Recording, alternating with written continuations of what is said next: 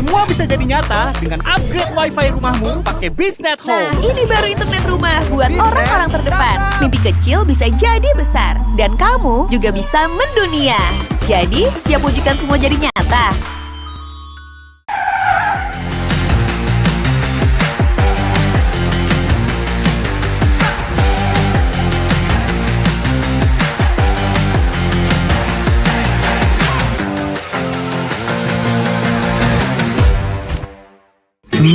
Panas. Di oven nih. Hai. Ya kelar. Wih. Nah ini Super Oven si paling seru. Mau gini seru. Mau gitu seru woy.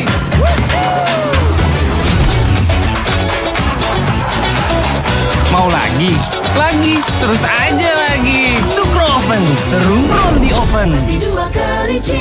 The world is your stage. Take the first step to change. Lead with vision and innovation. Perfect your strategy and make your goals reality. Así que vaya. Get in the game. Make it count.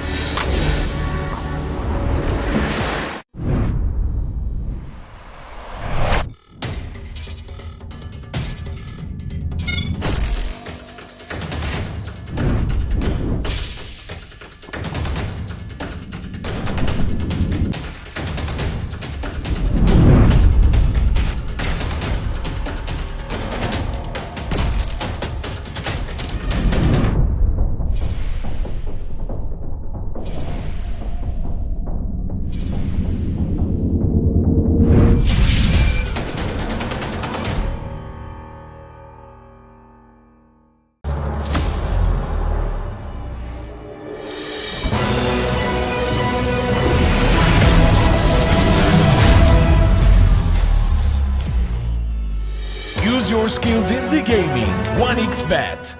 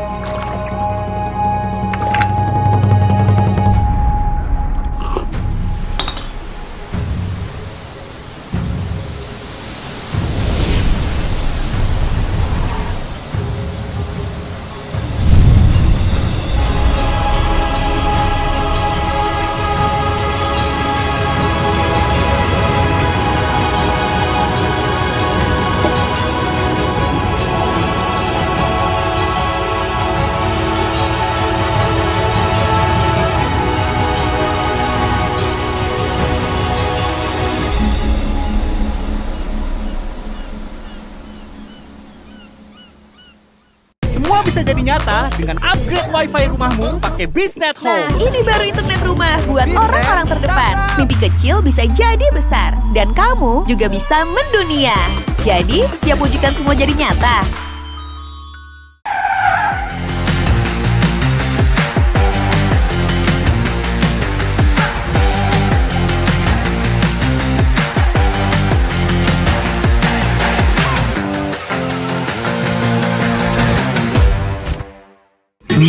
Panas.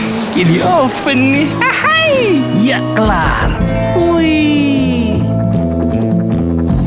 Nah ini Sukroven si paling seru. Mau gini seru. Mau gitu seru woy.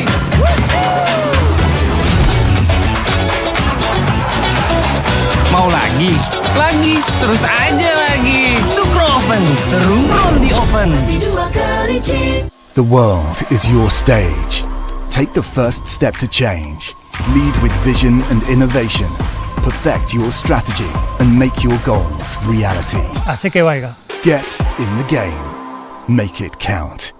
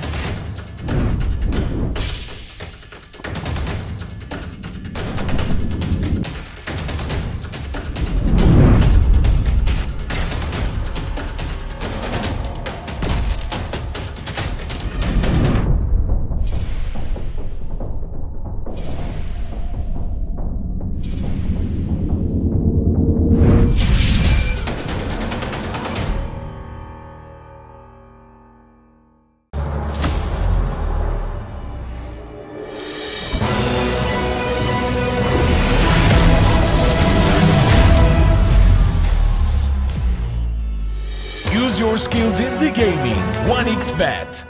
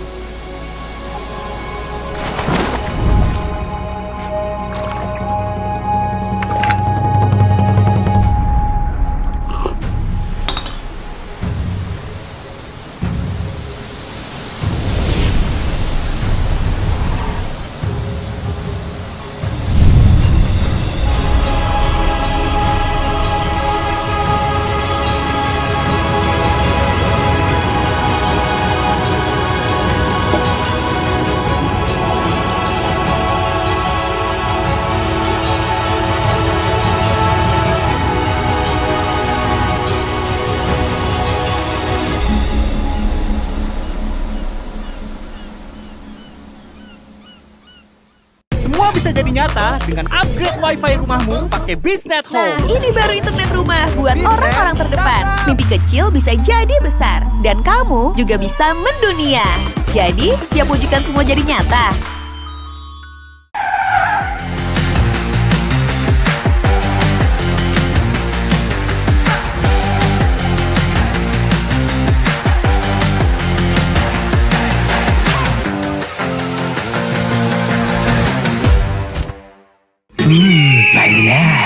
lagi di oven nih. Hai, ya kelar. Wih. Nah ini Sukroven si paling seru. Mau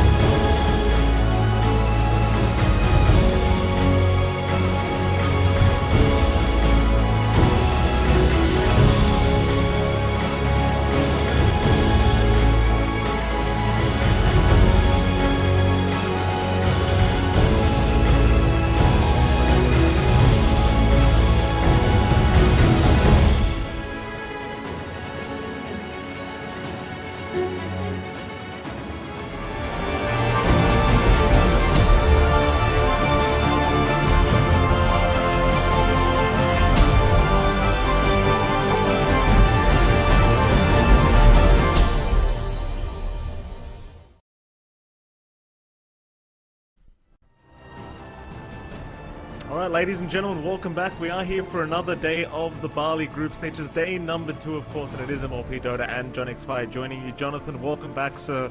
Another very hype day of some international Dota 2 action. How the hell are you doing?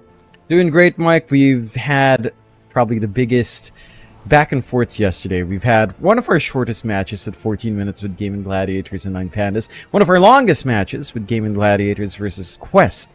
So I'm keen to see if we get any of those extremes here today once more.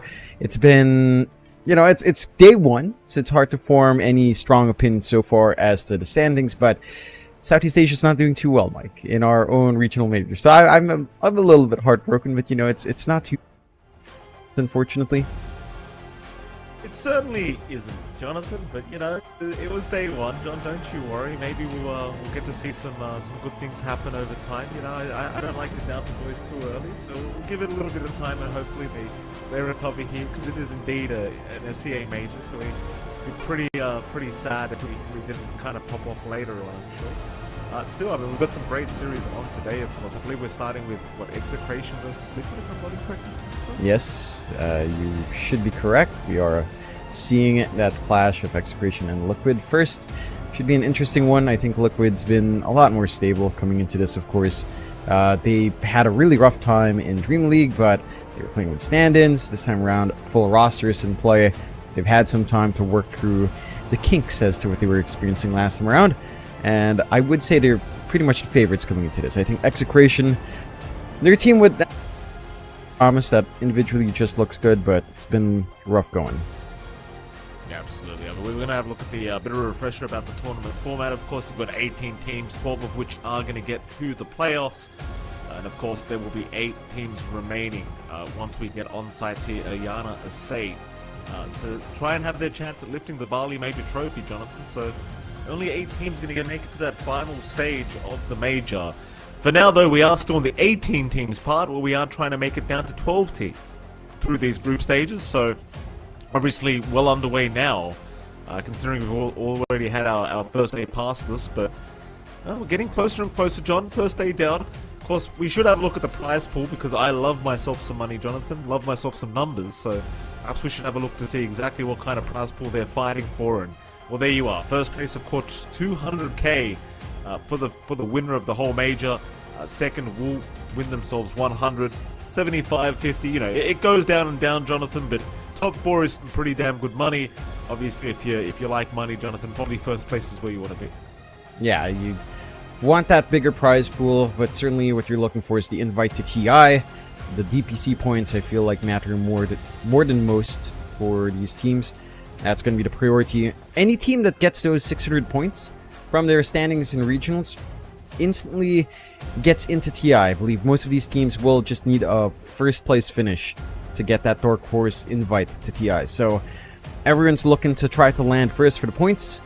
It's going to be a rough journey to try to get there, as we can take a look at our standings for both sides now. Group A and B. Aster 3-1, Liquid 3-1, Beastcost 2-2, IG 2-2 in the top half of Group A, with Shopfire Rebellion and Team Spirit kind of lagging behind as well. 2-2, 2-2, Tundra as well. Blacklist and Execration, the Southeast Asian reps at the bottom so far, only playing one series though, 0-2 in each. Group B, Azure Ray, Gaiman, Nouns, and PSG, LGD, and Quest all doing fantastically, 3-1 across that board. Betboom going 1-1. 9 Pandas with that 0-2 loss that we saw to Gaiman.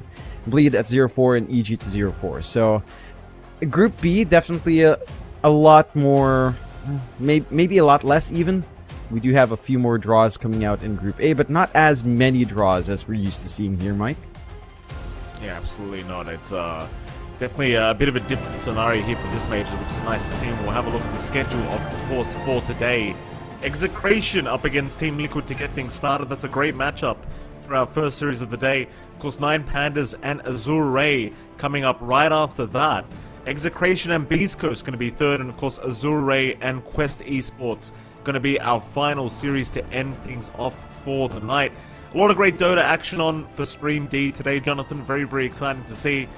In particular, I mean, our first series should be heaps great to watch. Obviously, Execration didn't pull off many victories yesterday, in our first day, Jonathan, sadly.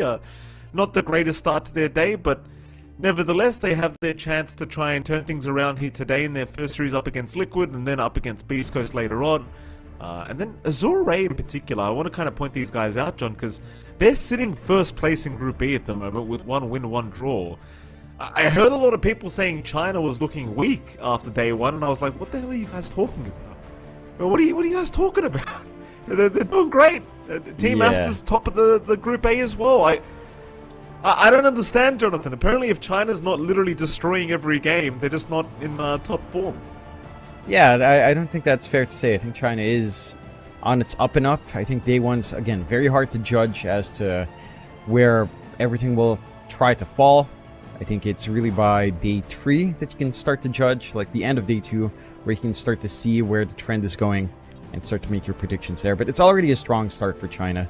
Azure Ray, PSG LGD, and Aster all doing great. Even IG not doing too bad with a 1-0-1. So all of the teams so far showings in the last few majors in Lima and Berlin. So a big improvement. And again, like going into 2 or 3, that's what we all kind of expected with the shakeup in China. So we'll see if that momentum carries through, Mike. Yeah, absolutely. Again, it's going to be a very, very exciting day. Looks like we are going to be going into game number 1 very, very soon between these two. Of course, we should have a look at our team lineups very soon as well, and I think we could probably start with no, never mind. Execration's what's going to be, of course. Shanks, Bob, Palos, Tino, and Carlo. The beautiful faces of the boys that you in particular know very well, Jonathan, because you know, kept me up all night in the lovely country of Japan once upon a time with these boys. Fantastic boys, I might add. I mean, I had a conversation with them as well. Very, very lovely lads. Very talkative. I think in particular you say Bob never shuts up. No, Bob or is that never Palos? does shut up. No, it's Bob. Definitely Bob. Palos is a talky type too, but it's really Bob who can babble on. We went in circles about, I don't even remember.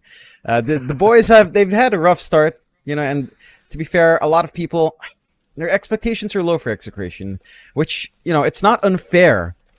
But I think this team has a lot of room to improve, and I'm still hoping that we see those improvements shine through. We'll see. I think there's some fundamental issues in identity and ideation as to what they want to do here in the game. And I think a lot of more mature teams, more developed teams have that under their belt. So, been up in touch and go for Execration. For Team Liquid, which we should look at rather shortly as well. Liquid, for their part, yeah, this is a team that's always been solid, maybe falling short of the mark every now and again, going into the top 4, top 6 placements, but they did recently have a pretty rough showing in Dream League 20. Granted, that was with subs. That was with team morale probably at its lowest point. You know, there was a lot of disappointment expressed by Insania, and maybe a little bit of pressure as well. This time around, though, I expect a lot from Liquid. I think with their full roster, this is a team that no one should sleep on. They are definitely still up there for the top contenders. Oh, absolutely. This is Liquid we're talking about. Yeah, of course, like the past couple times we've seen them, that they haven't had the greatest time in the world, but it's still Team Liquid. It's still a great roster here, and I'm sure they're going to recover just fine here in the Bali Major. Currently sitting in 2nd place anyway. In fact, tied for 1st place with Aster in Group A. So already a fantastic position for them to start the group stages off. And again, against Execration, I think you could confidently say the Team Liquid are going to be looking to be the favorites.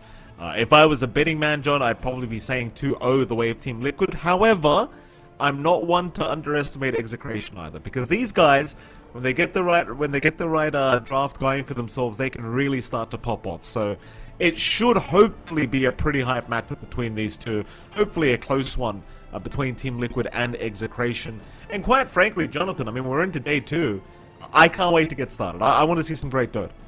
Yeah, I want to see what they bring out. I want to see if there's any adjustments in the meta. I don't think we've really seen the major shift the meta too hard just yet, but yeah, as the days go on, of course, I think for the most part it's very similar to what we've seen here in 2 or 3. So it's a continuation of that development, especially as to what we've seen coming out from Div 2. I think some of the trends that we saw there are carrying over to the major. We've seen a little bit of the brood prioritization in ban. Not every game, though. So Italiano isn't quite right there, Mike, but it's somewhere. It's popping up every now and again, at the very least. Not yet right. Not right yet, Jonathan, is what I was meant to say. Not right yet. You know, it'll happen, don't you worry. So I'm sure we'll start seeing the brood mother position 1 popping up very, very soon. We might see it even in this game, Jonathan. You never know. We're about to start game 1 draft very, very soon, and we'll get to see if they do want to prioritize that brood mama as we do go into it. I just think we're in a meta where there's just too many good heroes, which is not a bad thing. I think it's been a while since we haven't had the exact same 4 bans every single game, no matter what team it is. But yeah, we're in a weird situation with this meta where there's just so many damn good heroes, so many opportunities, so much viability for all these heroes and these different styles of draft that you can run right now. And obviously we're still in a stage where teams have not figured out the best heroes and the best kind of drafts and the best combinations and the best counters. So still plenty of Still plenty of I've lost the word I'm looking for here, John. Experimentation is what I was looking for this major. Still plenty of experimentation and development to happen through these drafts, I'm sure, as the major does go on.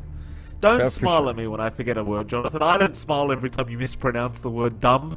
I can't even say it the way you say it. I can't. Dumb? See, it's been that long. What? Being one, I can't say words incorrectly. It just annoys me to my bones. It really upsets me. Can you say the word dumb for me, John, just to get my point across?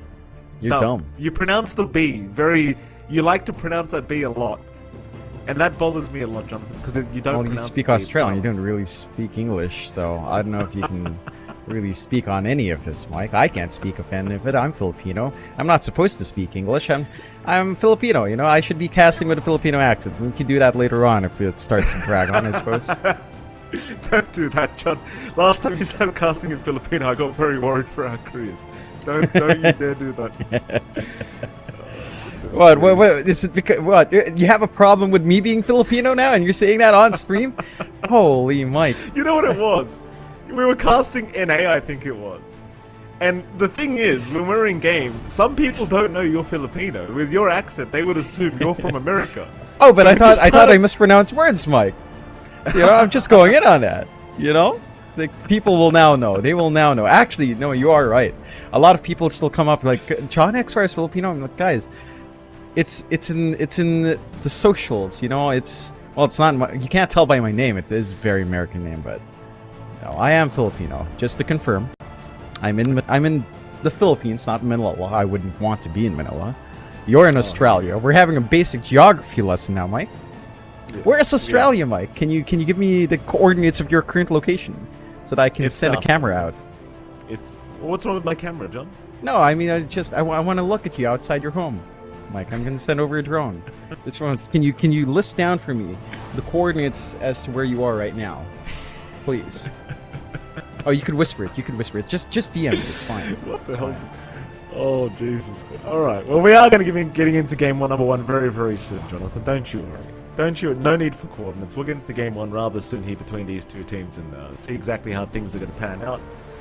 Apart from that, though, Jonathan, I mean, we haven't started Game 1 draft yet. There's only so much we can speak about. So how's your morning going? Are you having a good morning, sir? It's alright. I woke up pretty early. Didn't really do much. The entire morning's a blur. Quite frankly, Mike, most days I don't remember what I've done at the end of the day. So I'm not sure what happened in the last 2 hours, and I'm not sure what's going to happen for the next 8 hours. But all I know is it should probably be fun. It should be. Not guaranteed, but should. As I believe the draft has begun. Good news, Jonathan, so I don't have to ask you any more stupid questions. We could probably head into Game 1's draft here between Liquid and Execration. We can go into the draft. Good news. Let's head over to the draft. What's going to happen? Game 1. Execration. Team Liquid. Jonathan, any particular heroes you want to see removed straight off the bat? Maybe stuff like Undying, Pugna, Techies. Pretty much bog standard. Perhaps an Enchantress ban is warranted as well. There's the Techies. Timbersaw is taken out as well. So will you allow stuff like Ench, Pugna, Undying? You are right. Like, there are a lot of strong openers right now in the game, which makes me very happy. And I'm pretty sure this stresses out every single team because you only have 2 bans. You know, back in the day, we used to have 3 bans in the first phase. And then it felt like you couldn't get any of the strong heroes through. So I do prefer this. I think just having to pick your poison is a lot more fun to watch. Definitely not fun to play for the teams, though. Pugna is taken out. Will they take care of Undying? Enchantress? I don't need to list them all every single time, Mike. You certainly don't, John. We'll see. Techies, Pugna, Timbersaw, so far gone. 10 seconds remaining. One more ban to come here from Execration. 5 seconds remaining. Have a little bit of a deeper think about it. Look, get rid of the Undying. Alright, it's always these supports getting removed right now.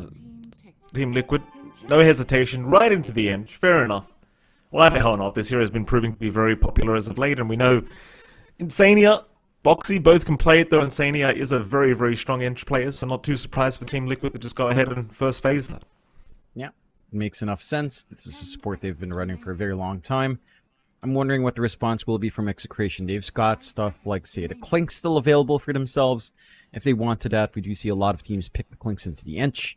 I think the lanes for Execration, when we have seen their Clinks come out, has been a little bit shaky from Shanks. Not that it's his fault necessarily, just some of the lane matchups don't feel great. And if you are expecting the ENG 5, I think the Clinks 4 struggles. So they'll start off with Mirana first, which is a Execration special. I want to say a Filipino special, Mike. It's almost like every Filipino player plays Mirana for some reason. Yeah. That was the vibe when you'd play in LAN cafes. Literally everyone would want to play with the arrow. Not so much Pudge. Like, Pudge wasn't as hot of a commodity as Mirana was. I don't know why. Yeah, Mirana, very, very popular, John. I want to say, like, if we're talking about Filipinos, right, I always tell you, Jonathan, in terms of Filipinos, they always have a pocket Ember pick. Always Ember. I can guarantee every Filipino out there knows how to play Ember Spirit. No. It's definitely Mirana. I don't know why. Oh, it's right. certainly Mirana. It's the Mirana. Oh, they go with a Morphling early on as well for Execration. So just securing what should be our Palos here on the safe lane. Liquid straight into the Visage. So they get to pick that one up. Wonder if they'll run it in combination with something like the Spirit Breaker Visage combo that we tend to see. This does give Execration a couple of supports to kind of look for. They've got the Shadow Demon, which can kind of help you save from, say, the stuns. The stun locking the Visage will want to do. His projectile damage, which is fairly easy to dodge. You've got arrows set up with a Shadow Demon coming out as well. Again, just to kind of preempt something like the Spirit Breaker. For Liquid's side, Visage laning into Morphling is pretty decent. If you run the Enchantress 4 as well, it can work. But more than likely, you are probably looking for something like the Spirit Breaker in conjunction with Visage, which is usually the combination we see, and I don't mind it. I think it's got good aggression to the Morph. The Mirana by itself can't really hold it back, so you can just constantly run and gun and spam that Soul Assumption in lane. Yeah, absolutely. More bans to come out. Looks like we are going to get rid of some carries here. PL being removed by Execration. Team Liquid, they're going to get rid of the Primal Beast. I wonder if Liquid get concerned at all about the fact that this Morphling has been just given the way of Execration for free. This carry has been banned out so many of the games we got to cast last night, and you know, just the Ags build up on the Morphling proves to be extremely potent right now. Really detrimental to practically any other position 1 that you can pick up. Like, the PL is one of the better heroes, I suppose, that you can take against the Morphling, but that was already banned out by Execration, and now the Drow's removed to boot. It's very, very scary going into this hero, like, not knowing what you can draft yourself. Unless you go for a draft that just doesn't allow the Morphling to ever take off. Which, to be fair, with the ENG Visage beginning of this draft for Team Liquid, it does feel like they're already on the path of choosing a draft that's just going to put a pace on Execration that's way too quick to handle. So that might just be the way to play it, is just don't let the Morph get to the point where he has an Ags up. We'll see if Team Liquid kind of keep on this path of just choosing heroes that just want to go. You know, they don't want to slow down, they want to take T1 towers early, and then they just want to get going after that. Yeah, like just some momentum here for Liquid. I know it's a bit awkward for Terrorblade to morph, but it's not the worst thing in the world for TB. I think it can still work out, although it's a lot of stats and Morphling will steal. We'll go with the Ember, as you mentioned there, for Execration, so there goes the Pocket Ember of Bob. Straightforward here on the mid lane. You still have a lot of options to kind of lane up against it. Storm's still available for Liquid if they want to go that route. So you can still kind of crush that lane coming out from Bob. I'm a little bit surprised they opt for the Ember rather than, say, their support here or an off-lane flex on Execration's part. It does mean that Nisha can just kind of set up for his matchup. What do you have? If you want fast pace, something like a Lone Druid wouldn't be bad, right? Mid lane matchup's fine. You can run down towers with a Visage really early on. Your itemization's fairly quick. You're somehow a universal type as well in Lone Druid, so if it does drag on, like even just a Wraith Band stacking can feel pretty atrocious on the main hero. Like that's a stupid amount of damage that he gets. That it is. What did I tell you about the Ember, by the way, John? Always Ember. Bob plays Ember. Bob plays Ember. That's not like a pocket. A pocket Ember would be like a Shanks Ember or, God help us, a Carlo Ember. Now, that's a pocket Ember. It's not happening. They'll go with a DK, so that's where they're getting their tempo now. Just a solid foundation mid. They've got the combination with Skyrat Mage, so you can just Dragon Tail into Mystic Flare with Ancient Seal. You've got solid lockdown to stop the Ember. And again, your mid lane matchup is very stable here for Nisha. That's all he wants. Just ride into level 6, start pressuring a tier 1, pressure the tier 1 mid, connect with a Visage, and start shrinking this map. You know, apply pressure onto Palos, prevent him from hitting that early timings he'd want. Like, the Skyrat Mage alone is already a big threat to the Morphling. Ancient Seal makes this game very uncomfy for the Morph. Just an instant silence. Until the Mantis up in the Morphling, he's going to be very susceptible to just getting silenced and stun locked into his death. Yeah, absolutely. I love this draft from Team Liquid. Like, the pacing from this draft is going to be very hard to keep up with now. Like, these tier 1 towers are just not going to last long at all.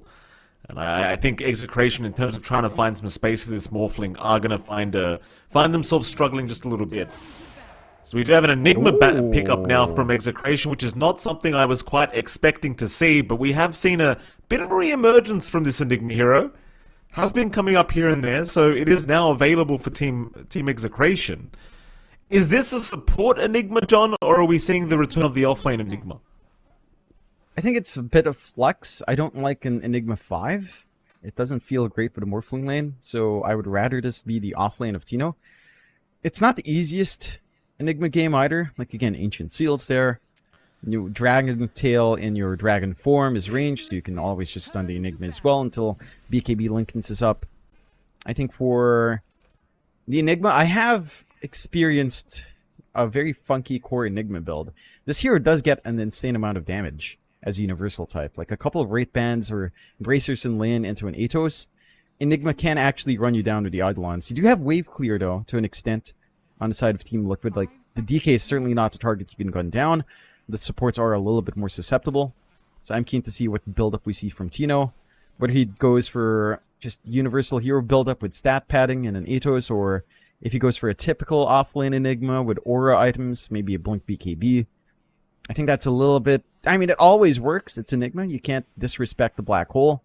But it's also a little bit slower, because you're tied into that one spell. It's a massive cooldown. And as we've been talking about, Team Liquid, they've got really fast-paced draft that doesn't need to wait for anything. They will still ban out the Tino offlane heroes of the Tide and the Beastmaster. So they are maybe expecting this on the pause 4 for Shanks on the Enigma. Pause 5 Mirana for Carlo, which we see still pop up. I don't think the Enigma does much as well in pause 4. And considering its itemization necessary to kind of grow, it's fairly greedy. I mean, we have seen Shanks play a lot of Clinks. I don't think the Enigma has as much impact as a Clinks in a game. You know, as a greedy support. It's just not the same style. And it's still somewhat reliant on Black Hole to have that massive teamfight impact as well. Final ban to come here, Execration. One more pause 1 to remove here from their end of things. Obviously the Naga Siren already removed. Still having to think about it. 50 seconds left. Might be worth removing something like the Terrorblade, though it is a bit hit or miss as to whether it does well against the Morphling.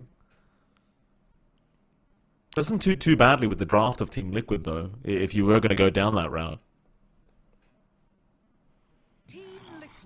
They get rid of the Monkey King instead.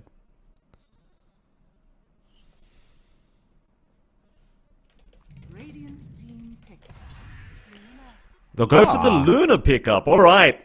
I like it. I don't mind this Luna at all, John. I think it still fits the bill very nicely. I don't know if Execration can really keep up with a draft like this. Like, if we're talking like late game, I would say Execration easily has the huge advantage. If they can get past that mid game and hit the late game, things are going to get very scary for Team Liquid, but I don't know if they can get to that stage. Yeah, it's super fast push coming out with Luna. I do worry about the Morphling Ags timing. I don't think that's a very long timer if a game goes moderately well for Execration. Like, Luna is one of the big cores that really gets impacted by the minus attack speed as an Agi hero, by the stat steal. Like, it's not going to feel great. This hero is not the most amazing right clicker in the first place, but it doesn't really have its own self-steroid to feel good. So the Morphling can easily overwhelm that Luna. But the pacing, again, you tie in your Lunar Blessing with a Visage Familiars. Oh! Execration will go for the Meepo pick. And hello! Well, it's Tino playing the Meepo. He's running it offlane. I believe they've done this at some point. Not in the DPC, I don't recall that, but This is an interesting change-up. We've seen a little bit of offlane Meepo. I believe in this tournament we've seen it pop up maybe once. And this is going to be interesting. I'm not sure if you're going to hit your timings here either. I think the laning presence of the Meepo off up against Luna is so-and-so. I don't think it's an amazing time for the Meepo. But if you hit those early timings, it can work out. Again, stat padding, Ags is going to feel good after you get all of your Divide We Stand Meepos up and, a couple of stat items up. And the Mega Meepo can be a menace. It is a good way of getting some fight going early on. I'm not sure what to expect from the offlane one. I'll be frank with you, Mike. We haven't seen it ourselves in the games we've casted, so I'm keen to see what Tino does. Again, Tino as a player has enjoyed a lot of micro heroes, Beastmaster, Visage himself, so I'm sure he can handle the Meepo quite nicely. It's just how much he gets out of this lane with Mika and Insania, I'm not sure. It doesn't feel like it's going to be that easy for the Meepo in the first two levels.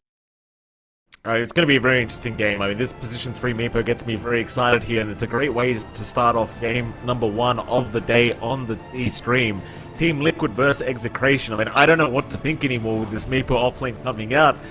All my analysis, Jonathan, out the window, or your analysis out the window. I mean, your analysis probably makes a bit more sense, John, to be fair, but nevertheless, offlane Meepo is not something I've had the pleasure of seeing. So this will be the first time I get to see Tino run this. I know Tino can play Meepo. I know the guy's one of those kind of micro-ish players. He enjoys just having 10 hands on a keyboard. But offlane, is it good? John, would you say it's good? 10 out of is it like an 8 out of 10? Is it a 7 out of 10? Is it a 10 out of 10? What are we thinking? I'd say Meepo off is maybe 6 out of 10. I don't know. I don't know if it's fair to say 6 out of 10. I think the hero's a little bit greedy to play in the off lane. It's not a great aura carrier, so you're gonna lack a natural Vanguard carrier into Crimson Guard. You're gonna lack a pipe carrier. You're gonna lack a Guardian Greaves carrier, and it's really a little bit greedy because you need farm, right? You want your Dragonlance for stat padding. You want some Scatties. You want some Wraith Bands or Bracers up. You need a Blink, Ags. So I'm not sure what any moments are going to be like for Tino on the off. And again, just thinking about his lane, it doesn't sound amazing for the off lane Meepo into a Luna and Ench. It just doesn't feel smooth. And Liquid are already trying to get aggressive here. Certainly are. Big wraparound through the Radiant Triangle. Shanks will be around the corner. He does break the smoke of Zai, Oxy, and Nisha. Liquid, they'll hang around the left side of that tier 1 mid tower on the Radiant end. There's a lot of voice lines already from Execration, realizing they have broken the smoke of Team Liquid. Classic Execration for you, just trying to get into the minds of Liquid. So speaking of getting into the minds, Jonathan, we saw, what was it? Bob was tipping quite a lot yesterday against a certain team, and he got tipped back very, very hard. So not a great time for Bob yesterday, but hopefully he can rectify his performance today. I'd say I'm a big fan of the Bob Ember, to say the least, though, so expecting quite a lot from him here today in Game 1. It's Team Liquid. Rush in for the Banner, and we'll be able to get it, no problem. Should be a 3-for-1 trade, because Mike is forcing them out on the top side. Meanwhile, mid, Dragon Tower does land. Shanks, he'll take a bit more damage, but ultimately is going to be just fine to retreat. Bottom lane, Carlo is still being chased down just a little bit. In fact, I say a little bit, it's quite a lot of damage coming out onto Carlo, and he's gone! Zai with the Soul Assumption will get the job done. I wasn't quite expecting that much damage from that final Soul Assumption, but there it is. He gets it done. Yeah, it's more than enough. Like, you can constantly fill up the Soul Assumption here in this game with your Skyrat Mage support, so you should always have output come out this lane for Execration. They actually went with a Carlo Enigma. I'm not sure how much you really expect to get done here outside of denying the creeps and maybe getting some pulls, because you have a lot of range coming out from Liquid. You have a lot of harassment. Palos, as long as the attention isn't on him, he should be more than happy farming up, but they'll have to sack one of the heroes here, and it should be Carlo trying to cop the short end of the stick. And the impact of that Enigma as a support is not great. It's kind of like a Shaker, but maybe even worse in the first few levels. Palos taking a fair bit of damage here. Zai getting very aggressive. Palos forced to back away. Liquid already on the aggression here down at that bottom lane. And this is a very aggressive style of lane, of course, with the Visage Skywrath, so they do have to be somewhat cautious here. Of course, down at bottom lane, excuse me, rather mid lane, Bob and Nisha going to be going at it on the Dragon Knight and the Ember Spirit. You know, I always say Dragon Knight lanes are quite boring, to say the least, and it does seem like Nisha might have just a small advantage here in the mid lane. But I think overall should be fairly even between these two.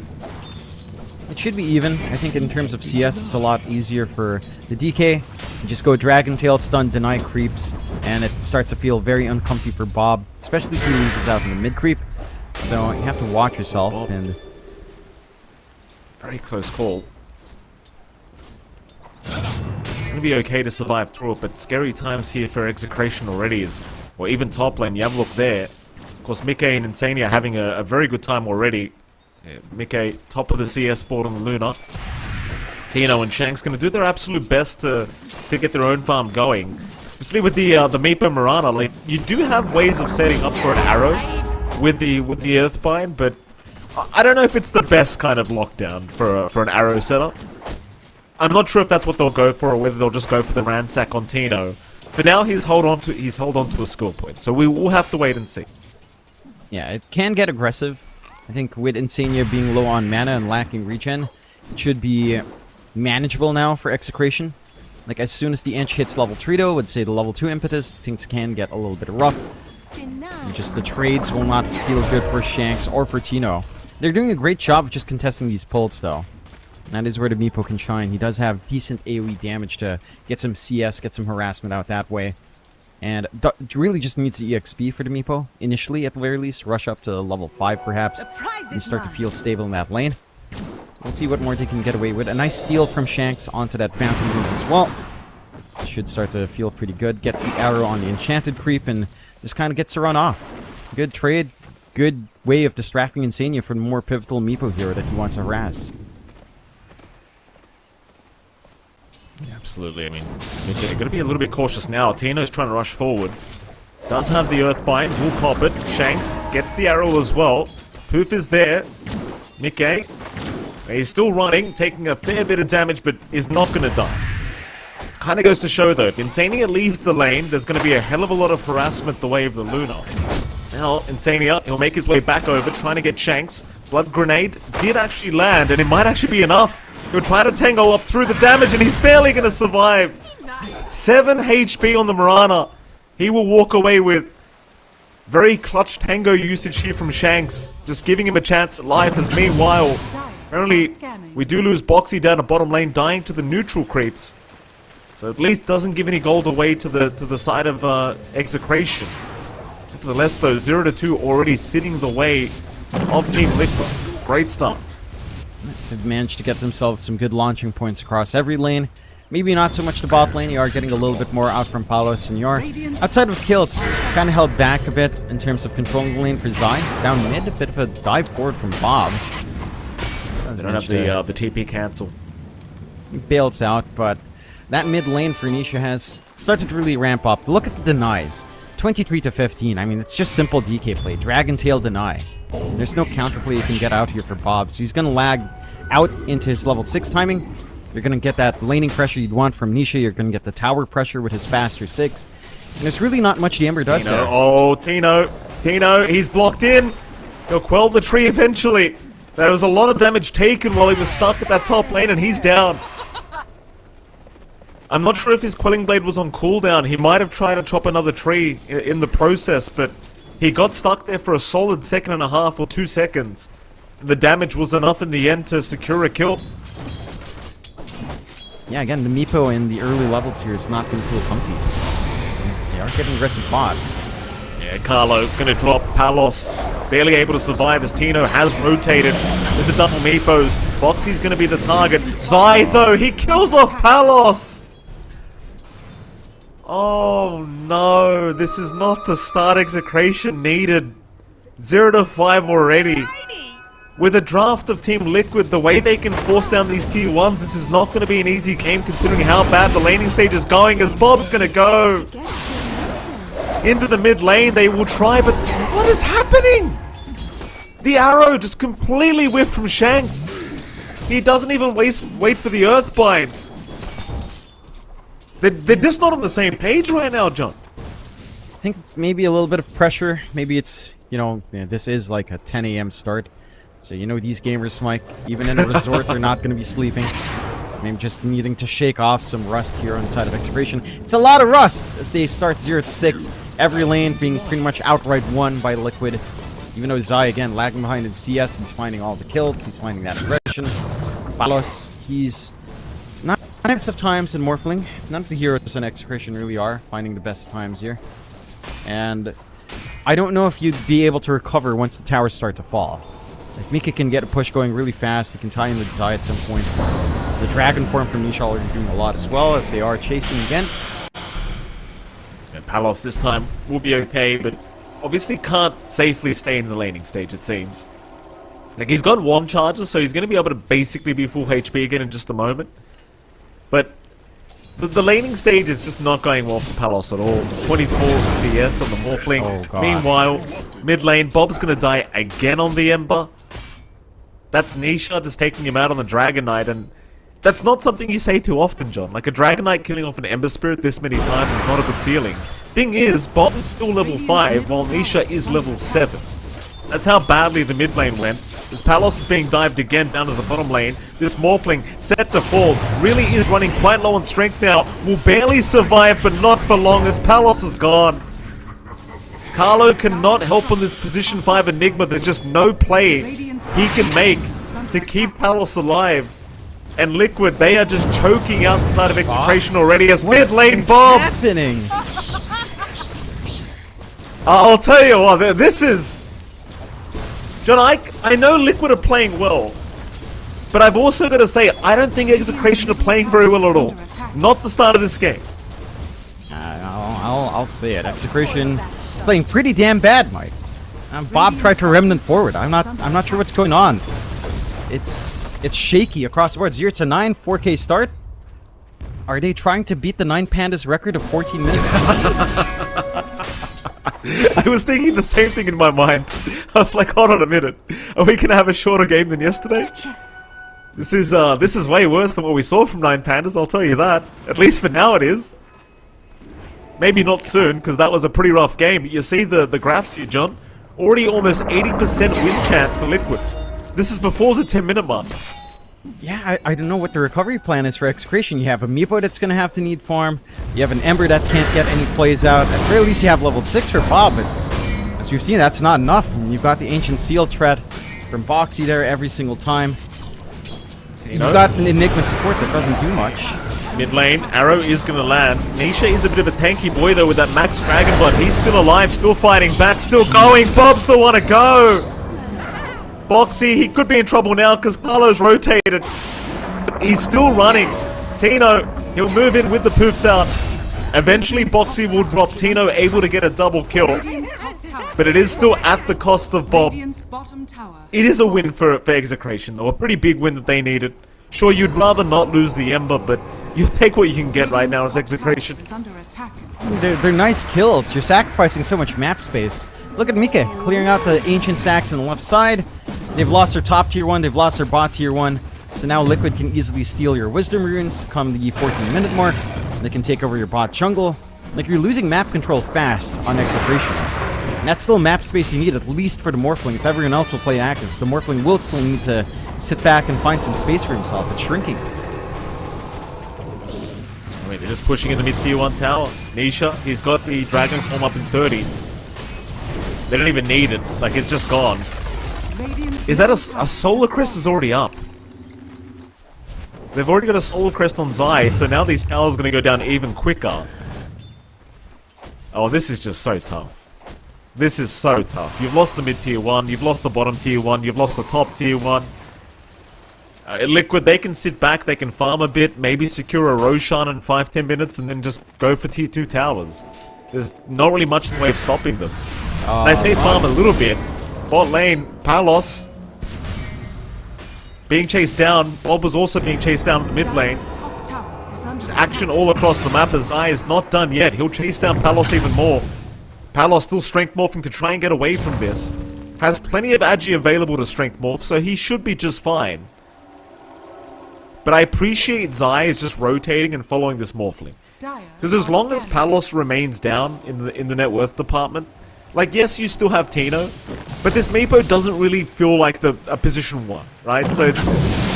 I think you are very reliant on Palos having a decent game on the Morph, and so far that is just not happening. Certainly not.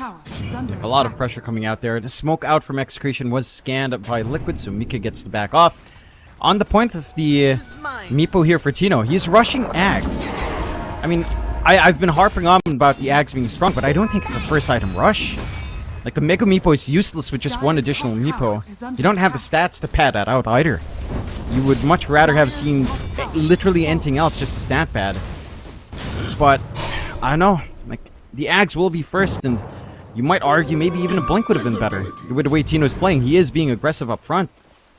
So something to simplify that process could have been nice. I suppose you'll have the Meepo fling, but I don't know if that's good enough. Yeah, maybe Meepo and Meepo fling on the way soon. Bob being chased down here by Insania has the hand, but he might regret that.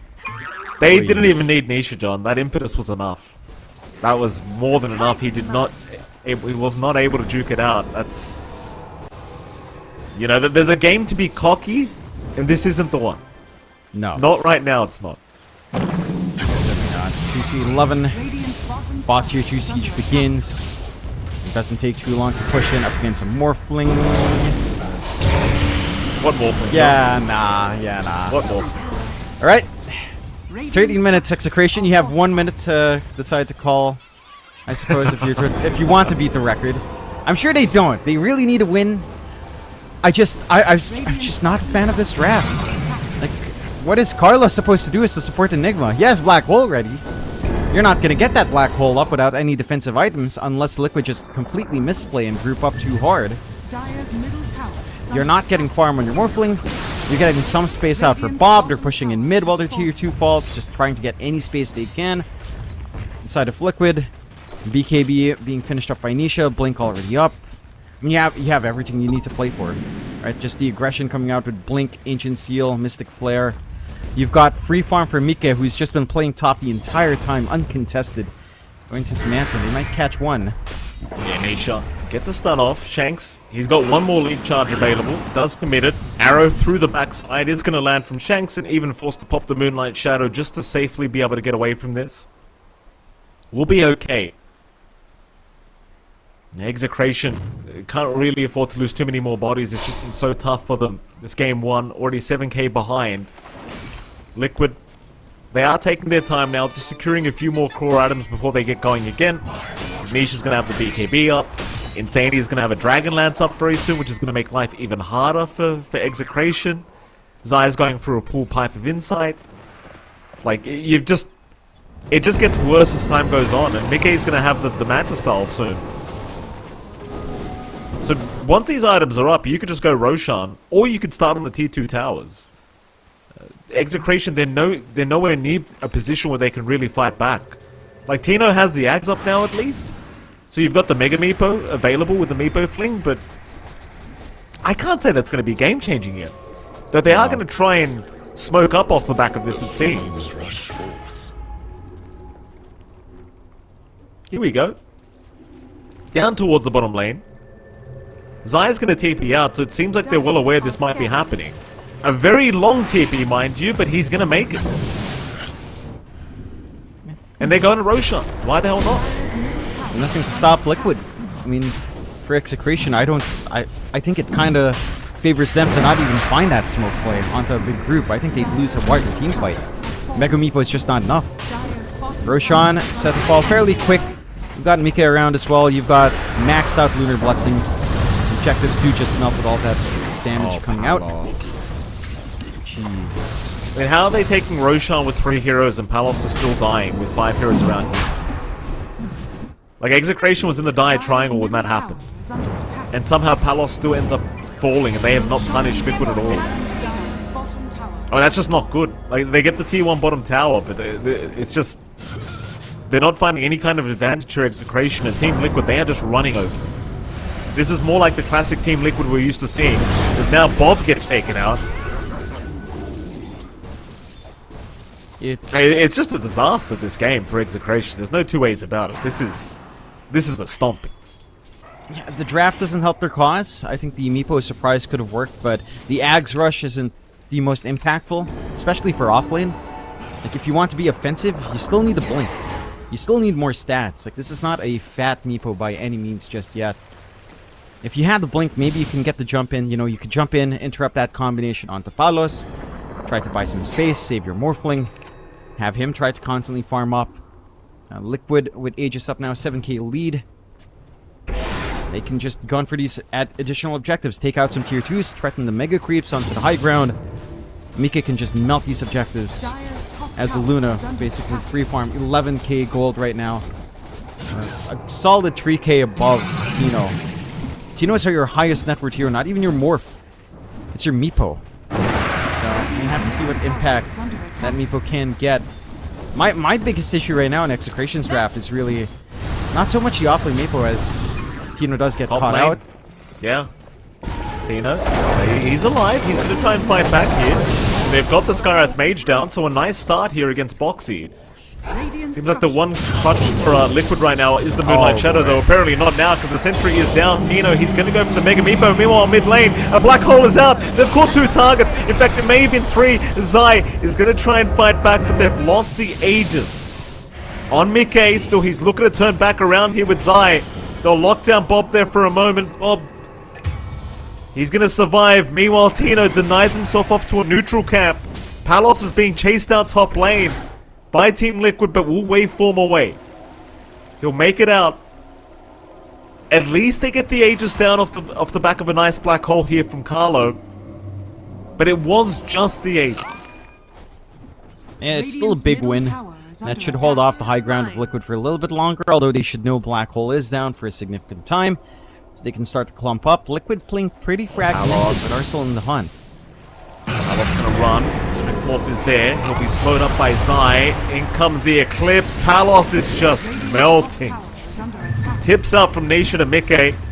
I don't quite blame him. Mickey's had a very clean game on the Luna. And that T2 tower, it is going to get completely cleaned up by Team Liquid. Radiant's top tower has fallen. Without the Black Hole threat, I don't think you back off even without Aegis for Liquid. Just keep going. Like, what's there to threaten? The Mega Meepo? You've got all your heroes here. You have enough damage now. Arrow's going to land on Zai. Shank's finding a decent angle, but it's not going to slow things down too much. Here goes Tino, completely stunned up. Tino goes for the Mega Meepo, barely able to survive through this. Tino, he'll keep going. They're onto the Luna now. Mickey dropping decently low, but still has about half his HP. We'll turn back around now. Tino in the Mega Meepo, again in trouble. He's going to have the Invis to survive. They'll palms him up though. The Mega Meepo going down. The harder they go up, the harder they fall. It seems as Palos trying to run. Palos, he's in the middle of nowhere. John, Palos is down. So is Carlo by the looks of it. Carlo just standing in the same position with the Shadow Amulet. But Insania eventually going to have a sentry. We'll find him. And probably will get his life. Yeah, they will. Nisha's got it. 20 minutes in. This might be a GG call to come very, very soon because Team Liquid have not slowed down. Going for the secondary ranks in the mid lane. And this is a game where I would not blame Execration for just calling. Yeah, nah. Definitely just maybe best to reset. They'll lose 2 racks. Liquid will reset. Execration. And just without Black Hole, you can't really threaten. And your Mega Meepo, Tino did get some good plays. He did manage to bait out with a secondary Meepo instead of a main. Get the save out with a Mega Meepo form. Get the digs out, but it's just not enough. You need control outside of a net. You need more damage to come out, and you're not ready to do that damage yet in Palos. 419 now. 14k lead for Liquid. And it just looks like an untenable position now for Execration. Like, they have the Black Hole to threaten with, at very least, so they will have play in the next high ground defense. I don't think you can underestimate any team with Enigma. So we'll see if Carlo can land another big Black Hole, punishing Liquid for feeling pretty confident. But once that Black Hole's gone, and you don't find much on Execration, that's where hope starts to die a little bit more. If you can get a big 3, 4, 5-man Black Hole, get the cleanup somehow on top of that, Now this game can still open up despite being 2 Dire's Raxes top down. tower is under If you can attack. trust, keep stalling for the Morphling timing. That here can become Dire a are pretty massive scanning. issue. And even the itemization in Bob, right? Like he is going for the Lincolns. Again, we're talking about like a 10 to 15 minute stall here, Mike. It's hard to see that happening. I mean, they're pushing bottom lane, and they're just killing Palos top lane. Like, this is how easy this game just became for Team Liquid. Tier 3 tower's gone. It has not been defended. The familiars themselves are getting disturbed. Against 4 heroes, or rather 3 heroes from Execration. Now 4. Bob's gonna come in. Palos will buy back.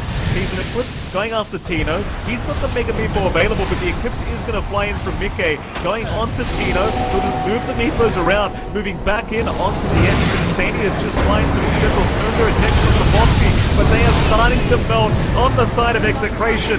Carlo's down. Shanks is down. Tino, he's trying his best to fight back, but it's no good.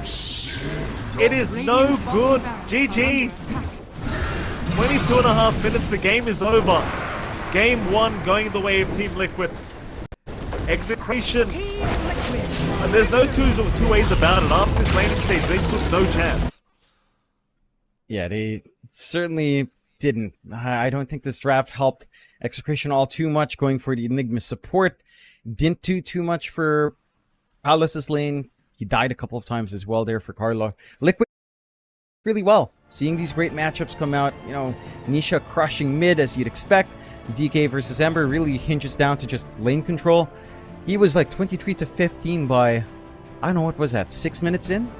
5 minutes in? Like he had 15 denies. Bob was 2 levels behind the DK for a very long time. It's like, it's just unplayable. I think Execration, again, this is the core issue I've had with the team in the DPC.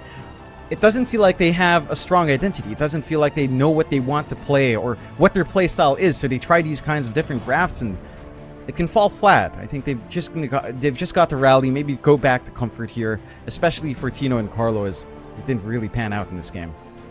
It certainly didn't. Though hopefully Game 2's draft's going to look a lot different here from Execration, because we want a close game, Jonathan. Like I don't care which team wins. I just want a closer game between these two. And of course, Team Liquid. You know, this is one of the best teams in the world. They haven't been looking the best as of late in other tournaments, but they're back in. It seems like they're back in their groove. Back at the Bali Major. Maybe just the weather has that nice effect on them, John. That nice warm weather in Bali right now. So, well, there you go. There's the scoreboard. We're having a look at it. I mean, not really too much to talk about. 5 to 23 in the favor of Team Liquid. First game does go their way. I think Zai in particular did a fantastic job on the Visage.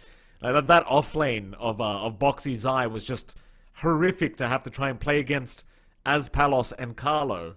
And it does kind of go back to the POS 5 Enigma. I mean, you've already mentioned this throughout Game 1, but you know, Palos just had literally no support in the laning stage. And against the Visage Skywrath, it's like, well, what are you going to do? It's a very rough position. As, well, with that, Jonathan, I mean, it's a tough time. It's a tough time for Execration. Hopefully they change things up for game number 2, but I don't know what they're going to do. They've got to up the gameplay a little bit as well, I think, because that was still a huge stomp from them.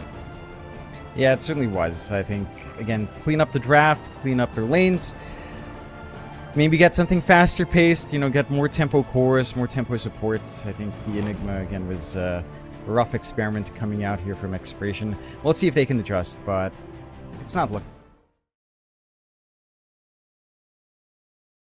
Alright, well with that, Jonathan, before we do head off to a break, of course, you can enjoy the largest integrated resort in Bali, Ayana Estate, with its beautiful ocean view, scheduled beach, lush jungle, and the rock bar, of course. Ayana Estate, fantastic resort here for the Bali Major, one of the official sponsors as well, so go ahead and check those guys out. Of course, with that, John, we are going to have to head off to a short break because game number 2's draft will be starting relatively soon. So we'll head off to a break, and right after that break, we'll be back with game 2 between Execration and, of course, Team Liquid. See you soon.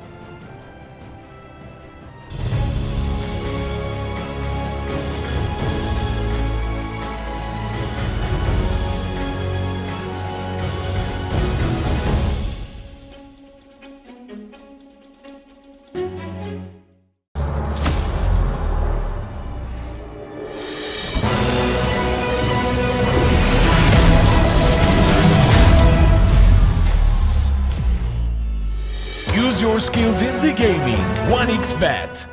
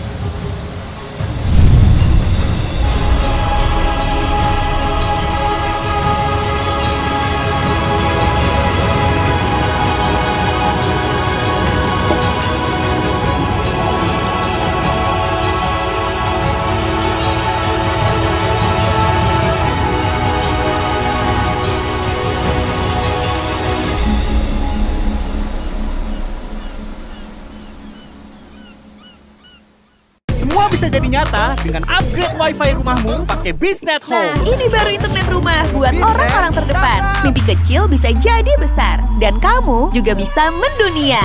Jadi, siap wujudkan semua jadi nyata?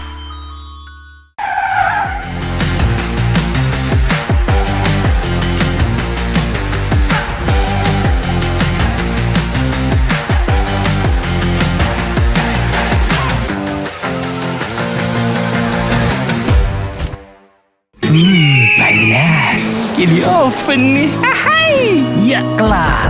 Wih. Nah ini Super Oven si paling seru. Mau gini seru. Mau gitu seru woy.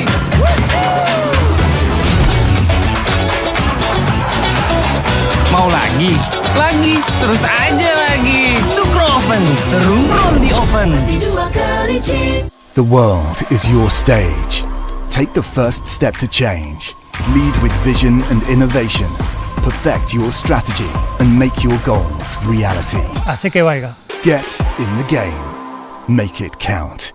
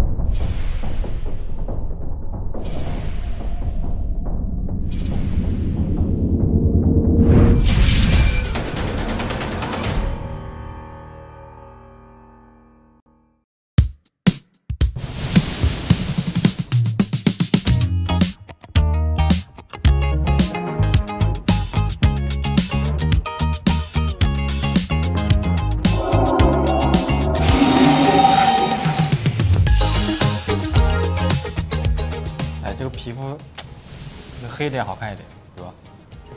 首先感觉是。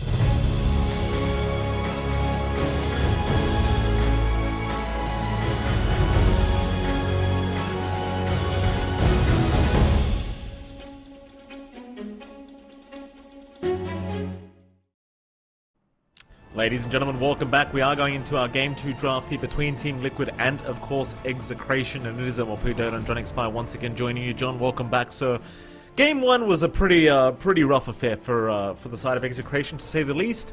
Team Liquid looking fantastic, looking like they're in form as per usual. Tell me, John, going into this draft, I know you've already talked about it, but give us a refresher. What do you want to see changed up here from Execration to try and give us at least a closer game in this best of 2? Something more impactful than the Enigma 5, I think, for pilots to play with. It didn't really do much up against a Visage in a Skyrat mage lane. I don't think it would do a lot up against a lot of offlane matchups that tend to be more aggressive nowadays. Maybe something else for Tino. I was surprised he didn't pick up the Enigma. I think if you had the Enigma offlane, it's fine. It's a stable lane up against Luna. Maybe you don't play with the Eidolons as much, but you can go for the Aura build. You can go for a fast blink BKB. So I think just shifts for Carlo, and for Tino, I think, because it was just a little bit wonky in the draft. Maybe they realized offlane Enigma wouldn't be the best, but it was the last pick Luna. They picked the Enigma really early, so they probably just always intended it for a support, and I don't know, it's like, it really didn't do much. Carlo got 1 or 2 good black holes. That's pretty much it. Outside of that, his laning phase was atrocious. He died like 2 times, 3 times within the first, 3 minutes? He died before the 0-minute mark as well. I mean, it's not Carlo at all. It's the hero. It's like, what are you going to do as a plus 5 Enigma there? Just really nothing. Absolutely nothing is the answer. Absolutely, Jonathan. So we'll see what they change up. I'm pretty sure they won't go back to that for Execration. Maybe just bring out another draft and try to make that work. For now, we are still waiting for Game 2 to get underway, so we'll have to wait that one out and see exactly what is going to happen in this Game 2 draft. Liquid, on the other hand, again, Jonathan, looking fantastic. Looking like they're in form. Again, I have said already, but I'll say it again, even though Liquid have looked a little bit rough around the edges for some of their previous tournaments, it is still Team Liquid. You know, still one of the better teams in the world, I would have to argue. And one team that I think you can rely on to come back pretty quick in a new patch and try to figure it out for themselves. So we shall see what Game 2 has on hand for us. Again, it has not begun yet, but it will be rather soon. But hopefully something a bit more competitive, because that last game, in case you weren't watching, did last 22 minutes and 42 seconds. The scoreline was 5-23, and things were pretty rough. To show you how rough things was, Bob on the mid-ember died 7 times with 0 kills. Palos went 2-7-0, and the only kills that really significantly went the way of Execration were on Tino, who went 3-4-2 on the offlane Meepo. That was about it. Yeah, it's not. I don't know if it was even a game coming out from Exit. It was rough start to finish. I'm keen to see what they can change up, how they can shift around. There's only so much to say. I think one interesting comparison, Mike, is when we look at the series we saw yesterday with Gaming Gladiators. You know, I made a bit of a joke that they might be trying to gun down. Well, they have made Game 1 shorter than the Game 1 of GG versus 9 Pandas. That was 24 minutes in 32. So who knows, maybe keeping up that trend, if Liquid play as strong as they do, and if Execration don't get it together, we could see a faster Game 2 as well. That's not a record you want to break here, Execration. Definitely not. I mean, Team Liquid and Gaming Gladiators are essentially rivals. While they are friends, obviously, they are also kind of rivals. So I guess it makes enough sense that Team Liquid want to try and break the series record here for the Bali Major against Gaiman, you know, before they have to play against Gaiman. So, I mean, why the hell not? Let's see what happens. Game 2 draft is, I believe, starting as we speak. So happy days. We get to go into that and see if there are going to be some big changes from Execration's end of things. You know, I had a lot of good things to say about the Bob Ember Spirit. 0-7-0 is not a good scoreline, to say the least. Died, I think, twice solo to Nisha on a Dragon Knight, which I know there's a lot of Ember Spirits out there in the chat right now, Jonathan. I'm pretty sure they have some words to say about that. I know it's a Dragon Knight versus Ember, usually a pretty even matchup, to say the least. Not something you usually see so dominant for a Dragon Knight finding solo kills on an Ember Spirit, but that's what happened. Mind you, it is Nisha, to be absolutely fair, one of the best mid laners in the world, but he was still playing Dragon Knight. You know, the hero is not known for solo kills. Can we head into Game 2's draft? The bans are underway. I can read them out for you. It's going to be Enchantress Ember Spirit ban out, Timbersaw and Undying ban out from Execration's end. And Execration have gone back for the Morph. First pick Morphling, ladies and gentlemen, is what Execration have gone back for. They let the Pugna through with a Storm, so get to play with a Pugna Storm combo as well. Back into the Morpha. First phase, first 10 pick seconds Morphling. remaining. Look, the Morphling hero is really popular, right? Like, we see all the 5 big teams seconds in every remaining. region first picking Morph sometimes. Like, if it's available, you just take it.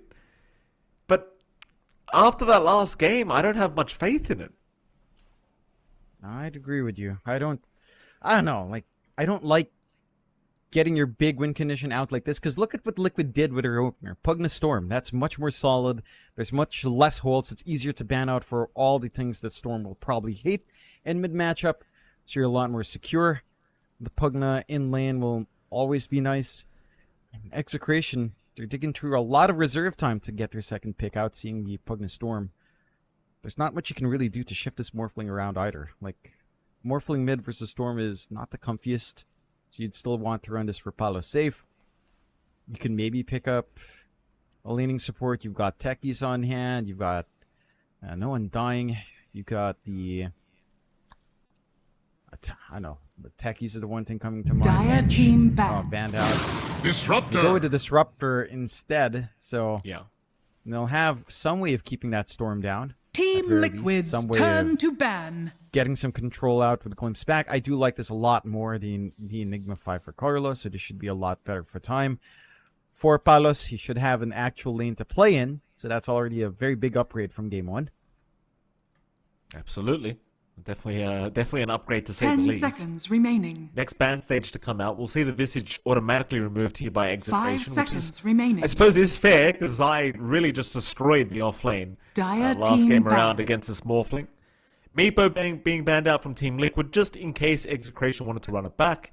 Meepo, one of the better heroes against a hero like Storm to boot, right? Like, it's that Earthbind, very painful for the Storm Spirit. So they will just ban it out, Team seeing that Liquid's Execration did just run it turn to last ban. game around. We'll see the PL also being removed here against the Morphling from Execration. I don't think Team Liquid's going to go for some crazy fast style lineup that we saw last game anyway. You know, you run it once, you tend not to run it the second time.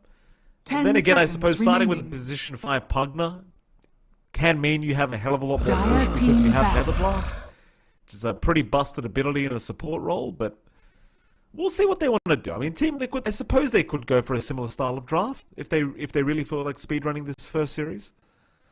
Yeah, I don't think it's out of the question for them to play tempo once more. I'm wondering 10 what the seconds adjustments will be remaining. from Execration. They're just focusing on whatever can shut down Palace. They 5 respect ban seconds remaining. Zai's Visage. And they take out the PL. Liquid again focusing on Tino, taking out that Meepo Algo that you mentioned for the Earthbind, along with Beastmaster. So just again taking out Tino's specials. Wonder what Tino can pick up. The Enigma's still there if they want to run it back, but again, probably don't want to experiment with that again.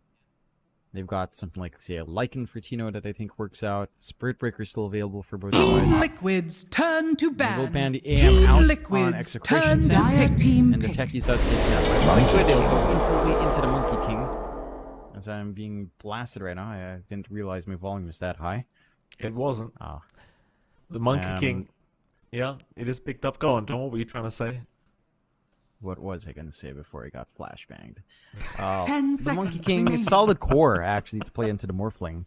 Wukong's does 5 prevent a lot of the seconds remaining. physical output the Morph will want to do to burst you down. It's good area control. It can scout around as well. Dire team Just pick. trying to jump around the trees. You've got some flex on hand.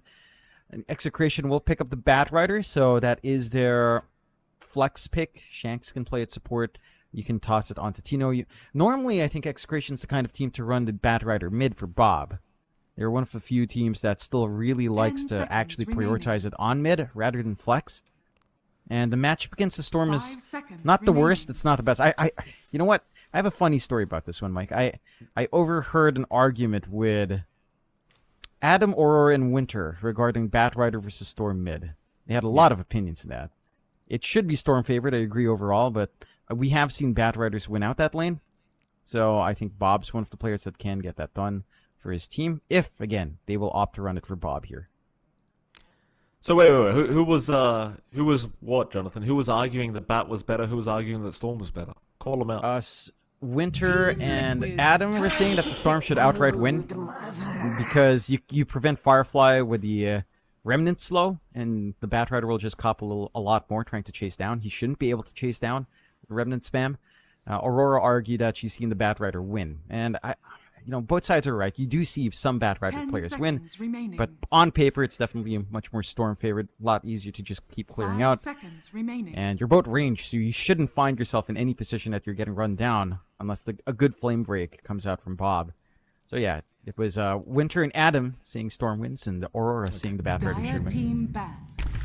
We saw the Broodmother coming out here from Execration. We know Tino plays a brilliant Broodmother, but now Slark coming out from Team Liquid. So it looks like it's going to be a boxy Monkey King on the position 4 role. Slark to be position 1 here for Mickey. And I suppose the Slark, one of the better heroes against the Broodmother. Doesn't mind going for the man fight during the laning stage.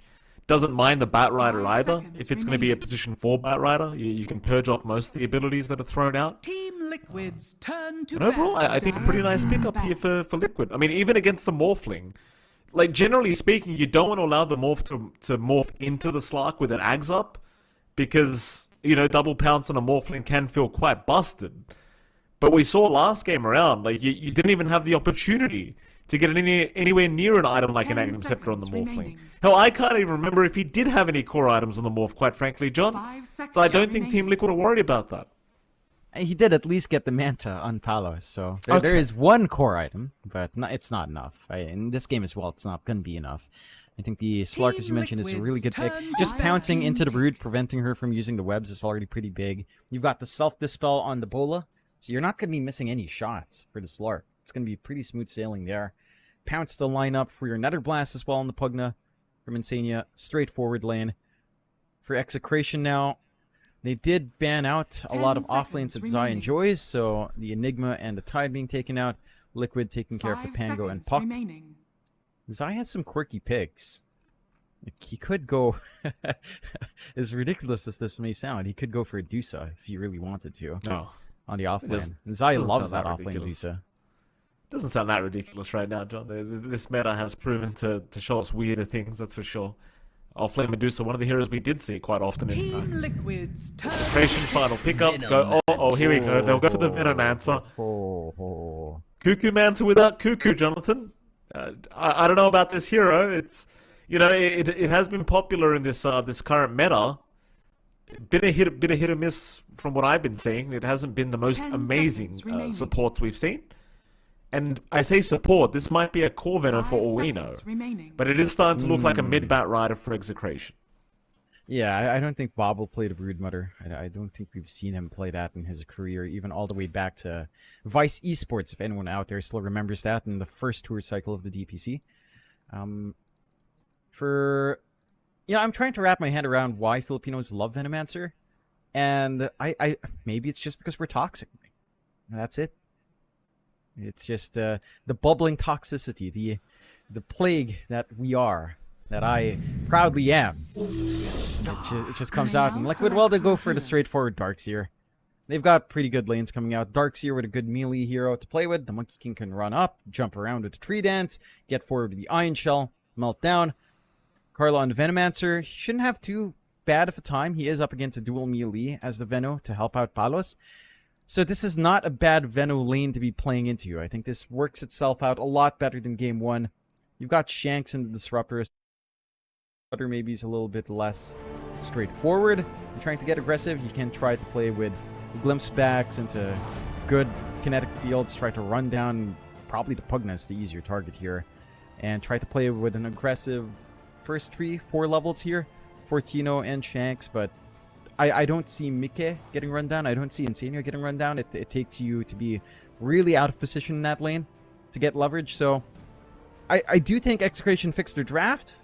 I think now it's time to see them fix their play, because that's also one thing that Execration's been a little hit and miss on, Mike. I'd say more miss than hit so far from what we've seen, Jonathan. Again, Game 1 was pretty terrific for Liquid. Pretty abysmal for Execration, but Game 2 might be different. Ladies and gentlemen, we are going to be getting to Game 2 rather soon. Hopefully a much closer matchup here between these two teams. Jonathan, I feel like you're going to tell me that Team Liquid did come out with the better draft, but do you want to confirm my thoughts and my prediction here with your prediction? Yep. Okay. That's it. Thank you, John. Let's get it underway. Game 2 is officially underway. Let's just head over there and see exactly what's going to happen between these two teams.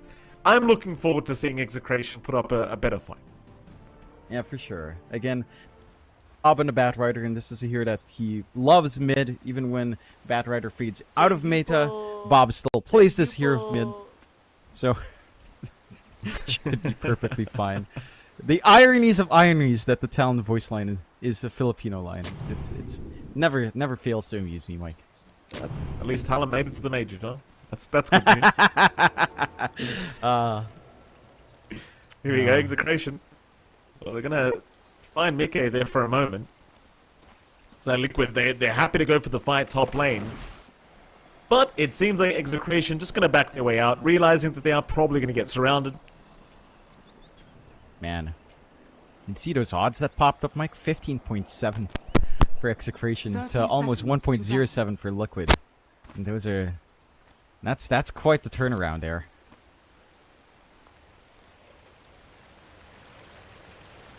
I don't think we've seen odds like that in the major. We've seen it in, like, say, a BTS Pro Series or something, sure. But in the major, I don't think so.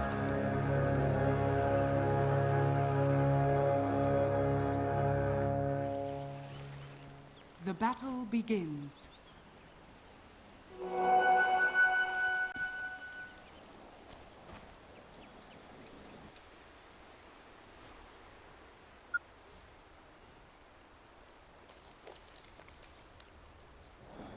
Of course, shall we start with the bot lane, Jonathan? You're going to have Tino there, of course, on the Broodmother. He's going to be there with Shanks at the moment on the Disruptor. Against the Mickey Slark and, of course, the Insania Pugna. What are we thinking about this bottom lane? Should be stable for Tino, stable enough. I don't think it's the best lane, just because, well, you're not going to be able to threaten with a Silken Bola onto Mickey in this lane. He's always got the Self-Dispel. You're not going to be able to trade directly with the Slark either. With your Insatiable Hunger, because you're just giving Mickey more Essence Shifts. They already find First Blood. Yeah, there goes Carlo. That's your Venom going down. Boxy just got Jingu Mastery procced and hit him twice with it. And Zai had the level 1 vacuum, just gets the job done with that. I'm a little bit surprised that Carlo opts for level 1 Poison Sting over, like, the Gale. It's a double melee lane. You can line up for double Gales coming out there.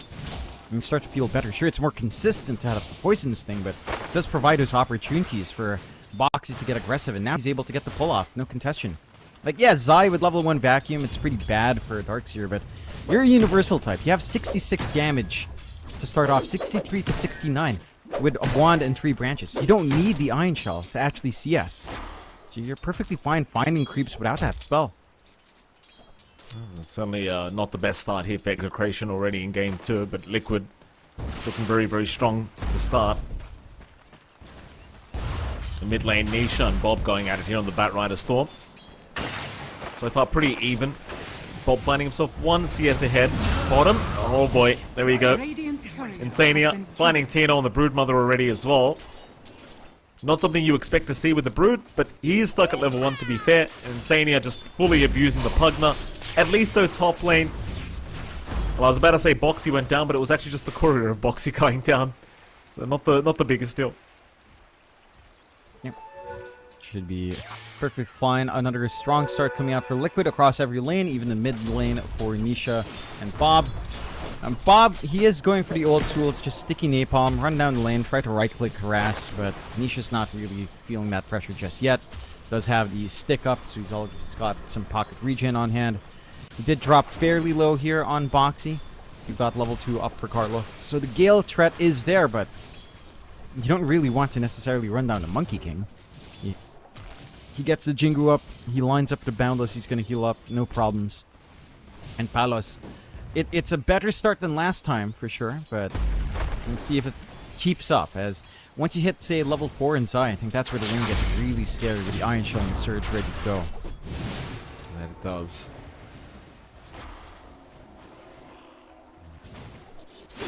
With a quiet period now during the laning stage, though, I'm looking back at that bot lane, and Tino and Shanks are just having a a very challenging time. Like, the level 2 Nether Blast from Insania proves to be just so potent against these two heroes.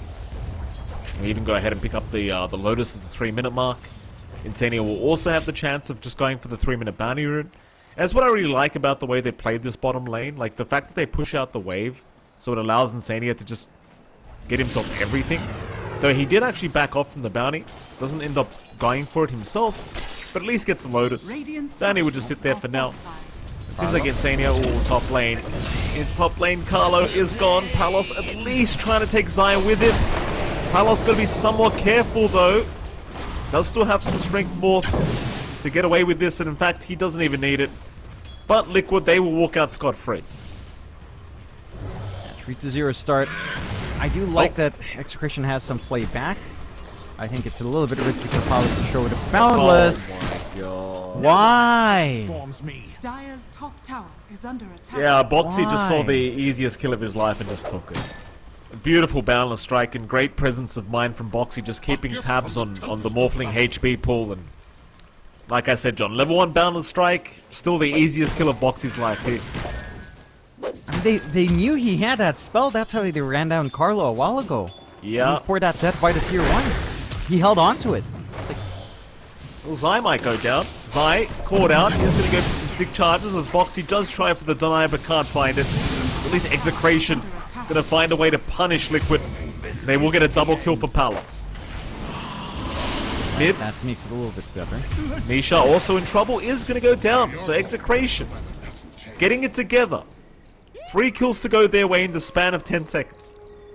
That's a massive improvement from game 1. There's some fight coming out from Execration, which is great to see. Last time around, it's a lot rougher. Good rotation out from Shanks. They've got much more impact from the supports now. Although Shanks could pay for this with his life, but wouldn't mind. He's had impact. Insania finding the kill, it's not the biggest deal in the world. He'll go down. Insania having a fantastic time with the Pugna, 2-0 so far. But like you said, at least there's a bit of bite here from Execration in this game too. Dire's structures are fortified. Problem is though, your Slark's getting complete free farm, and now mid lane, Bob's going for a very aggressive jump in, and he's gonna pay for it. I mean, props to Bob. He knew he had a huge spike with the level 3 sticky napalm, but Insania was in the right place at the right time, and just takes him out. And that's more than enough space now to hit parity with level 6 timing. So now you can't necessarily threaten him with the lasso. Top lane. Carlo again. They do. Palos at least going to take down Zai, but no, it was a deny from Boxy. Boxy with some very nice timing on that final hit does take out his own teammate. Denies the gold away from Palos. You'll be very happy with that as Liquid. Yeah, you're finding everything. 7-3. Maybe your lane for Zai is going off a little bit slower with some of these stats, but he's already got a Ring of Health and the Arcane Boots up. He's more than happy on that. Dark Seer now. Your mid lane for Nisha about to hit 6, although Bob does have the early 6, but no Flame Break. So you can't try to threaten to push back and lasso, and now 6 is up for Nisha, so you aren't going to be getting that play anytime soon. Boxy sneaking through the south, doesn't find any couriers, but could look for a sneaky play onto the Wisdom Rune here. That's what he wants. Radiant are Shanks scanning. is going to be there, so he's not going to bother. He won't make it in time. Nice little scan out from Boxy to just realize that it was a waste of time for him to try for that. They will still get the other Wisdom Rune anyway. Zai will pick that one up for his team. Boxy though, looking to set up onto the Spider, has found Tino, and Tino just gets destroyed. Nisha with a nice rotation as well on the Storm, ensuring they get that kill very simply. We'll just take the stacks while he's at it. Bit of a consolation prize here for Liquid on top. Shanks, don't make it any worse. Boxy's going to move in. They're going to try and fight this one out. But Bob, already dropping low. He might find Insania, but he needs his own way out of this team fight. Bob. Oh, he's not going to make it. Mickey will take him out. I think somebody forgot about the Slark at the bot lane. Yeah, it's a nice pickup for Mika, finally getting a permanent Agi stack. He hasn't been able to find all of that, despite all of these kills. I like that Execration are playing a lot more aggressive. They're trying to look for these openings, but the trades are still favoring Liquid. You are still finding a lot more. They got a reset out for Nisha with the TP back, bottle top up. No power rune to come out for Nisha though. So that is a little bit of a blessing for Execration, and you are getting space out for Palos. Like, this Morphling is allowed to free farm up top, has the Morbid Mask up, so is going to start playing in the jungle quite comfortably. Jump in. Tino, gonna be fine. Shanks trying to turn this one around, keeping tabs on Boxy, but Boxy is just tree jumping his way out. They'll get the glimpse at least. Boxy now forced to fight, but Nisha, he will rotate on the storm. Tino's the one to go down, and they will deny off Boxy. Nothing going the way of Execration. Liquid playing it perfectly. And always someone's there at the right time. Like, it's either Insania or it's Nisha. Always in the right position. Ready to fight back whenever. Liquid not making this game too much easier than game 1 was. No. Again, it's not as bad for Execration. You're getting some decent farm out for Bob with some stacks. He is gunning for the quick travels here. Should be able to find that relatively soon. So you have some good timings to meet. And again, you aren't really stopping Palos. So the Morphling can become an issue. Like, there should be a decent timing into a Manta. The Ags right afterwards wouldn't be too bad to rush into. And start to have a lot more play. But you have to watch his trades. Level 6 up on Insania. He can sustain these dives from Nisha with a smoke here. Yeah, that he can. They're going to head over to the bot lane. Tino probably going to be targeted again. Lasso in the meantime is up top lane. Zai was caught out, but bottom lane's where all the action's happening. Shanks is down. Zai is still running. Is going to drop. So action all across the map. Turns out Execration, they do find the better trade up top. Zai going down, going to feel very good here for Bob and Palos. They might even find Boxy. Boxy trying to go after Bob with the Wukong's command. Not going to have quite enough, but Nisha does join in. Vortex out, lock him down with the Nether Blast. It's enough damage. Bob is gone. Carlo is also gone. You might find at least Insania. Nisha in the meantime, gonna try and fight back, needs to zip away, is quite low on mana. The glimpse back will be there. Maybe they do have Nisha, and they will. Execration, getting some very nice trades here in the mid lane, showing some signs of life. And that's a big one. The Storm being taken out by Palos, a big bounce back in gold for him, and the Morphling solidifying his lead on this hero. You make some sacrifices to get that done, but you bait in the side of Liquid. You take out the Pugna. Insignia are way too close for that kind of fight. As a Pugna, you really want to stand back, just get the life drain going. Needs his Aether Lens up, needs some lucky neutrals as well to start feeling greater in the back, but you have the mobility on exit. The Morphling alone can get hunting for you onto that back. You've got the speed out from Bob with the travels up. You've got a Broodmother who can dance around as well. It's not the smoothest of times for you as Pugna to feel safe here. They are smoking out as well. Okay. Very aggressive play from Mickey. He'll get caught. Shanks is there with the Static Storm. Mickey now going to fall on the Slark as Execration group up bottom lane, and they find themselves a very, very valuable pick-off. It's Liquid providing openings now. They're getting a little bit too overconfident on some of these solo plays. They don't respect the movement out from exit. They did have wards to watch, but the smoke was from Triangle. No vision coming out there. The side of Execration are constantly allowed to play their slower game on their cores, right? Like, you're still farming up in Bob. He's got like a massive set of stacks that he's been clearing out. You're gonna have a blink timing now in the Bat Rider. Again, Palos is uncontested on the Morph. They'll try to smoke out now on the side of Liquid. They need to do something to stop that Morphling. That's the one hero you don't want to have to deal with on Liquid, as again, that timing to the Axe is gonna be pretty scary here. Radiant are scanning. Here we go, Liquid heading up towards the north. Radiant's Palos middle is tower around the under area, attack. but he's by the tier 2 tower, so it's kind of hard to find the Morphling at the moment. Liquid are going to have a look at that new jungle section at the north of the map. Palos will farm near the mid tier 2 tower instead, so he's not going to get caught. Good positioning from him. Dire's top Very tower important he doesn't is get under caught as well, considering he is top of the net worth board right now here, Palos. So a very strong game so far for the Morphling. Oh, we talked about the Ags timing as well for the Morph later on. Against the Slark, it is very, very powerful. Having those double pounces available on your own end of things. Bottom lane, big group up here from Execration. They are going to find the tier 1 bottom tower. No real contest here from Liquid. So they have already found the top tier 1, to be fair, thanks to Zai. Now Execration having a hunt around for Mickey. Middle tower is under attack. They will see the Slark, but instead it seems like they've gone for Insania. Pugner a much easier target, though Nisha is going to rotate. Tino will be targeted. Nice little lasso there from Bob. Into the Static Storm now, catching out two of them, but Nisha, he got knocked back. The Flame Break knocked him out. Boxy now will go for a Wukong's command, finding Tino. That Flame Break, I believe it actually knocked him out of the connected field if I'm not seeing things incorrectly. Nisha in the meantime, he'll get glimpsed back so he can't keep going. Mike, he has the Diffusal Blade, so now Carlo's been caught out. They'll find a Veno on top of the Broodmother kill they got. Overall, a pretty rough team fight once again for Execration. Radiant's It looked like they had a good angle in. They couldn't burst down Nisha. Even with the knockback, like you didn't manage to handle Insania this time.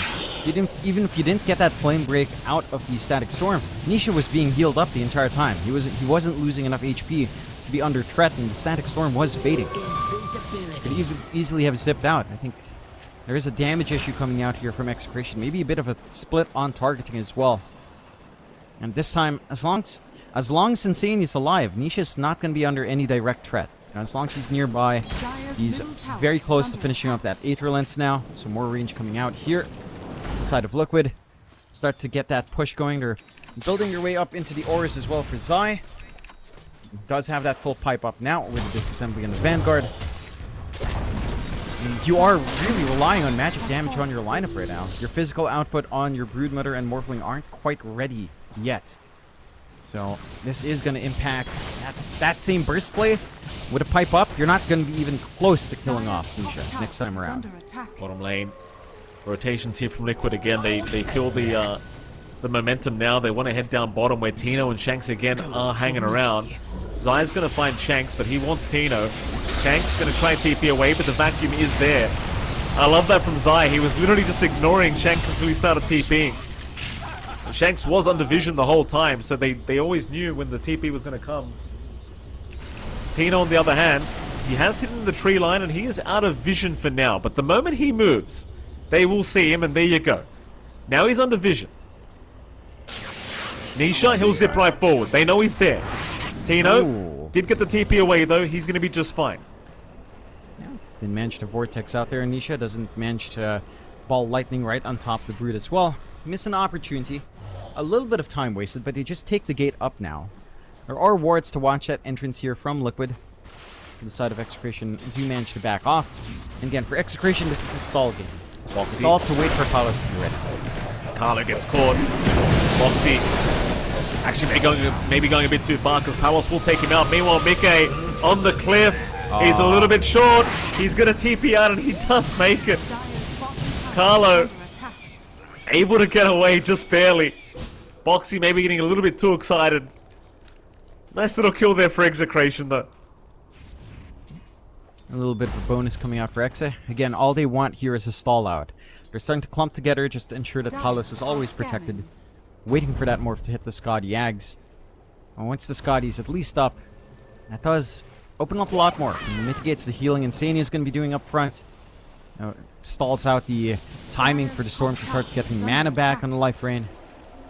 Side of Execration. And they're doing a good job of just ensuring at least one hero, Palos, is still growing big. Bob isn't actually too far behind Nisha, all things considered as well. He's gotten a lot of space out on the Batrider with those stacks earlier on. Working towards the BKB now on the Batrider. And with Spell Immunity up, Debuff Immunity up, I don't see a way for Liquid to actually stop that lasso play. So Bob's BKB timing also very big here.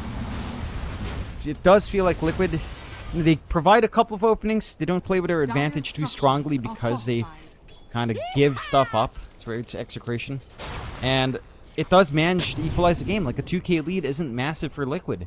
And that's really just down to the fact that Tino's lagging behind a little bit on that Broodmother. That it is. Tino trying his best to catch up. Almost has the Helmet of the Overlord available, but it is taking a lot of time here for the Brood. Mid lane Execration thinking about going for the tier 1 tower. Boxy is hanging around ready to defend, however, jumps in, will jump right back out. Glimpse is there onto Boxy, but he's going to be just fine. The tier 1 mid tower, however, for Team Liquid will not be so fine, though Execration, very hesitant, playing very, very safe on the morph. We'll find the tier 1 mid tower as they do head up top. Bob would love a lasso on Tanisha. Has nothing like a blink to play with though. We'll have to watch them walk away. But with how well Palos is farming on the morph this game, I think Execration are more than happy to drag this game out a little bit longer than they first anticipated. You're gonna hit some key timings as well for Tino. The full Helm Overlord almost done on the Brood Mother. Some utility coming out there with the Ancient Creep as well. Some more split push that can come true. You do manage to scan him out. So the hunt is on for Liquid here. Tino. He's so close to the Helm of the Overlord recipe. He needs 10 gold. He needs 10 gold! Just give him the time. 5 more gold. 5 more gold. There we go. He's got it, but he doesn't buy it. He didn't buy it in time. Oh, no. He had like 0.2 of a second to buy it. That's a shame. At least he's only 100 gold away now, so it's not the worst stall out in the world. You're still gonna have that timing, but yeah, you do bleed out a little bit more. On the side of Liquid, are gonna be more than happy finding that for themselves here, as they are building up quite nicely. Even Boxy already having that full diffusal makes it really hard to run away from the Monkey King. The inhibit just gonna help chase down some of these speed heroes. Execration. Palos is almost done with that Scotty up. So that is good news coming out here. How much it will do, we'll have to see. Mid lane, Bob was trying for an attempt onto Zai. Probably not very well advised though. Zai does have the pipe up, so he's not going to die to the magic damage of the Bat Rider very quickly. Odds still heavily in the favor of Team Liquid at 1.01. Their way to the 15.7 of Execration. Jeez. I don't think it's that bad. My Execration feel like they're in the lead right now in Game 2. Like, Palos farming this well on the Morph lead. I'm not going to go as far as saying they're in the lead, but it is certainly a pretty even game, right? It is. It is an even game. I don't think Execration's in the lead. I still feel like Liquid's timings are a little bit better right now. But they'll go for the smoke play with the Scotty. This is a big reveal for Palos. They could win the fight, go into Roche, and suddenly the game is certainly in their favor if they manage to get those chain of events going. Liquid. Guardian Greaves timing now up on Zai.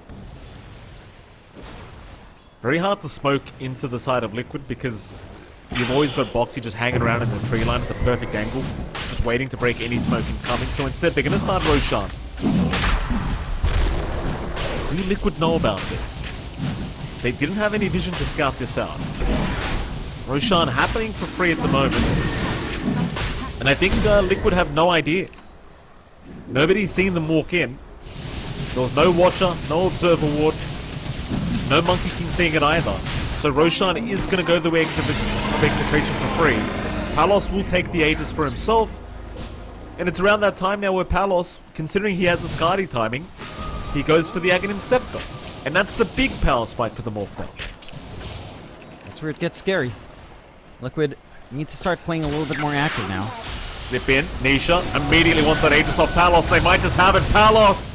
He'll waveform away for now. But Nisha is on the chase and Palos is looking to go down very, very early. So they are still trying to get him out, but he is down.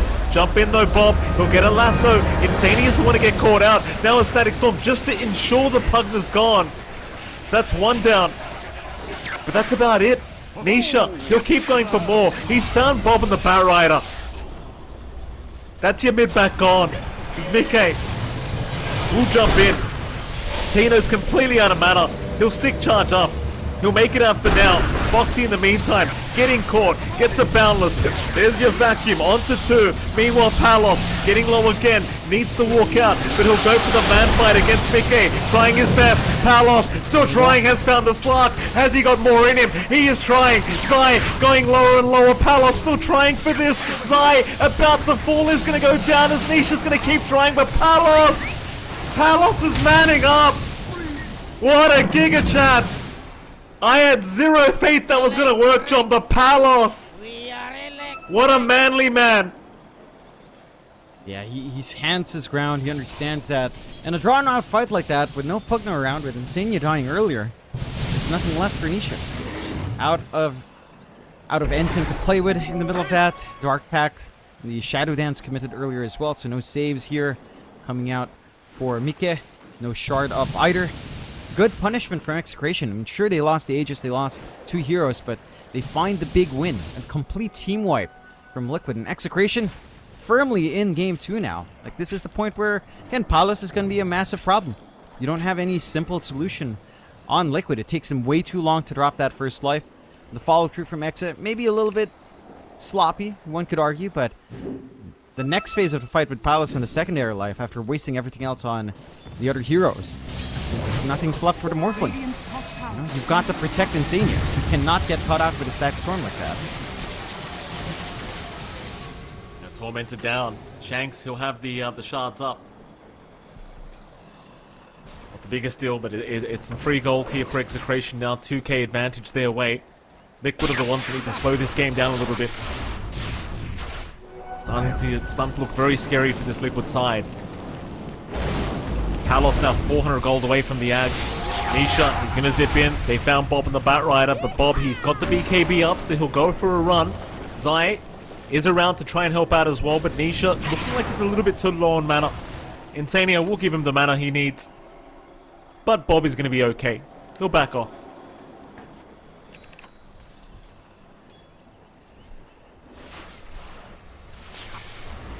Execration. That 30 gold for Palos to have the Ags. The perfect timing for this team fight as well. There it is. He'll bring it out now. The Ags up. He'll be looking for Mike every single time. Radiant are scanning. They'll deny the tier 1 bottom tower. Liquid, they are still waiting to try and initiate. Boxy, he'll get into the high ground, but he's been caught out. He didn't expect the Venom wards. Boxy, he'll get the Wukong's command, but it seems like he is as good as dead. That's one down. Execration, they'll keep going. Zai, he's being the target. Palos will pounce back. Zai in the meantime got glimpsed. Vacuum is out. It's on 3, but not through the wall, so Palos is still perfectly fine to survive through this, as they'll go onto the spider instead. Tino, he'll walk his way out. Palos moving back in. Liquid, they are still trying, but now the lasso, it's caught Nisha. He'll zip away though. It doesn't last long enough. There's Nisha still getting life drained here by Insania. Gonna give him plenty of HP. He'll 4-staff away Bob. Jumping back out is Mickey. They are not finding the opportunity they've been looking for. They'll have to leave the area. Losing Boxy. In Execration, they will lose nothing. Big win out for Execration again. With the positioning of Boxy, he has to respect the vision coming out from Venno now. It's at that point in the game where the Venmancer shines with the Plague Wards. Cutting off something like the Monkey King with Cliff Wards doesn't feel great. You need the Wukongs for area control. You need to be able to save the Vac into the wall. Zai just forced to try to keep some control out. And Zai? They haven't got Lasso to play with here, John. So Zai, he can go for a run, but they've got the glimpse back.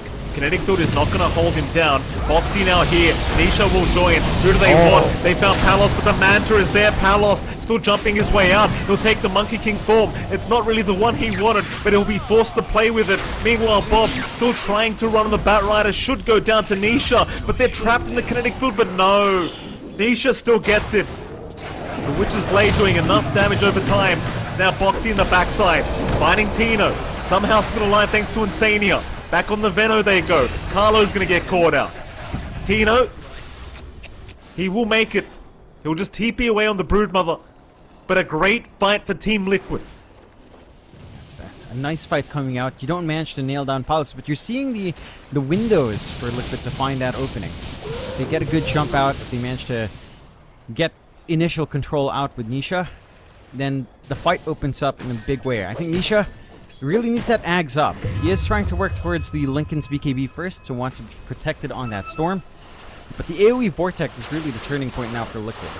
If you can find a way to just constantly keep that Morphling pinned down, prevent him from getting the waveform off, whether or not he's morphed, it doesn't matter. There is enough damage on the side of Liquid.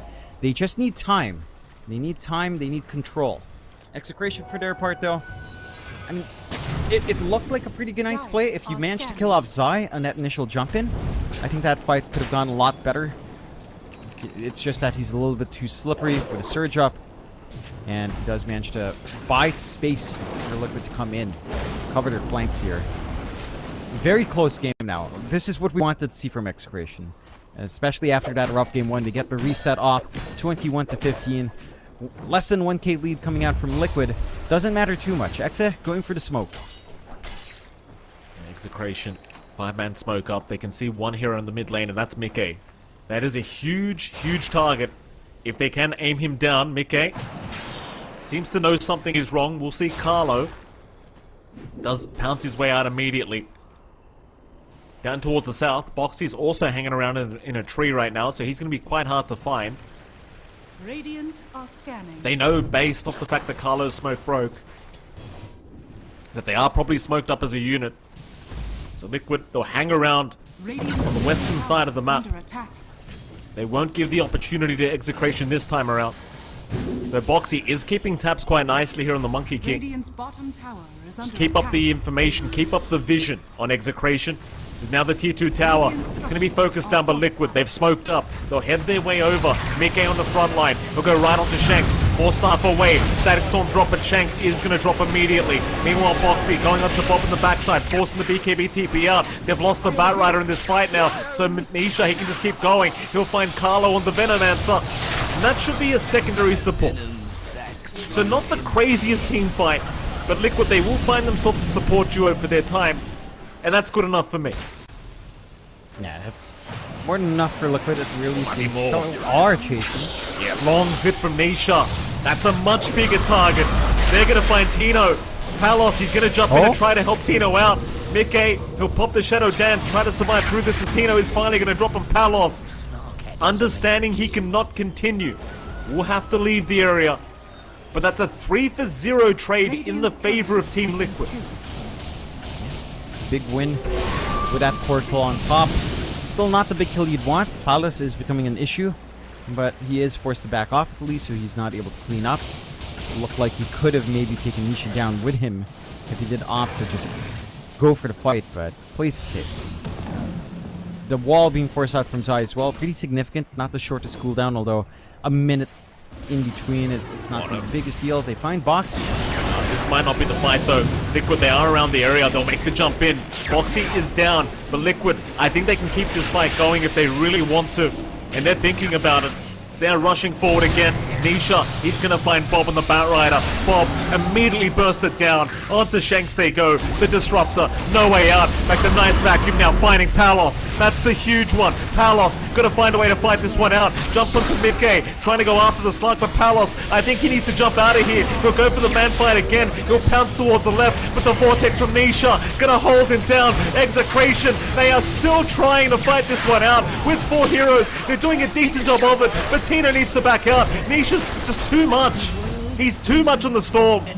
He'll finally run out of mana, but they will lose Carlo on top. And in fact, it looks like Shanks will be going down with Carlo. It's the support duo. They just can't live without each other, apparently. Shanks will drop. And this is why you really don't want to give Pugna Storm away. It's too much mana. Like, Nisha just has unlimited mana through the fights. Mind you, they got the Pugna in the end, but it was too late by that point. Much too late. They do have good target prioritization, but Insania, his positioning is pretty damn good. Hiding in trees, he's got the Glimmer Cape up. With that set of fights working out the way of Liquid, into Roche they go. No contestation, Roche number 2 going their way. Aegis to play with now for Nisha, and the cheese on hand for someone else. Looks like they're trying to decide. Insane will pick it up for now. Passes it on to Boxy. Boxy pretty much a semi-core at this point. Diffusal BKB up along with the Orb Corrosion. No boots necessary for good old Monkey King. You don't need boots when you're climbing up trees, I suppose. And for Execration, they need to find a way to make Palos feel comfy in these fights. Because right now it's only really him that's comfy up front. Bob perhaps needs to gun down the supports in the back line. Like, if you can get that instant lasso off onto the Pugna instead, you start to take away the bite of Nisha. Take away a lot of the impact, the healing that Insania is providing to Liquid right now. For Liquid's part though, with a shard up on Mika, you can see how much harder these fights are with a Depth Shroud to worry about along with a Shadow Dance. It's a lot of sustain, it's a lot of ways of breaking up the fight from Liquid, and they can play it a lot scrappier. and just try to take their time, work the angles, figure out their targeting first, and kind of make Execration dance around a bit. Mid lane again, Liquid. They're going to group up. I'll start with the mid-tier 2 tower push. Bob looking for a lasso opportunity, has been caught out. Foxy right out with the Battle Strike is going to take him down. Not a good start for the defense of Execration. Without their mid Bat Rider, I don't think there's any defending this mid-tier 2 tower. And in fact, Liquid, with the Aegis cheese up, they are still very healthy. They may as well go towards the north and go towards that mid-tier 3 tower. Nisha, he's got a double damage, so he'll get started. Nice juke out on the stun. Jump in on Tino. They found the Brood Mother. Tino immediately just destroyed in his own base. Liquid, they are not slowing down. Execration are the ones that need to find a pathway to defense. But they're lacking 2 heroes now. It's looking way too tough to defend this mid-tier 3. Just set the fall. Nisha alone getting that done for his team. They're showing a lot of respect here on Liquid, not clumping up too hard. Respawns are fairly short on Execration as well. So Bob's going to be back up with Blink Lasso ready. Here we go. Mid-rats going down. Bob will respawn. Tino does have buyback. They've got the punch out onto the Morphling. Oh my god. Palos, he gets destroyed. It's Liquid into the tier 4 towers. Look at Mickey. No fear in the world. He's going for everything. He'll wait in the depths round. He'll wait in the wake. Find another opportunity. It's not coming yet, but Tino. Not again. Tino's gone. Onto more. The back wall is out on 2. Bob is going right back to the graveyard. On for more they go. Mickey right by the fountain. They've got the disruptor. Palos. Palos, what can he do? He's trying to fight, but there's no fight to come. Rampage for Mickey. Can we make it a double? Do they want to dive the fountain for a double rampage shot? The answer is no. But they don't need it. GG is called. Get Execration out of here. Liquid, a 2-0 victory. Just such a dominant series from their end. Props to Execration, John. They make game 2 a little bit closer. But it was still mostly just dominant by Team Liquid. Yeah, they play it spectacularly well on Liquid's end, finding those openings. Execration play a lot better in comparison to game 1. They run a much more standard draft. They managed to get space out for Palos. They find some openings for themselves, but Liquid, even when the game started to draw a lot more even, it did still feel like they had a lot more play. They were just making mistakes. Insania maybe a little bit too far forward, too far to kind of help Nisha out with some mana refills, but once they got that going, well, you can maybe handle Slurk. Sure, you can turn into the Slurk yourself with Palos, but you had nothing on the Storm. Your hardest hold was Lasso, and it felt like Bob had to always look for the backline. And even if you find a backline, I mean, Nisha, as long as he has mana, he can still get the job done. I think the last fight as well, where we did see Palos just absolutely melt. The normal punch from Zai, the illusions coming out from the Darkseer just made short work of that Morphling. Like every single time you could get a vac wall, even one Morph illusion just wins you the fight. The normal punch just, with it having a stun now, provided them that opening to actually burst down Palos, and there was nothing left for Execration on that defense afterwards. Yeah, absolutely. I mean, Team Liquid looking like they are truly in form here, taking a 2-0 victory over Execration, and they're looking fantastic throughout the group stages thus far here. Team Liquid are just, they had I believe they went to 3-1 in terms of series, or rather in terms of games, and here today already 2-0 their way, so the best start you could ask for Team Liquid. Execration still off to a pretty rough start themselves, but I'm sure they'll recover at some stage. And of course, Jonathan, that is it for that series. We will be having our next one coming up rather soon. Before all that though, shout out to BizNet, of course, our official internet partner in the Bali Major 2023. Hashtag #PucketBizNet, and of course be a champion here with BizNet. So there you go. Jonathan, we will have our second series coming up rather soon. What are you thinking? Like 9 Pandas versus Azure Ray? Should be arguably a much closer matchup. Azure Ray's been looking fantastic, 9 Pandas. Obviously, they had that really, really tough match against Gaming Gladiators, but that is the best team in the world right now, so we can give them a little bit of a pass, I think, John. Let's take it easy. I think 9 Pandas is still a fantastic team.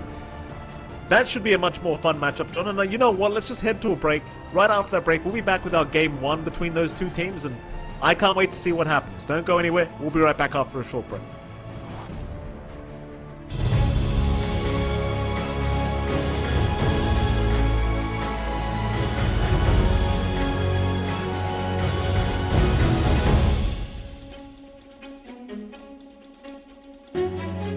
有个你，确实还有一个是谁啊？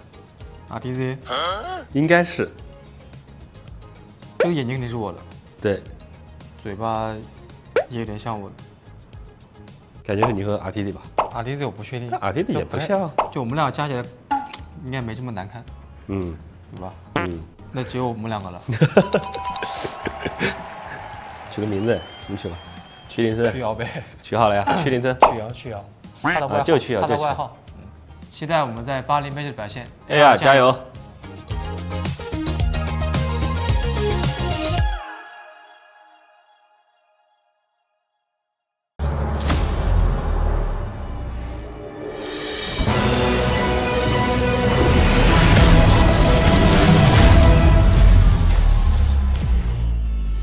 Use your skills in the gaming. 1xBet.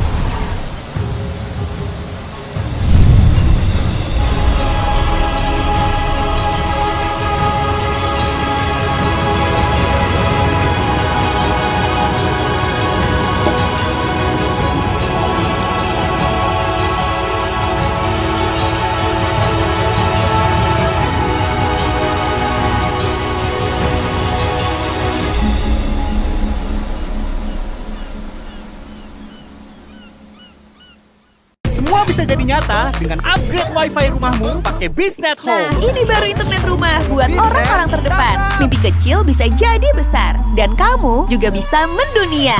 Jadi, siap wujudkan semua jadi nyata?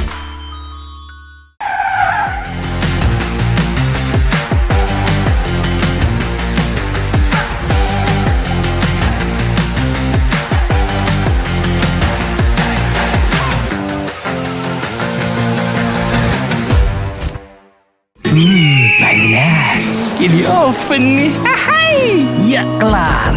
Wih. Nah ini Sukroven si paling seru. Mau gini seru. Mau gitu seru woy.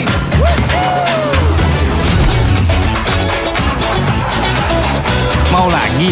Lagi, terus aja lagi. Sukroven seru roll di oven. The world is your stage. Take the first step to change. Lead with vision and innovation. Perfect your strategy and make your goals reality. Así que vaya. Get in the game. Make it count.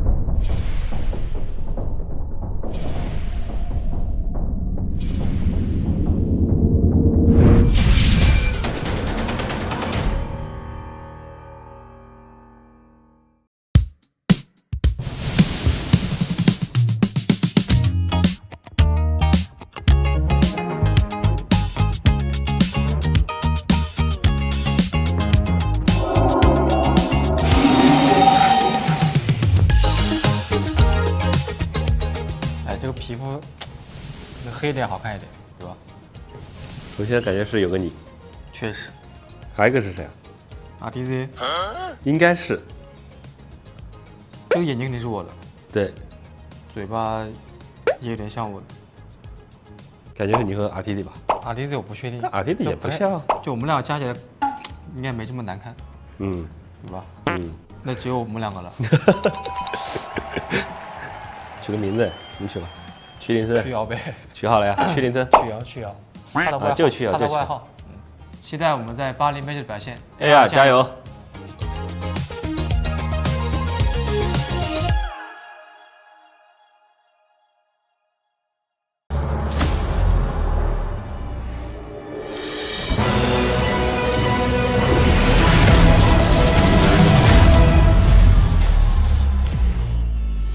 ！Use your skills in the gaming. 1xBet.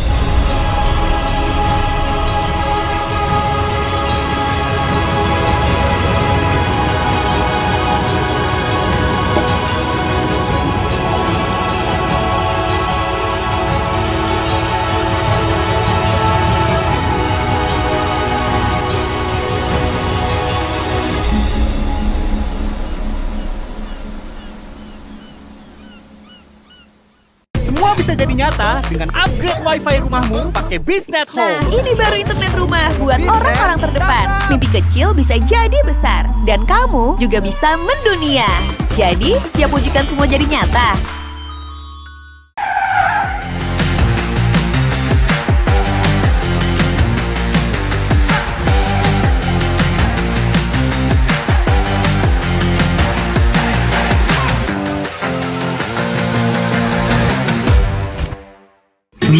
Panas. Di oven nih. Hai. Ya kelar.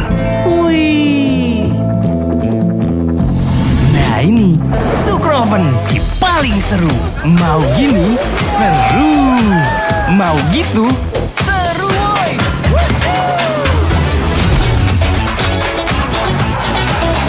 Mau lagi? Lagi, terus aja lagi. Sukroven seru roll di oven.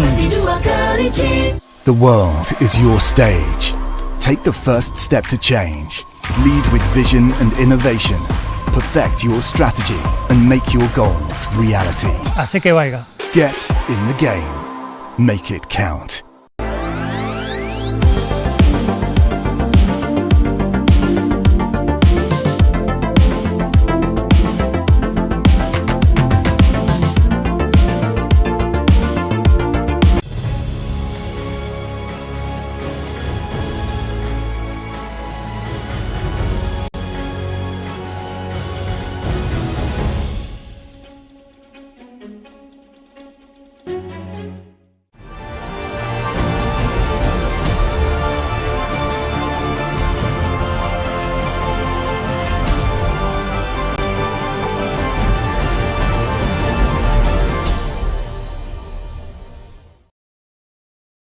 and gentlemen, welcome back. We are going into our second series of the day here for Stream B. It is, of course, going to be Azure Ray up against 9 Pandas for our next series of the day. And it's MLP Dota and John X5 joining you once again. Jonathan, welcome back, sir.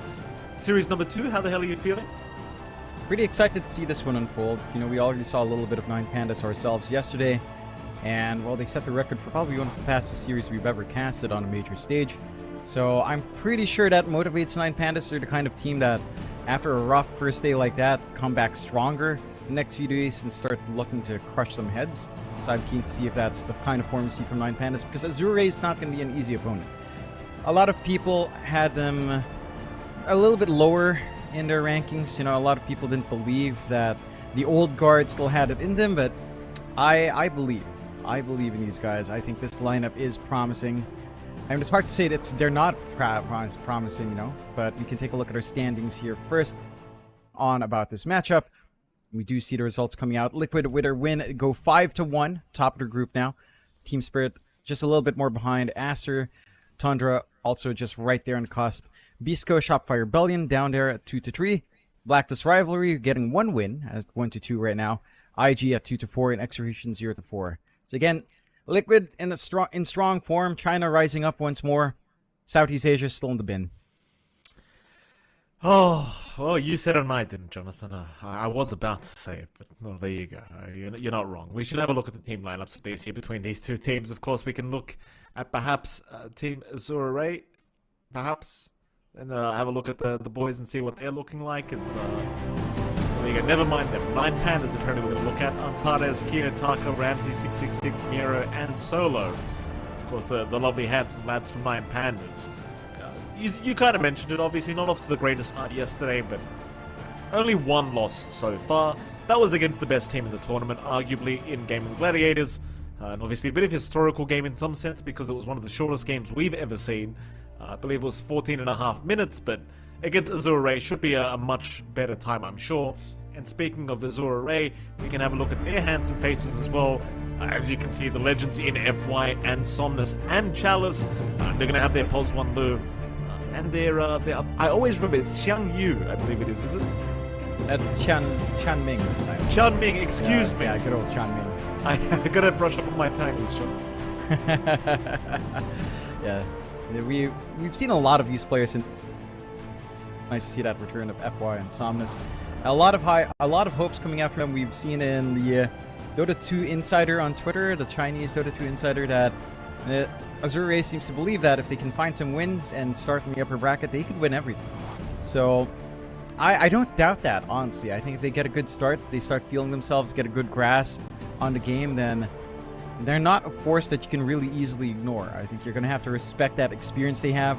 Sure, it's a very different game now, but it's still, you know, these are the players that came out from peak China there. I miss that old squad. You know what? I have a thing, right? I have a prediction. I think LGD, unless they go back to that old roster, you know, the one I'm talking about, the legendary roster, I don't think the grand finals are ever going to happen. I'm going to say it right here, Jonathan. I want to see the old LGD roster happen again. Props to Azure Ray. Obviously, they're making it work so far. Yeah, Somnus, Callus, FY. I love seeing these boys together. They're looking fantastic. I can't wait to see what they've got to provide here against 9 Pandas, who have obviously not proven they're the best team so far, but again, it was against Gaming Gladiators, so I'm not going to judge them too fast. I think they've got plenty to show us here in this next series, and we'll be heading into it very, very soon for game number 1's draft. And see what happens here between these two. Should be very, very exciting. Yeah, it should be fun. I'm expecting 9 Pandas to really be rallying. I think we've seen them again get curb stomped before in Dream League 19, Dream League 20, where they get kind of stomped down sometimes and they come out really angry the next day. Like, this is a team that I think it's still fair to say is driven by emotion a little bit more. You know, Solo's the grounding force, but even Solo can get pretty passionate about certain things as well. So I'm sure that there was a passionate talk for all of them on 9 Pandas yesterday, and well, we'll see if that passionate talk works out. Of course, again, for Azure Ray, I mean, a lot of people were doubting. You know, I saw some comments from people saying that this is a washed team. I'm like, where the hell are you seeing that? And like, I'm wondering where some people get these hot takes. And like, sure, China hasn't been the strongest, but to call this team washed would be a really big reach. I think Yeah. that's... And, you know, they're showing up in the first day. Granted, it is day one. You could argue that they didn't face up against the biggest opponents yet, playing up against Betboom and EG. But even then, a 2-0 win over EG is pretty massive. This is what I was telling you though, John. Like earlier today, I kind of mentioned it. It's always the same thing when it comes to Chinese teams. If China isn't completely dominating, like if they're not completely undefeated during day one, apparently they're just washed. Apparently China's just dead as a region. That's just, I guess that's the bar they've set for themselves. Is you just expect China to come in and be that big kind of end game boss that we're used to seeing, which hasn't been the case in quite a bit of time. But Azure Ray being washed, like the players being washed on Azure Ray, I find absolutely ridiculous. I find that opinion atrocious to say the least, John. And you know, Azure Ray, at least for now, they've been proving people wrong, which I love to see. Yeah, I'd agree with you. I think maybe less atrocious. I find it more funny that someone could say that. It's almost like they haven't watched much. Sure, maybe again in China it looks a little bit back and forth because honestly, China versus China tends to be very back and forth. The regionals just tend to go a lot more back and forth in your own home turf. But internationally, I don't think it's fair to judge them just yet. And maybe after today, maybe after the series, you can start to get stronger opinions about them. As we do take a look at that draft, Azure Ray taking care of the Morphling, 9 Pandas taking care of that Pugna that Tianming has been running. So just taking away that Pugna Storm combo, which we saw be devastating in our last series. Stuff like Techies, Ench, Undying, Timbersaw, all still available. So I'm pretty sure that's kind of on the chopping block. It's just a decision to which one would you like to take out here. I can only wonder. We'll see. Have a bit of a think about it here. 9 Pandas.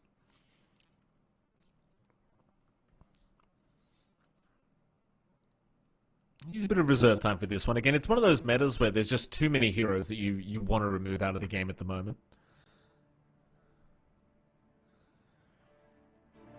Radiant team ban.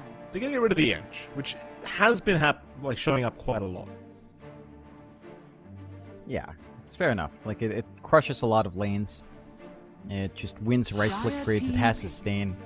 Azure Ray will just take care of the Dusa, so not wanting to give Ramses a strong opener here. The Undying, of course, left untouched, will be picked up by 9 Pandas. I'm wondering if Azure Ray will pick up the Techies as well. It's also left in the pool, although I don't believe Azure Ray's run the Techies in time recently. And they've leaned into it a little bit for FY, but 10 seconds I'm not sure if it's been as much as the other teams, so we'll find out. Yeah, no, they take it anyway. Dire team pick.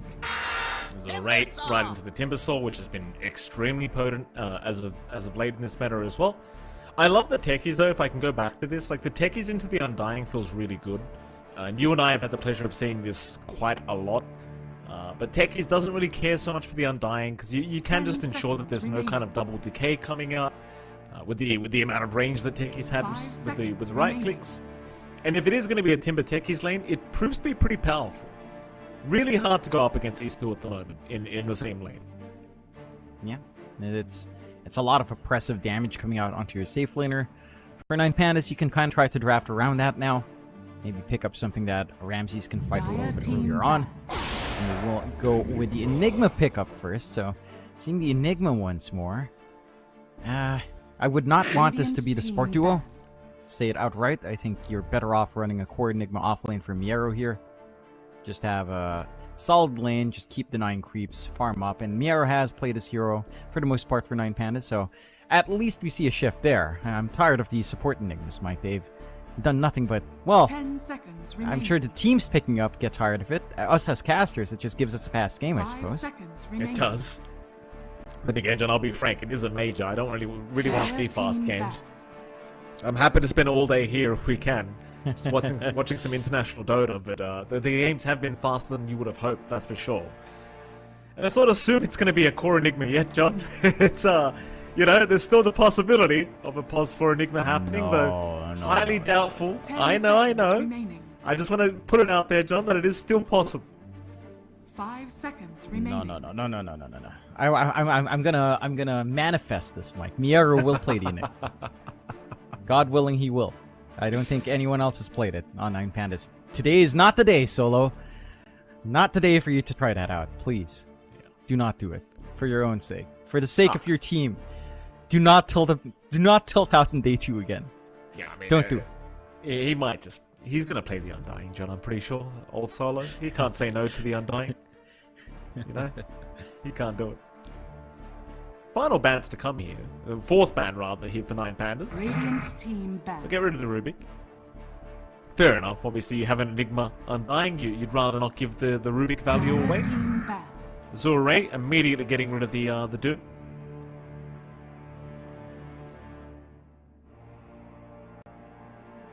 Two more to come.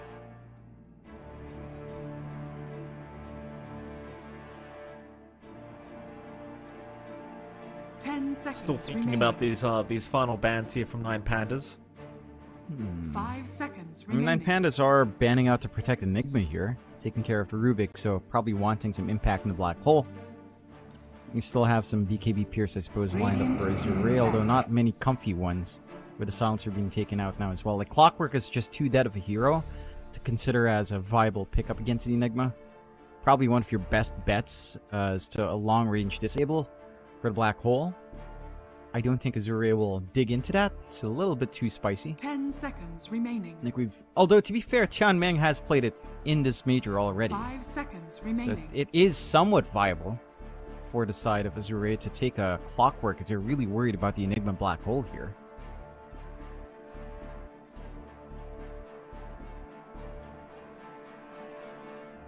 We'll think about it. Final ban out here for Azure Ray.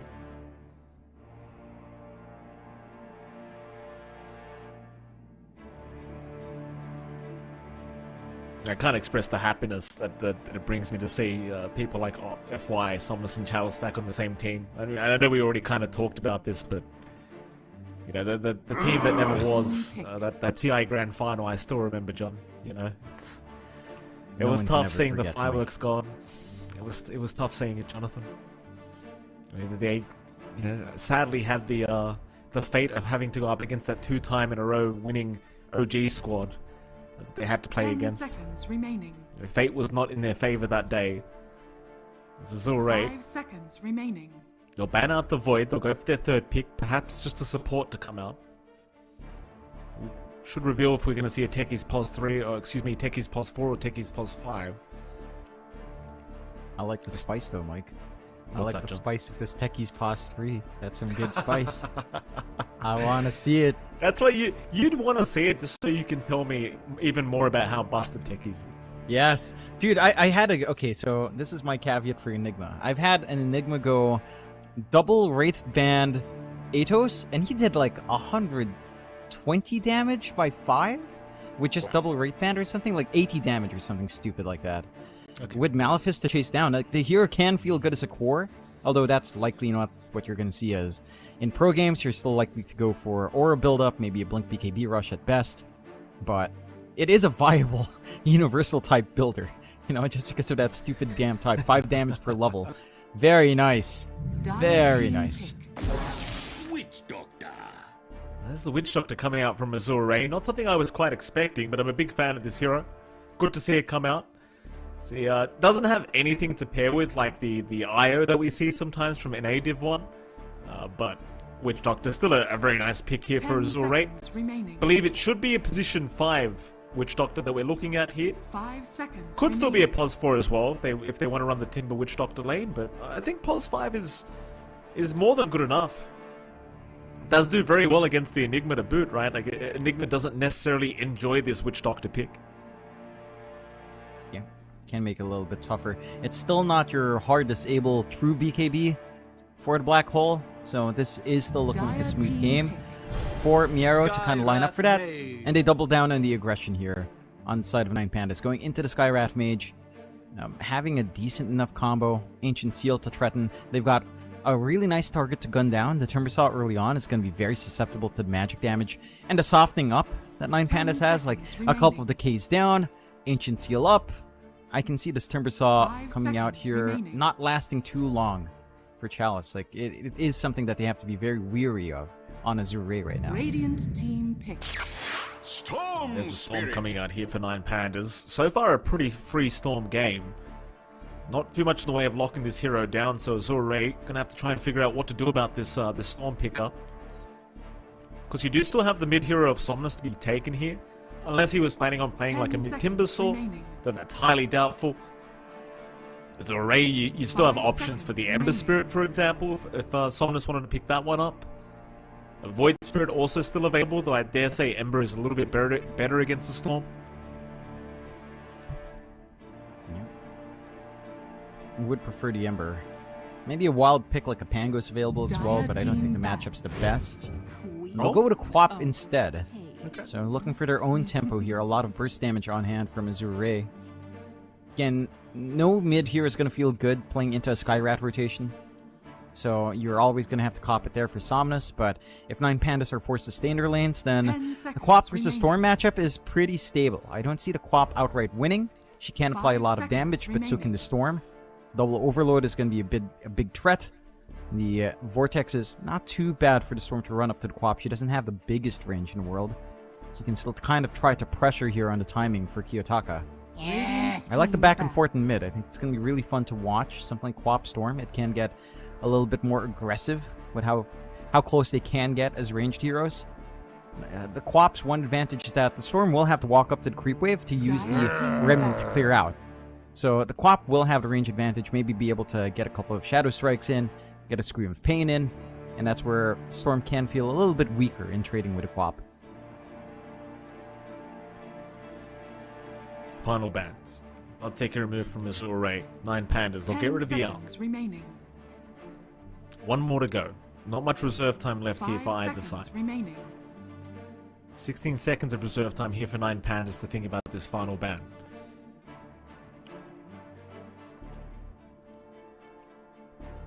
What is Low going to want to play? Radiant team ban. They'll get rid of the Monkey King.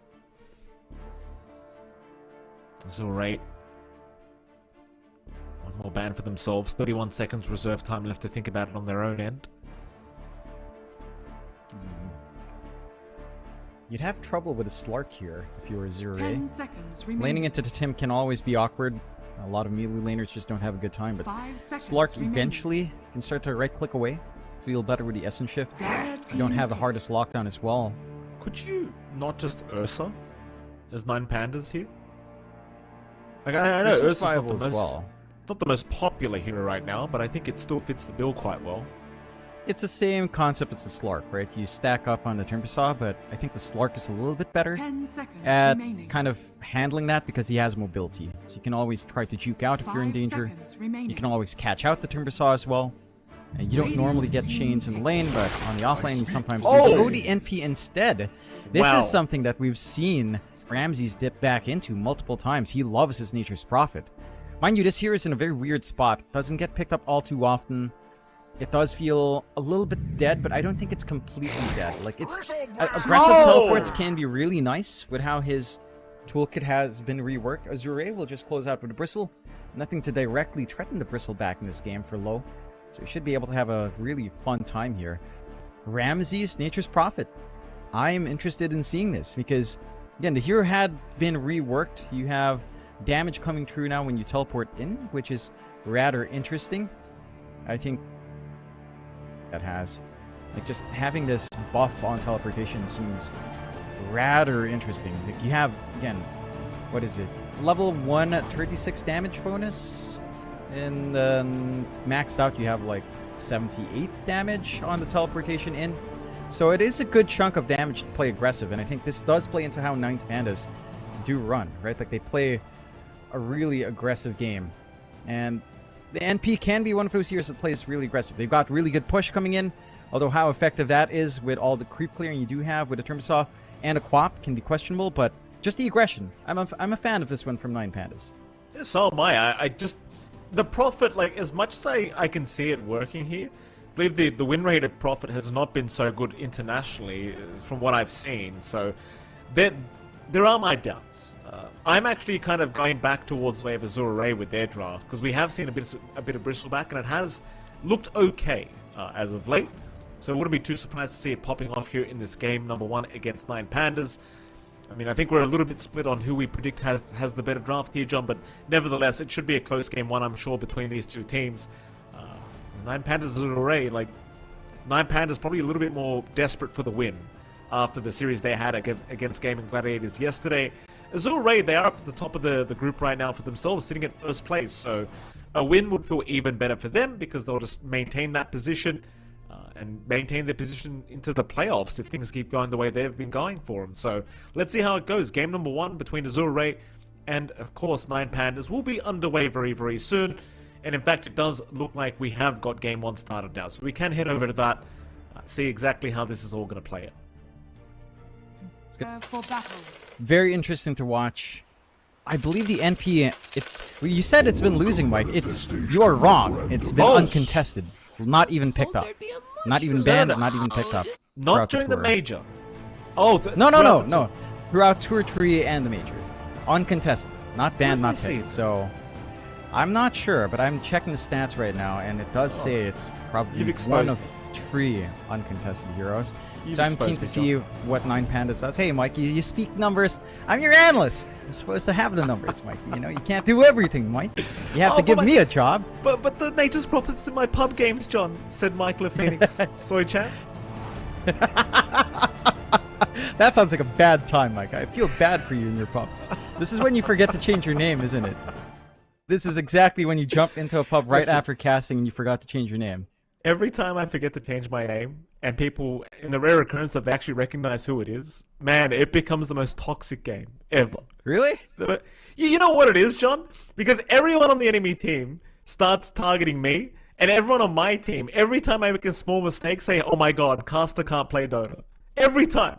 I pretty chill games. Very fortunate, Mike.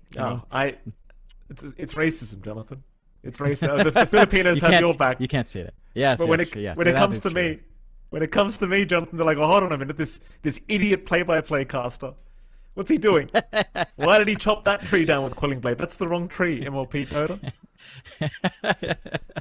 Sounds like we're talking about some childhood memories, Mike. Sounds equally traumatizing for you. Good to hear. Always fun to see us. This should be fun to watch as well. Gummy vitamins is what Solo needs as we're taking a look at the lanes breakout. Down mid, Kiyotaka on that Storm. Up against Somnus on a Quap. Again, pretty decent lane for the Quap. The Storm can play this, but it's almost an easy matchup into the Quap just because of Remnant. To come in to harass, you have to be pretty damn close as the Storm, so Somnus will always have the edge with a Shadow Strike range, with a right-click range as the Storm tries to come in. Already some good blocks and good clears coming out from Somnus in the wave under the tower. Some denies coming out from Kiyotaka, but this lane holds steady. Kiyotaka can look for relief from a Skyraft mage rotation. If the side lanes go well, Antares is going to have a lot of impact on the mid, if he can leave. Things are looking pretty damn good, that's for sure, as Antares being harassed out just a little bit here by our Witch Doctor, but it's going to be just fine. Low getting a lot more aggressive here as the Bristleback, pushing the wave out very far towards the Tier 1 Dire tower, but just can do this very confidently. See, with the Bristle, you just want that Vanguard up to feel really tanky, but here comes Antares. Getting very aggressive. Low, almost down. Is not gonna fall. 9 HP he survives on. But now your Witch Doctor, finding himself in a little bit of danger, will cop the concussive shot. He has the healing with the Voodoo Restoration, so he will make it to another day. But Azure Ray, down at the safe lane, they do need to be somewhat cautious. Like, they probably don't want to dive that far. You're getting some good spacing from Antares, just managing to drag that attention away from the Enigma.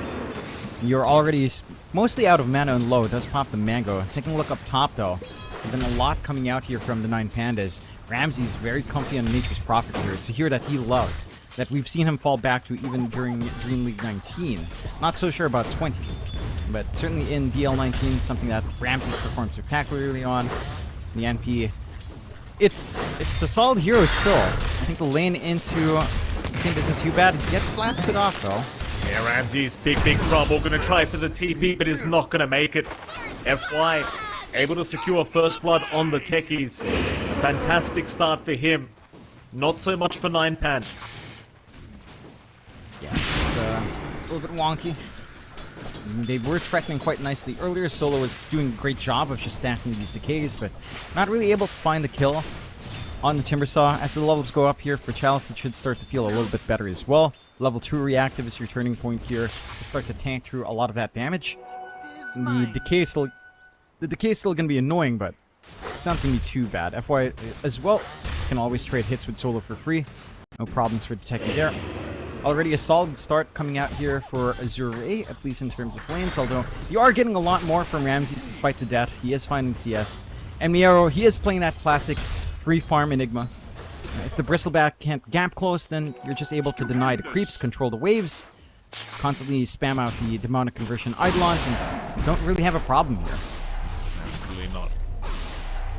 Looking back at bottom lane, Nine Panda still doing a very good job, but Low is finding CS. He's 17 in 3. It's not the absolute best, and some of those are just going to be naturally Eidolons. In fact, look at that. 3 Eidolons taken here from Miero. Low, I mean, suddenly he's at the top of the CS board, so never mind what I was saying, John. A couple of Eidolons and suddenly you're good. That's all you really need, and that is something that Bristleback will enjoy. Doesn't have the healthiest mana pool, but at least has the Lotus for some flash mana in case necessary. They are running down top lane, and Solo's been pretty on point with the double Ks here. Chalice not the healthiest. Certainly not. Solo gonna jump in. Ramses does TP. Chalice just zipping the other way with the chain's not gonna be enough. He is down. Solo with a very nice setup here for Ramses to take a kill for himself. FY, he's got 2 spells up. He could have tried for the Undying, but he wasn't confident with his damage. The Solo does have the raindrops and the stick charges up, so he won't bother trying for the Undying. And Solo, of course, just going to deny himself to the tier 2 mid tower. It will actually give the kill away to FY, but no XP. Solo, he won't mind that. He just wants a free reset. Yeah, just wants to get back in that lane, start spamming the K stacks once more. Nine Pandas finding themselves a little bit with that deep movement out. Inside of Azure Ray, again, not too unhappy, but they're starting to get some space out. Somnus has a free time down mid. They're starting to really apply that pressure down bot. Low with a full Vanguard up, not in any risk of dying. Kiyotaka, FY, he misses the sticky bomb, but he lands the blast off. Kiyotaka still trying to run, FY unable to finish off the kill. And the sorry is because he messed it up. Had he gone for blast off first, that would have been a kill. FY went for the sticky bomb instead and ends up missing. But FY, he had the vision with the Observer Ward over Kiyotaka. And the Storm had 0 mana, so there was really no way out of that. Had the blast off been committed first up, FY already apologizes for it, and we move on. Yeah, missed opportunity. It is still good pressure nonetheless, as Somnus finds himself Antares. Yeah, Antares chased down. Not much in the way of tanking through this. He will try to juke and jive, but it is not going to be enough. Somnus able to pick up his first kill of the game with the Queen of Pain, and even gets himself a regenerate. Because why the hell not? What more could you ask for now on the clock? Free time mid. You can kind of try to threaten now with Sonic Wave, not the safest of times for Kiyotaka. He is about to hit 6 in the Storm, so a kill threat shouldn't be too easy to find. Miero caught by the blast off, taking a lot of damage here from Low. He'll try to run. He's not level 6 yet. They do at least kill off Qian Ming, as Low is still chasing. Miero finally going to go down to FY, picking up his 3rd kill of the game as FY will run. Low, he'll chase down Antares. He's quite low in terms of the HP pool, but he does have a Lotus up. In comes Ramses, trying to help. Ramses, he might have enough with the Sprout to hold down the Bristle. Low's gone too far. Low's going to drop. And FY actually went down to the Eidolons of Miero to boot. So they got both of them. The top side, Chalice at least does take the Wisdom Rune for his side. And it seems like Solo will end up sacrificing himself for the attempt, as the stun is going to come through. Ancients trying to help deny off Solo, but not going to be the case. Good back and forth there.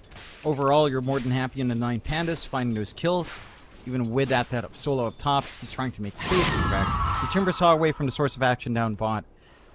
5-4 start. 9 Pandas slightly ahead, but you're not really behind here on Azure. You do have concerns with how fast Ramses is building up. He is going back for the Midas build that we tend to see him enjoy on the NP. And once that's up, he can just scale up even faster, clear out the jungle, get the farm.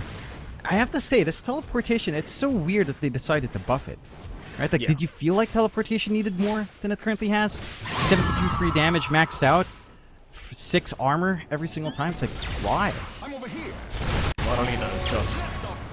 Kiyotaka fighting for the Haste Rune, does not get it, but he will get FY as a trade. But here comes a big Sonic Wave. Somnus landing on 3. Ramses will die to the melodic damage. They will get Qianming, but they have lost Antares. Somnus now focusing down the Tombstone, making this tough fight a little bit easier. The Solo has been left behind. Solo should go down. Somnus picks up a double. 3 for the price of 2 in the mid lane. A perfect team fight for Azure Ray. That's just some smooth angling coming out there from Azure Ray. 9 Pandas overcommitting for that kill, for that event, and they get punished for it. Azure Ray more than happy to feed off those kills onto Somnus, finally getting that Sonic Wave use off, and you managed to reel back some control. You still have time to stall. I think 9 Pandas, when it comes down to their draft, they have good push potential, but you are looking to play a slower game. Build up on the Enigma, build up on your Storm and NP. So they have to be weary of Azure Ray playing fast here as they are smoking out once more. Nice scan. 9 Pandas, they know it's coming. They'll get rid of the Observer Ward. Qianming has jumped in. Stun was thrown out, but Kiyotaka will move back in onto Qianming. Zura, they're going to try and help out. Blast off is there. Solo at least gets caught, but here comes Ramses trying to back them up as Somnus getting caught out will go down. And now FY trapped in the Sprout should drop as well as 9 Pandas. A very nice setup. A perfect scan out from whoever that was. Seeing the smoke was out, they do deny the ward off immediately and just prep for the team fight. It's even bottom lane low, being chased now as the black hole. He cancelled. He cancelled the black hole. He didn't want to pop it. And sadly for him, he cancelled at the wrong time. Maybe canceling because he got Bristleback facing backwards to him. Might have been a little bit dicey, but I feel like he could have still found that kill opportunity for sure with Ramses camping. Missed opportunity to find low. Nonetheless, 9 Pandas getting some good punishment off their end for that fight up top. And again, you're seeing Ramses just take this constant activity out. And again, it's still level 1 teleportation, but that's still a lot of damage coming out there. Like, why does he get so much? 36 free damage for that first hit, going down 6 per stack but gaining more armor. Like, NP is an oddly aggressive core right now.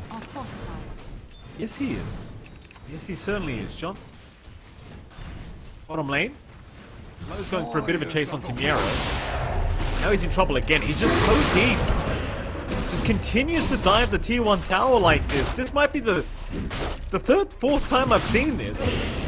But the second time Lowe is going to die to it. It's mid lane. In the meantime, Somnus does drop on the Quap. Antares able to take him out. Azure Ray trying to respond, but they just don't have it. No way to lock down the storm. Does mean that they are forced to back away. And that is a concern as this game goes on. You don't have that hard hold for these mobile heroes in the storm. You're going to need a Hex build-up from somewhere. The Orchid is being built up here by Somnus, so that is going to be a solution early on, but Kiyotaka's been managing to bounce back well in this game so far. Still at the bottom network across all the cores, but the farm distribution is fairly even top to bottom anyway. It's not like you're actually lagging behind too far back on the Storm Spirit. I think for 9 Pandas, this is a pretty good pace, because again, you're expecting Azure Ray to kind of take point here. They'll smoke out with Antares and Kiyotaka. That they will. Into the mid lane they go. 9 Pandas looking for Somnus. Somnus backing off at the right moment, trying to go for the 12-minute power rune, but it is going to be down bot instead. Kiyotaka picks himself up an illusion. Somnus instead will take the Dire Bounty. The rotation is still happening. Antares and Kiyotaka trying to get there. They just need to land that Ancient Seal first, so Somnus will just die. Kiyotaka can go for the Vortex as well. Somnus, he already picked the Blink, so he's trapped up in trouble. Somnus is down. FY gonna try and TP out. With the disarms, they cannot take him down. So FY is fine, but they found a much bigger target in Somnus. 9 Pandas throughout this mid-game so far doing a fantastic job of just constantly chasing down this Quap. Yeah, they've just constantly applied that pressure, ensure that Somnus doesn't get a smooth ride into the Orchid.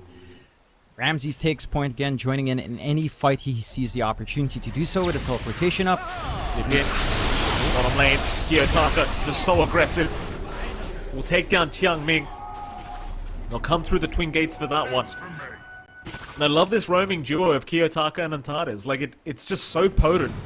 This combination of Ancient Seal with all the damage of Kiyotaka. And it just continues to work.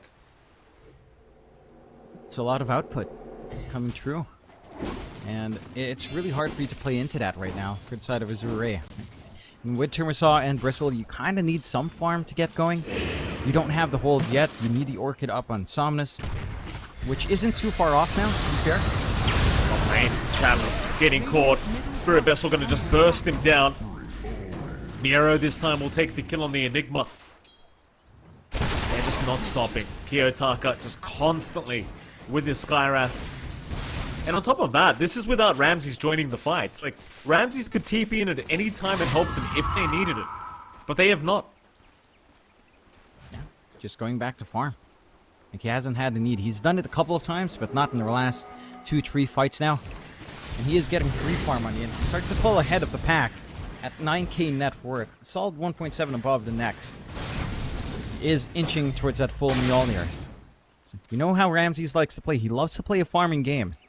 And once he hits some initial items, that's when he really starts to pop off. So they've managed to secure that kind of start here for Ramses. And this is a good turnout for 9 Pandas, right? In comparison to the game up against Gaiman, which you could argue was less about 9 Pandas, more about Gaiman and how badly Ice Frog needs to find a way to nerf them, I suppose. Although it doesn't seem like there's a way to do so. 9 Pandas are rallying here. 4k up, 8-14.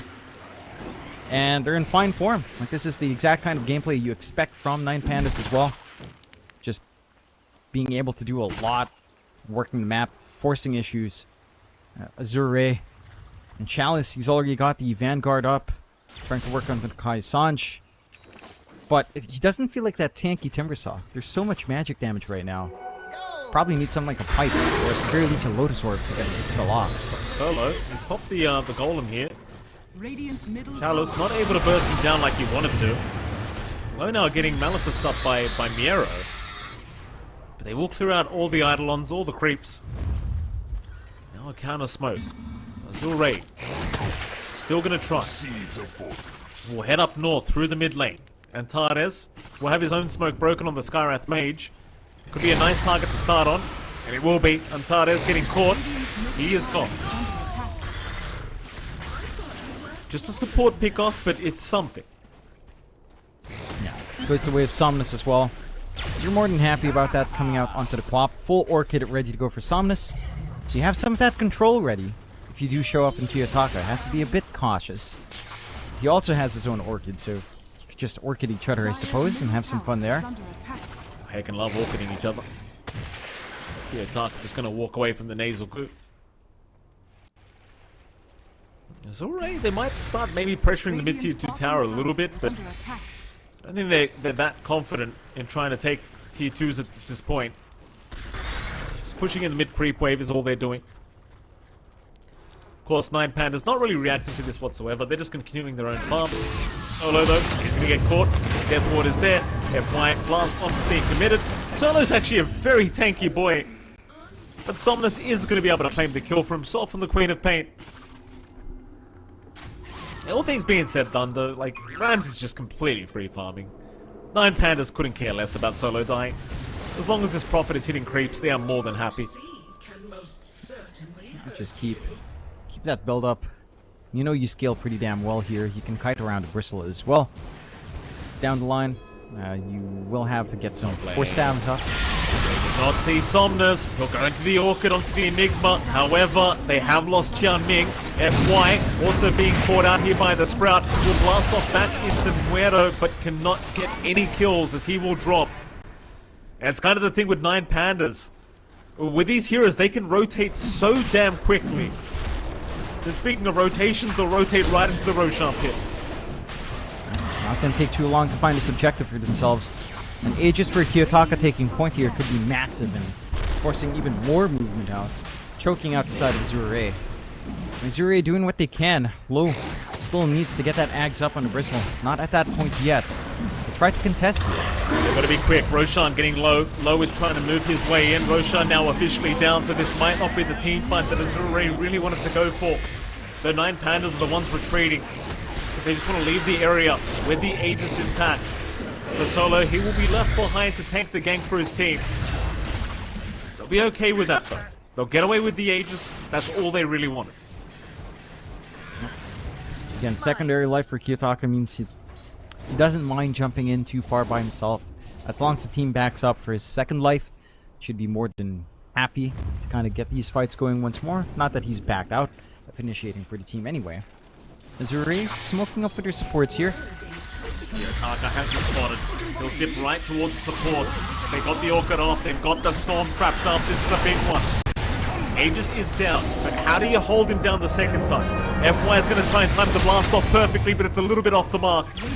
Ramses now has joined in. So is Piero. He gets a two-man black hole. They found Somnus. Somnus is gone. So is FY. And now Tianming. He'll be the third one to drop. 9 Pandas, they will just keep going. Low, he'll try to fight back on his own as the Bristle. Chalice is there too. Miro is down, but Low is going to drop. They have lost the Bristle.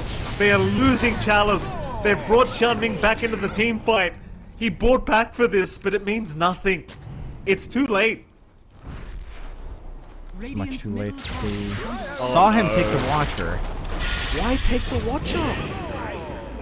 I think the issue was he walked under the Watcher anyway, so he's probably just dead. Yikes.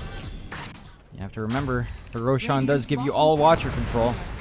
You can't just path your way back to safety there.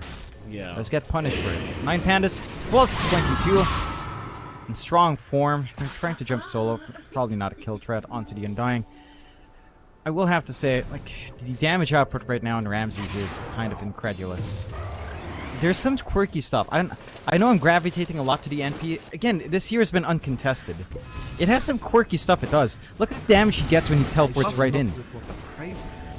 He gets free plus 72 damage with max stats, and then once the stacks are gone, you get 16 armor in exchange. He had plus 96 to start, though. He had even more than 72. No, I mean the buff gives you plus 72.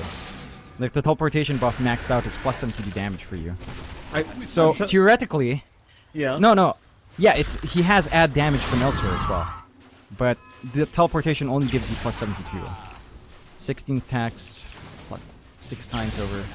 The one thing is, at level 25, does that you could theoretically just keep teleporting in the middle of a fight. Sure, there's a 3-second cooldown, but just keep jumping forward. Always have the damage. Does it? I'm not sure if it double stacks. Right? Like, does the buff duration stack on itself? Because that would be pretty funny. What Nature's Prophet can do with the level 25. It was 96, by the way, John. FYI. I did the math. It was on the buff. I know what you were trying to say to me, but it is 90. 16 times 6 is 96. I used a calculator, don't worry. I'm not that smart. I'm not that clever, don't you worry, John. Bottom tier 2 tower. I mean, it is busted, I'll give you that. Like, that is, I don't know why he got the buff like that, but it is very strong. It's bottom lane. Bit of a defense to come out against 9 Pandas, but they aren't going to stick around. They're just going to leave the area. They have a 13k advantage, so there's just no rush in this game. Like, while Prophet has him in the most popular hero in this meta right now, it is still Prophet. He's got a level 25 timing to hit eventually, and we know how broken that's going to feel. In fact, how is that going to go? When you remove the teleportation cooldown? That's what I'm asking. How ridiculous does it stack is this up? game? Does the buff stack up in itself? FY. Just going to drop to Ramses. Nature's Wrath flying through to secure the kill. They've even got Tianming here on the Witch Doctor. Tianming going to try and go after Solo, but just does not have anywhere near enough damage. T2 tower. It's as good as gone.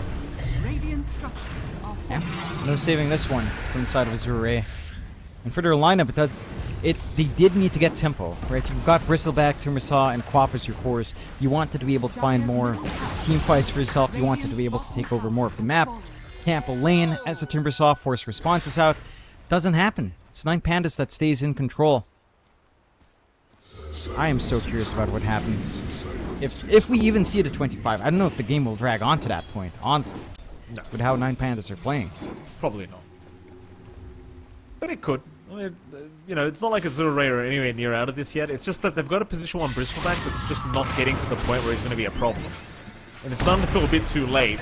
But they will find Solo, but now Miero jumping in, has Black Hole, but won't find the Black Hole he wanted. Instead, the Malefice is going to be more than enough into the Orchid of Kiyotaka, trying to take Somnus down, and Somnus barely able to blink away, has a regen rune, so he'll reset. But Azure Ray is still dropping. Black Hole is out on low. They've got the Bristleback held down, but at least the Enigma will drop as Somnus back into the fight with the Sonic Wave. They'll find Kiyotaka. 3 for 1. Azure Ray somehow make that team fight work. 9 Pandas needing to leave the area. It's down to that hesitation coming out there from Miero. Gets the good jump in, doesn't immediately Black Hole, trying to look for more control if he can catch him out. And yeah, that forces Kiyotaka to zip all the way across, starts to run low on mana, can't do as much in the middle of that fight. There's enough of a window there for Somnus to blink out once the Orchid fades. And the cleanup crew in the rest of Azure Ray does kick in. Ramses, with all the damage coming out, needs a break. He will go for the Silver Edge now instead, realizing that the Bristleback is still an issue once his back is turned to, as you'd expect. So we'll need to divert, but should start to work out that way. Good punishment out from Azure Ray, though, keeping themselves in the game, dragging some gold back their way. 9 Panda's still in a very comfortable position, though. Again, very even farm across all the cores outside of Ramses. And this is really the big concern for the side of Azure Ray, just this Nature's Prophet. And how well it's been profiteering in this game. Like, he's been left alone for too long. You know, Ramses didn't get pressured in lane, didn't get pressured in his jungle farm. And you have to kind of try to find a way to lock in both the NP and the Storm. And it feels like you only have control for one of those 2 heroes. I wonder if there is a stage where the low's going to feel strong enough against this Prophet, though. That's kind of my question right now, because Azure Ray, they aren't out of this game yet. No high-grade attempts have happened at this stage, though. Top lane, Chalice, and he gets sprouted out by Ramses. We'll chain away for now, but the zip is incoming from Kiyotaka into the Mystic Flare. A very quick kill. Somnus jumped into boot, but they still have the Orchid. Somnus, massive trouble. In comes Miero to add the Malefice to the mix, but he's still alive. Solo now the one being targeted. But Somnus will be able to get out. Had the BKB, was going to be just fine. And it seems like with low around, they should be able to protect the top tier 1 tower. 9 Pandas, they will leave the area. Not seeing the opening to take an objective. They are out. It's a missed opportunity out for the Pandas. The side of Azure Ray, they still lose a hero. They don't find anything in exchange, but holding on to map control is the big thing. Securing triangle control for the rest of your heroes to keep playing this farm game. Try to scale up. You do have that timing met for Ramsey, so full Silver Edge up. So the Bristleback is not going to be as big of a threat now.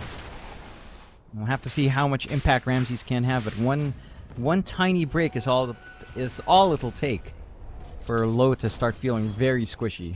And he has at least the Vanguard and some armor up, but the Bristleback is where the Bristleback shines. They have found themselves a Witch Doctor here. Jianming Radiant's top tower is under attack. instantaneously dying to Kiyotaka.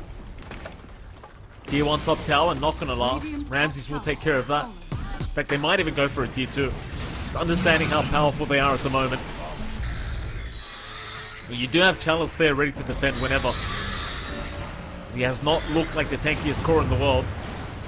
There goes the tier 2 now being focused. They will be forced to glyph to try and protect, but 9 Pandas again, not really retreating quite yet, still hanging around the Radiant Triangle. Maybe looking for a pick-off attempt before they do go for the tier 2.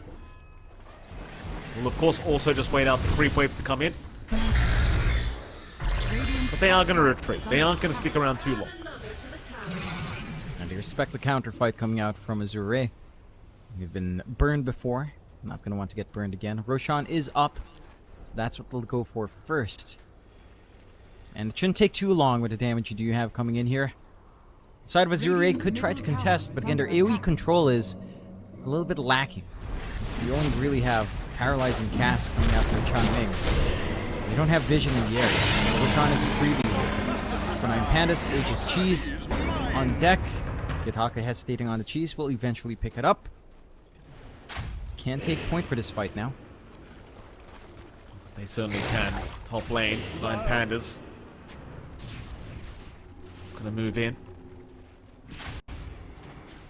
Rams is not around, but has teleport in 10 seconds. Very nice arcane rune sitting at the bot rune spot right here for Kiyotaka. But they can't see it at the moment, which is a bit of a shame. He might have a look around for it. See if he can find himself a power rune. Meanwhile, mid. Alice will reveal himself with the Chakram. Arcane rune now spotted by Ramses, so Kiyotaka will be able to go ahead and pick that one up for himself. Big group up from both teams in the mid lane. Nine Pandas, though, I think looking just quite a bit better here with the Aegis and Arcane as they do jump low immediately. Low, what are you doing? Oh, Low! Just getting destroyed. That wasn't it. That is not what you wanted to see as Azure Ray. No. Maybe not expecting that silver edge on Ramses. He didn't show it off at all. He didn't show in lane after that pickup, so big reveal there. You can see how squishy that bristle is once the break is applied. Solo. He's at least going to get caught. He does get a D ward while he is in that Radiant Triangle. That may force Nine Pandas back. I don't think the Undying is the biggest deal. You are lacking Tombstone. Still, Kiyotaka's going to jump in. Nero, he has the Black Hole. He's waiting to commit because he was stunned up. The jump is back in on the Timber now. Chalice just gets annihilated here by Kiyotaka and Ramses. It's way too much damage coming out from the Prophet now, as he does also have the Revenant's Brooch. So plenty of damage coming in. And off they go down towards the bottom lane. They'll ignore the mid-tier 2 tower. Just go right for the high ground, knowing there's 3 heroes down without buyback. At least Low is going to respawn in time for the defense. But you are still lacking FY, and you are still lacking Chalice. Just at the ball. I mean, the bristleback can kind of slowly try to clear, but it's not fast enough. Second fortify forced out. Ramses has got an extra use of that silver edge if Low steps too close here. He's out, Low, trying to move in. Ramses protected. Muero, he gets the Black Hole. It's on 2 targets.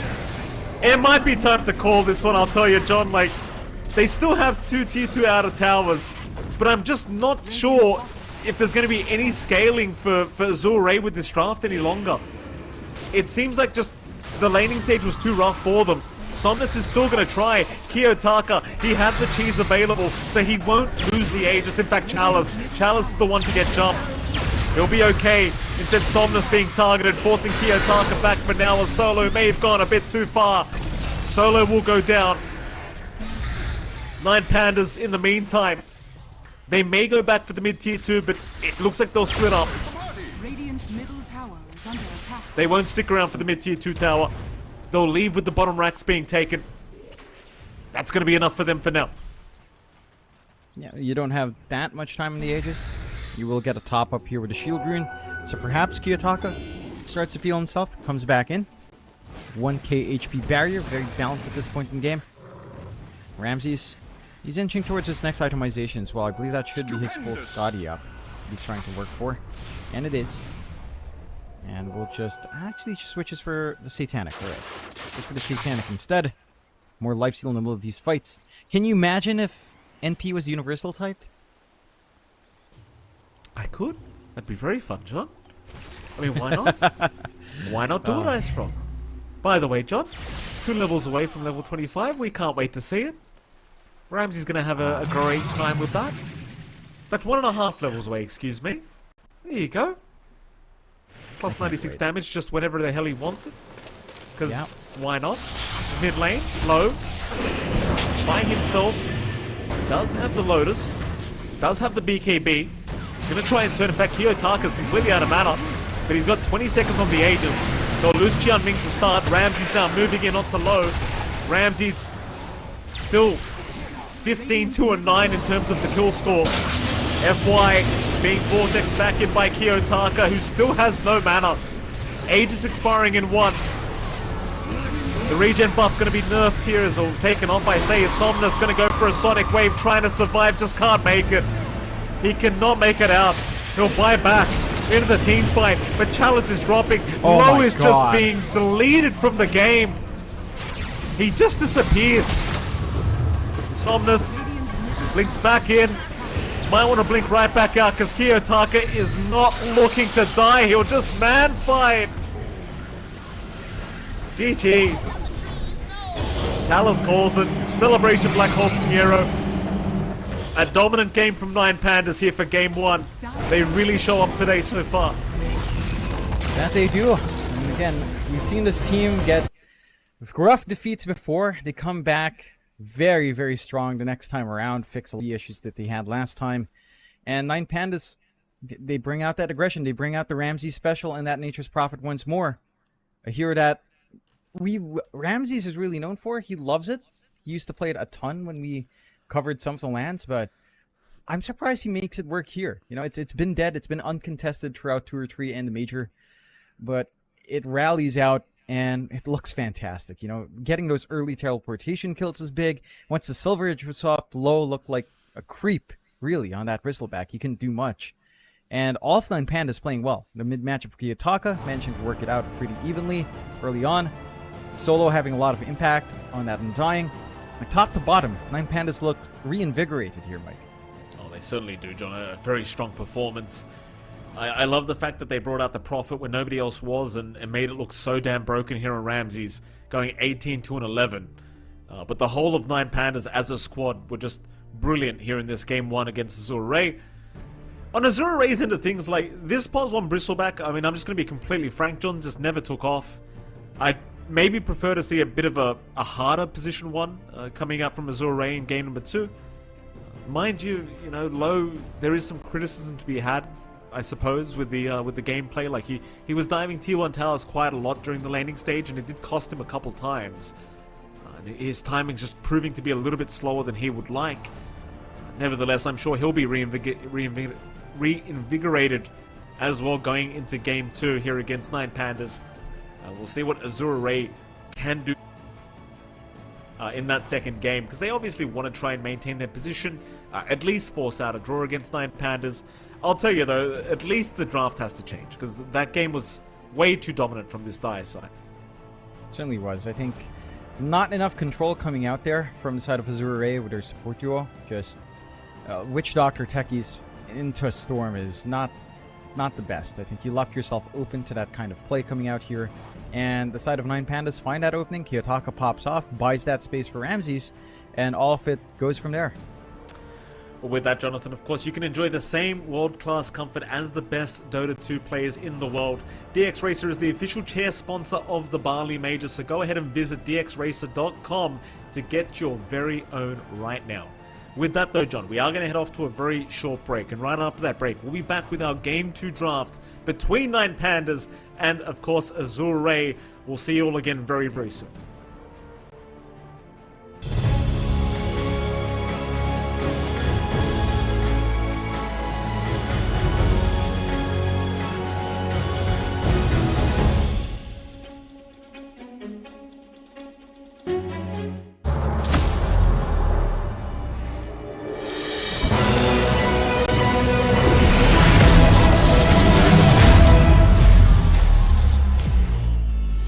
Use your skills in the gaming.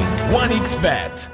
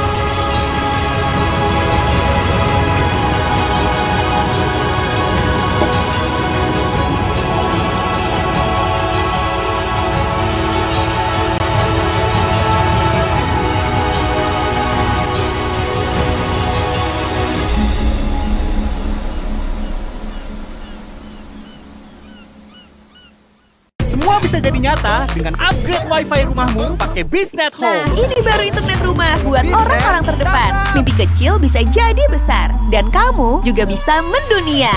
Jadi, siap wujudkan semua jadi nyata?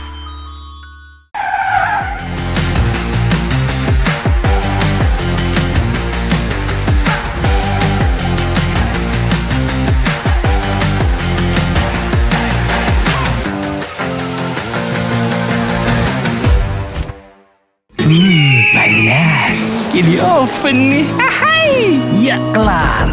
Wih. Nah ini Super Oven si paling seru. Mau gini seru. Mau gitu seru woy.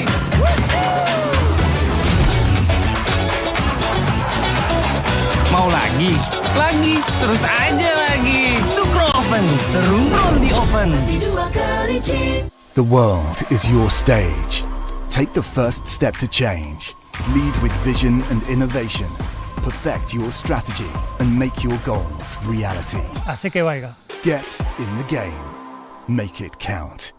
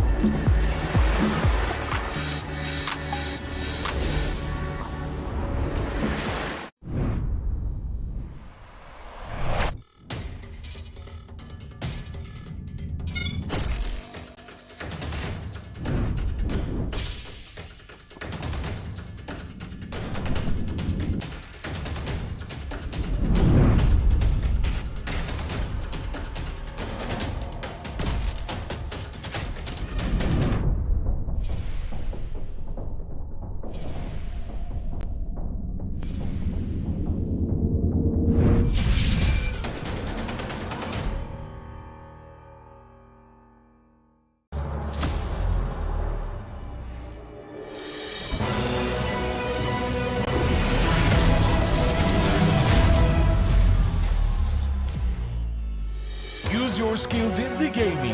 1xBet.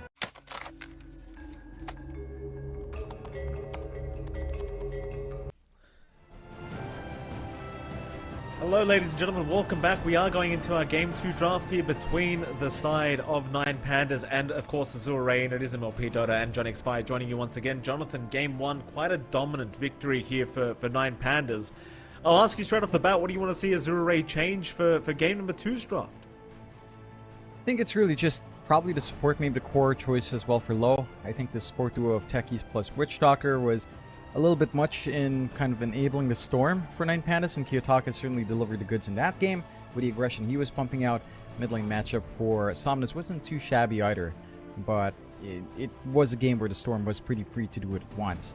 So I want to see a different direction in terms of their pause 1 here for Azure Ray, because I think the core-to-core just didn't work. You weren't able to crush an Enigma lane either. The Enigma, sure, he loses his Eidolons, but he still finds his own farm. And eventually Miero just hit the Midas, went into the Blink, and started threatening with Black Hole. Again, you had no great Black Hole cancels here with Azure Ray's Raft. I was expecting maybe a Clockwork, and that could have fixed at least one issue with, say, the Black Holes, as long as your Clockwork holds the hook shot for that spell commitment. So we'll see where the shift is for Azure Ray. For 9 Pandas, they had a fantastic game. They fall back to the Nature's Prophet that literally no one else picked up in all of Summer Tour 3 and into the Majors. So if they can make that work and they show us that again, I don't think it's a priority ban. You know, no one's gonna ban Nature's Prophet. No one figures out that it's strong right now. I'm sure Ramses will always have his pocket pick. Perhaps. We'll see. I mean, the draft isn't underway yet. I tell you, maybe Azure Ray after that Game 1 might want to ban it because it seemed a bit too potent here from Ramses, but we shall see. We shall see as the game draft is not underway quite yet, but it will be really, really soon. I think overall, I mean, there's not really The laning stage from the bot lane is what I wasn't a big fan of from Azure Ray. Like, I don't want to criticize one player too much, but I just think the safe lane bristle we saw from Azure Ray was... It didn't hit its timings. It went 2 to 7. You know, with a bristleback pos 1, like there's certain timings you need to hit. It is not the strongest carry going into the later stages of the game, and once you hit that mid game, you just saw like they were still just trying to farm up the Ags and the bristle. By the time they got it, it was just all too late because the answers were already there from 9 Pandas. And I think with a momentum-based pos 1 like bristleback, you just can't afford to have that happen. Mind you, I can understand why they chose the bristle, because you had so many units available from 9 Pandas, like the Eidolons, obviously free farm to the bristleback, even the Treants, pretty nice from the Prophet, but it just didn't really pan out that way. Like while the CS was nice during the landing stage, just again a couple too many dives, I think, from low cost them a good start on that bristleback and really did cost them a decent performance there in game 1. But game 2, they might change things up. They might just go for a harder carry that likes to farm the whole game and maybe make it happen that way.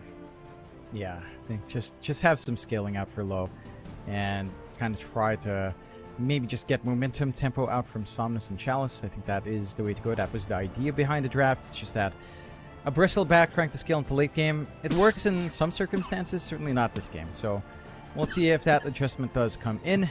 You should be heading into our draft rather shortly if our lobby does go through. I can see you're dying already, Mike. I'm glad to have spent all this time with you. I'm sorry that you have to go, but it was a fun time together, Mike.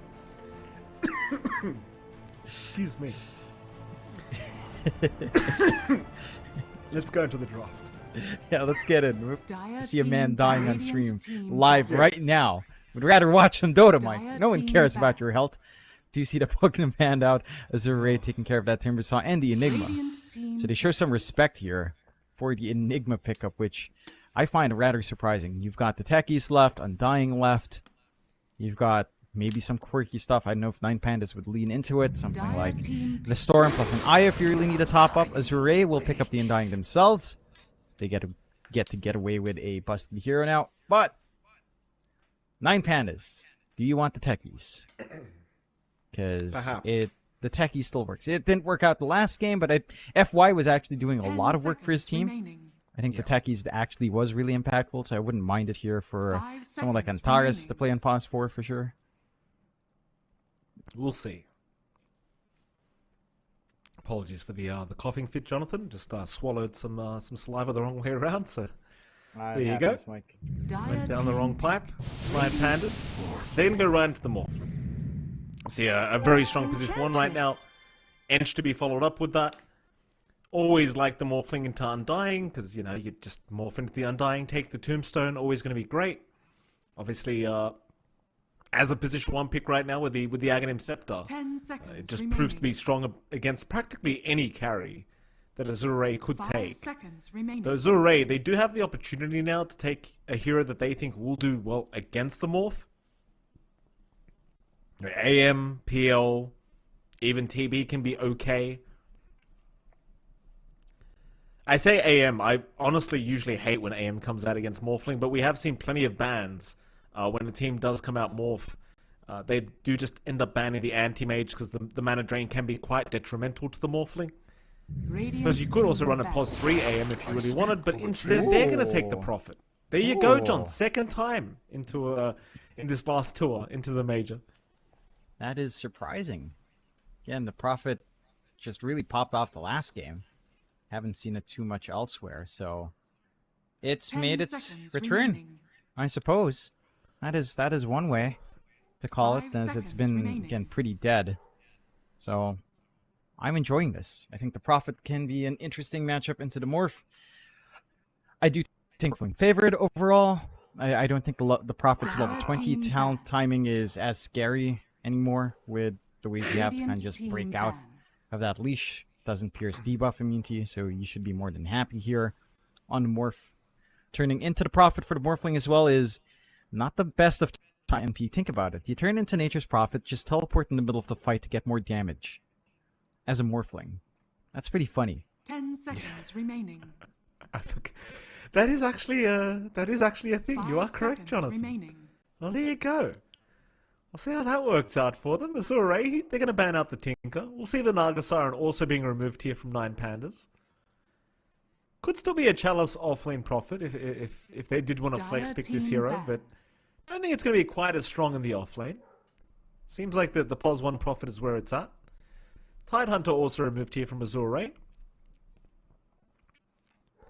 Very interesting series we have here, with this Prophet being so popular all of a sudden. So 10 seconds who made these remaining. changes to Prophet? It wasn't out of the meta that damn long. You know, we Yeah. could have had it 5 disappear for a seconds bit remaining. longer. Pretty much. Like that's why I was surprised when I saw him get damage on teleport. I'm like, that's pretty interesting for him to get that buff. I mean, of all spells to buff, teleportation. Like, just the fact you teleport for free is already big. Didn't need to add damage on top, but you know what? I do like that mindset. Again, I like it when things are busted. So if you bust Prophet like this, make everyone else busted, you know? Pass it down. I mean, why the hell not? 4th ban out for 9 Pandas, still thinking about it. Radiant team ban. Lion will be removed. Very surprising to see this Lion being prioritized here as a ban, I must say, but I'm sure you're very happy to see it, Jonathan. I suppose a lion into morph is funny because if you can survive through, if the seconds morphling doesn't burst you down, mana drain in the middle of the fight can be annoying. Hex 5 as well, of seconds course, instant remaining. control. It's just to cover their bases. Of course, FY Lion is also a beast, so it's just respect for the quote-unquote, as some people say, quote-unquote, washed players. Yes. Azure Ray. Definitely not washed. No. Final bans to come. Azure Ray. Thinking about it. Bit of a mix in their bans. Appreciate the Kiyotaka Tinker ban at least, though.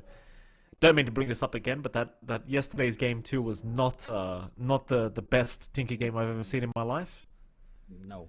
Dire Certainly team not. ban. I was smiling in my sleep though, thinking about it. I'm not gonna lie, John. Poor Kiyotaka. Yeah. Gets his Tinker and then they just GG out. Like, goddamn. Oh, Gaming. 10 Someone needs to seconds report remaining. Gaming for cyberbullying. Thanks. 5 was a seconds pretty- remaining. That's a pretty bullying game. That was sad. It was a very, very sad game. Final ban to come from 9 Pandas. It's the thing as well, like, I wonder, like, 9 Pandas down the line, right? Like, let's say they make it through to the playoffs. If they have to play up against Gaming again, what the hell are they going to do? You know, like, you've got to look back and see what went wrong, but there's not much to go off. Like, there wasn't much game time in that series for them to really try to figure things out.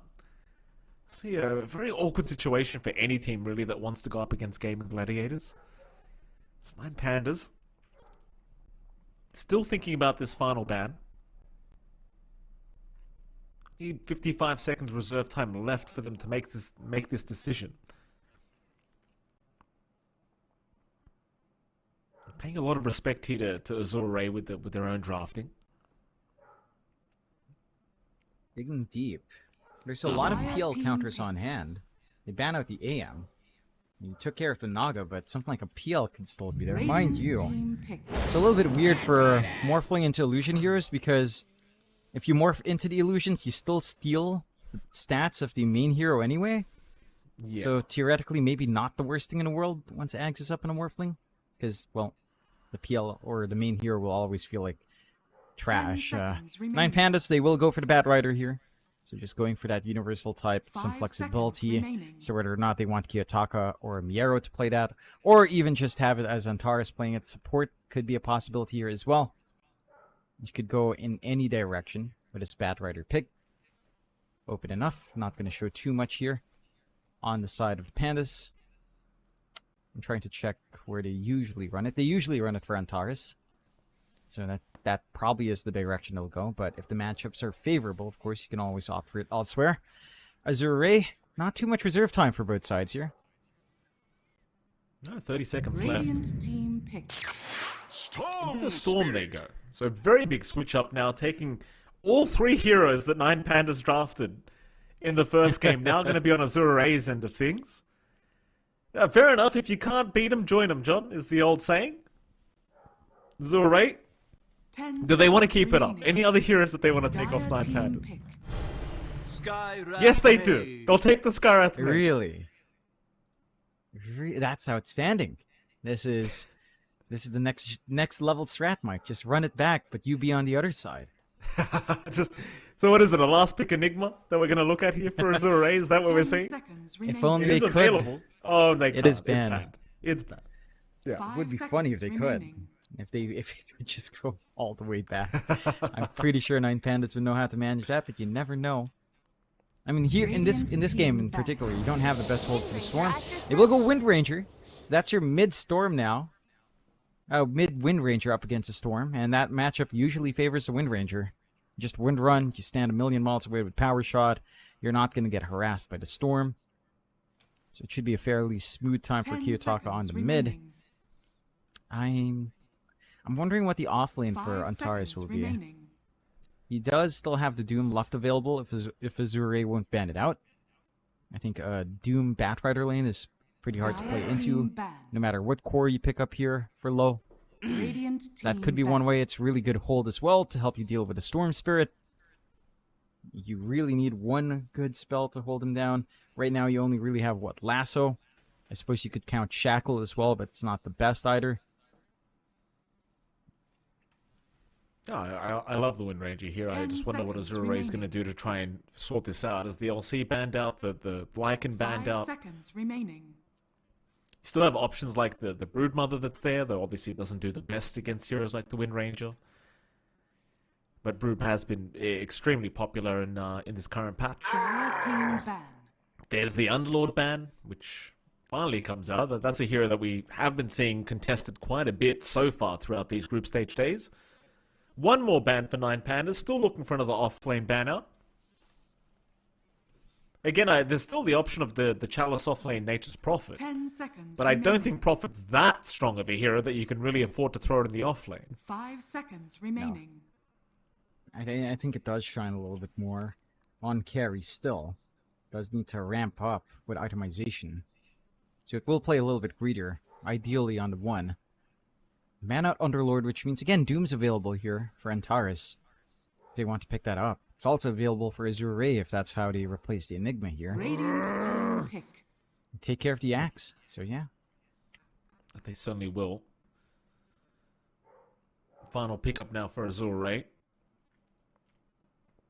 Preferably something that's going to play off the Skywrath Mage. In the off lane. 10 seconds remaining. You have a Beastmaster available, right? Am I seeing things right? 5 seconds remaining. I believe you are. Beastmaster is available. That's probably your best setup for the Sky. Again, you could also steal away Doom on Azure Ray, although it doesn't feel as pertinent, but Doom up against Morphling's always nice. You'll just need a way to pop Lincolns down the line. Shouldn't be too hard for Doom to find a solution for that.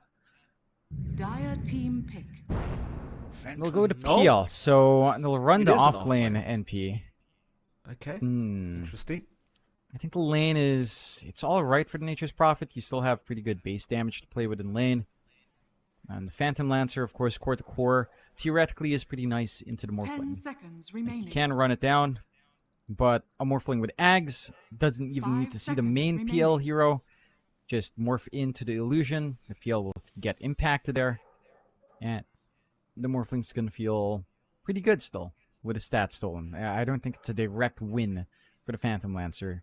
Unless you just get the chain stunts and burn his mana, which is probably the play here for Azure Ray. For 9 Pandas, again, looking for likely our offlane, and they will go for the Spirit Breaker. There it is.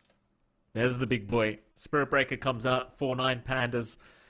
Azure Ray, I mean, a very interesting draft though, John. I must admit, I have a lot of doubts about this offlane Prophet.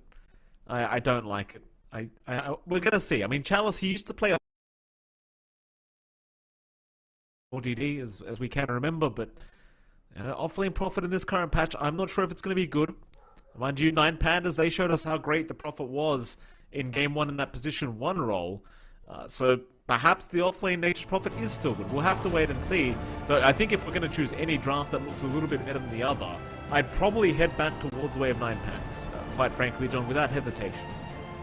Yeah, I'd lean in the same way here. I think Spirit Breaker is going to be a pretty aggressive pickup for Antares. He can start running around. A Spirit Breaker Batrider lane is easy to just run down early on onto low. Tian Ming is going to have to put a lot of work in on that Undying to prevent any sort of openings coming out here for the side of the 9 Pandas.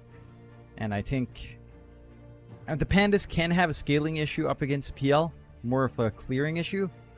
Like, at some point, for sure, once the illusions are up, you don't have the easiest ways of clearing them out. I suppose an Ags up on Spirit Breaker, constant charging can help you manage that. But it's going to be a little bit more back and forth. So if Azure Ray can find some openings to allow low to farm, then this game, it can go into a draw. I think Azure Ray can't put up that fight. You're fairly free here as the Storm Spirit. No hard lockdown again outside of Lasso and Shackle. Charge is nice once you have Shadow Blade. But once Vision is down and you have some protection up for Somnus, it's not going to be the most amazing solution. So we shall see. I think the laning phase is going to dictate who does get that opening. And you can maybe lean into Azure Ray just a little bit. I think the Undying lane into a Spirit Breaker Batrider is pretty good. You will be annoyed by the Batrider for sure, but the Spirit Breaker not going to do as much towards the Undying unless you get like double stuns on your right click, and then you're like, alright, you win, but you win any matchup when you get a double stun off, so that's not really fair to say. Don't talk about my Spirit Breaker like that, John. You know, there's nothing wrong with a bit of 17% kicking in at the right moments. You know, sometimes even game, hands you a blessing occasionally. Looks like Game 2 is going to be underway here between 9 Pandas and Azure Ray, so we can have a look straight at that, see exactly how this game is going to pan out. 9 Pandas, of course, one game in the lead so far of this best of 2. Azure Ray looking to tie up the series 1-1 if they can. Let's see how it's going to pan out. Throw it to game number 2. See where we go with this. This part is offlane profit good? I think it can be. It's just itemizing is a little bit interesting. You could go Horus. We used to see Chalice in particular go for like Guardian Greaves. I don't think it's the best Crimson Guard carrier, unfortunately, but maybe a Pipe could be good here. If you do go for that kind of build-up, I don't expect Chalice to go for the Midas play. Once again, off-lane, you want some more activity out. There's some decent intermediary items, though. Like, with teleportation and the damage you have, you'd only need a few items up to really start dishing it out on a profit, so Ato's Gleipnir is not too bad. With Global Presence, like a semi-hybrid of Guardian Greaves, Ato's Gleipnir could be nice. And I think that's where you can kind of kick some momentum in. You could go for the Assassin build as well with like an Orchid Rush. A lot of ways that Chalice can go from the offlane. Keen to see what he does, dude. Bit of a contest over the bounties. Miero gonna try. We'll get slowed up by the concussive shot. So have to leave the bottom bounty and go. And there was a deny from Chalice on the northern one on the top side. So that's the Treant's getting that done. It'll be a 2-for-1 trade on the bounty runes to get started. So a bit of a bonus here for Azure Ray. Nice little start. And while we're here, John, we'll start off with the top lane. Chalice is going to be there on the Prophet. He'll have the support of FY coming in on the Skywrath Mage. And of course, Solo going to be on the position 5 Enchantress. With Ramses on the pos 1 Morphling. This lane looks like it should be somewhat dominant the way of 9 Pandas, but we'll see what kind of magic Chalice and FY can get them. Yeah, once levels are up for Solo on Impetus, that's where things can get dicey for Azure Ray. Solo's still holding on to that level 1. We'll go for the heal instead. Trading blows with FY, zoning out the Skywrath. The 1v1 lane for Chalice is pretty manageable early on. He does have the Blightstone up as well to help with harassment and some CS to come on hand. I think as you hit, say, a level 3 spike, it does become much better for the Morphling. You can dance around with the Agi shift. So it's not too shabby. Solo's doing the right thing. Just ensure the Sky doesn't come into the equation. And as long as the spells aren't being spammed out, you should be fairly safe for Ramses on the first few levels. Should be. Solo getting it jumped. Blood Grenade is there. He does have the heal again. Very fire out. Still taking a fair bit of damage, but with the heal, he's going to survive. In fact, Ramses now the one to jump in as Chalice tries to block his way with a tree. Ramses does not have the adaptive strike yet, so he can't really secure the kill onto Chalice. Will at least force the TP away from Chalice, but he can teleport back in. He is level 2 now, so he'll be just fine for the free reset. Close calls on both ends of the teams here at the top lane, but ultimately, considering you can reset on the Prophet, I'd say the side of Azure Ray should be a little bit happier with the harass trade. For sure. If you're more than happy, you can just run back as the NP. Teleportation already up there, so a full reset, and just goes back to farming. Ramses, again, doesn't care too much if the Prophet's there or not. As long as he's farming, he's happy to morph. Okay, then take a look at our other lanes. Looking down bot right now. Miero on the Batrider with Antares and Spirit Breaker up against Chanming on that Undying and low on that PL. A pretty straightforward PL lane. You've always got the Doppel to play with. Hasn't leveled it up yet. It is a fairly long cooldown at level 1 though. So that is an opening that 9 Pandas can use for their own advantage. If the PL does decide to just try to dodge out, you can kind of try to stack his spells. Like, he can only avoid one. Either he avoids the charge or avoids the flame break, but not both of them. And again, Chanming still has the 2 mangoes, so he can still keep Antares and Miera away from a deep dive commitment here. Absolutely. Somnus in the meantime, mid lane. Being a little bit low to Kiyotaka. Does get a wisdom, a rather water rune for himself as Somnus. Still being forced away by Kiyotaka.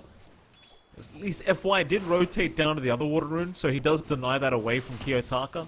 So he'll have no bottle refill for himself and the Wind Ranger. But this mid lane, you already kind of mentioned it during the draft phase, but it is favoring the Wind Ranger quite a bit. Now the charge is going to come in from the off lane. Antares, Somnus, he's got no way to juke this out. Vortex was on cooldown. Thankfully though, Kiyotaka wasn't ready yet, but he's going to move it anyway, and with the power shot, it's going to be more than enough. Antares is going to die to FY, but a great trade for 9 Pandas. Yeah, that's exactly what you want to see coming out here for the Pandas. Getting that aggression off, getting the first blood bonus onto Kiyotaka, who's already stomped mid just a little bit. Again, very favorable matchup for the Wind Ranger. Somnus not having the best of times. 10-3 on the Storm in comparison to double on Kiyotaka. Does not set a pretty tone for the Storm, so your timings into that Falcon and Witchblade going to be a lot longer. The Kai is going to take a lot more time as well. You're potentially going to see a PL, Nature's Prophet, and the Storm all having to share jungle space to get that build up. So 9 Pandas just hitting where it hurts.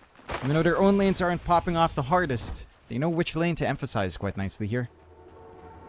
Rotations into the mid from Solo. This is the timing you love at the end. You hit that level 3, level 2 enchant up, and you can start pressuring the mid tier 1 tower a little bit. Mind you, FY is around. It's not going to be that easy to get some big damage off. It'll just be annoying as possible. His top lane charges out. Chalice, he was left alone. Adaptive strike and a cancel, and now the bash coming out. Antares, one more bash will do it, but no, he doesn't even need it. Ramses, he's got the damage. Chalice will go down. Happy days for Ramses. Yeah. Sadly, again, FY was in the mid lane, so he could not help out his off-lane Prophet. Yeah, it's just... You have to respect the rotations so Spirit Breaker can get out with level 2. Just the charge and the bash is all you really need there. FY in danger. Charge will keep up the vision. FY, no way out. Will just go down. The bash will come in onto Somnus. But Jianming has rotated on the Undying. Vortex out of the Solo. Solo still proving to be quite tanky with the heal out. Is going to walk away. Santanes will do the exact same. Solo still being chased with a blood grenade. Might just drop and does. After a lot of effort, Jianming gets it. But now Somnus in danger. Kiyotaka just going so deep for this. He may die or maybe not even. Oh my god. FY has been charged by Antares. They will at least get the Spirit Breaker down. FY will make it out. Jianming's on a double. But overall, you still call that a pretty big win for 9 Pandas. They get the Storm, they get the Skywrath. It did end up being a 2-for-2 trade. But 9 Pandas find the better end of those trades for sure. They come out ahead. They lose out in the Regen Rune, but you do have the bottle top up coming out here from Solo. And 9 Pandas again finding that early grasp on this game. Playing John Chalice is still just left alone. Antares will just chase him down. Gets the bash. Oh. Of course he did. More than enough damage with the bash coming out. This off-lane Prophet, I mean, we already had our doubts about it, but with a 0-2-0 laning start, dying twice already, 20 CS in the Prophet, I mean, this can't be a good game. No. Certainly not looking to become a good game here at all, Mike. The one good thing coming out for Azure Ray is this lane for low. In the PL, it's allowed to solo farm up. So no problems coming out there. They'll try to make a play onto solo. I mean, they can't though. Antares is there. Ramses is there. Kiyotaka, meanwhile, takes out Jianming, and they're just going to take the wisdom. That's all they wanted. FY will get charged just in case. But both Wisdom Runes going the way of 9 Pandas. Under attack. Everything you could ask for going perfectly here for 9 Pandas so far. They are just playing a very clean game. Well, it's going to be up to Azure Ray rather to try and find a way to even out this game a little bit. Yeah, they need to get their launching point off with Chalice. Like, maybe have the threat of Rat of Nature, have the higher levels up on the Nature's Prophet with the teleportation. It does take a while for it to hit those level spikes. They're not stopping the Pandas. No, Blood Grenade connects on 2. Chalice just stuck in the Sprout. Will at least keep you away with it. FY gonna make it out as well. Somnus has rotated.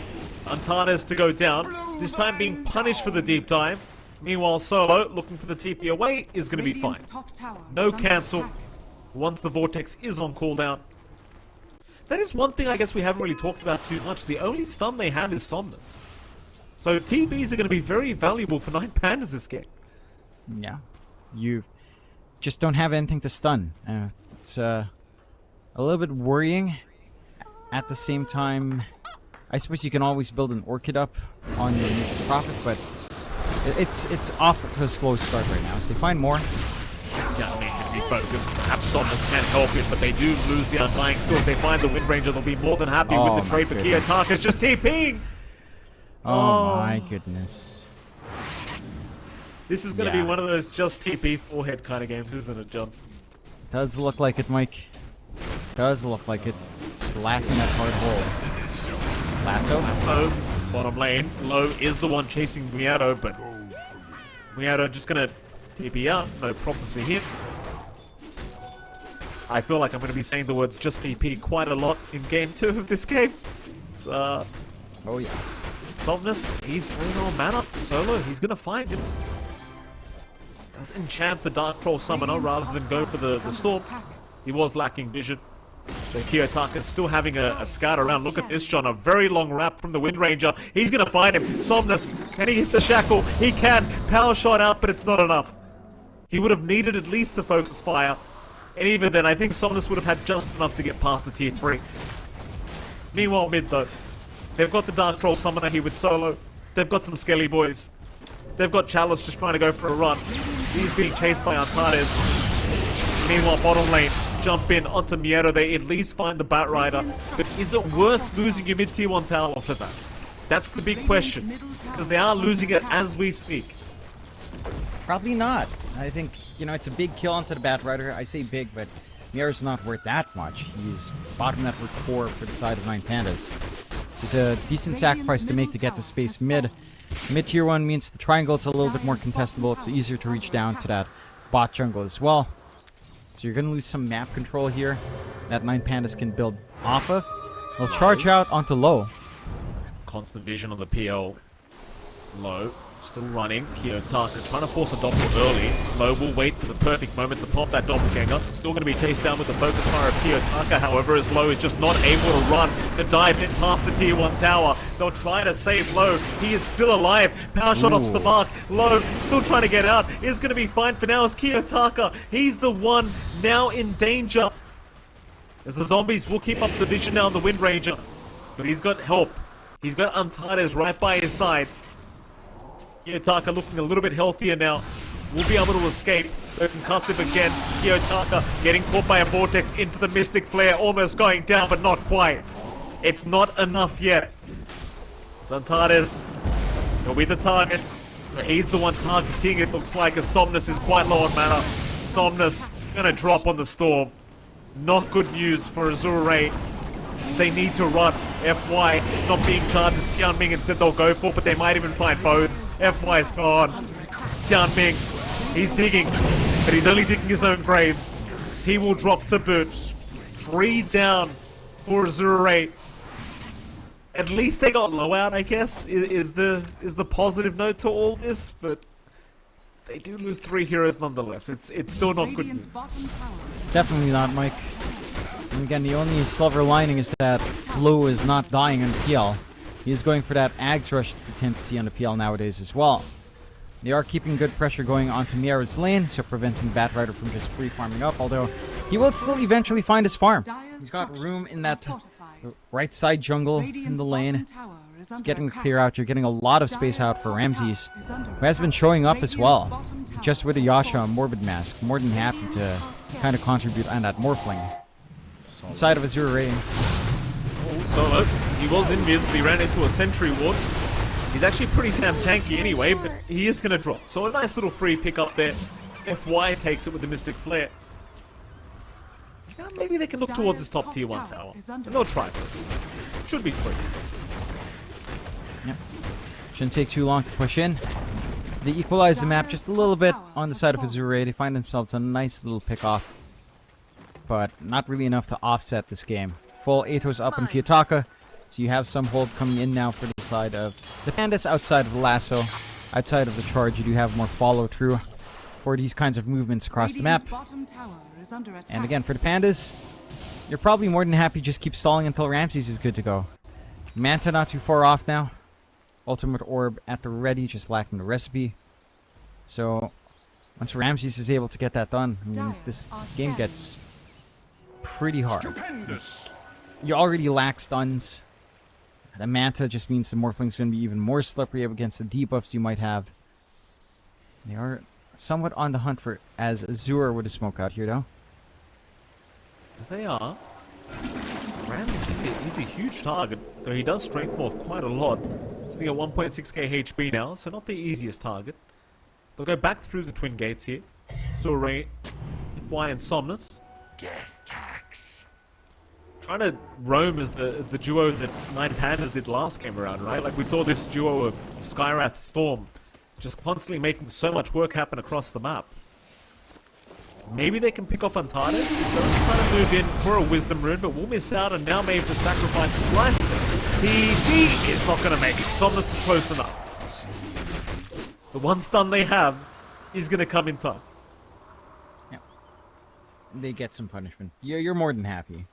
Again, not the biggest kills, but you get a little bit your way here for Azure Ray. You are stalling for your own time for the PL to build up. Ags, still a good 2.2k away. Not going to be the fastest, but certainly is starting to get that built in. Inside of the Pandas, again, you might argue they're playing a slower game, but you've got a Morphling. You shouldn't have to play a fast game anyway. And after the Scotty is going to be the Ags here. That's when things start to get pretty funky for the side of Azure Ray as the Morphling turning into the PL. Again, without the stats to back you up, the PL is not going to hit hard. Just having Phantom Rush on a Morphling, having that Doppelganger is going to feel really ridiculous as well. Ramses, he's very far forward. They need some catch though. Look how confident Ramses is. He just stands right in front of the tier 2 tower. Without Somnus, they just can't hold him down. It's just a one-stun draft. Sometimes you try to copy your enemy's draft and you realize, wait a minute, we don't have control. How do they make this work? They had an Enigma, to be fair. They had 2 more stuff. This is mid lane.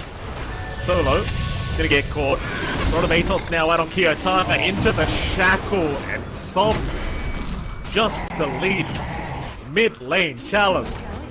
Finding out the hard way that he does not want to play Pos 3 Prophet anymore. Low even went down, by the way. Bottom lane, Miano picked him off. Jian Ming is not going to be any different. He'll take a watch. He can watch that Watcher from the grave. The Watcher's going to be watching him underground, Mike. Watching over that bottom. Well, to be fair, he didn't even get the Watcher, to be fair. He just made it neutral. Even sadder. He was about to sign the paperwork for that new plot of land for the grave, but kind of fell through, unfortunately. The agents were very aggressive from Nine Pandas and wanted to keep that plot of land for themselves. And Azure Ray, 7-14, 9k lead up. It looked like a solid start. You know, they were fighting more back and forth, but it's almost a repeat of game 1 now. With the same tempo coming out from Nine Pandas, 16.5 minutes in, they're hitting their stride. They're only a couple of parts away for Ramses to get the Ags, and then you have to deal with the Phantom Lancer illusions working against you this time from PL. You have to deal with maybe even the Nature's Prophet form being stolen away. There's a lot to be worried about. And they're free to push. This is an Enchantress lineup with a Morphling. It doesn't take too long to hunt towers with just these two heroes. No, it doesn't. The Wolf makes things even easier. So they have found another target. Mieto finding Chalice. Chalice just trying to farm in the bottom corner of the map, but is going to get punished for it immediately here by Ramses. Ramses currently 5-0-2 on the morph. There's no contest here for him. He will morph into the Prophet. Gets the bonuses, gets the teleport. I heckin' love balanced heroes like Morphling. Yeah. He's even got the Ags up soon. And don't you love Morphling? Don't you love that you can morph into illusions and take away the main hero stats? Don't you love that? It's almost like a 60% uptime once you get your talents up. You sound so Isn't bad, that great? Jonathan. You sound so upset. Calm down, John. This hero is an instant ban whenever I play a game now, you know? I yell at someone to ban the Dusa because God help me if my teammates somehow coordinate to kill a Dusa. Never happens. And I have to ban, and I have to hope that the dice roll also lands on Morphling because God help me, these two heroes. I would rather play against a Timbersaw. You know, it's like playing against a Timbersaw, which is instant first phase ban in pro games. At least you can try to have fun with that. You know, there are solutions to the Timbersaw problem. To this crap, nah. I mean, I actually love the fact that we have heroes like Morphling in the game. You know, I think this is a classic Dota hero. It's like an Invoker, you know? It's a classic. It is. I just Kratos. This is a classic too, John. Oh, Somnus God. has been caught out, though he seems to be alive for now. He's actually going to try and turn. A very aggressive turn from Somnus. He is being charged at the moment by Antares. They have plenty of vision. Somnus going to zip back the other way. Looks like Tianming going to be the one left behind on the Undying. At least they do protect the mid-storm. There's a positive to all of this. The Beast buys enough time as well on that control for Somnus to live true and get the zips across. So really great usage coming out there from Tianming. Stalls out. Sacrifices, but again, you sacrifice to save a bigger piece in the puzzle. Save a bigger piece on the board. You're more than happy on Azure Ray to keep stalling for time. Blink fully up now for Miara though. So he should be able to start jumping into the backline, picking up the Storm. Like, that's the one here where you might not be able to find the angles in. Oh, Solo. We get Spirit Missile. Somnus trying to chase. Vortex is out. Solo still running, but not for long. Nice little pick off. And any kill right now for Azure Ray is going to feel good. I mean, mind considering you, how far behind you are, yeah. Mind you, Kiyotaka Ramses are farming a bit too quickly, I think, but gives Low a chance to keep the farm going. That it does. You have the full Ags for Ramses up now, though. So here we go with the target stats stolen. Beautiful. And the additional attack speed. The illusions won't feel that scary when they don't hit that fast from Low. But Low has his own Ags up, so he can play for the stall game. Just spam out the Spirit Lances. So that should lead to a slower high ground siege for 9 Pandas if they do find themselves knocking on that door. So we are... Was there, Ancient so committed, but now the lasso catching out FY. Somnus will jump in, but a big leg kick catching out 3 targets. They're still trying for Kiyotaka, but Kiyotaka's fine. Somnus trying to run, but the power shot! Oh! He barely avoids it. It was so damn close. Tianming, he'll go down. Low can't do much to help here on the PL. 3 down for Azure Ray. 13k advantage for 9 Pandas. They are trying, I give them props for that. But this draft so far has not proven to show us any decent results here for the Radiant. 9 Pandas, they've just shown up. Day number 2. After what happened yesterday, you said it earlier. Solo, he lectured the boys. These damn young'uns, Jonathan, sometimes they do have to listen to the older generation. Solo had enough.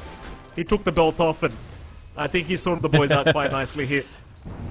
Yeah, I'm sure he was extra upset that they ended up on a 3-2-2 scoreline for sure. He had a good yammering to put on to the boys there. Don't want to have to bring up those dark memories for himself. Azure Ray going for the smoke play out. Trying to find those openings. Here we go. See if they can make it happen. I mean, Mieta is probably the easier target down towards the south of the Radiant bottom lane. Find the outpost. Instead, they are going through the bottom lane where they might find Ramses. Certainly not the most free target. Solo's going to show up to perhaps break this road. He's going to do so onto FY. He'll make the jump in. Mystic Flare will take down Solo, but Ramsey's going right after FY, though he will protect with the Pavis. Meanwhile, the Undying dropping low does go down. Ramsey's, however, still being targeted. He's in massive trouble. It's the Spirit Vessel doing too much work. FY, he'll pick up the double. Azure Ray are showing signs of life in Game 2. They have taken down the Morphling. Yeah, that's a little bit impatient from 9 Pandas. Solo steps out too far, gets punished, forces Ramses to move in. Ramses used the Manta to dispel off the silence, so he didn't have a way of taking off that Spirit Vessel, and he didn't have Morph. Like, when that fight started, he had Morph on cooldown for like 20 seconds or something. They couldn't, because Solo was just getting caught out. That leads to the Roshan, not the fastest in the world. Still contestable here by 9 Pandas. Yeah, I mean, they've got to get it quick. They're trying. 9 Pandas are on their way down. They've got the power shot to scout out. Roshan still 1k HP surviving here. It is going. Niero trying to make it in. The Aegis, though, Somnus picks it up. And now they can take another good fight. Antares is gone. Close call from the Batrider, but not quite close enough from Niero. They will lose their position 3 Spirit Breaker here. And excuse me, rather the position 4 Spirit Breaker. They go for more. At least they do find Tian Ming. That's something. Yeah, not the biggest kill. More than happy with Azure Ray finding the Aegis. They've got time to stall. You are getting really damn big on low, and again, it boils down to whether or not you can try to pin down this PL. So far, it's looking rather tough. You're relying maybe on a good Blink Lasso out from Yarrow, or just the instant Focus Fire from Kiyotaka to help you identify the real PL here. If you can get that done, then cracking low shouldn't be an issue. Yeah, just a little bit too keen on 9 Pandas to get that jump earlier, all stemming onto that death from Solo and forcing Ramses to move up. Ramses, for his part, working towards the Scotty, so going to start to hit even harder on that Morphling. Would maybe want an additional Dispel here for 9 Pandas. Even something like a Lotus Orb to be thrown out onto that Morphling can feel pretty nice in terms of keeping that threat of the good old Spirit Vessel away. As that's all he lacks. Ramses only has 1 save for himself. Just an additional save would make the difference here. Dire are scared.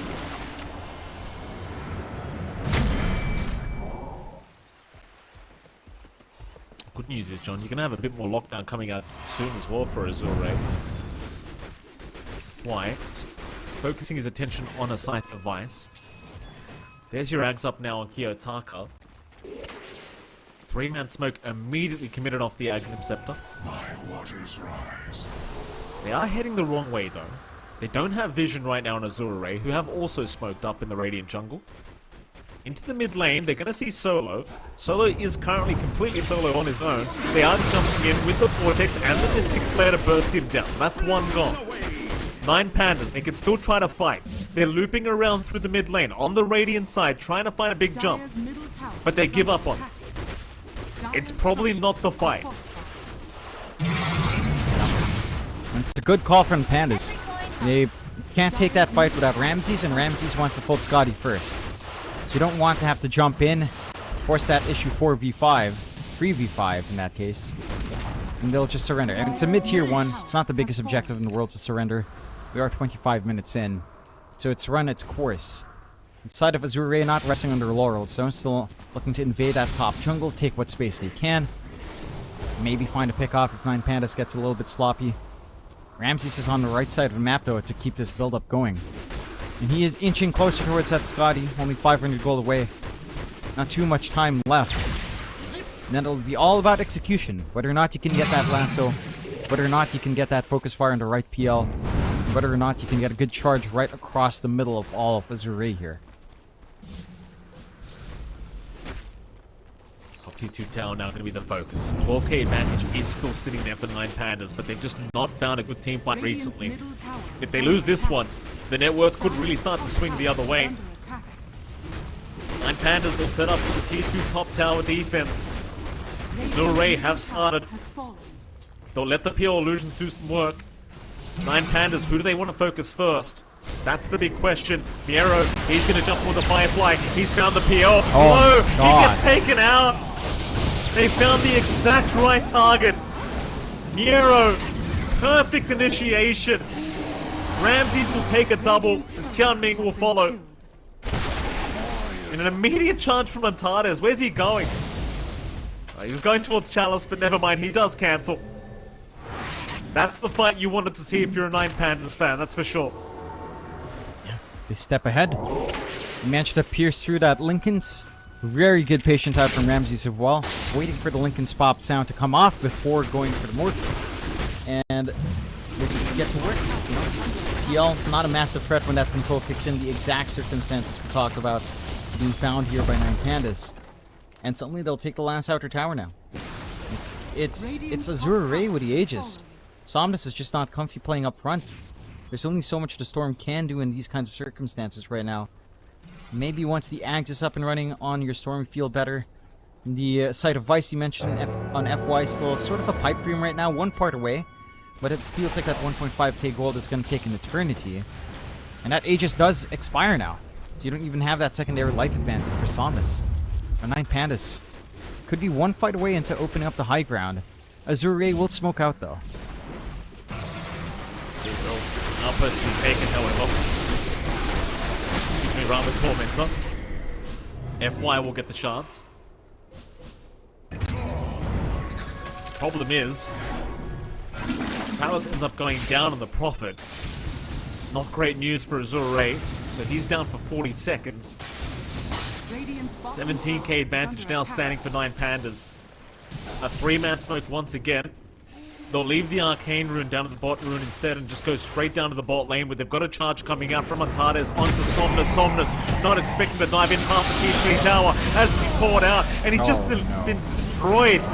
Nine Pandas deleting the Storm. Very unexpected charge from Antares past the tier 3 bottom. But it works. Yeah. Onto the tier 3 bottom tower they go.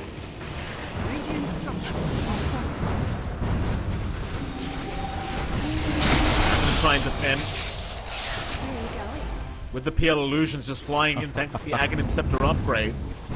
Well, Kiyotaka will just, or rather Night Solo will just enchant one of them, but not going to last very long. I do forget. Like, I was wondering why Ramses turned into the Storm. AoE Vortex is also really nice to have for Nine Pandas. Waveform forward and AoE Vortex, like a free black hole for yourself. It's pretty fun. That's massive. You do have, it's not quite as good as the zip initiation, but hell, waveform can work. Yeah. Ramses, he certainly made it work that time around, and well, they aren't going to stick around for too much. They're obviously not confident going into the high ground up against the PL's Ags for now. Hi, good afternoon. Very good Here we are at the the Bali for the Major. high ground, but joining me is maybe Mr. later on. Damnos. Top Here we lane. go again, day 2. Tares. We get caught by a vortex, but has the bulldoze, so we'll just pop the bulldoze with TP. Pretty close so far. They still don't have a secondary stun. Okay, thank you. Yeah. They have no other way but the vortex. I've been waiting for FY's Rod of Atos to come out, but he's still just trying to finish off a Scythe device, which is almost done. Needs 1.1k gold to finish that one off, rather 1.2.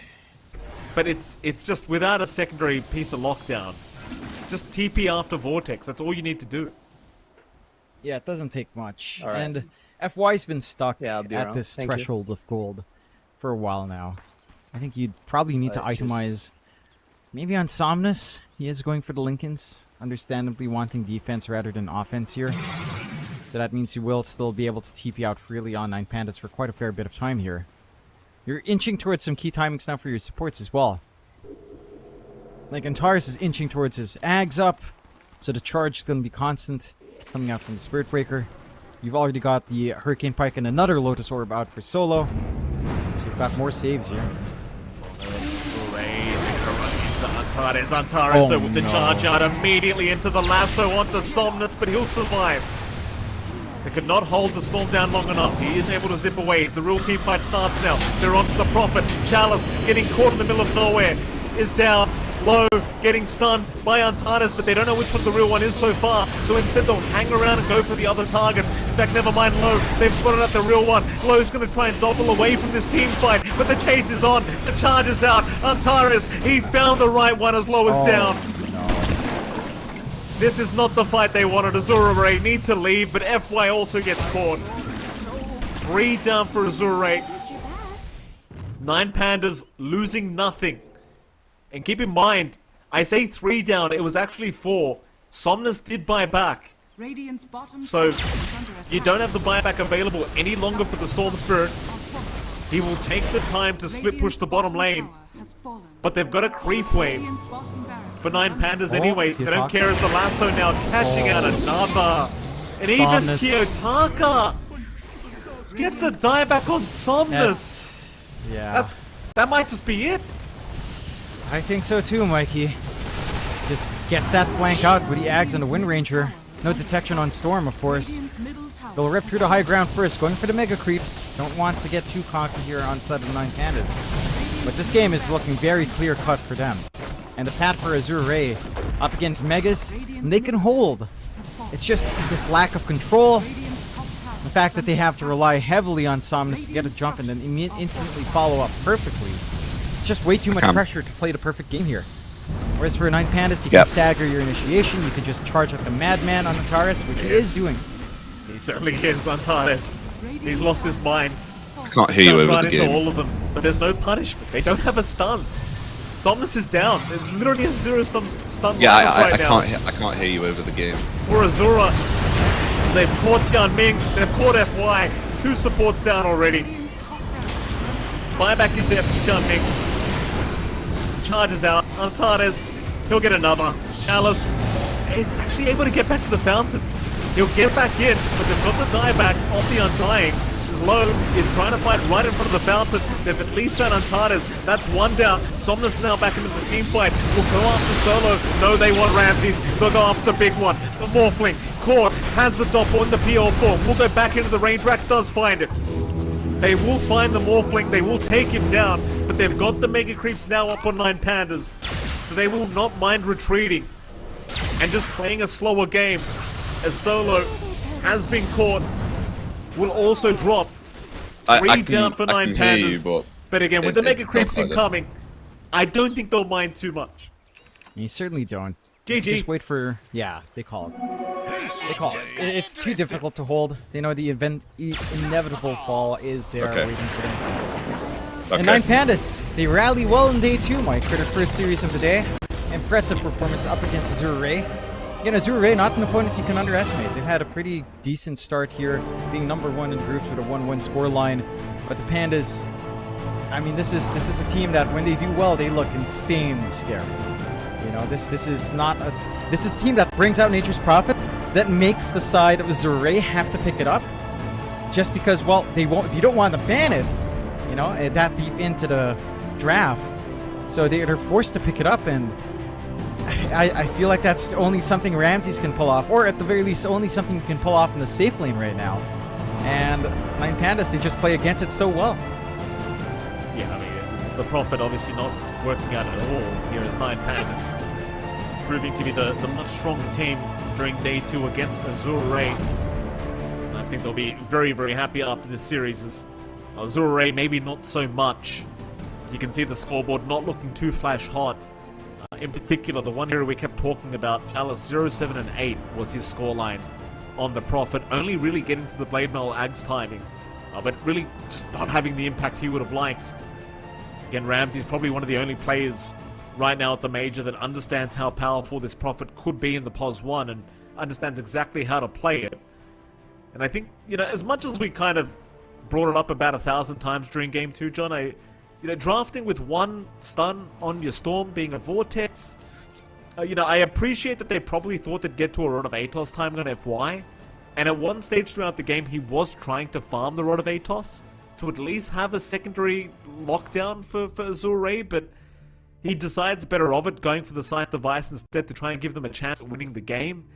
None of it worked. Just, you know, how many times do we see a jump, but once the Vortex down, they just TP away? It wasn't good enough. just not good enough. And you had a lot of value for the Morphling here. You know, Ramsey's turning into Somnus at some point as well. The AoE Vortex for him. And managed to land him. Not really in too many kills. They only really found Somnus in that exchange, but you had a lot of potential if the game did drag on. I think it just got easier and easier for 9Pandas. All of their heroes scale up into Chorus, whereas for Azure Ray, it was both drafts really looking for tempo. And I appreciate that. You know, they wanted to play faster. They tried to get aggressive, especially in Game 1. It just doesn't pan out. In Game 2, it felt like they even slowed down even more with the draft. But they picked the offlane NP. It felt like we needed to see Chalice make much more rotations around the map with the teleportation up. And again, it just didn't line up. So 9Pandas playing a spectacular game. They do make up for yesterday being a very short series. I believe yesterday's series overall for 9Pandas was shorter than Game 2. If I'm doing my maths right. Maybe longer. Again, Game 2. So already doubling their game time. Feeling great here for 9Pandas. And I'm looking forward to see how far they go. Because I had in my top 4 Gaimin, 9Pandas, Quest, and PSG LGD. And I think I'm pretty on the mark. It's only really good how it shuffles around, Mike. People called me crazy, Mike. But I think I know what I'm talking about. Sometimes I know what I'm talking about. Let's face it, I'm a little bit crazy. Well, where's the SCA team, John? What up? I wish I had a trash can, but if I could crumple some paper, Oh, they're don't down say there. that, John! What can I do? I want them to do better. If it takes a hard scolding from someone who really cares about them, then that's what I'll have to do. We've been too kind to them, Mike. We were kind to them last year. No more kindness this year. No more. Step it up. This is what happens when I leave SCA. John becomes a dictator, and he just takes everything. No kind words left for the SCA team. Still, Jonathan, you know, I do have kind words for a certain company, H&M, of course. The action is heating up over at the Bali Major. Make sure you check out H&M's new summer collection for clothes to suit the action. Jonathan, I think you need to check out H&M because the shirt's nice, but it's not H&M nice. No, definitely not. I've got a couple. I should bring them out sometime. They make me feel good, Mikey. And that's all that matters. I thought I was the only one that could make you feel good, Jonathan. Don't kid yourself, Mike. I tolerate you. That's what my wife tells me as well, John. That's exactly what my wife would have said. Still, with that, we are going to head to a short break. Of course, there is another 2 series on Stream D, so you guys don't have to go anywhere. Though we are going to be switching our casting duo. It is going to be Epidamnos and, of course, 343 coming up to take away with the action. So a fantastic duo taking over for us, Jonathan. But that is it from us. We'll see you all again tomorrow, but don't go anywhere. Still plenty of games to come. We'll head off to a short break and we'll be right back with our next series.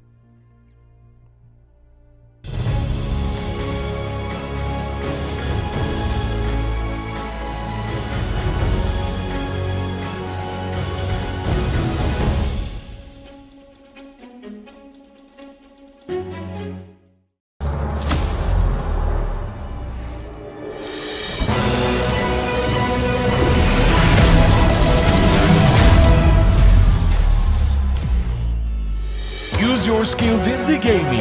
1xBet.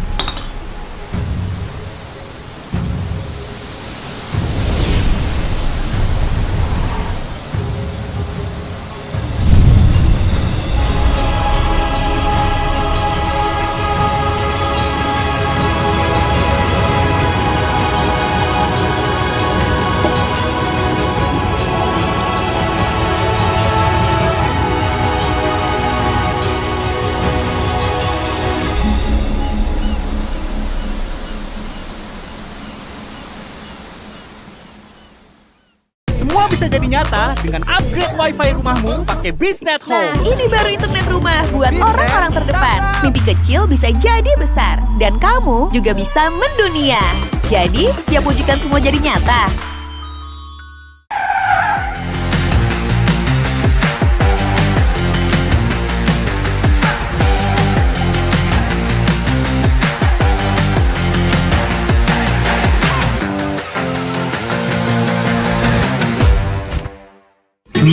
Panas. Di oven nih. Hai. Ya kelar. Wih. Nah ini Sukroven si paling seru. Mau gini seru. Mau gitu seru woy.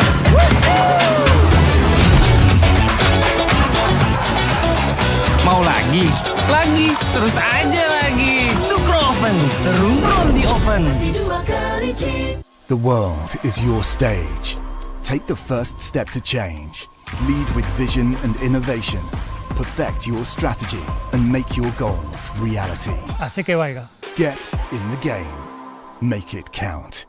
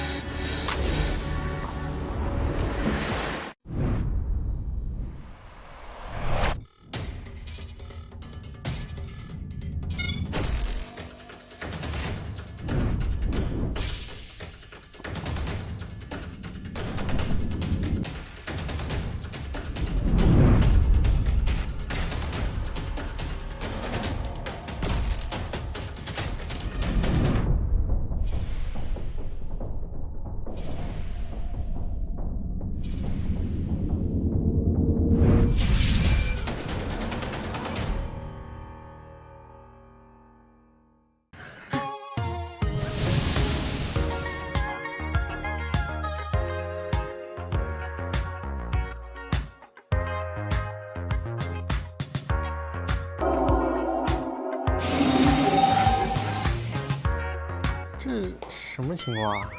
这怎么像你？我的脸在谁的身上？这有点周思源，他那个眉毛有点像他，知道吧？不会真的是吧？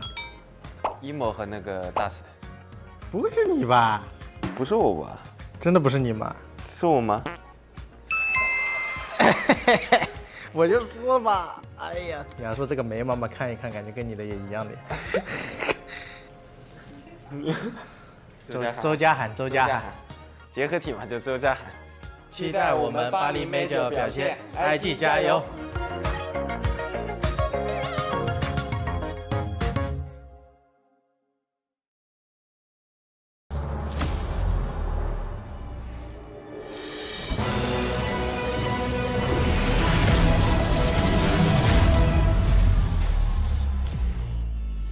Use your skills in the gaming. 1xBet.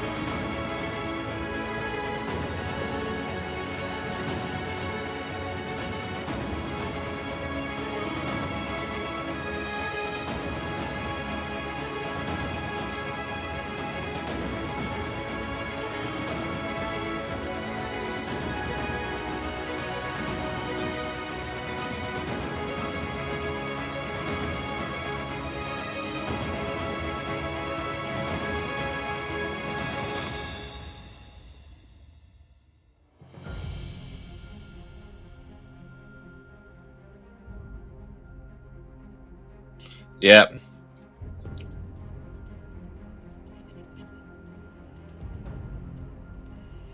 Okay. 1, 1, 2, 3. 1, 2, 3. Test test. 1, 2, 3. Test test. 1, 2, 3. Test test. 1, 2, 3. Test test.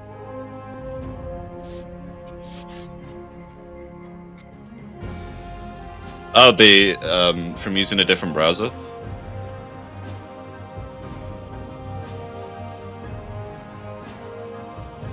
Yeah, I've changed to Firefox now. Okay. Yeah. See you later.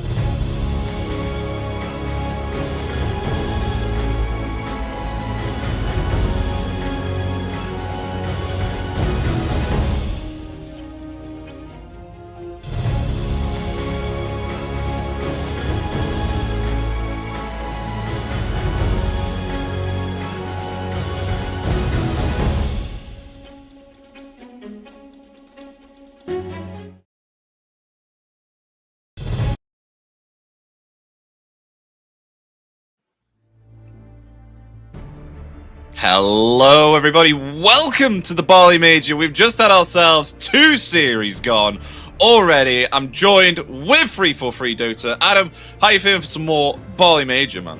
What up, man? Hyped as hell. Let's go. Execration versus Beastcost. Can Execration get their first game win, not even series win, game win, 0-0-2 right now? Our 3-time representative of SEA. Will this major be different for them? Can't wait to see. I know, we've got 2 more series to come, obviously, of course, as you just said, Beastcost versus Execration, and then the final series to come, which is Azure Ray and Quest Esports, which, speaking of Azure Ray, it was Mike and John that actually just casted that game against 9 Pandas just now, but unfortunately Azure Ray did not pick that up, but maybe perhaps we'll see something different in the last series where they'll go up against Quest Esports. I know Quest Esports are, for any of those that are watching, they did the absolute shenanigan of a game. They've played more hours than all the teams that they're playing against right now. They're ready. Oh, they're ready. They've been through the grind. 2 hours, I've got it here, 2 hours, 16 minutes and 39 seconds of a game. Have you ever played a game that long, Adam? I've had 2-hour game before. I don't remember minutes, but it was definitely 2 hours. It was not fun, my friend. It was not fun. No, usually these games where you go really, really long, they come at a point where, for example, you need to go somewhere. It's like, oh, guys, last game, I gotta go bed. Or, guys, I gotta be somewhere at this time. And then you go in, and the game's like 1 hour and 30. It's like, hurry the hell up! It's the battle of stamina. It always gets to a point where, guys, I need to go fight now. And they just smoke. They lose. But that's life sometimes, you know, what can you do? But Gaming and Quest did not have that chance because they got nowhere to go. No beach for you, no time. I know. It was funny. But let's speak about the standings at the moment. Let's see how they are looking at the moment. Day 2 is coming in, obviously, of course, which is what we're doing right now. And check this out. Check out the group standings of Group A and Group B. I mean, obviously, the first game that we've got coming out here is Beastcost versus Execration, which you indeed can see in Group A. Execration, they're yet to win a game, Adam. But meanwhile, though, Beastcoast, they have currently won one game, but lost one game every series. And they've played 3 series so far. Yeah, Execration definitely an underdog of the tournament once again. No one's really looking at them. I think Azure Ray is just, I would have thought they were in a similar position, but currently 3-3. I think those were the 2 teams nouns as well that teams weren't really taking note of. But other than Execration, the rest seem to be doing pretty well. There's actually this standing where lucky to be here was the ranking given to Execration, and it does look that way so far, hoping they can take their first game victory, if anything, in this series against Beastcost. As Group B, meanwhile, taking a look at that, Gaming Gladiators sitting above there, currently known at the moment for taking a lot of achievements. Quinn wanted to go for one more here. PSG LGD following not too far behind, but then obviously, of course, Quest Esports being at 3rd place here, followed by Nouns. Then we have Bet Boom Team and Azure Ray. 9 Pandas, they did win themselves, obviously, of course, a series here against Azure Ray. So possibly we could see some good games coming out from Azure Ray, with the fact that they are indeed doing quite okay here on the standings of Group B. Yeah, I do hope so. Azure Ray, a team of veterans, you know, and these players, they have not been to LAN this whole year. It's kind of a new stack, so it's a learning experience for them, right, coming in. And I think being a veteran most of the time it means that you have the experience and the ability to take what's around you and learn quickly. I think Azure, if they survive the groups, they might start improving really fast. I think that's a common trend we see in a lot of tournaments so far. Yeah, it is indeed. But let's speak about the teams, Adam. Let's speak about the teams. I think the first team that we want to speak about, I mean, considering we're speaking about them right now, is Azure Ray. That is the team that we'll speak about here with, obviously, of course, Lu, Somnus, Chalice, FY, and Chao Ming, who, if I remember correctly, you translate the name into... Well, I translated his name into Google. It's Tianming. Chao, and Tianming, hold up, sorry. I believe we have Execration versus Beastcost first. Execration versus Beastcost first. Oh god, yeah, we do. A bit of a curveball there. Let's speak about Execration, sorry. So Palos, Bob, Tino, Shanks, and Carlo coming out here. What can you tell us about the team, Adam? Sorry, it's a morning thing. This has been the only team in SCA to qualify for all 3 majors, but they have not made it past the group stage before. Even at Dream League, they have not made it past the group stage, and Execration, they have a lot to prove. This is our SCA 3-time representative, but we've not seen them on stage before. Currently 0 wins. They have so much. They have so much on their head right now, on their shoulders right now, and I just want to see them do well, honestly. Yeah, they were meant to actually partake in the Dream League, right? But they weren't able to due to some visa issues. Failed the visa major, the hardest of them all, especially for the Filipino boys, man. Yeah, they come in though now. They finally got their chance, and you know, as we say, it's early days, only game 1 and game 2. They've got plenty of more headroom to try and show what they're really made of at the moment here. But let's have a look at the other team. I promise I won't screw this one up now, as we'll speak about Beastcost coming in. Me and Adam, we've seen these guys play plenty of times before, especially in Dream League. Parker, Dark Mago, Sacred, Schofield, and of course, Stinger. Now, I absolutely love how Beastcost play. I mean, especially with their filthy Bat Rider picks every now and again. I love to see Dark Mago ride that one out. How do you feel about this team, Adam? Every time I look at this team, I just want to see Jim Park TA. I don't care about anything else. Oh. I also want to say that Stinger has the best hair I've ever seen in my life. That's some Korean drama level hair. I love it so much. It's perfection. Oh, let's get into the draft though, Adam. Let's get into the draft and see how things are turning out between both teams, because we've already got some heroes banned on the side here, and what do you know? Classic bans once again. I think almost from every other team, but I think I've seen these bans come out quite a few times here for both, quite a lot for Beastcost, because we got ourselves Enchantress and Techies. That's gone. In return, Timbersaw and Bat Rider, they are gone. So Luke, what comes out of the pool? It's Morphling and Undying. These heroes pretty contested at the moment. Would you like to give us an explanation why, Adam? Why are these heroes coming out so often? What is it that these heroes do so well with? I think the thing about Undying is that it enables you to pick the 8 slot very easily, because Undying is generally a hero that gets you through the laning phase. So if Execration want to go for Dusa or the Morph, for example, which got stolen by Beastcost, they could have picked it here. Now, Beastcost, they take this Morphling. This has been one of the most popular heroes this tournament. It's good against the universal heroes. It's easy to pick early. It's generally pretty hard to shut down in lane. And we've seen a lot of success from the Morphling so far. Beastcost pick up the Skywrath as well, so trying to prevent Execration from going for a Spirit here, I want to say. So Morph is kind of a block pick against the Dusa, the carries that want to come out from Execration, and Skywrath is just generally good against the spirits that exist in the pool right now. I wonder is what that because of the Agnims that he picks up, or is that some other factor? Oh, and they get the PL. The eggs is definitely a huge deal. I think also the way you want to play the map. You pick this hero early that can kind of stay in the lane. There's not a lot of heroes in the meta that kick out Morphling from the lane right now. I think the only one is Liquid with their Visage that they've been running. There's also other heroes I've seen, like the Nature's Prophet that was just played 2 games today, surprisingly. The old school ones are like Viper, but these heroes are not played anymore, and they're also not very good this patch, so Morphling has gone up in stocks very heavily recently.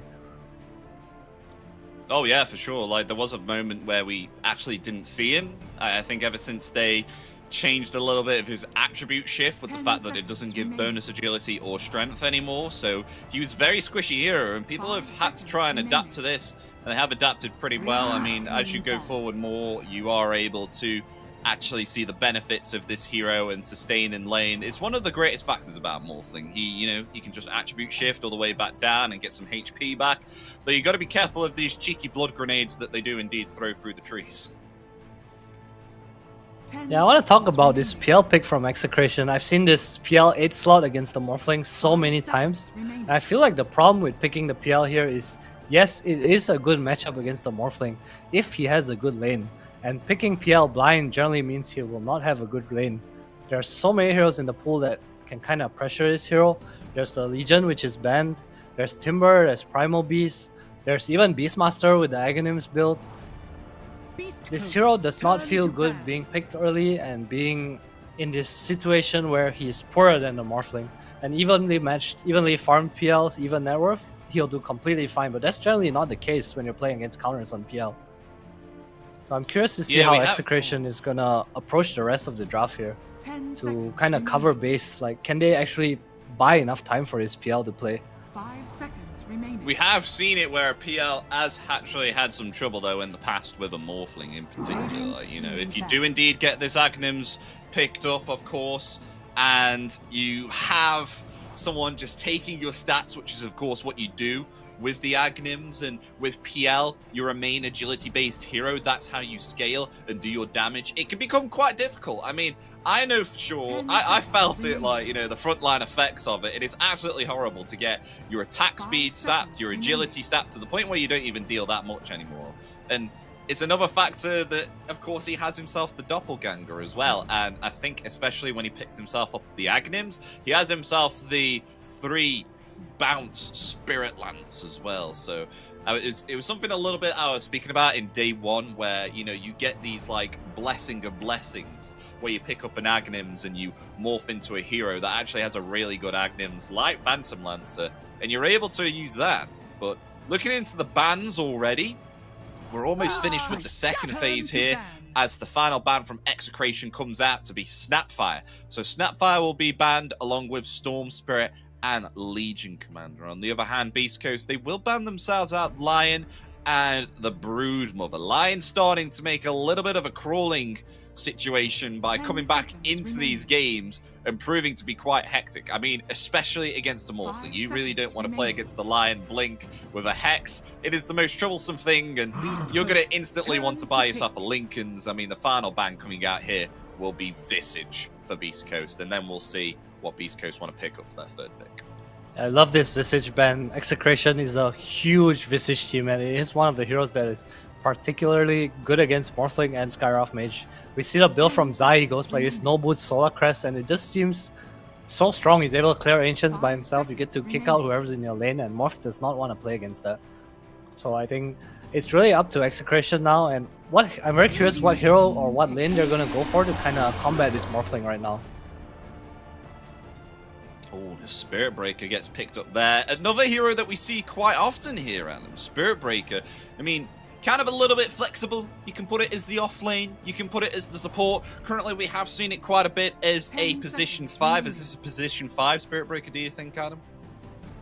I think it's most likely a position 4. It's pretty decent against Undying in the lane. You're able to trade because of Bash and just high armor. You're able to reset. I think it also could be a setup for the Darkseer on the 18 slot here for Beastcoast. It's a very good Darkseer game. You get Beast Aura. You're decent in lane against Undying. You're pretty good against PL in the game. Even more illusions for you. Nice Aura buyer. Beastmaster. Oh. Yeah, big Aura buyer, big Aura buyer. Gets the Drums of Slom. I'm not sure if we will see that come out again, because ever so recently I'm starting to see Beastmasters again pick themselves up the helm of the Overlord. Has something changed here? Do you think the Drums of Slom have become less effective, or are people trying to change back to this kind of Zoo Swarm build? Like, what's going on up? I think it really depends what you're playing against. I think the reason Beastmaster is strong is because the hero is kind of flexible. I feel like we will see the Helm this game just because he's playing against Skyroth and Spirit Breaker, you know, Execration. They have quite a strong ball right now with this Beast Aura, this Helm creep, the Aura for the PL illusions as well later when they come online. So I wouldn't be too surprised if he goes for Auras this game. So the Dark Willow is a pretty interesting pick. I would say this is not a hero I think is the best to pick against Morphling. We've seen in old times what Morph can do when he turns into the Dark Willow. But it is a pretty good hero against Spirit Breaker in particular, because if Bramble's on the floor, Spirit Breaker cannot charge into you. You're a natural lane buyer, and I guess on top of that, it's also a pretty decent laner with the Beastmaster. So Execration just trying to secure Beastmaster even more here. A bit of team fight, the Lions band. It's not that great of Rubik game. They go for a Willow instead. Yeah, Willow being a great control. I mean, especially with the Fear counter initiation ability that you have here. Quite great magical damage as well from the Bedlam, and then the Bramble Maze as well. Quite a lot of control. This hero is a pesky little thing. But speaking of pesky little things, Beastcoast, they picked themselves up a Darkseer.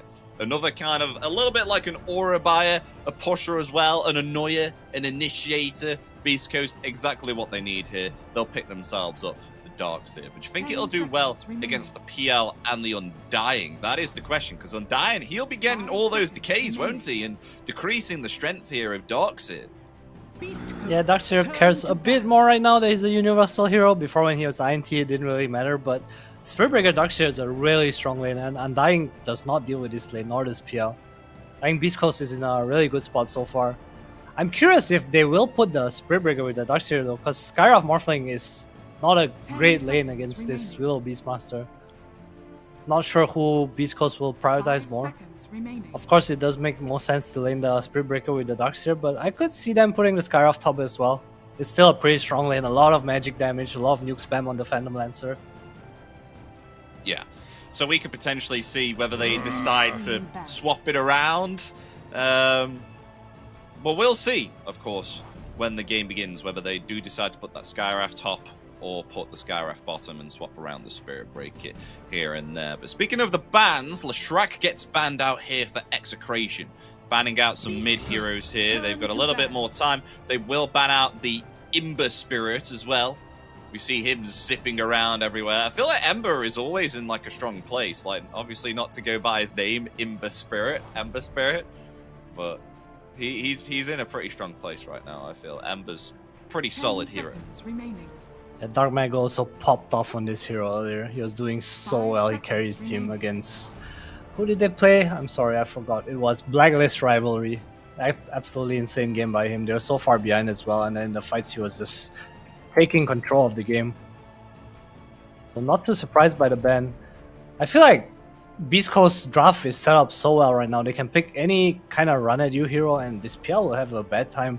I think even heroes like Voice Spirit, like Primal Beast is something that comes to mind for me right now. It just looks really strong for Beastcoast. They have a very run at you kind of lineup, and I don't really see Execration's answer to it right now. Is Morphling going to be okay here against a Beastmaster and Dark Willow here, or do you think maybe perhaps Beastcoast they could transition the Morphling to the mid lane and get themselves a carry which will better suit against the Beastmaster? What do you think here? Do you think they'll keep the Morphling on the safe lane? Yeah, Beastcoast is not the type of team to play Dark Mega on Morphling. And Morph against Beastmaster is a pretty good matchup because Beast, he wants to naturally take your tower. And we have a Puck for Execration. That's a throwback, a very old Bob hero, but I don't know if I like this. I guess it's a hero that doesn't really get threatened by Spirit Breaker, and there's not much catch on Beastcoast, but this Skyrath in particular is really good against the Puck. Yeah, you also the have agency is quite scary. Terrorize. If the Coil Terrorize combo as well. So I can see why Execration went for this. What's Beastcoast gonna pick here? They don't have a lot of reserve time, Adam. I feel like there must be a way to punish. There's like Primal Beast, there's Pangolier. It's anything that's good against the PL, or maybe they want some catch for the Puck. Just pick the Voice Spirit. Taking some time. It's gonna be Tiny. Ooh, I like that. Tiny. Dark Mago Tiny. That's a throwback.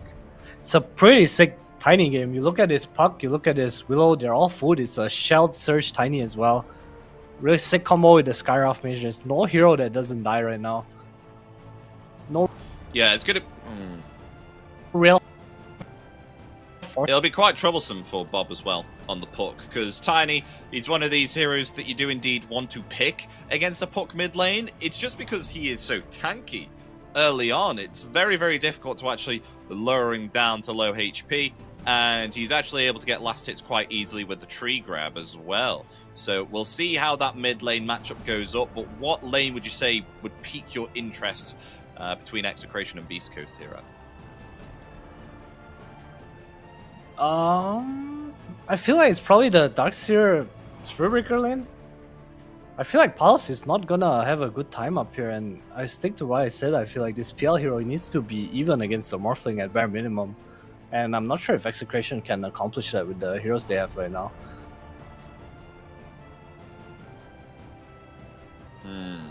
I'm trying to think, though, what draft actually thinks about winning. I'm trying to think about what draft would look to be the winner out of these ones. Do you feel like Beastcoast has the better draft here, or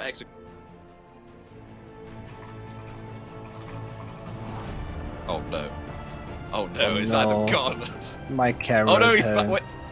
Am I back? Are you still alive, Adam? No. Hello, am I here? No. Having some camera issues, I do apologize. Okay. Right. Consider, you know what, Adam? You don't need your camera anymore, man. It's fine. We can hop right into the game now as the game begins. Game 1 of Execration versus Beastcost, with Execration picking themselves up some interesting heroes. That of Puck, of course. Bob on the Puck. But meanwhile, Beastcoast, I feel like they have a little bit of a stronger draft here. I mean, Grandmaster Morphling, Jim Park. I mean, we've seen Jim Park on the Templar Assassin a few times before. Now he's picking up his second Grandmaster hero, that being the Morphling. So exciting times that we're going to be given. And then along with Grandmaster on the Darkseer as well by Sacred. Sacred playing Darkseer quite many times. So very comfortable heroes that they're on. But the question is, will the PL be able to outscale the Morphling, or will Morphling be able to outscale the PL? It is quite an interesting factor to consider, because of course if you do get this Diffusal Blade and fight early on and you are having yourself a good time, then you really can punish Morphling and push him out. Of course he does have the waveform, he's able to get away, but look at this, bounty runes. I think it's just going to be 2 and 2 here. Are they leaving this bounty rune for... Look at Palos. No, they're taking it. Okay. He has the Midas queued up already. Who has a Midas queued up? Look at Palos, man. Man's ready.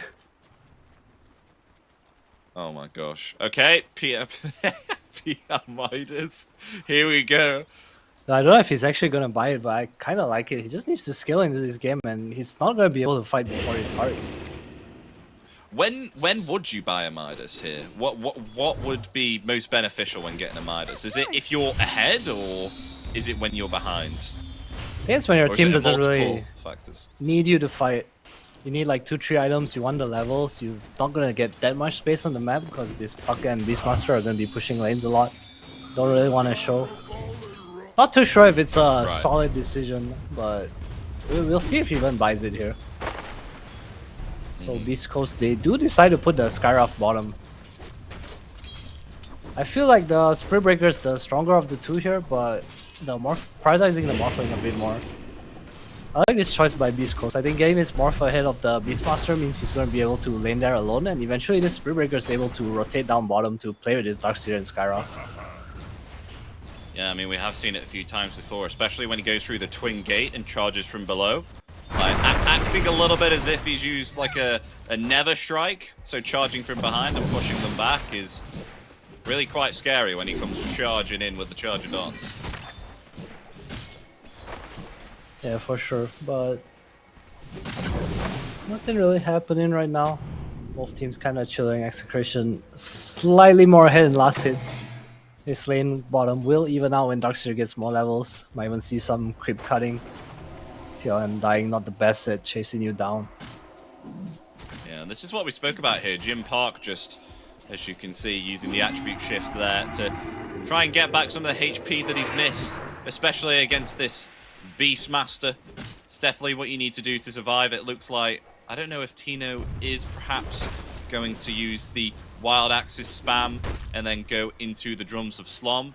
We'll see. It could even be the Helm of the Overlord. What do you think would be the best way to approach this Beastmaster game here, Adam? Is it the Helm of the Overlord, or would you say the Drums of Slom? I like the Helm a bit more here. I feel like they can apply a lot of lane pressure with the Helm. I think Helm into Aura is very nicely old Schofield. Yes, Fairy Fire and charging away. Ooh, oh my really gosh! That was 15 HP! That was 15 HP, jeez! That was pretty close there from Schofield. He had a Blood Grenade still ticking on him. And then that Fairy Fire. Did he use that Fairy Fire mid-charge? No, I used it before. If he used it mid-charge, the charge would have stopped. No, it would have... I wondered that. But looking on the mid lane, though, Dark Mago doing all right here, but not as good as the Puck, surprisingly. Bob actually doing a lot better in terms of CS, so both last hits and denies, as you can see here, which is quite surprising to say the least, especially on a Puck, because sometimes it is quite hard to land those last hits, especially when you're against a 78 base damage Tiny, and the fact that he has himself Tree Grab as well is able to deny the creeps a lot easier and has some range. Yeah, he's kind of just using spells to get last hits here. Pretty hard to lose your lane on Puck unless you're getting hit a lot. It's Schofield again. Oh my gosh. 30 HP. I mean, Schofield's a warrior. Look at him. It's now Jim Park attempting to get down Tino here, but doesn't have himself waveform, and only level 1 adaptive strike.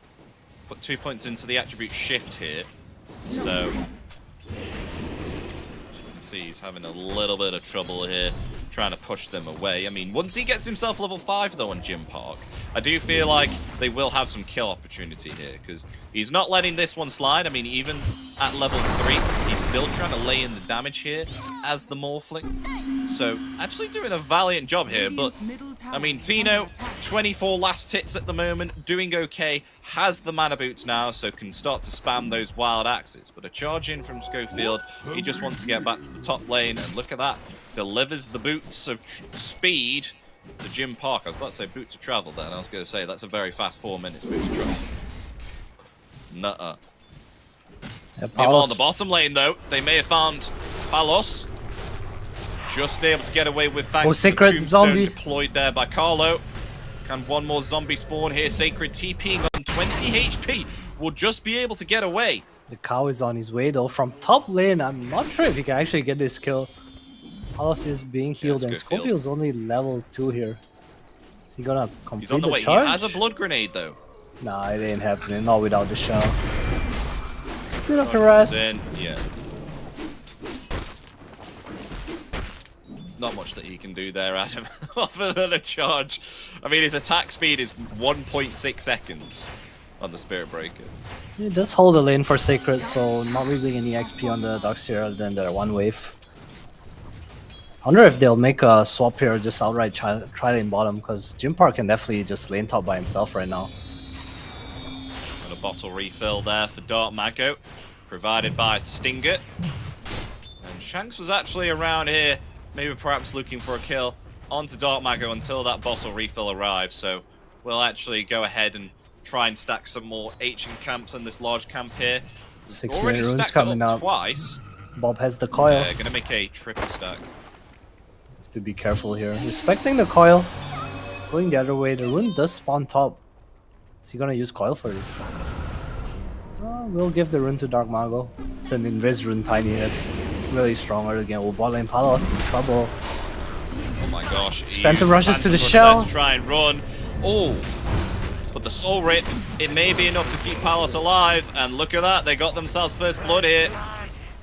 Carlo, the kill will go to him there. Yeah, it's really nice for Palos because he had his Midas flying out as well. Really does not want to die Sacred's here. coming in for a kill, maybe? No. Just skipping around a little. Top lane Tino. Top lane, on the other hand, Tino in some trouble. One more last hit is required to take him down. Where's the adaptive strike? Unable to find it. He's already got himself away too quickly. There's going to be a lot of pressure on the tower though. Stinger going for Rune King. This silence off. Sacred taken out on the bottom lane, and Stinger is going to be found by the neutral creeps with that double stack there. So Bob not able to get that kill. Meanwhile, more action happening bottom as the Shadow Realm charging up. But can you hit Schofield with it? Nope. Not able to find him through the fog of war. The Bramble Maze will come out. That will lock him in place and take him out. Schofield falls from the Bramble Maze of Shanks. Execration support's doing a real good job of reacting to this bottom pressure right now, making sure Palos can lane. Went for his very greedy Midas, no real laning item. Radiant's middle tower is under attack. Do you think he just should have gone the power treads and the diffusal here, or? I think it's okay because his team's kind of protecting him down here, and we have not seen Dark Mago really make a move. He's eaten the Invis rune, looking for Tino here. Tino clear stacks, but there is a read. Tino hiding in the trees. Sipping on the seeds of serenity. Sipping on the seeds of serenity. Yeah, what do you call it? It doesn't heal you that much, to be honest. Carlo, he may have been found here. He will be indeed. The toss will claim his life. What's your favorite neutral one? Bob. Neutral item? What is your favorite tier 1, by the way? Yeah. Not the Seeds of Serenity, I hope. Is there really any answer other than the Occult Bracelet? The most OP item in Dota. There's also Fairy Trinket, I guess. What about Pickpole? Depends what you're playing, I guess. Depends what you're playing for sure. Radiant's courier has been Oh, killed. Schofield farming careers. It's gonna Look at walk the vision away. that they have on Beastcost. Schofield navigating the maze. Can you get the charge out? Oh, 5 HP! No way! 5 HP! Oh my gosh, Schofield He's gonna escapes get a again. ward here too. Because why not? Get a TP out. Space created, my friend. 1 HP warrior, almost. I feel like he's been 1 Escaping HP all at the least time. 3 times so far. Oh, look at the ward already Dark paying Mago. off. Seeing his rotations bottom. Dark Mago doesn't care though, he wants to go in. Oh, I don't know And the about Dream this Call one, there guys. onto 2. They will find the Undying. Bob is out. Don't want him to stay there any longer. They knew better. No tombstone down dropped for Carlo. Get out scot-free. They could possibly do it again though. Surge is on cooldown in 10. Start Mago Shell ready with tiny. the spells again. Top lane, Tino getting pressured. A lot of TPs coming in. Yeah, They Primal run Roar Jim Park. committed there on Jim Park, though Tino has to be very careful. Yes, Waveform waveform. in 1 more second. Jim Park will be able to waveform up onto the high ground. We'll use the TP. He will get out. Radiant's courier. This is gonna give room for him to clear stacks though, or is it Dark Mago is gonna run in? Oh, he could find this big stack here and Oh, actually this clean it is up. Very well timed, double damage, Tiny. Do it, Dark Mago, gonna do use it. it? Do it, do it, do it, do it. No, he wants to No, find Carlo. He no. wants to find Carlo. He's found Carlo with the avalanche. There's the toss. Oh, As no, the but he has DD no more tree. will out to take the him mission out. stacks. Dark Mago, no. Is he going to stay there? It's too hard Whilst without it goes the- off cooldown? There's no It's roar. difficult. Wait, Bob is rotating in as well. He wants more, he's Dark Mago has to crazy. be careful there. Nice silence there, though, from No Stinger. secrets here. The silence is going to expire. Both gonna be teams a really trying to get battle. these ancients now. Okay, there we are. There's Double the tree. damage, Tiny. Tree in his hand. Gonna commit the avalanche sacred here as well. Bob pretty low, has to be careful. Bob gets most of the last hits. So to answer your question, Tino is going for the Aghanims, but it's going to be slowed down greatly now. Ancient stack getting taken away from him. Radiant's top tower is under Yeah. attack. Dire's Also have Dagger real soon on Dark Mago. It's gonna be big go time for them. Skyrath level 6 soon. Tiny Dagger. It's time to hunt the PL. Oh, Dream Well, Coil on the mid. Coil in the mid lane. Onto Schofield. The silence is there, but where's the damage to take down Schofield? Able to avoid the illusory. Dark Mago's orb. here. Actually Is able to toss get there? away as Dark Mago comes forward, tosses back Carlo. Does have the tombstone to apply, but not going to drop it. Actually full here. Jim Park now joining in on the fight. Tried to use the waveform there. Nice silence. Oh, and an avalanche as well. There's the toss to stop the illusory orb. Lovely stuff there coming out from Dark Mago. Yeah, very nice rotation coming in from Jim Park as well. Gets to the high ground with the silence. And Dark Mago just received his Blink Dagger. We're calling for the chase here. This is where Beastcost is online. You even see Sacred, no mech, nothing. Vanguard, Cloak, participating in these fights is so tanky. There's no damage from Execration. Puck, Dark Willow, and Undying, these are not heroes that offer a lot of damage. They only offer a lot of utility in team fights. At least not now, not with this net worth we have on Bob. 4k only. Radiant's The rune middle control tower from Beastcoast really hurting him here. Radiant's middle tower has fallen. So what's Dark Mago looking for now? Maybe perhaps a Echo Saber here? I mean, he's finishing up his little magic wand. Meanwhile, Bob going for, Radiant's bottom of course, the tower is Witch under Blade attack. here on the Puck. It's not very nice when you're in this situation as Puck, is it? Where you're not actually able to benefit from kills not only on the side lane, but the mid lane as well. And then you just start to feel like you drop off here. So it's really hard for you to actually have some impact in damage potential during the early and middle stage of the game. Not until you're farmed as the Puck. It's kind of difficult here. It is. This Witchblade item, it's not something you want to be behind when you're buying. It's an item that applies a lot of pressure early on. You're so strong with it. But Execration gonna default into farming mode right now. They need items on the Puck, they need items on the PL. Paul's going for his Aghanim Scepter, so he's not gonna be fight ready for a while as well. And that was Also, a tongue he's twister. rushing the axe. Is under attack. It's farming time.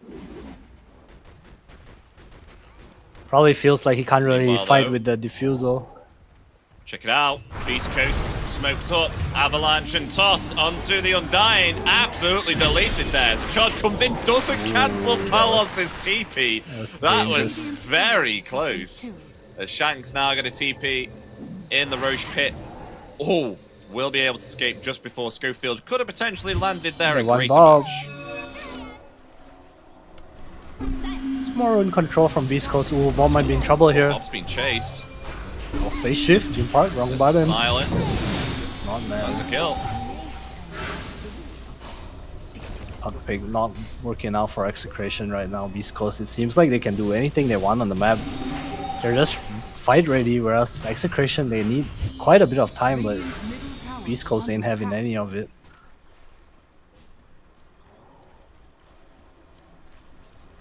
Yeah, it's really nice to see, you know, morphing players like Jim Park, like especially abusing the morph ability as soon as it's off cooldown, like treating it as if like it's a chronosphere. Like as soon as that morphs off, it's like, right, I have kill potential here, let's go find a kill. That's the second time he's actually been able to take down Puck here with thanks to this morph, silencing up Puck with the own spells.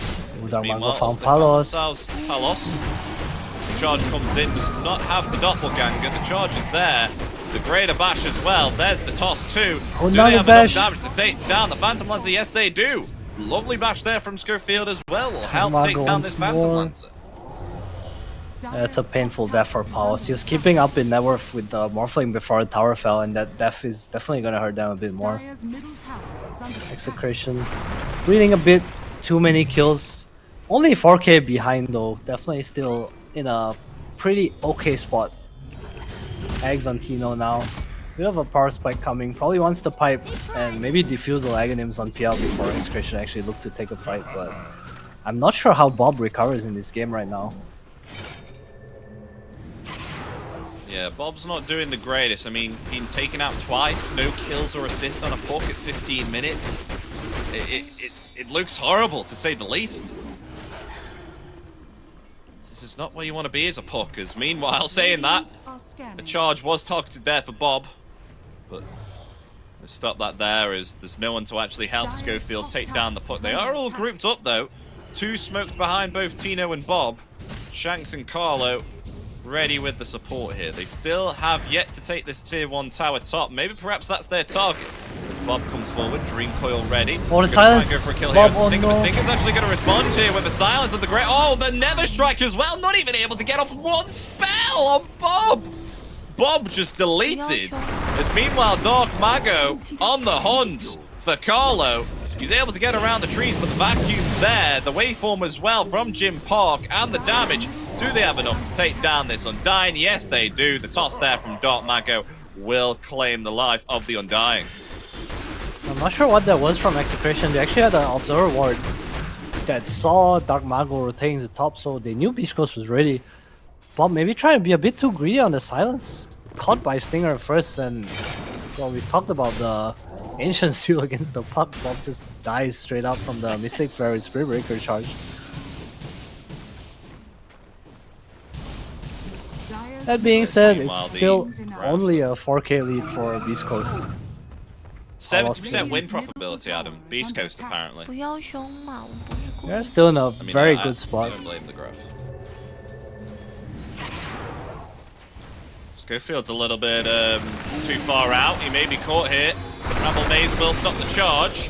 A nice cancel there of the Primal Roar, but they will finally come off. They will find Schofield, even with the attempt there from Dark Mago to try and save him. Because now they'll try and go for more. Dark Mago in some trouble. Where's the save? I don't think they'll find it here. They'll find another kill. It'll go to Tino.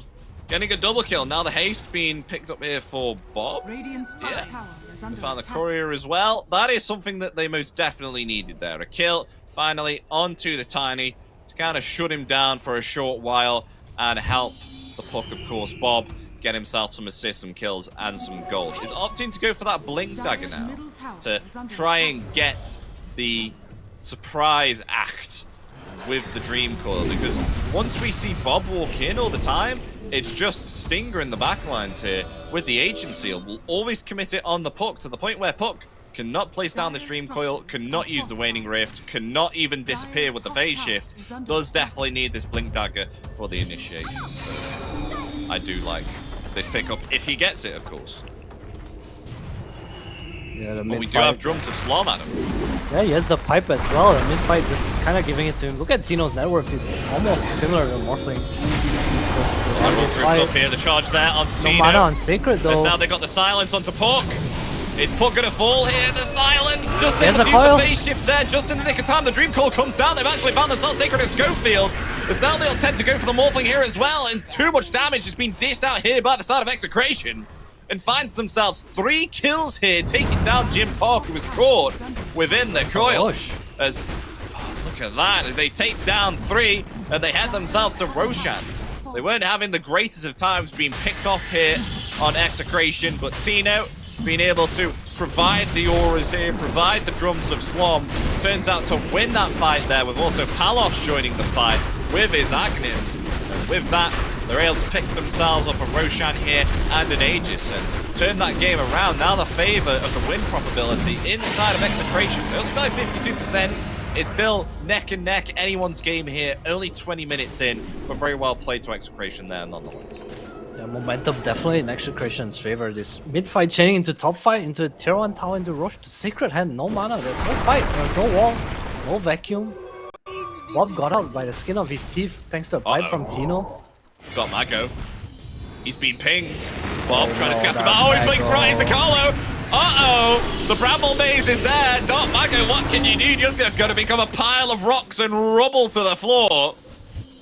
Found. Blinked right on top of Carlo. He was like, hello, mate. I'll take you out. That's gladly a kill for us. And look at that. They take out 1. They smoke up for more.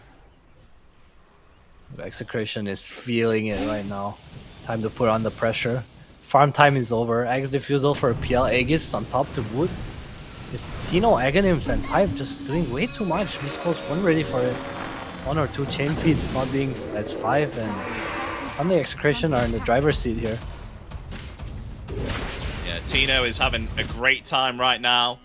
I mean, almost evening the net worth here between the PL as well, who has himself a Midas, remember that. It's now pushing into the tier 1 tower, will be able to take that out.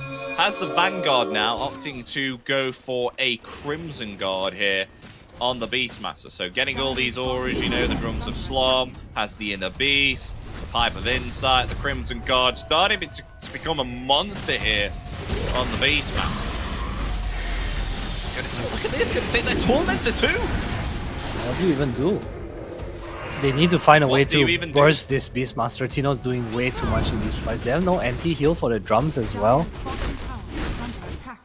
We see in these fights where Dark Mago blinks in, there's a coil, there's a tombstone, and they just can't turn the fights. And there we go, look at that. Tier 2 tower taken out with ease here from Execration. They're having themselves a great time. I mean, just remember, ladies and gentlemen, these guys on Execration, they haven't won themselves a series. They haven't won themselves a game. So if they can get this, it's definitely going to be uplifting in the morale here. And maybe perhaps we could potentially see them win a series. But it's not over just yet. Only 22 minutes in. Beastcoast definitely do have the ability to turn it around here. They do have very, very nice counter initiation if Sacred is indeed able to get off the Wall of Replica and the Vacuum. They do smoke up though on Execration. Trying to find something here. As for Carlo will be slightly a little bit behind here, not joining in the smoke, but who will they find? The smoke will break there onto Dark Mago, going to try and escape right now using the illusion rune. He will maybe perhaps break the coil. He's still alive right now. Charge coming in from Schofield, but cancelled there by the Bramble. The fear is there also, but the Primal Roar coming out onto Sacred. No mana remaining. Dark Mago falls along with Sacred as well. There's now PL starting to pop off. He's strong with his Diffusal and the Agnims. He's almost finished his Manta style here as well, having a great game here as the Phantom Lancer. And look at this, Jim Park, he's starting to fall off right now. He really needs himself something. He has the Aghanims on the career pretty much completed, but is it enough though? I feel like every time they find Dark Mago in these fights, there's just no more initiation. Beastcoast have a very I want to kill one hero before the fight starts lineup with this tiny Skyroth mage. We see the Dark Willow against the Spirit Breaker as well. Just his Bramble on the floor, and Schofield can't do anything in fights. Parker really has to do a lot of carrying here. Dire's middle tower has Oh, fallen. definitely. I mean, he has definitely done it before as his TA. I can assure you that one, Adam. We have seen it before. Is under attack. No, we have seen the respect tips come out for the TA. Yeah, no TA this time, but they do create a smoke for themselves here, Beastcost. Wanting to try and find an opportunity to jump and latch upon Execration. As it's going to break there onto Shank. Shank's going to use the Shadow Realm and TP out. There's going to be a cancel there with the Avalanche. There's a toss there as well. They will find the Dark Willow. Silencing up here. The Phantom Lancer. Phantom Lancer definitely in trouble. Will be taken out, but does have the Aegis. The Primal Roar coming out there. The Dark Maggot, but able to live through it all. As the Aegis bringing back the Phantom Lancer alive. They're going to try and attempt to turn it around now. As Dark Maggot taking way too much damage. It's going to fall there. Jim Park also taking damage too. Going to have to try and waveform away. But look at this, they Parker's have in trouble. Schofield there, and Jim Park having to use the attribute shift, but is going to fall along with the Scarab there as well. This PL is just way too strong. The Synchron is the only one remaining, going to try and TP out here. There's no cancel available to stop that TP, but nonetheless, look at this. Beastcost, they made a smoke of their own. It failed disastrously, only able to get themselves the kill there onto the Hawk and the Dark Willow.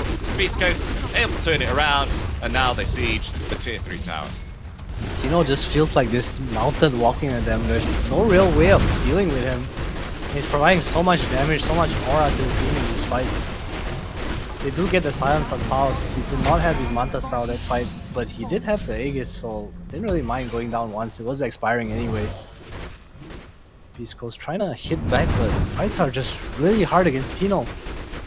This morph into Phantom Lancer, sure, but there's this Beastmaster drums dealing with you. Oh my gosh. Schofield, mate, you might die. Careful of the illusions.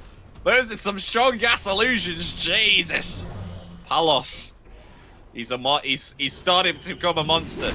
A Kraken beast, a raid boss. If he gets a Heart of Tarrasque and a Lincoln's, definitely something you would see at the the end game of Diablo 4, some kind of boss.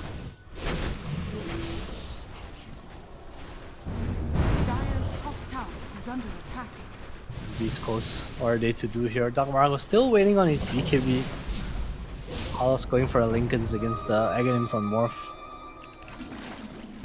I feel like Parker needs to get damage somehow. Not sure if Scotty's the item, or if he'll commit for this. He's a ways away though, has time to think about what he needs. Roche We did speak about as well how Bob wasn't having the greatest time here on the puck as well, but still not having a superb time, but nonetheless a higher net worth now than Dark Mago, who did have himself a really nice early game, but is now being punished heavily here, attempting to go for the BKB, but still doesn't have it. Around about 400, 500 gold away. So really needing this BKB here, Beastcost, before they start to initiate in the fights again. Definitely need this BKB here on Dark Mago. Yeah, but look at Tino, man. He has the Crimson Guard complete, now has a mech, almost grieves. It's just way too much damage negation coming out from this Beastmaster. Way too much. Rush spawning soon as well, so Beastcoast, if they're not fight ready, they are gonna need to play into this Aegis PL once again. It's a scary Beastmaster, what can we say? 308, 250 CS. No big deal. Just another day. We have seen this before. So he's got himself the Guardian Greaves now. They're on the way. There's how's Phantom Lancer doing? He's almost finished his Lincoln Sphere, Palos has. Almost obtains that. A few items that everyone needs to get, and then maybe perhaps we'll have ourselves a next interesting team fight here. As we got ourselves Pipe and Crimson also on Sacred, but not having a greater impact compared to Tino here on the Beastmaster. He's been having a great time, but finally we do get that BKB now onto Dark Mago. Jim Park still trying to farm up here, actually going for an Eye of Skadi on the Morphling. I mean, it's like the core of core items on Morphling. Do you think he should be going something else, or do you still agree with this Eye of Skadi pick for Jim Park? I feel like he needs damage, maybe Butterfly, maybe Daedalus. I think they are too far behind in the game right now. They need to be able to kill heroes with the Tiny Stun. Otherwise teamfights are going to be super weird for them. I don't think BKB is enough to win fights. It's not that he doesn't need it, I think it's more like he's not in a position where he can buy it right now. Needs to go for a so bit more of it's one of those cases then where you obviously, of course, you have the opportunity to either go BKB because they have a lot of magical damage, or the Daedalus, and you have to like commit and go all in to try and get a damage item here instead of a BKB, because if you buy a BKB when you're not strong enough, there could be that chance where you've actually just wasted 4k gold and that BKB actually just does nothing for you. Yeah, I feel like BKB is just gonna get kited. Like, he just needs to play on this one kill and kind of kite the fight, becoming PL or top row even. I think Beastcost whole lineup, they really need the initiation, but that's not something you can do against the Aegis, and Execration is gonna claim this for free here. They are indeed. Free Roshan for Execration. They'll take down the Roshan a second time. Aegis and Cheese on the floor. The Cheese will go to Tino. The Aegis, on the other hand, will go to Palos, who's going to TP to the mid lane, clear out this creep wave approaching the tier 2. He's going for the Heart of Tarask next, after finishing that Lincoln Sphere not too long ago. How far away? Oh, he's actually changed his mind here, Adam. You were bang on. It's like Jim Parkerja. He's going the Butterfly instead here, instead of the Eye of Skadi. Yeah, I think he feels it too. The Skadi's not really gonna help him kill anyone. Just a healing reduction against the Beastmaster, but with his Cheese on top of Tino, this Paladin Sword, these auras, I'm not sure if they can even take him down. Itemizing to probably play as the PL a bit more with this Butterfly. Darkmago's opting to go the Agnims also to get himself the Tree Volley. I do feel like that's a good pickup here, if he, obviously, of course, he can get around some trees here. Get himself a Daedalus as well, and then they'll have, like, a lot of lovely clear here for the PL illusions. Yeah, it's great if he can get there, but they are still a ways away. Darkmago and Sacred not really doing too well in terms of farm right now. Parker, the only one on the team even close to the PL, and that's 5k behind. Not had a great game. Had a pretty good early game, and he started getting coiled. Started getting tombstoned, and the 2 or 3 chain deaths just hurt him and Beastcost so much. Now, possibly with this Aegis, we look to see Execration siege the high ground. They will do indeed. I mean, a smoke play here from Beastcost, but they're just going to actually kind of break it a little bit here and show themselves. They need to get somehow around the backlines here. They're going on Tino, which they're going to try and attempt to do now with Darkmago tossing back. I mean, Schofield's fallen here, but Darkmago activating the BKB there. The silence onto the Beastmaster, but no opportunity there for Risen for Beastcost. I mean, the toss and avalanche was there. No follow-up there. Oh, another toss. Wait, can they get Tino though? That is the question. They'll attempt. The heal is there from the Soul Rip, but in return, Darkmago is going to pay the price for tossing Tino away into the tier 4 with the Dream Core coming out. The back there as well. Schofield getting very low, just able to get himself back, but look at this, stunning them all up here. As the Spirit Breaker, he will fall. Carlo, though, taking way too much damage than he can handle, but they'll pay the price for putting down that Mystic Flare. Stinger will fall, but he will try and buy back to the fight along with Darkmago as well, and Schofield. They'll try and defend their base as best as humanly possible. But Shank's going to try and get away as well, but a massive adaptive strike will take out Shanks. Was he full health? He was full HP. Insane. As Bob will be found by Stinger there as well. Is there an Ancient Seal on top of Shanks? I didn't catch it at all. I'm not too sure actually. He's going to somehow hold on though. A lot of buybacks. Let's do some math. Let's do some math. 85 base damage, and then what was it? Maximum damage, max agility multiplier 2.5. Bonus agility 9. Oh, God, I don't know. I actually don't know how much damage he did. What, like, how much agility does he have right now? 260 times 2.5? That's like 500 and 600 damage? It's 520 plus 130. Right, yeah. So it's 650. Still nonetheless a lot of damage. He did get deleted though. That's for sure. We can be certain of that, Adam. He did get deleted. But they are going to take the Tormentor here on Execration. And the Shard going there to Carlo.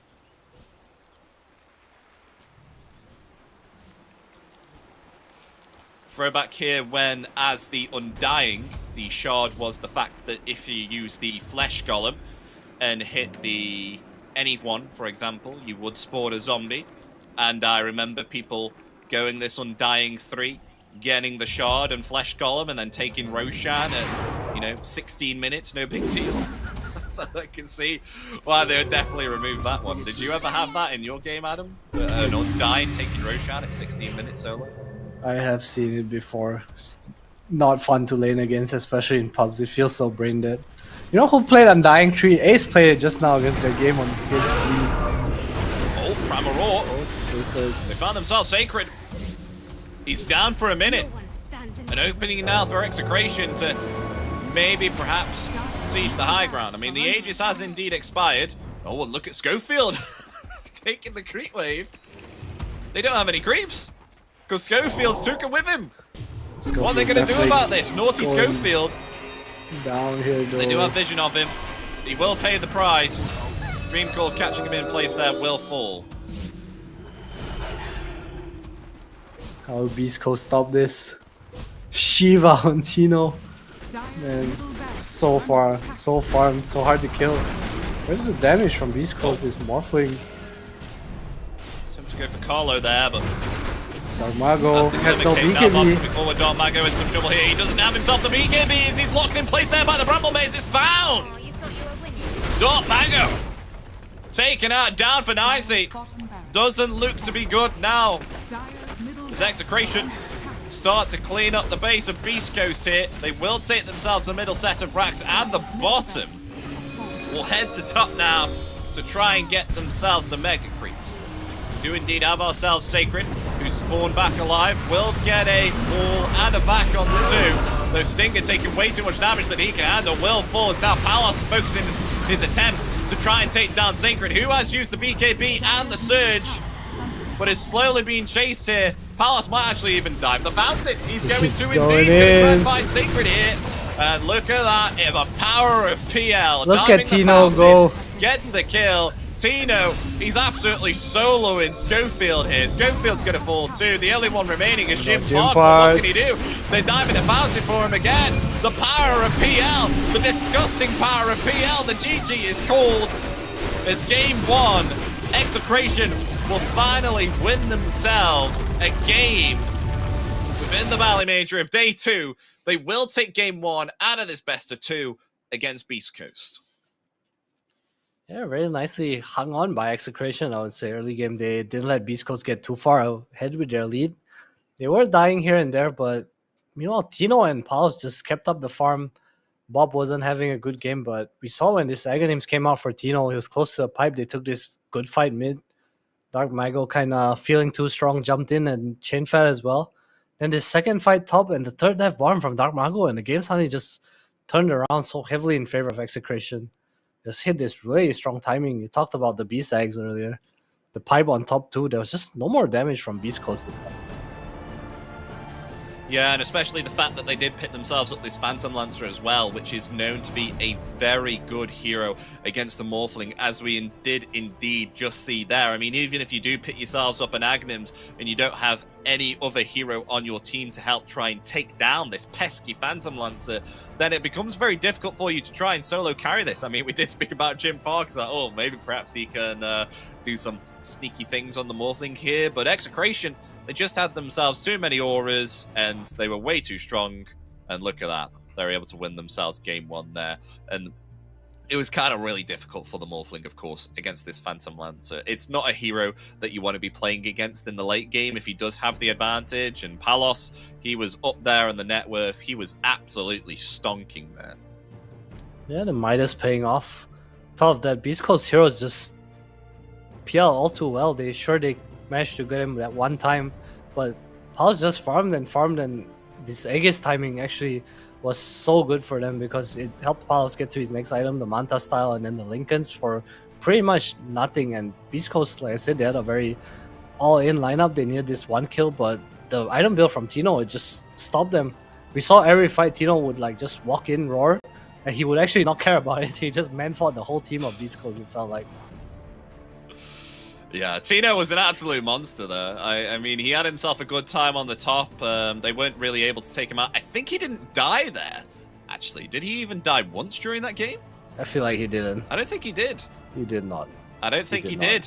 From what? Oh no, he died once. Okay, he died once. But nonetheless, he still had himself a great performance there on the Beastmaster. So I'm presuming by you speaking about Tino quite a lot, you'd give him your honorable MVP little star. Yes, sir. Yes, sir. Yes, sir. Okay. I think he was so. I mean, I think he was the driving factor of what they came back with. You know, just this X timing that they were playing for.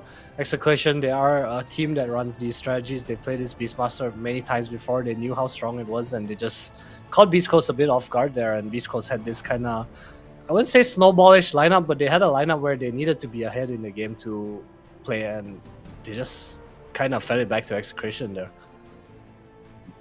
Ladies and gentlemen, we are indeed going to put it for a break here. So of course, Execration finally able to pick themselves up a game within this Bali Major, and they will get themselves game 1 out of this best of 2 versus Beastcoast. But will Beastcoast be able to equalize it, or will Execration finally be able to win themselves one series within the Major? Find out shortly, because we'll be back in just around 10 minutes. Don't go anywhere, and we'll see you for game 2.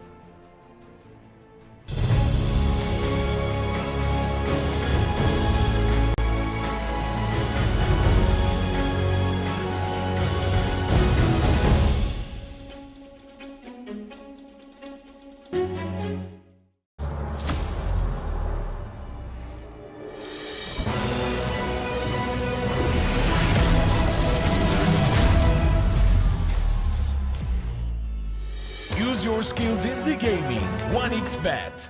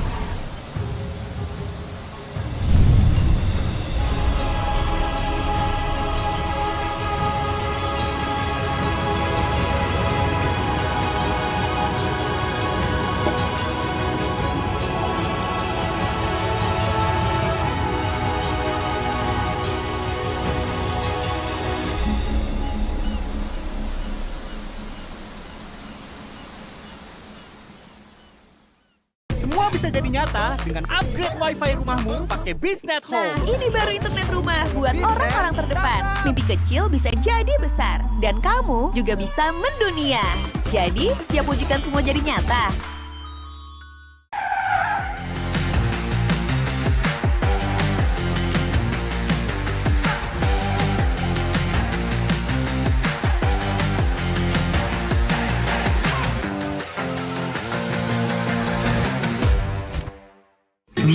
Panas. Ini oven nih. Hai. Ya kelar. Wih. Nah ini Super Oven si paling seru. Mau gini seru. Mau gitu seru woy.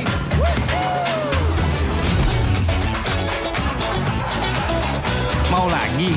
Lagi. Terus aja lagi. Super Oven seru roll di oven. The world is your stage. Take the first step to change. Lead with vision and innovation. Perfect your strategy and make your goals reality. Get in the game. Make it count.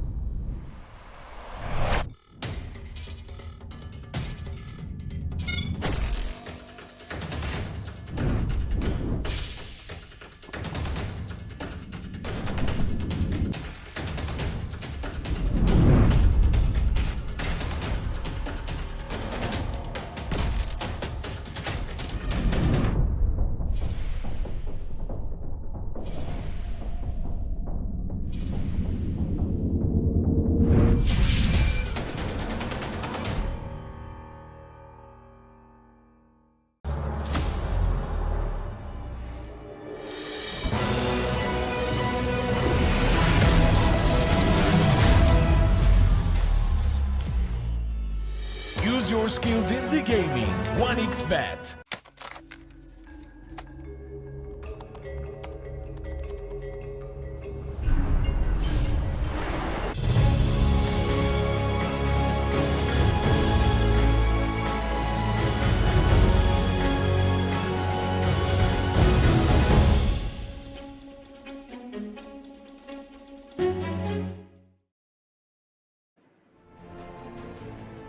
Hello everybody, welcome back to the Bali Major. We did indeed just have ourselves game 1 out of the best of 2 with Execration versus Beastcost, and of course Execration were actually able to win themselves their first game of the Major. But the question is, can they take themselves game 2? Adam, what'd you thought about that game 1? Do you think they have the follow through to take themselves game 2 here on Execration? Have you been impressed with their performance?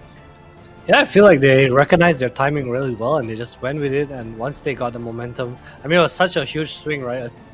2 kills into a team fight, into a tower, into Roshan, Aegis for PL, and it wasn't like Palace was poor the whole game. He was keeping up with Parker all the time, Tino as well. They were in a pretty okay place, and it was just, well, too much once the kills started coming. The Aegis, this Morph against PL lineup, it was, I don't know, just Beastcost didn't really have a play anymore after that. I mean, they had themselves some kill opportunities here on Bob on the puck. They're actually able to punish him quite hard, and Dark Mago was having a great time during the early stage of the game. And with that, they were able to take down their mid, but somehow it came to barrel on top of them, where Execration were now the ones taking the lead of the game here. What happened for it to go so wrong here for Beastcoast?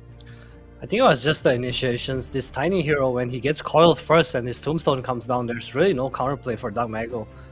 In all the fights that Beastcoast were going really well for Beastcoast, it was Dark Mago initiating or Jim Park finding a silence on the puck, Bara charging in. They were always initiating, and when Execration started taking this initiative to take fights, especially with his eggs on Tino, it just felt very unplayable for Beastcoast. There's no real counter initiation. Sure, you get this back wall sometimes from Sacred, but where's the damage? Parker was not ready at that point in the game, and it was just too hard to fight into Tino with the eggs and the pipe.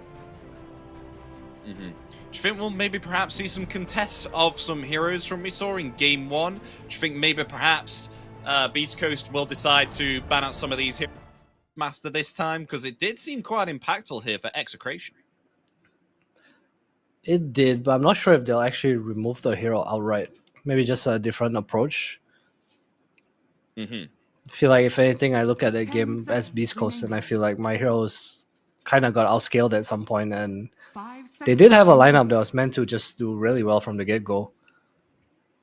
Had the advantage, but we saw the fight mid where Dark Mago kind of blinked in to save Panda there, and after it just kind of fell apart for them. Another fight into another fight where Execration with the Hawks from Tino just had the upper hand. Big advantage. Starting fights with Vision, got to choose everything. Yeah. Radiant team See the same bans though from what we saw in game 1, with Timbersaw and the Batrider being banned out, and Execration on the other hand, Beastcoast banning out Enchantress and the Techies. What will they pick for their first pick? It's going to be Undying once again, a Carlo Undying.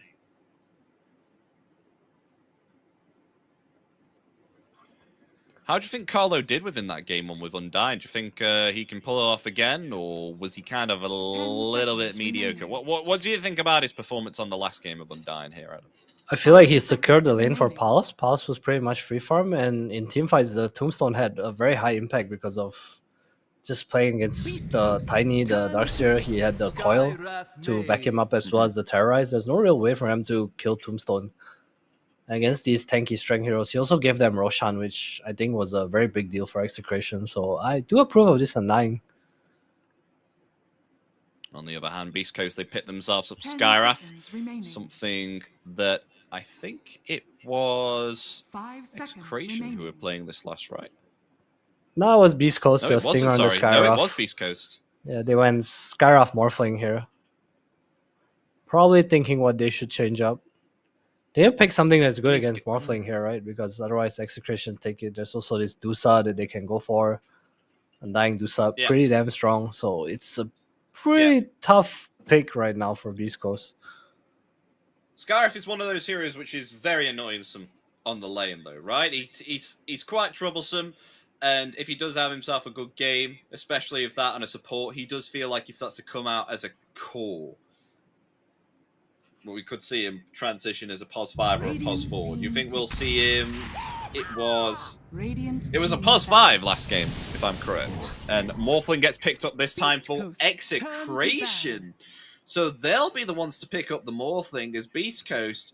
They actually put themselves up Snapfire here on the 3rd pick and the 4th pick because Morphling hasn't been taken. They'll actually pick him up. Yeah, Morph the most contested hero of the tournament so far, or at least one of them. I think the Snapfire pick is kind of a flex here from Beastcoast. Either that, they just want a hero that's good against the Undying and pretty neutral lane. I know Schofield does play the hero as well. I'm not sure if he plays Skyroth. Stinger played the last game. Beastcoast still kind of keeping things open. They want to go for a core. We see the Beastmaster ban here. Not wanting Execration to do it again. Tino definitely super high impact in that game. I would not give the Beastmaster away either. 10 seconds. And Execration banned the PL, Adam. They know PL is a menace against this Morphling. They don't want to have to face it themselves, even though what they did to poor Jim Park, they'll ban it out. Yeah, it's also because of the Undying. PL particularly good at killing Tombstone, good at killing Undying. What else do you need to ban? Anti-Mage, maybe? Do you care Anti-Mage? They have Snapfire, Skyroth. Probably Faceless Void, if anything. Yeah, Faceless Void would be very troublesome here. Kind of synergizes quite well with both Snapfire and Skyroth Mage. Obviously, of course, with the Mortimer's Kisses and the Mystic Flare. Both ultimates of these heroes. Chronosphere would be very, very cool. But they will ban out Broodmother on Execration. And we'll see whether they will ban out the Faceless Void. Because I think it'd be quite nice. He's starting to make a little bit of a comeback here within the scene. People starting to pick up this hero. Faceless Void. Always being an OG here with the Bashes and the Chrono. 5 seconds remaining. Wonder if he'll ever get like a massive change. I don't think so. Dota 3. Probably not. The hero does feel like it's in a okay place. At least in my opinion. I think Faceless Void is one of the most balanced heroes in Dota.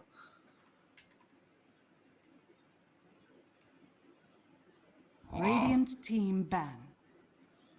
As Clockwork gets banned out here on Beastcoast. Did take some time to think about that, but now we'll see what Execration will ban out for the final one. Are they going to try and protect the Morphling here with another ban? They banned out the Brood. Do not want that against the Morphling. So we'll see now. 5 seconds remaining. Will they protect this lane again? That is the question.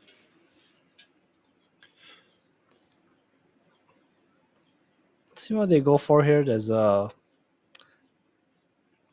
Do they ban the Visage? Sacred play Visage? I'm honestly not too sure. I think of him more of this Aura Boy for the team where he just keeps connecting. They go for a Naga ban. Okay, I like that. Pretty nice hero against the Morph, good against Undying as well. Still a Turbo in the pool, still the Faceless Void too. I feel like Beastcoast just wants stuns to enable his supports right now. 10 seconds remaining.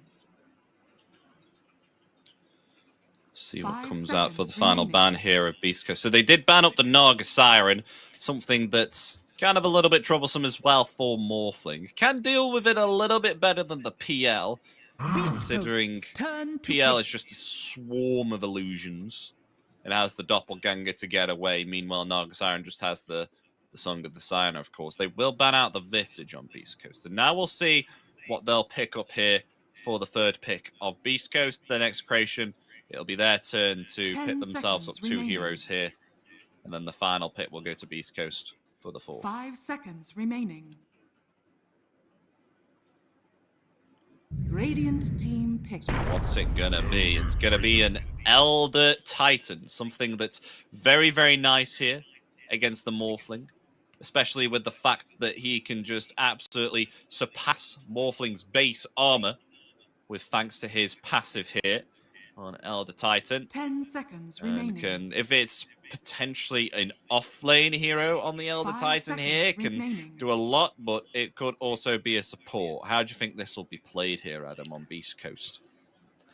I feel like it's most likely a support, but I'm not sure. I do like this ET core against the Morph Undying lane with a Snap or Skyroth as well. It's pretty damn strong. Not a very common hero to play nowadays, though. Execration, of course, they do have the option of just picking something like an Oracle here. Super high value against Skyroth, Snapfire, and ET. Purge is super high value. Fate's Edict super high value. Underlord. Okay, Underlord comes out. Something that obviously, of course, can defend high ground quite well with the Firestorm and the Pit of Malice. Actually able to rotate around with the Fiend's Gate as well. Remaining. To get that confused with the Twin Gate. There's a lot of gates being introduced to 5 Dota right now. seconds remaining. It's very true. Probably gonna pick their pause 4 again here, Execration. Looking at something like a Shadow Demon for them potentially. I think having a save against Beastcost Burst is really nice. Our hero is of course the Oracle. Not sure if they'll go for that though. So you just want Shadow Demon just sounds much more Execration-ish. Something like a Lion Rubik. Yeah, they go for Rubik. So Rubik's also a save with the shard, keep in mind. So some nice spells to seal this game. I'm going to use that word a lot more. It seems very execration-ish.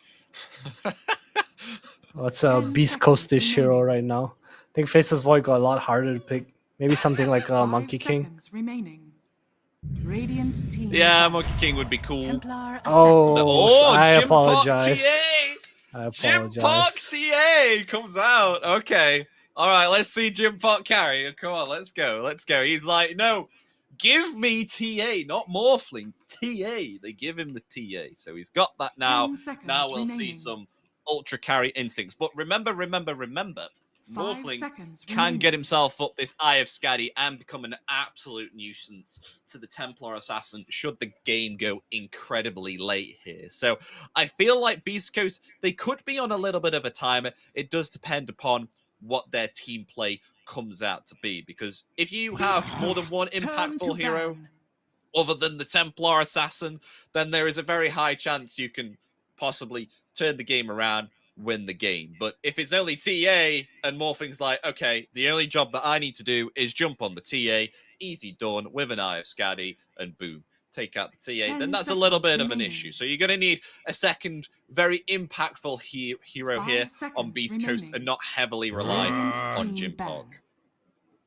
Yeah, I wonder what Dark Mago is going to end up playing here. I feel like Beast Coast lack control. They have no stun right now. I could see a world where they run this Snapfire off lane. They or ban the mid, MK. go Atos. MK 10 ban. seconds remaining. Maybe for a potential mid, something like an Ember that could come out for Execration. Remaining. I mean, it's not banned. It's still in the pool, Adam. It could potentially be. There's not a lot of reserve time remaining for Execration. So we'll see what they want to ban. It's a Pug. Could that mean that it's an Ember? Do you think like either team would like an Ember here?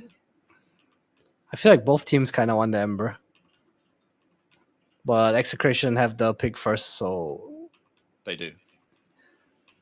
Beast Coast probably have to respond to that. I'm sure they understand what Execration, what kind of hero Execration wants as well. Picking something like an Ember or Storm here for Execration would be pretty nice. No catch on Beast Coast. Thing about picking Ember is that this snap can go mid and just kind of demolish you as well. You have this Atos build which kind of makes up for the lockdown. You last pick some maybe Tidehunter for Beast Coast because Tide TA gives you everything. 5 seconds And remaining. they'll be in a pretty good spot. Beast Coast's turn So to what's pick. the final pick here for Execration? Ember Spirit comes out here for the final pick of Execration. They will pick up that Ember Spirit. Particularly nice against the TA as well. 10 seconds remaining. So I think Beastcoast gonna X have to can be respond kind to of that. cool for Beastcoast as 5 well. seconds Not sure if it's a remaining. sacred hero though. Again, I feel like he's been a aura buyer for the team. Many options. CT can go off lane, the snap can go mid or off lane. See what Beastcoast choose to do here. I feel like any hero that takes the box of stun is pretty nice. Any hero that takes the butt. It's always stuns, man. It's always stuns. Need a stun, need a stun. Yeah, they don't have any stuns, man, so they do need to play against Ember Morphling. Hey. Technically, they have Echo Stomp and Snapfire Cookie, okay? Alright, That's that's technically fair. a stun. You're Not not wrong. Not the greatest stun though. There's stuns and Right, then there's right. reliable stuns. They need the stun So- to hit their current stuns that they have. There you go. There we go. That's the right word. Okay. So they need a reliable stun here. Something that, you know, you click your fingers, it is the Initiating basic gun. stun. And what's it going to be? Will Beastcoast pick that up? What is the mid lane? Wait, so this could be potentially Snapfire mid or Elder Titan off lane from what we're looking at. Let's see what it picks up now. It's a Storm Spirit. Okay. So There's the Storm stun. Spirit gets picked up there. So that means Snapfire or Elder Titan off lane. Who's it going to go for? So Schofield on I would Scarab, think it's top- probably going to be Sacred. Yeah, it's going to be offlane Snapfire. Yeah. Off lane Snapfire. This is the SA way. That's a big hand on Stinger. Yeah, it is. Jeez. Damn. I As actually big haven't as seen Tino's that. sword. I have not either, but it's huge. That would hurt. I do not want to be. Imagine being punched by that. I would die. But, It was what do you sting. think of their lineup, though? I feel like Beastcoast, they do have themselves a particularly nice lineup, and I'm not just fanboying over the fact that they do have themselves the Templar Assassin Jim Park, but I do like what they've picked up here, especially to respond against the Ember Spirit. What do you think, Ad?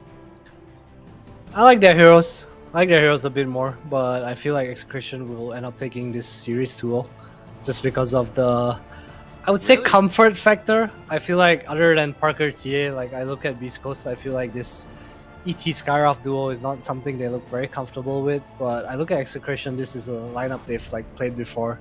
I also think this Morph against TA matchup matters quite a bit, and once you get to this Manta Skadi timing, it's gonna not be too easy for Parker to play anymore, although I will say he is the best TA and he probably knows some tricks against this Morphling that I do not, so ready to be surprised, but from what I see, I think Execration 2-0. Do you think maybe perhaps he'll be able to give the team the benefit of the doubt and actually apply some early pressure here on the Templar Assassin? Because we have seen him do that. You know, you give the man 15 minutes of farm, and then he comes out with a Dragon Lance and a Death later, and he is wreaking havoc against the opposing team. Do you think he'll be able to have the opportunity to actually provide some space for the rest of the team? Too many darn wizards!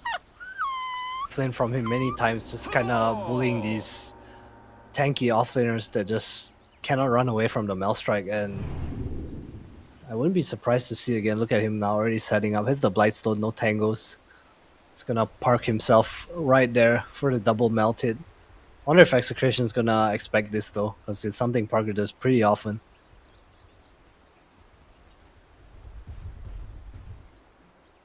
Thirty seconds to battle.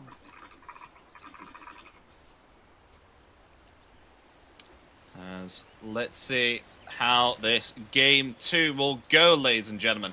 Execration versus Beastcoast. Execration, they are one game up within this series, so they could potentially take the series should they win this next game. The Beastcoast could equalize it out. A little bit of different picks this time, especially with the Storm Spirit and Ember Spirit mid lane matchup. So could be looking to have quite an even game here on the mid lane, but we'll see. It'll be a battle of the mid lanes, and it'll all come out to skill. I'm curious how his bot lane's gonna go. Sky Snapfire against Undying Morphling. I feel like Pulse is still gonna pretty much free farm here, but I don't know how much Sacred can get out of this lane. Oh, top lane. Double meld hit with the double Blightstone. The double meld. This is what the Gym Pot likes to do. We've seen it all too well before. He levels the meld. I think we've seen him put 3 points into it before, so we'll see if he commits the level 3 meld again. With a grenade. And just decides to push out. I mean, look at it, the blood grenade as well. Pushing Tino away. That was not worth a blood grenade. At least I don't think so. Just a one hit after the meld strike. But it is a lot of harass poured into Tino. Can't really approach the lane right now. Shank's gonna be the one farming up here. What will we see be built on Sacred on the Snapfire? Do we look to see similar to that of aura items come out by when he was playing the Darkseer? Like, what do we expect to see on this Snapfire offer? I feel like he will end up buying aura, although I do want to see the Atos. I think Sacred as a player on this team, I feel like I have not seen him not build aura before. I think it's just the way they play as a team. He's always connecting to his boys, always there to provide backup. So I would be very surprised if he buys anything else, honestly. Well, meanwhile, on the top lane, Tino, he's being pursued here. Jim Park with the meld. Tino getting very low there, but not able to get the upper hand and get the kill as Shanks has all of the free space here to just hit into both Jim Park and Stinger with his physical attacks and the Fade Bolt. Rubik's position for level 1 up here. It's annoying. No more mana. Solved up. Stinger solved up as well, so back to the trading. Look at that glove go. Giant glove versus the giant sword. This is a 2v1 though.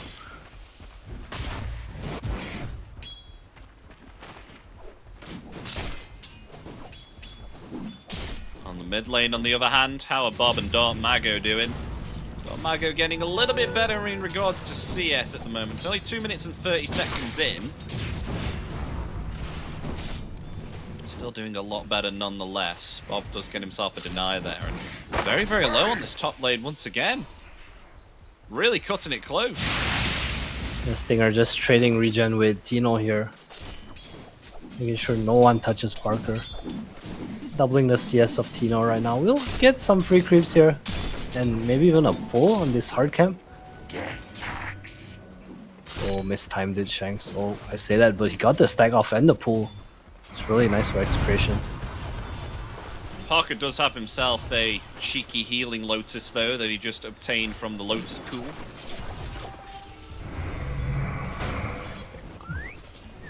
Oh, and interestingly on the bottom lane, I have to say the Sacred is saving a point here on the Snapfire. So actually putting 2 points here onto the Scatterblast, but not putting a point yet into the Little Shredder or the Snapfire coup. Yeah, he'll probably get the Shredder if a Tombstone is dropped by Carlo. If he runs the cookie and the Tombstone goes down, it might be in trouble. So he's saving it in case like a Tombstone comes up then. That's pretty clever. I would think so. I don't think there's any other purpose in getting the Little Shredder that early on. Schofield? Oh, meanwhile, as we say that, the Tombstone comes out, will level the Little Shredder, and look at that, Tombstone taken out. Lovely save point there from Sacred. Just comes to show why it's so important to save some of your spell skills sometimes. It's 125 gold for free. Yeah. Helping the CS as well. Doing really well down here, Sacred. Dark Mako, though, on the other hand, look at him with the aggression, shoving away Bob. He doesn't want him to go up the stairs. He's like, nah. Meanwhile, though, Jesus, Stinger giving Tino a good old punch to the face with this massive gauntlet that he has wrapped around his fist. Won't be able to find the kill on Tino.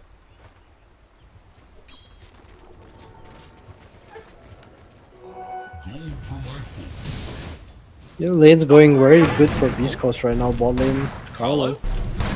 Is he dead here? There's the Scatterblast silence. too. Scatterblast. Doesn't even Don't need it. Oh, and they get the kill top as well. Jim Park.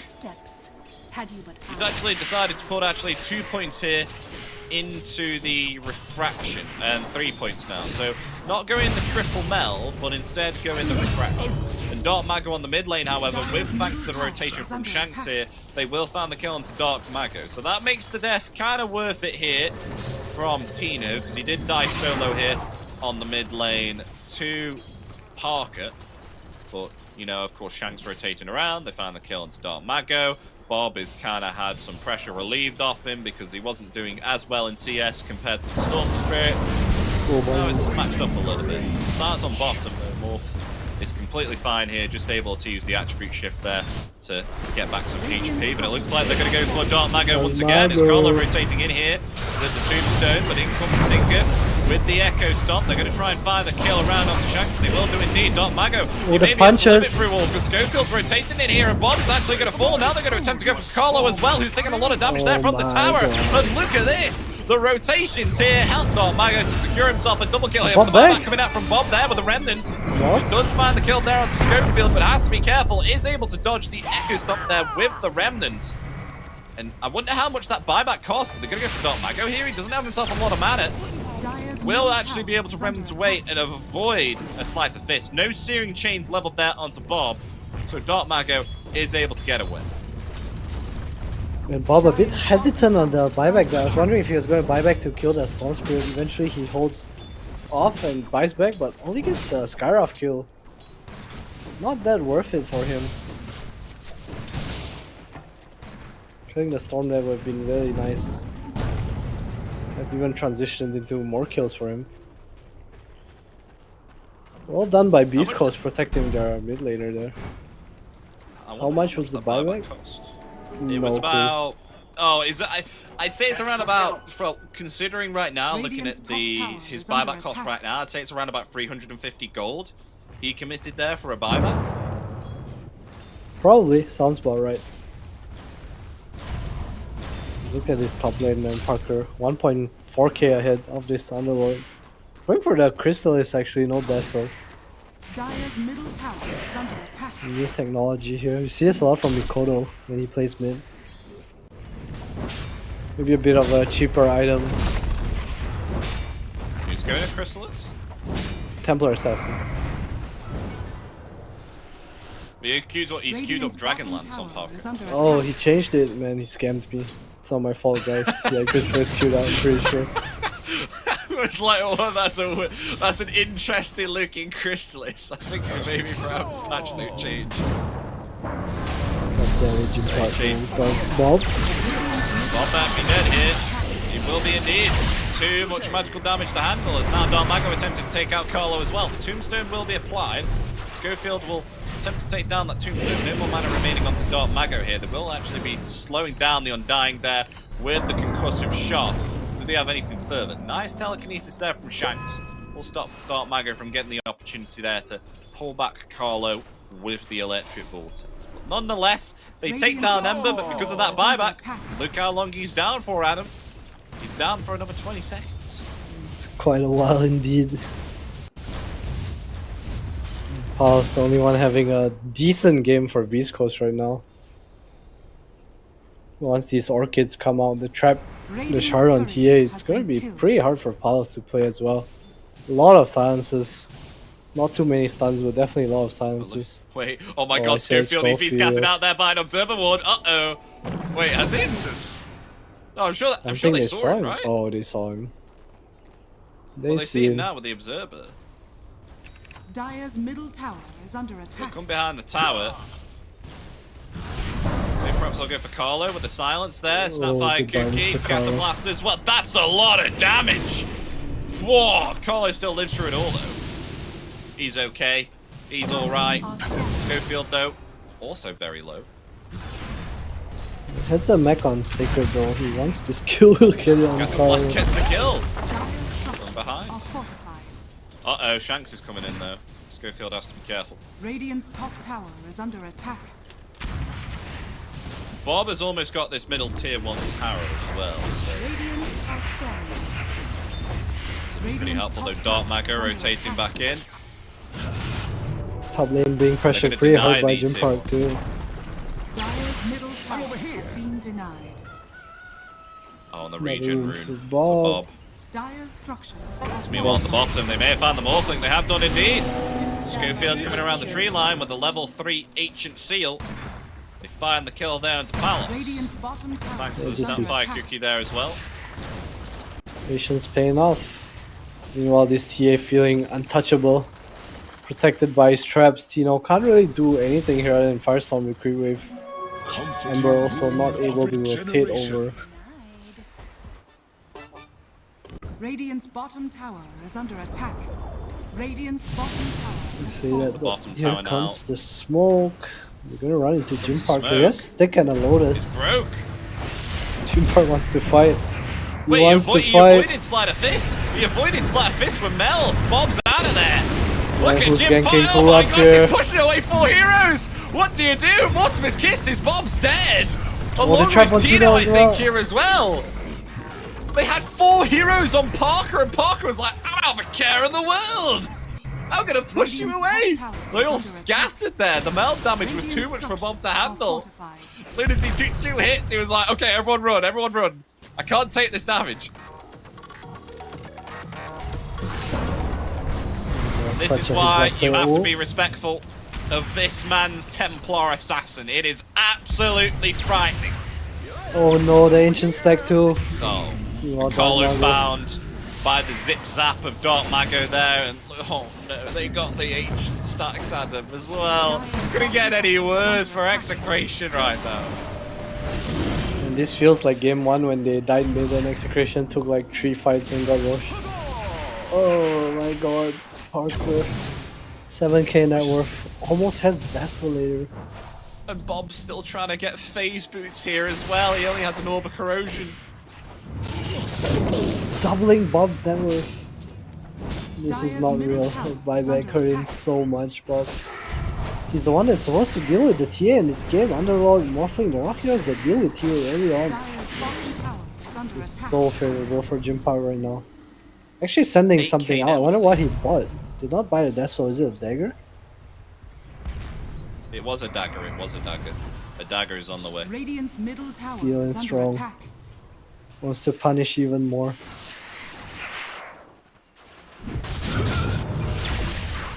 Dark Mago going for Carlo here. They find the kill with the Mystic Flare, look at that. But they may be able to get a return kill here. It will do indeed. And it will go to Bob. So Bob able to get a little bit of net worth there. So at least it'll be worth it for Bob to get a kill.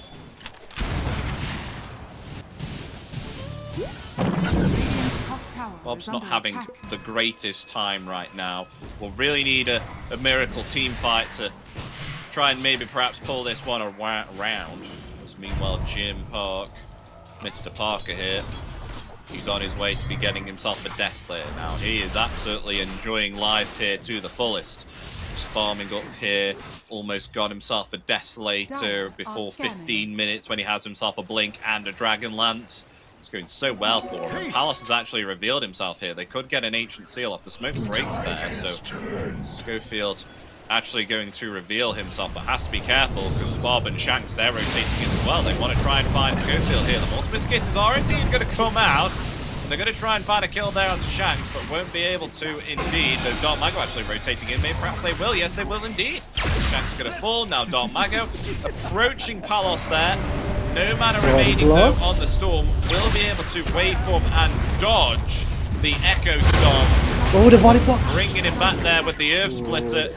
And they find the kill onto the Morphling there as well. 3 gone on Execration. Because Jim Park did find himself undying here, moving around the Ancient stack, which Parker has now claimed this side of the map. Yeah, Jim Park's like, what are you doing, man? You're not stocking Ancients for me? Alright. These are my streets, Parker implies. Well, that was such a cool move from Dark Mago. He actually body blocked Palos too, so he got caught by the Earthsplitter. So close. Oh, Bob. Did you see what happened there? Yeah, Bob just a was silence TPing in up the middle of a and Mystic melted, Flare. right? Tower is under attack. Super low. Execration, it's like they have no map to play. The 4-man of Beastcost just chasing out bottom and Parker chasing out top with Tino's dead, yeah, for sure. Tino's gone. Dagger on Sacred as well. They just want to go. Go, go, go. Beastcoast way. Full on aggression, 11k narrow fleet. There's no PL against Morphling this time. It's a 6.5k Morphling against a 10k narrow TA. He's probably going to get Aegis soon as well. Radiant's middle tower is under attack. Ay, ay, ay. Palos still attempting to get this Manta style here. It's around about 1,000 gold away. They're going to try and attempt to go on him right now. Going to use the waveform and try and get away, but Stinger hot on his trail here. Snapfire Cookie will not connect onto Palos. He will get himself away. Desolator obtained though. On Parker. This man is big. He's got it at 16 minutes. I wouldn't be surprised if they went Roshan right now, to be honest here, Adam. He's got a lot of damage. Dire's middle tower is under attack. Yeah, I think it just depends how aggressive they want to be. Roshan's not going to run away from them this game. Anytime they want it, it is theirs to take. No real threat of a fight right now. I don't know what he's going to queue up next. Probably a shard. I feel like shard has super high value in this game. Against the supports, against the Ember especially, who has no good defensive item right now. Oh, Sacred gets stomped. Bob's still okay though, he's alright. As Tino rotating in through the Fiend's Gate here, they may be able to find a kill to Sacred, they will do indeed. Sacred gone, Stinger will get away. With help of Schofield with the concussive shot. Slowed down the rest of Execration. They've got to be careful because Parker is close by. We've seen this guy 1v4 Execration. He takes down a creep wave in 2 hits, no big deal. It's TA things. TA things. It's too good. They'll actually smoke up here. They know that Parker is strong. Doesn't even need a BKB. Maybe perhaps they can scout out Shanks here? I mean, zipping in to try and find Palos here. Not able to get the stomp there onto the morph, but in comes Parker. Could take the tier 1 tower. Still has the blink ready. I think he could one-shot Palos here. I mean, even with... Pretty high armor, the morph. Actually going to go for Tino. But that, look at that, the Crimson Guard coming out. Won't do a lot of damage, but you know what will?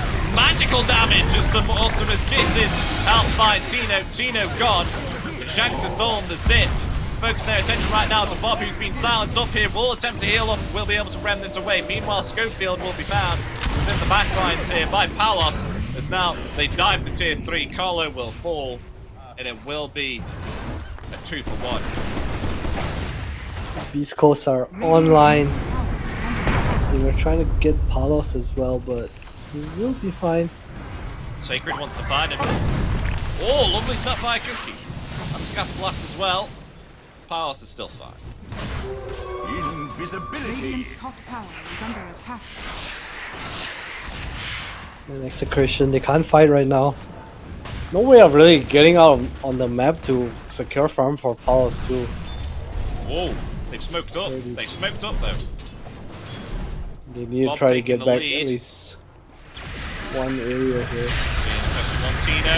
He's going to try and bait here. Is he going to be able to survive through all of the damage? Though no, he is not. Will be taken out by Dark Mago. Found himself a double kill. As look at that, Palos also falls too.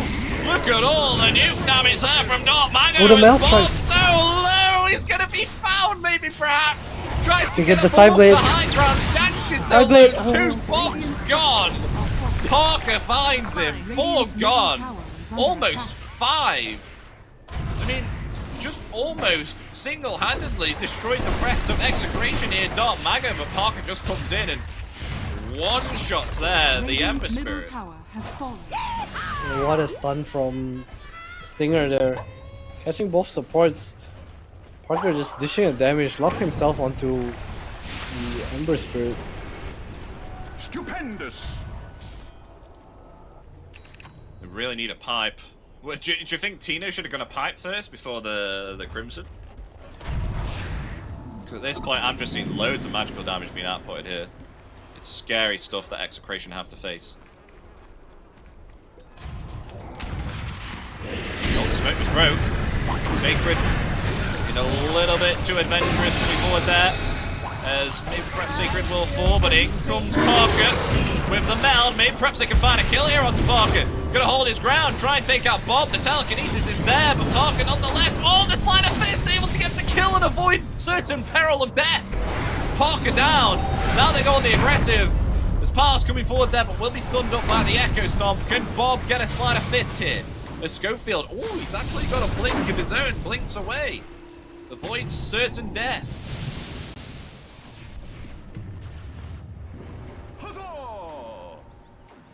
Bit of hope for Execration, get a huge kill on the TA as well as the Snapfire. Honestly, any kill at this point in the game is just very nice for Execration, even if it's a trade with Pulse not being down. It's going for the Aghanims though, not going for Skadi.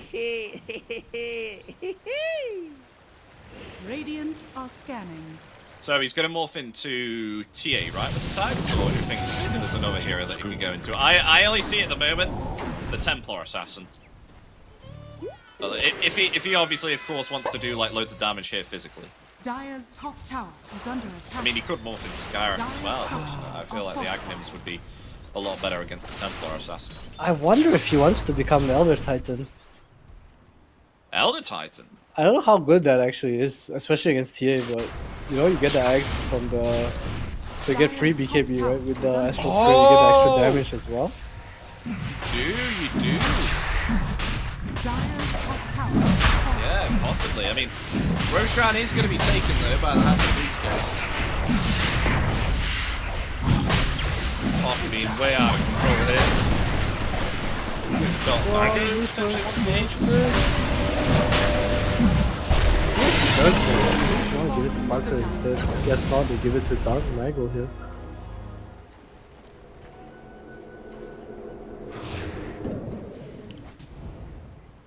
I guess it's okay, you know. Aegis on Storm, he's able to use all of his mana and expend it, and instead of like saving it for escape, he can just, you know, jump in and embrace death and come back with more mana to wreak havoc. So I can definitely respect the Aegis pick up here on the Storm. Yeah, this just says he wants to go in, kill some heroes. Parker's not going to be the one jumping in aggressively. What I miss?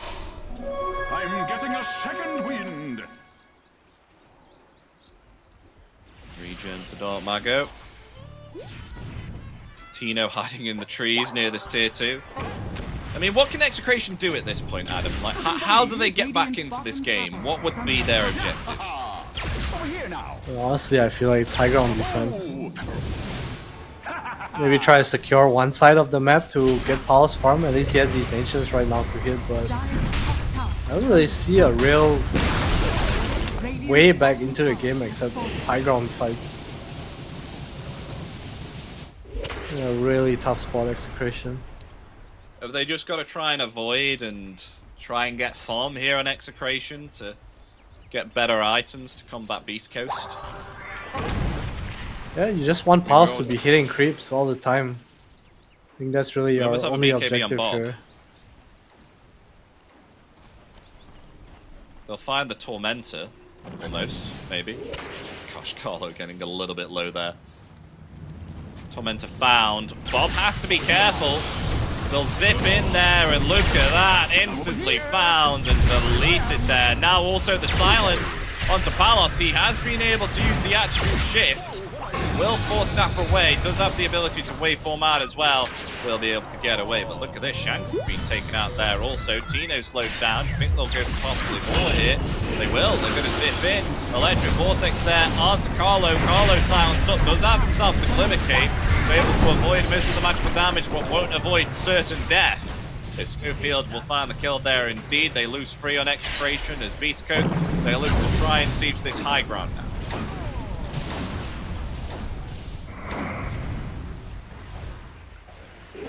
Yep, Execration not looking too hot for them. Beastcoast in such a dominant lead.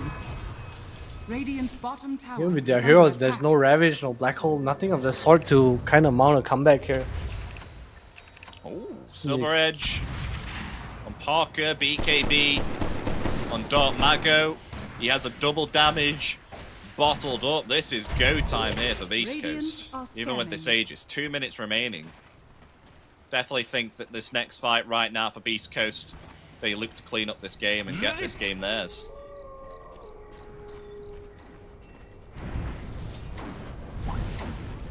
No rush whatsoever so far. Beastcoast just chilling, getting whatever kills they can. This is ending though. Palos got that active. For Bob. Zip in here. Oh, look at that with a Mystic Flare as well. Dark Mango just using that combination again. Pulling Bob into the Electric Vortex with that Mystic Flare. Just kills him every time. 35% increased magical damage from the Ancient Seal. Yeah, it's not fun playing against that. It's now Dark Mango coming in again there with the zip. The multiple kisses do indeed come out, and a big Earth Splitter there onto Tino. Tino's gone. They will clean up this bottom set of racks here on Beastcost, and there is nothing that Execration can do about this other than just watch on and be horrified by this experience of Game 2.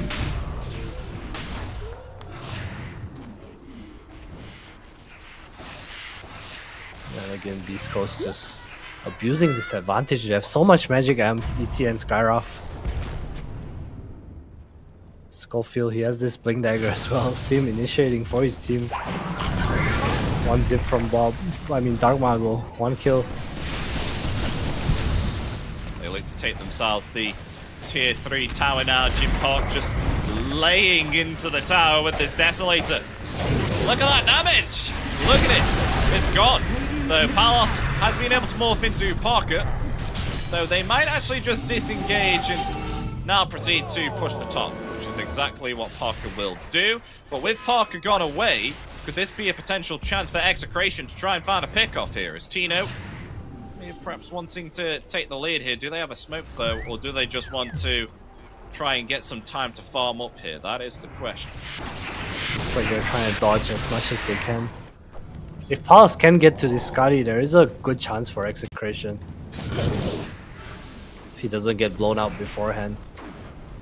Always items like these hexes on Dark Mago that can come out. They see Was it Palos. there? Dark Mago in the back lines here trying to find Shanks. Shanks will be able to survive with that greater healing Lotus. But Dark Mago still keeping up the pressure with the zip zap ball lightning. Finds the kill onto Shanks. And Tino on the other hand being taken out by Parker. Oh no, Manta! Now the zip comes in and look at the delation there from Parker. Palos gone. What can you do? The creeps are coming in soon. They may just look like to clean up tier 4s here on Beastcoast. They're pretty strong right now. Radiant's middle barracks are under attack. And the minus no armor way. from the Elder Titan Aura. With the No way for Desolator. Execration. Structures are fortified. Actually defend. Oh no, Bob. Bit early on the Mystic Flare.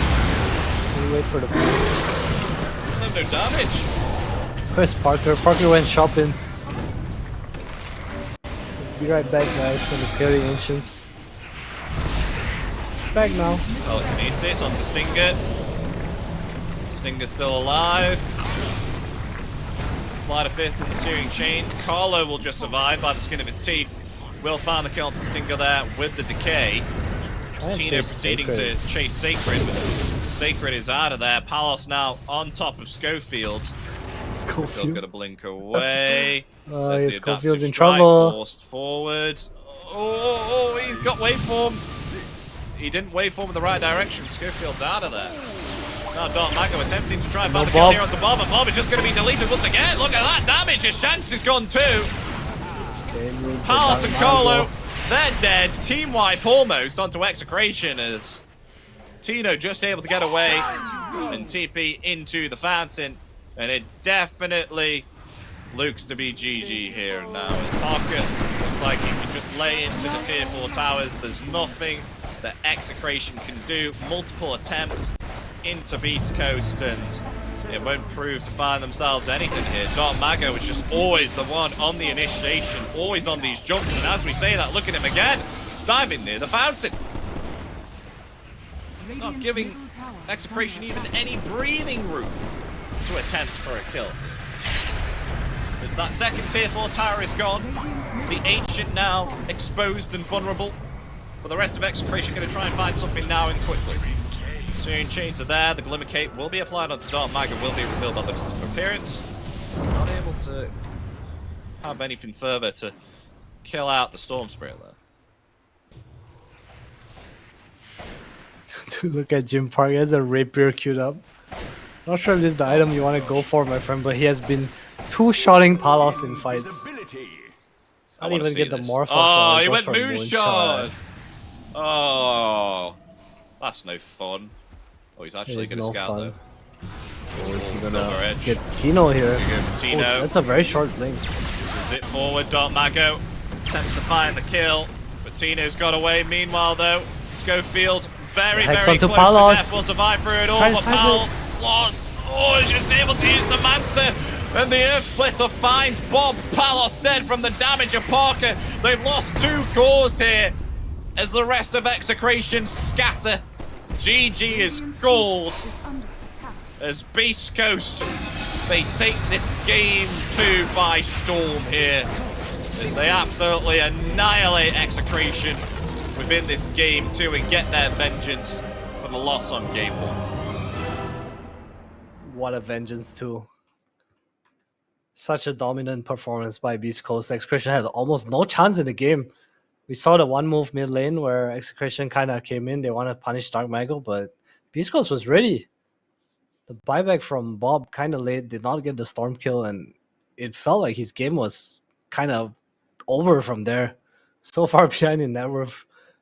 Talked about the Dragonlance on TA and how Bob was just kind of trying to get his face boots. They were really dependent on his Ember to make moves to kind of deal with this Templar Assassin. Tino had no game. Yeah, Schofield did such a good job there on the Scarif Mage as well.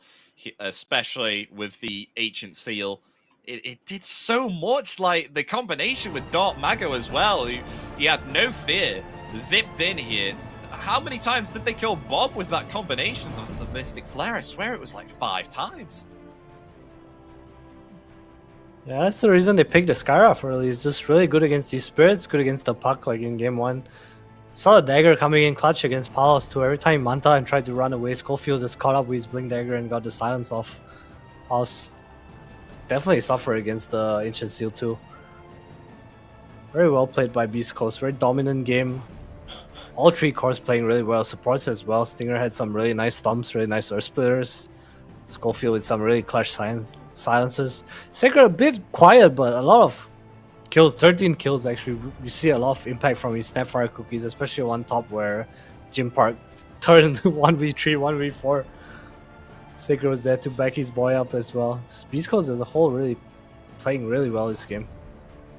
Yeah, Dark Mago, I think he definitely redeemed himself from that game 1. Didn't have himself the best tiny game as that game progressed in game 1, but in game 2 on this Storm Spirit definitely dealt out the damage here. Played by Beastcost with his team, did incredibly well, along with Parker as well. I think the most miraculous thing that I think I've ever seen here is why Templar Assassin is so scary.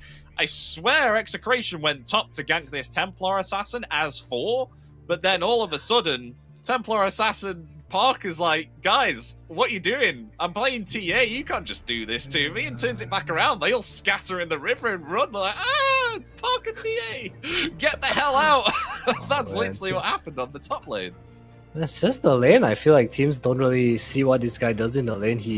The double Mel L1 Execration was not expecting it, and then they ran him down again. Tino had to ferry herself, and it just kind of hurt his lane a lot. Underlord already not a great matchup against this Templar Assassin hero. They really needed Bob to have a much better game, some runes, and just come and kick out his TA, but Parker was invincible for like the first 15 minutes. Took the tower, took over the triangle, went for a dagger first 2 just to play more aggressive. There's no way for Execration to deal with him. Who do you think was the most valuable player, though, for Beastcoast here? Who That's do you think a tough one. Really well. It is. That's a tough one. It's a tough one. I think all 5 of them deserve the MVP this game. Come on, you So, have to team give me effort. an answer here. You are Have analyst, to? Adam. Come on. I want to say Schofield. I think he set up a lot of cool kills on the Morphling in the early game. Just a lot of patience in the trees. Very Skyroth-esque gameplay. You know, you hide in the tree for 1 minute and then like, boop, I got you. Yeah, definitely Schofield these for me. Ancient Seals were really beneficial for the team there. Just comes to show how strong that silence actually is. And he knows how strong it is because he put loads of points into it. So yes, he is the MVP. And my gosh, we did see a lot of immortal items out there. It did cause a little bit of lag to the game, but you know what would stop that, Adam? You know what would stop that? Tell I'm me. going out and Please saying it tell now. me. Ace of Predator. Ace of Predator. So a huge thank you to our official monitor partner in the Bali Major 2023, Ace of Predator. Work hard, play harder. But yes, guys, that is the series covered up here with Beastcost versus Execration. Beastcoast able to take back a game, and they will make this a 1-1. But we have another game coming up very, very soon, Adam, and that is Quest Esports versus Azure Ray. That is the last series that we're going to be covering here. So stay tuned, ladies and gentlemen, because we'll be back in 10 minutes with that next series. So stay tuned, and we'll see you for Azure Ray versus Quest Esports.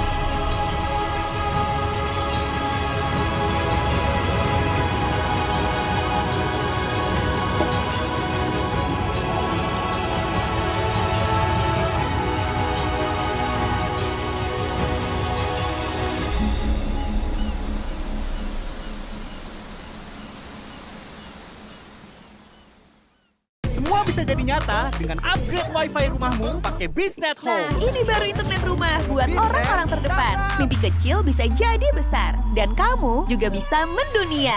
Jadi, siap wujudkan semua jadi nyata?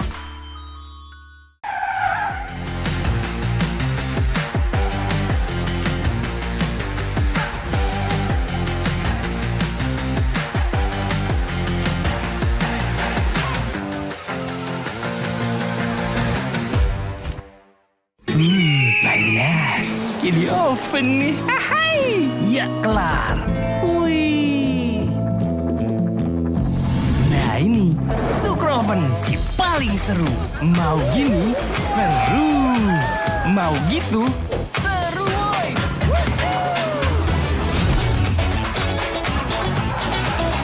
Mau lagi? Lagi, terus aja lagi. Sukroven seru roll di oven. The world is your stage. Take the first step to change. Lead with vision and innovation. Perfect your strategy and make your goals reality. Así que vaya. Get in the game. Make it count.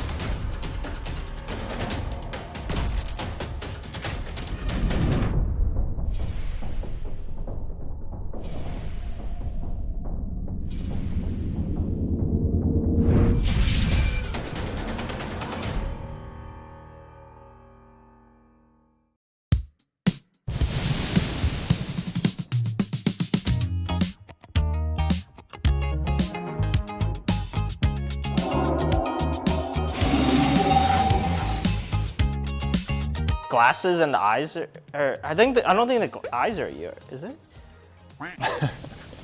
Don't look in the eyes. Wait, is this beard you though? I think this beard is not you, right? The year and then... Who's he? 50% me and then... Oh, it's us? What? What the heck? The name is David Zhang. It's like 80% Soxes, so it's of course handsome. He's ugly. Oh, come on, there's 80% you can't be like that. Yeah, exactly. Too humble. You guys can come watch us at the Bali Major. Make sure to cheer for Team Tundra and stay tuned for our playoff games.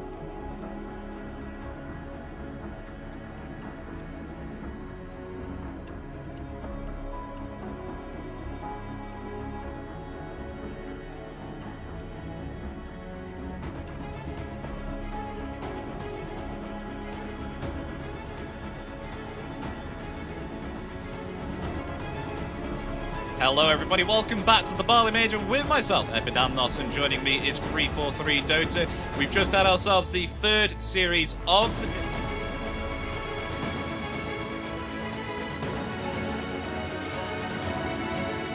Beastcost were able to take themselves the second game there against Execration, with Execration taking the first game.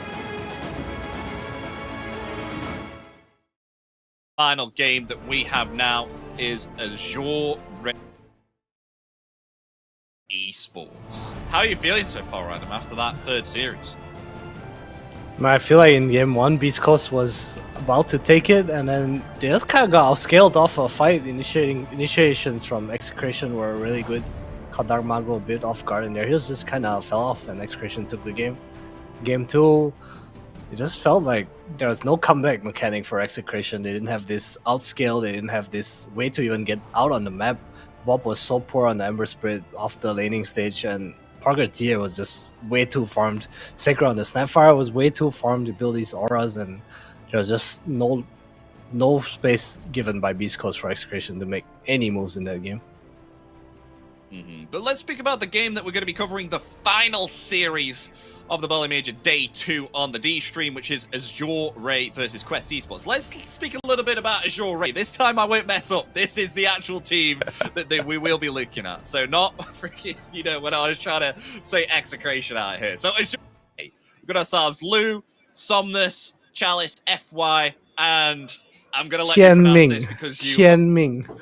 You can do it, Epi. Okay. There you go, you got it. So, wait, is this a translation to Destiny in English? I do not know. Or do you not know? I do you not don't know. know. Well, I translated it, and it translates to Destiny. So, if you have heard me say Destiny in the past, especially for Azure Ray, which you did indeed here in Day 1, it is a translation of that. I am trusting Google on that one. But, yes. Anything to tell us about Azure Ray coming out at the minute? Oh, okay, we'll speak about Quest Esports. Okay, we'll speak about Quest Esports here because these guys, oh my god. They played against GG in Day 1. If you're just joining in, these were the guys that won themselves the 2-hour, 16-minute and 39 game against Gaming Gladiators and really gave Gaming Gladiators a run for their money in that game. That game was pretty big. And these guys are also the people that actually qualified into the Regia Masters, as they actually got themselves the first place at the qualifier, beating Team Secret Middle East. So I definitely think we're in for a great series for the final day of Day 2. As look at that, Azure Ray, they're actually the ones that pick up the Medusa this time and not Quest Esports, which they held up for 2 hours. So I don't know if we're going to get another 2-hour game unless Quest Esports are going to bring in the pain because they know how this Medusa is played, but we'll find out, Adam. We'll find out. Yeah, it's definitely a contested hero between these two teams. We see that 9 come out once again, but Quest do get the techies and they go for his Shadow Demon against the Dusa. One of the more... I'll see a counter that we see less. Usually we see a lot of cores that are currently being banned by Azure Ray, the Darkseer, the Anti-Mage. SD against Dusa is actually pretty damn strong because in the disruption in fights, if you don't have something that kind of clears the illusions like a Pango Swash or anything to just stop the illusions from attacking, they actually do so much damage and they are still pretty tanky with the Mana Shield as well. So I like this pickup from SD. I think from Quest, I think the SD enables a lot of Mars hero pool too. I see his Dusan dying now and I'm thinking of the Mars for Amar. There's also still this Timbersaw in the pool which Amar loves, so I wonder what Azure is going to ban here. I'm actually quite surprised that it's not banned yet, this Timbersaw. It's usually the one that we always see get banned, but it's actually made its way through and no one's picked it for the first phase, so it has the opportunity to come out for the second phase. We only have 2 bans remaining. Pangolier is going to get banned here from Azure Ray. And what's going to come out for the final ban from Quest Esports?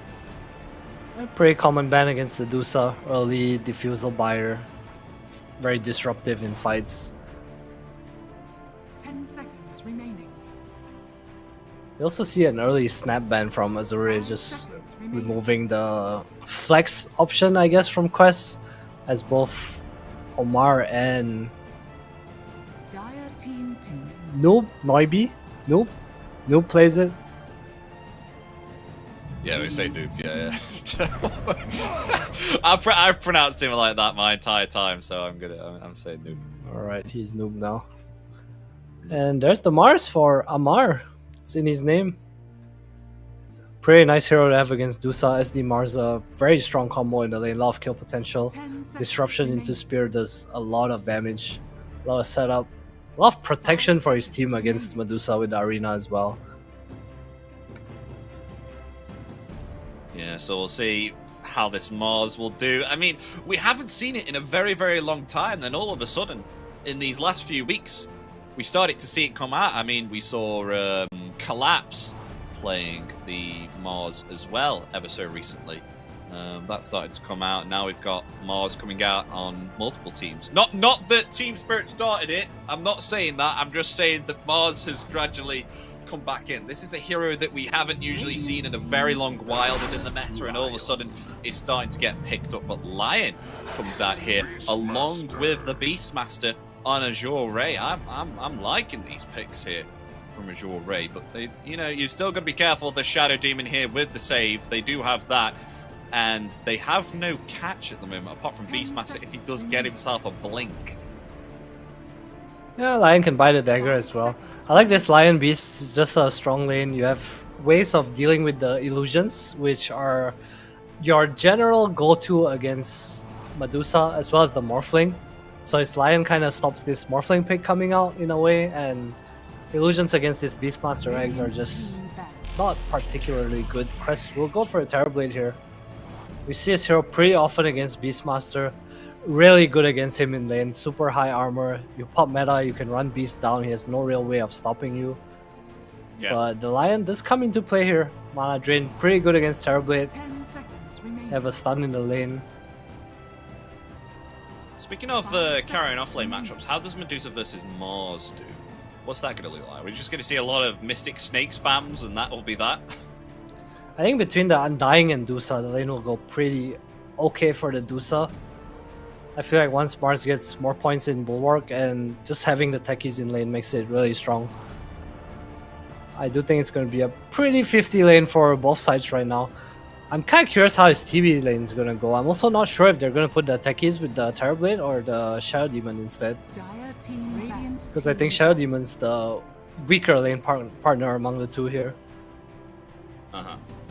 And Omar is the techies player, so I assume it's gonna be a +5 Shadow Demon. If you have Shadow Demon Terrorblade in the lane against Lion Beastmaster, I think that lane can potentially be a bit hard. 10 seconds remaining. I like the ban from Quest Esports though. They will ban the Timbersaw in the final ban phase. I mean, I felt like if Azure Ray right now were to get a Timbersaw and put him mid and go up against Quest Esports, I don't think they would have a very fun time. Yeah, there is definitely a very high chance for it. It is a pretty good Timbersaw game, but Quest do think the same, and it is banned. They ban out the Batrider though as well on Azure Ray, not wanting to go up against the Batrider, which could actually outmaneuver them with the momentum that Batrider does have during the early and middle stage of the game, so they definitely don't want to be snowballed by any heroes like the Batrider. So that will be banned up. And what's their final ban going to be? Not a lot of reserve time left. Do they want to ban another snowball hero, which could potentially affect their momentum? Because they need to give Beastmaster some time in order to farm up, and look at that, they ban out the Brood. They don't want to have to respond to these kind of snowball heroes now, they just want space, because Lion, of course, he needs himself a blink in order to have this impact, and Beastmaster, he needs these aura and these items to start pushing into the waves like we saw in the previous series. Quest removing the Queen here from Azure. It's been a pretty nice 9 pick for them. I think Somnus has been really confident on the hero. Good down it. Oh, Zeus. Ooh, very nice against Champ. Terrorblade. PogChamp, do you really love the pick that much, Adam? I mean, I like cool heroes that we don't see, and Zeus is the definition of the cool hero we don't see. Battle of the Gods, Mars versus Zeus. What's Quest Esports pick here? Is there any cheese? No hey, Storm. Technically, this is actually a battle of the gods, because Mars is derived from... Even though it's a little bit weird, because I remember when it coming out, I think... It's the god of war, right? His spell... What's his Yeah, name? yeah, he's god of war. So Mars is the god of war for the Romans, for the Roman gods. Mm-hmm. So they used to call themselves the sons of Mars, because obviously, of But course, Zeus you is know, they the had the Roman king of Empire and gods. everything. Zeus is like the god of gods of the Greeks. God of gods. So it's God the of- counter God to of Mars. I don't know. Possibly. We'll see though. Anyway, I remember when they, what was it? I think they were deciding what Mars's ultimate would be at the time, or I don't know if it's his Agnim's pickup, but it was like a phalanx, and I was like, I'm sure that's Greek. I don't know if the Roman, I don't know if like they give a Roman god that to pick it up. That doesn't make sense to me historically. I'm a big historical guy. But nope, he picks him up himself, the Void Spirit against Zeus. Now, we have seen Void Spirits do dumpster Zeuses from time to time, but it does depend upon their item pickups. I mean, Noob could potentially build himself an Orchid here and have himself a really great time and take out Somnus quite a bit here with an Orchid. What do you think, Adam? What would you build on this Void Spirit here against the Zeus? It's the hashtag universal build. Of course, you go for Echo Saber. Later on, maybe even upgrade to a Harpoon against the Zeus. I think that could be pretty cool. Oh, because I like of the Quest heavenly Drop. jump and then bringing him back. That's right. So a lot of reach, Yeah, a yeah, lot yeah. of we can kill you. Zeus also not good at getting away from the arena position. For Somnus this game, it's typical Zeus things. I like Quest Drop. I feel like it's very them. You know, they have Amar on this scaling big boy hero that he likes to play in his hero pool. Yeah. We have TA 2000 on this Terrorblade, one of his best heroes, if I'm not mistaken, other than the TA, of course, which he's named after. And we have Noob on the Enabler, which has been their recipe for success recently. Meanwhile, Azure Ray going a bit out of the box. I don't know when's the last time I've seen Zeus from any pro player, but against Terrorblade, they do have good frontline. I don't know, I think the game can go either way, but I definitely favor Quest Drop a bit more here. So you favour their Terrorblade matchup versus the Medusa. You think Terrorblade does have the ability to kind of deal with the Medusa late game. Is that what you think? I think the Shadow Demon and Mars make it hard for the Medusa to play. I think it's not the Terrorblade specifically. I think it's just their lineup as a whole is good. If that makes sense. Okay. Fair enough. Let's get into the draft though, ladies and gentlemen. As we're coming up, of course, the first game. Quest Esports versus Azure Ray. As already, look at them go. Sieging this high ground here already is Kaori. Taking way too much damage. The Earth Spike's there and first blood obtained from FY.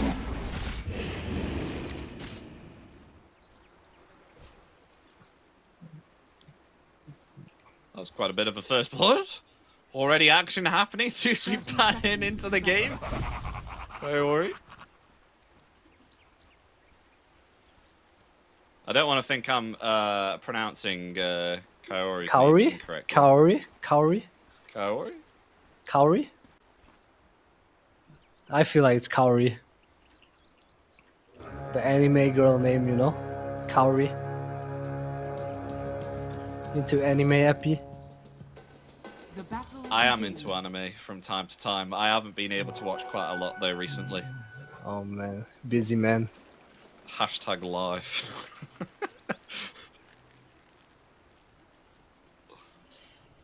Haven't watched it in a while. Does that mean you're a big weeb, Adam? I watch anime. I wouldn't call myself a weeb. It's different, man. It's different. What's different? What, the amount of hours that you put into watching The something weeb, like that? weeb is someone that like is dedicated to the lore and the story and everything of anime. I just enjoy watching anime. It ain't the same. So, an anime enjoyer. Anime enjoyer, that's right, that's me.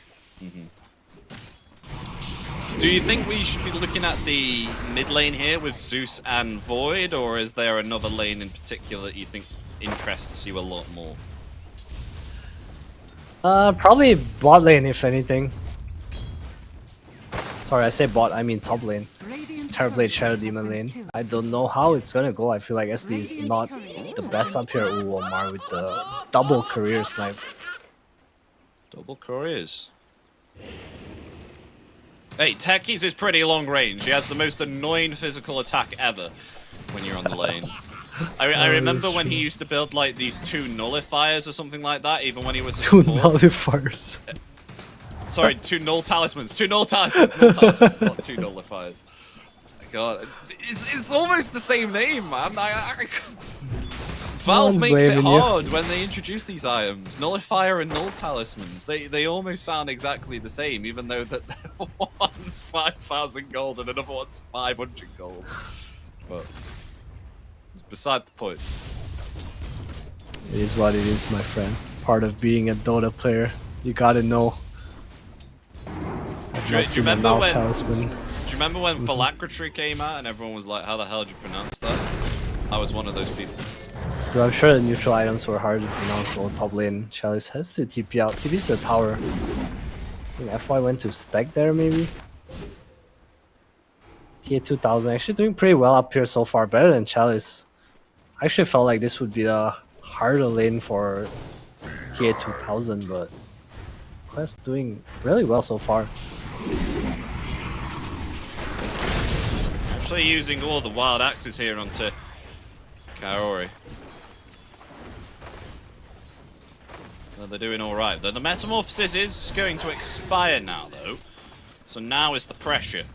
Azure Ray. As an Earth Spike comes down there, do they have enough to take down the Shadow Demon?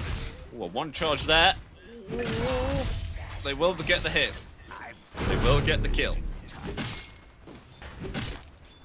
Nice punish onto the Shadow Demon. Knowing meta's down, TB doesn't really do anything right now. He's going for a Lotus, but FI is a stun.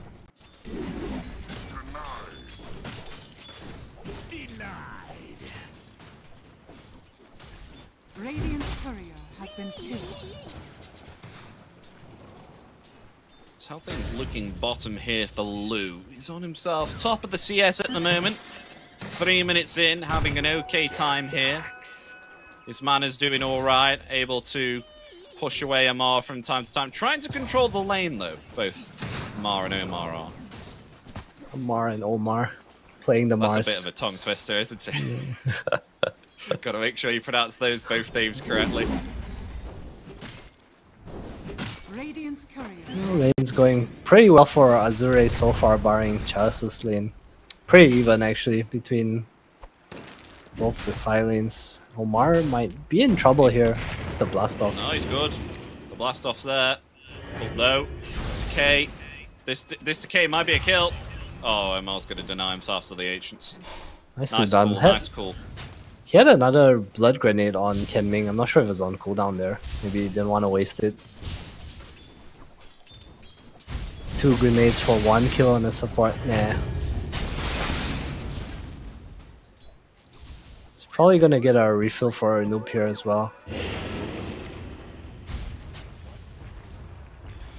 With this Zeus pickup here, do you remember when the big update, obviously of course, came out? Who doesn't? With the map change here. God, Chalice. Ooh, the poison. 5 poison stacks on him. Level 2 shadow poison. That was a lot of damage. But do you remember when that ability, the update obviously of course came out, and Zeus had a change into his Aghanim Shard, which was the lightning hands, and everyone was building attack speed items. Attack speed Zeus. I remember. And the Manta. That was a weird one. No, it's the better patch. Hashtag universal. Hashtag universal. I wonder who came up with this. So you like top lane. Oh, meanwhile though, TA 2000 was found there with a rotation. It's a catapult wave too, so a bit of pressure gonna come in here. Kaori pulled the creep. Maybe they actually can find Kaori Ooh, solo here as kill, well. no. The mid lane though, Somnus dies. How did that happen? Did he get level 6 first here? I did not catch what happened, but Somnus is level 6 as well. Maybe just getting a little too low there. Kaori does manage to pull the top wave off the tower, so no real tower pressure here. Oh, FY 4 stacks. Kaori. They're having a little bit the of a rough. fight. Oh, the infused raindrops! Oh, man. That's why you buy infused raindrops, ladies and gentlemen. You can see there the Thunder God's wrath. It wasn't enough. That is why you get them early on. You question yourselves, should I get infused raindrops? I mean, it costs 200 gold. Oh, yes. They are so impactful. And that just comes to show. And look at this Medusa's found with the Spear of Mars. Along with those sticky bombs as well. They get the kill on Medusa, Quest Esports do. As Amar will proceed to try and run away here within the trees. Has to be careful here of the Earthbite, though, because FY running around the other side of the Lotus pool here. Will be able He's to so deal tanky. I slightly feel like I can with that turn here. Lotus. He's still okay. Maybe they could. I mean, Omar has the blast off in 9. Sticky Oh, bomb in Noob's 4. here. Noob comes rotating in here with an astral step. And it looks like they will indeed be able to find themselves Tian Ming. And they will do indeed. I hope He's I a pronounced that tombstone right as again. well. Tianming, you got it, man. You got it. I got it. Yeah, Lu getting a bit too low from the right clicks of Omar there. It's caught off by a spear, so Quest doing really well. Zeus using Wrath not getting a kill is definitely not something you see too often. Something you do not want to happen as Zeus. Who's interesting enough, someone's going for a flag tree here. Somnus is FY. Oh, that's a dead lion. Level 2 Metamorphosis, 132 damage. That's quite a lot. Another buff refill for Noob. They might go on Somnus here. It's gonna fight for the Ruin. Actually spawns bottom here. It's going to be an invis for Noob. RNG not in favor of the Thunder God. See Chalice going for a helm as well. Just wants to apply more pressure to the lane.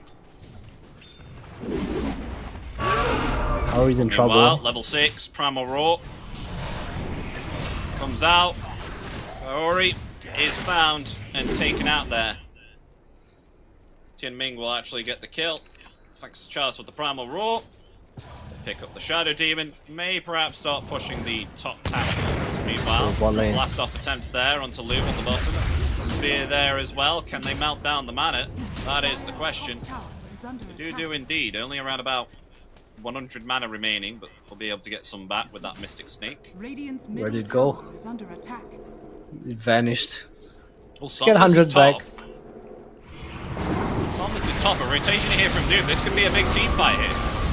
The Chalice has been heavily slowed down here by the Demonic Purge. He's Too still much okay though. He damage. still survives. They want to try and turn it around here. Somnus with the magical damage will find the kill there indeed onto Kaori. And Chalice survives on 50 HP. Will TP back to base. Flag tree reveal from Somnus. So much damage from the first chain lightning. Quest not really in a position to defend that there. Tombstone as well on top of the Zeus. So hard to fight into early on.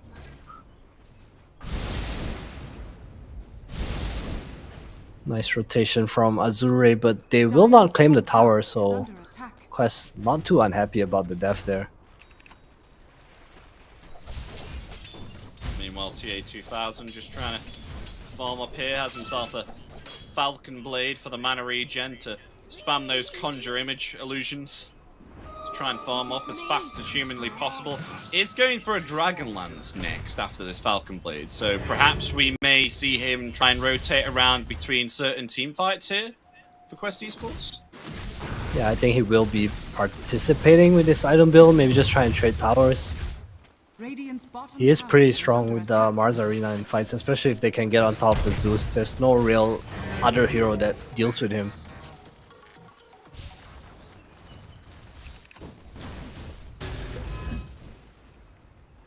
Probably around Amar's dagger timing. Yeah, he's trying to get this blink right now. Is still quite a while away. Has gone for quite a lot of strength items here, especially with the Soul Ring and the 2 braces, so it's pretty tanky here on the Mars. I'm surprised we don't really see meteor hammers anymore. Although they caught themselves an Undying with the spear. FY is going to rotate in, though, does have himself the finger of death. Amar has to be careful. He will be able just to get away, hanging around here within the arena. A blast off there connects onto 2. They will take down the Shadow Demon, but in comes Noob with an Astral Step. Will claim the life of FY, is now proceeding to try and take out the Undying here. And Ming, Noob does not have himself Dissimulate, though, or Astral Step. He has to be careful. Omar is found there. And the Primal Roar comes out. Noob is gone. They Where are found you going, themselves 3 Amar? here for just a trade on FY. Amar's going to try and TP, but they do not have themselves a cancel. So he will get himself out. Oh, man, I just want to say Amar could have speared the Beastmaster and probably saved Noob there, but he went for the greedy spear on Tianming, trying to get the kill in Disruption Ball in Kauri. Is he going for a... Nah, just trying to bait out some rotations down here.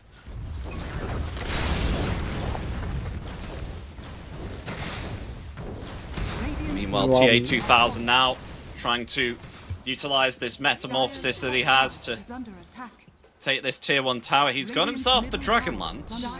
Look at what he has queued up next. Going for the Diffusal Blade against the Medusa.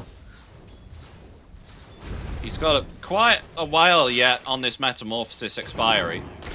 Oh, Noob trying to come in there, doesn't get the Aether Remnant. FY, he's going to walk into it anyway.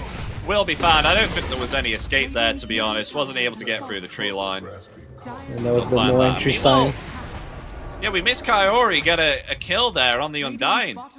Tianming got taken. Kaori's been owning on this Shadow Demon. He's hitting the poison stacks over and over again. Yeah, I think that may have been the poison stacks there with Amar and the spear. Actually, unfortunately, did miss that. Radiant's bottom tower is under attack. Map getting smaller for Azure Ray. We do have the top tier 1, but they lose both mid and bottom. But they're going to try and open it back up again with a smoke. There's a bomb 3. there. The smoke breaks with Omar on the high ground here. They're going to attempt to go for Omar. Nice Earth Spike. They will find the kill. Killing spree for Somnus. Though a Blink Dagger has been obtained now on Omar. This is some scary stuff here. We may see a big arena, which will catch all of Azure Ray. We have Lu on the top lane as well, trying to farm up on the Medusa, who is top of the net worth at the moment. But following closely behind is both the Void Spirit and the Terrorblade. TA2000 and Noob, they're doing incredibly well at the moment in regards to net worth. But so is, you know, Somnus and Chalice as well. I mean, all the cores pretty evened out right now. But they're going to go for another smoke here on Azure Ray. Maybe perhaps try and find themselves something. The smoke will break on Kaori, who is found there with an Earth Spike, will be taken out. Somnus is going to be able to bottle himself up. There's a haste rune there.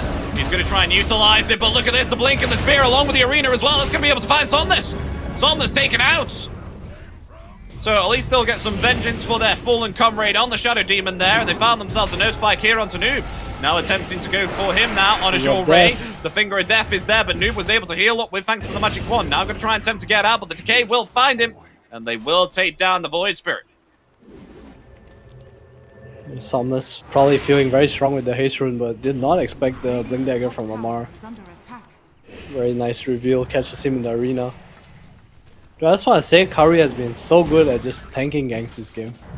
I feel like he's got kills that he shouldn't be getting, and he's also broke every smoke. Man has 7 deaths, 10 on his team. Maybe a bit too many, but his cores aren't dying because of him. 3.6k net worth.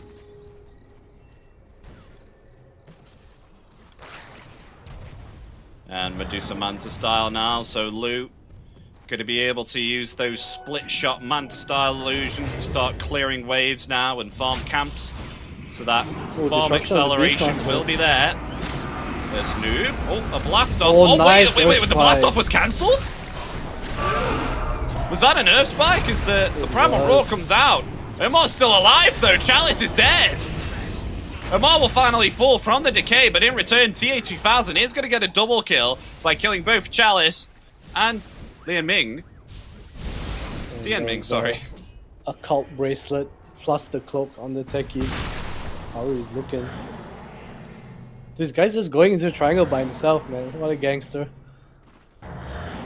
carry in the world. Let's try and find Somnus. Go away, Somnus. Protecting the illusion rune. I think we'll be able to take that.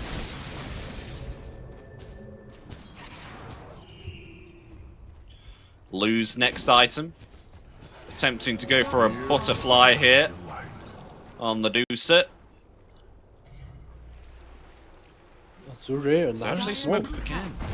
Look at this, it breaks. They found themselves Noob here, a blink and a hex there, but the save from Kaori with the disruption. Is Noob going to be able to get out? A lovely Earth Spike there from FY though to counteract the save of the disruption. Omar's dead as well. They find 2 here on Azure Ray, and that's definitely a middle tier 1 tower for them.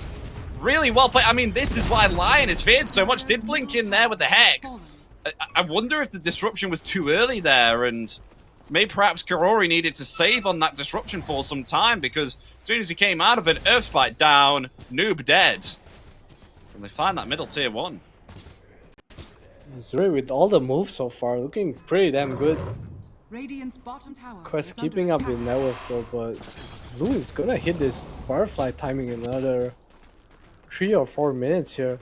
And I'm not sure what Quest has to deal with it other than disruption. Which we've only seen used defensively so far. Do you think Kaori should have saved that disruption there for some time? And waited out the hex? Yeah, you do want to wait a while. Noob is pretty tanky. I think it would have been good if he could use your roar. Is he being scouted out? Oh, he uses the Manta style illusions though. Wait, do they think that was the real one? No, they know the real one. They've got the real one. With the disruption, the blast off is there as well. Will they be able to take out the Medusa just in the nick of time as the arena comes out? They will delete the Medusa! Along with the Undying there as well. They lose 2 here on Azure Ray. A lot of reactions from Azure Ray there, a lot of TPs. Maybe thinking they could have saved Lou if he got the Stone Gaze off, but just way too much damage. Oh, Somnus though, coming in to maybe get the DD, able to avoid the Ava Remnant, the finger is there, and Noob is gone! Okay! Look at that, Somnus now wants to try and find more there. And more will be able to get back though. Oh, there's kills left and right here between both teams. I mean, a lovely gank there from Quest Esports, but I mean, lovely stuff there from Somnus and FY as well. FY is doing so much work here with this Blink Dagger and the Hex and the Earth Spike. The damage output during Hex is insane. Somnus with this Flag Tree just doing way too much. Azure, they look like they're heading towards Roshan now. Is Butterfly done for Lu? There's a Helm of the Overlord too. No Butterfly yet. Still quite a ways away actually. But they are gonna force a rush regardless. Yeah, they have the Helm of the Overlord this time. Flash Golem too. Tombstone, very good at taking Roshan dying. Why the hero is quite a hot pick right now. With Solar Crest as well on Tidming. I did not catch that.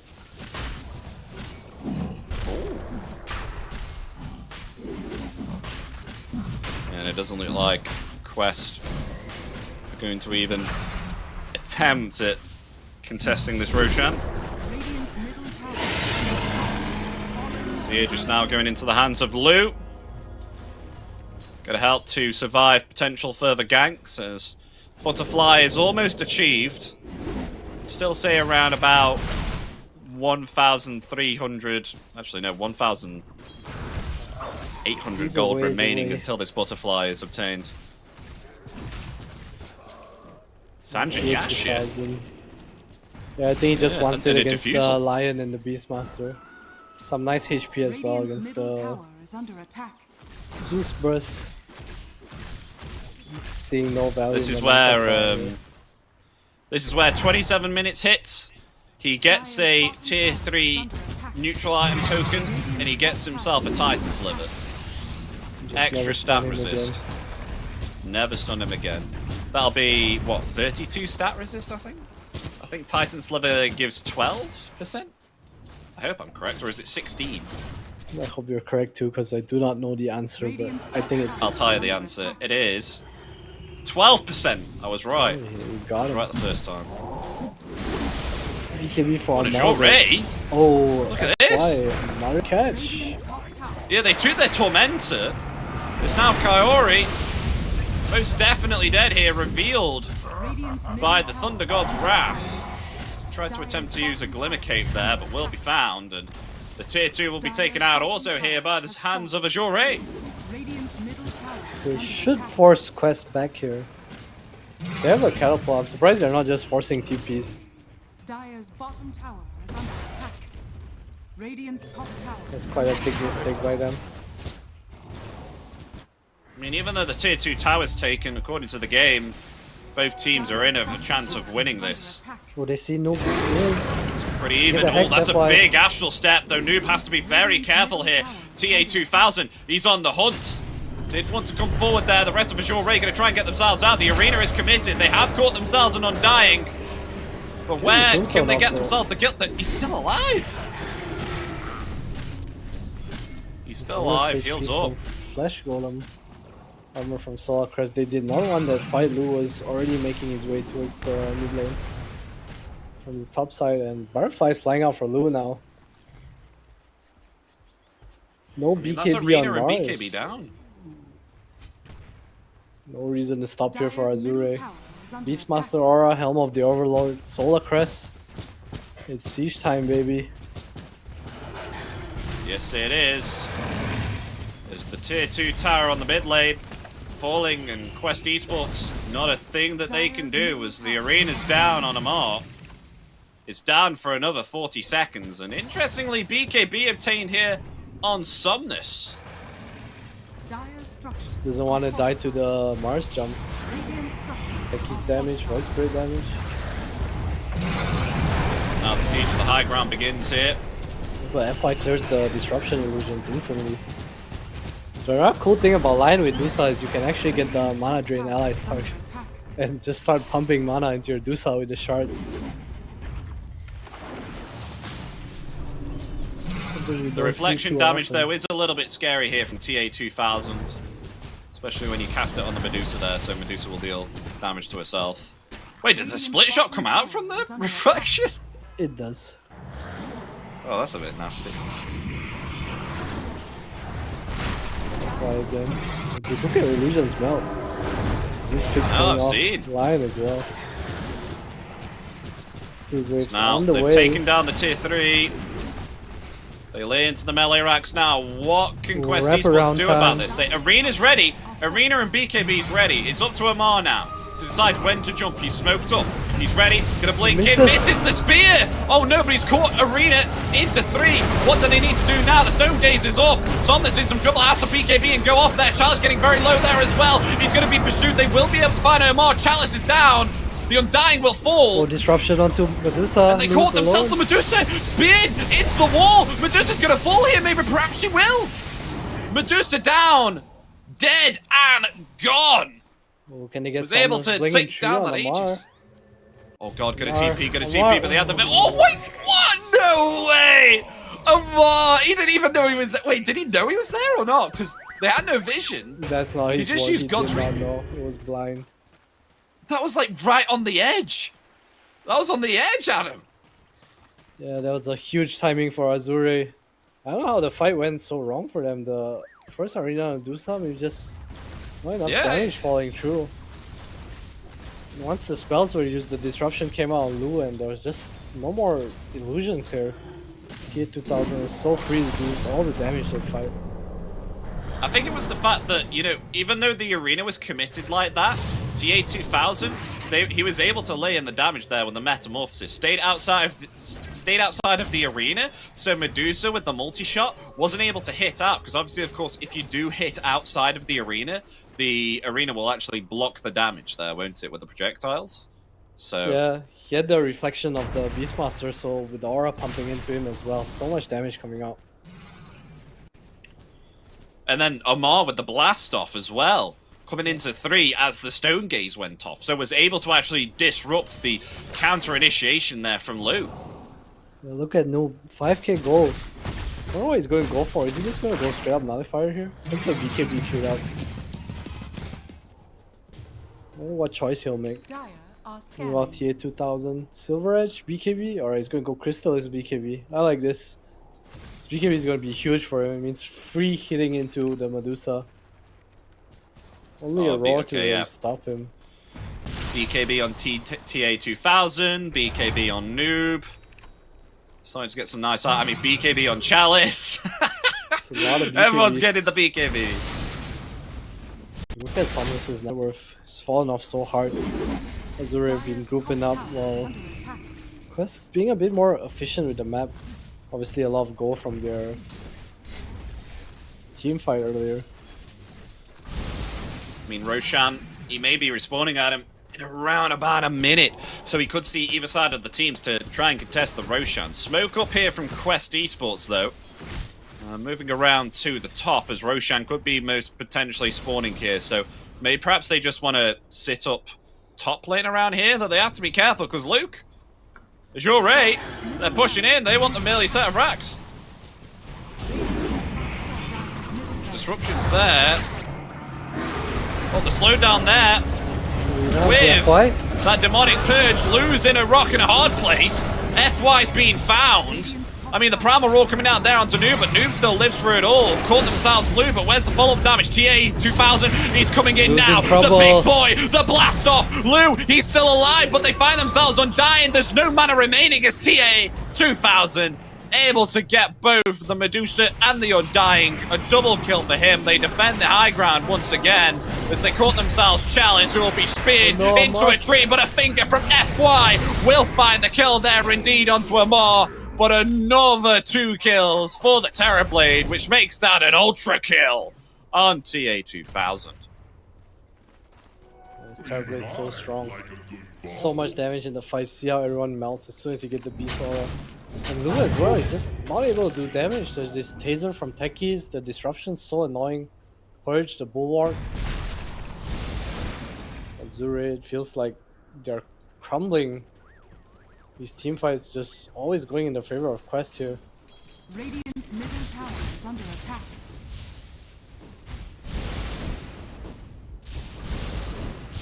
As the graph is still around about 50% for either side of the teams, and I feel like Medusa still has a lot of wiggle room to try and get even stronger, because it's only just a Butterfly with a Crystalist and a Manta style here at the moment. So I don't know if Quest Esports is going to give us another 2-hour game. Can they really but play we against will this see. Vegas Cheese Quest Esports lineup?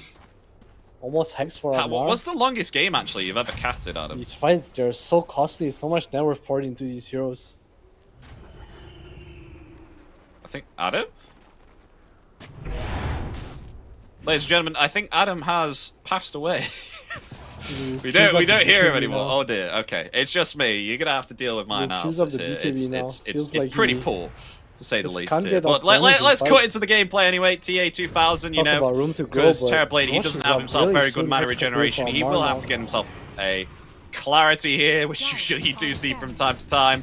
They are grouped up here. The smoke play is here because Roshan, he's just spawned up. And look at this. He's at the top left of the map, so both teams are going to meet each other, ready to pounce. Quest Esports, they want to get the upper hand here. They may have found themselves FY. FY actually going to blink away. Noob hot on his trail here, really wants to try and find FY. The TP's there, but it's going to be enough to get him out before he TP's away. It's now they attempt to go onto Chalice here. The defensive Primal Roar there with the BKB. Chalice will try and get himself away, but look at that. They do indeed push away Azure Ray here to get themselves the Roshan. But check this out. They know that it's going to be moving. And look at this, Quest Esports, they're all coming through the twin gate here. Lou, he has to be careful. They're going to commit now. The BKBs come out there along with the arena as well. They will find themselves Omar, but in return Undying taking way too much damage along with the Medusa as well. Medusa's actually going to fall. I don't know if that was because of the Roshan. Roshan was stuck within the arena.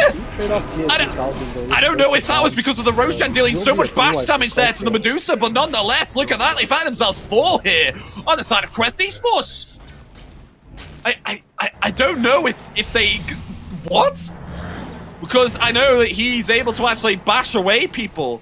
I don't know if Medusa lost all of her mana there because of the Roshan was stuck within the pit, so kept on bashing the Medusa, and Medusa had nowhere to go because of the arena as well, so both of them were locked in place.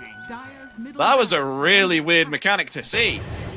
But nonetheless, Quest Esports, they come out there with 4 kills onto Azure Ray, because FY, he was not around. He was not Dire's around. middle barracks are under attack.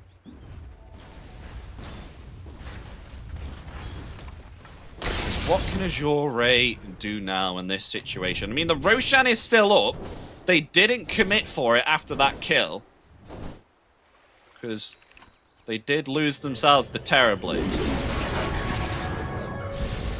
So they did finally have the opportunity to take down TA2000 there. And believe it or not, ladies and gentlemen, TA2000 was actually killed by the Roshan. That is something that I missed. I can't believe we saw that. Roshan was actually the MVP of that fight, you know? Dealing the damage there to Lu and taking out TA2000. Classic carry moves, but they are going to go for the Roshan here, Azure Ray are. Going to try and take themselves to Roshan right now. A smoke play from Quest Esports. They have themselves the arena ready, and a Hex here onto Amar. The arena comes out. The Metamorphosis as well. The Primal Roar is there. Lu is taking way too much damage here. He may fall. He has actually been able to get off the Stone Gates, but doesn't have himself a lot of mana. Trying to lay in the damage here onto Noob. He doesn't have himself an escape. Can they find the kill here onto the Void Spirit? Yes, they can. Void Spirit is going to fall, but in return, the Medusa will fall as well. They've actually lost themselves free. The buyback here from Undying, but TA2000 hammering in the damage here of the Metamorphosis will be actually be able to find the kill there onto Chalice. Double kill for him. Buyback on both Chalice and the Undying. Trying to come back to this fight. As now, Noob, he's back as well. Able to find the kill there onto Somnus. Somnus will fall. The blast off there, stunning up the Undying. Noob jumping in there with the Astral Step will find the kill. Look at that, they wipe out so many here on Quest Esports as now they head themselves into the Roshan. They will clean this up, and the Aegis of Immortality go into the hands here of TA2000.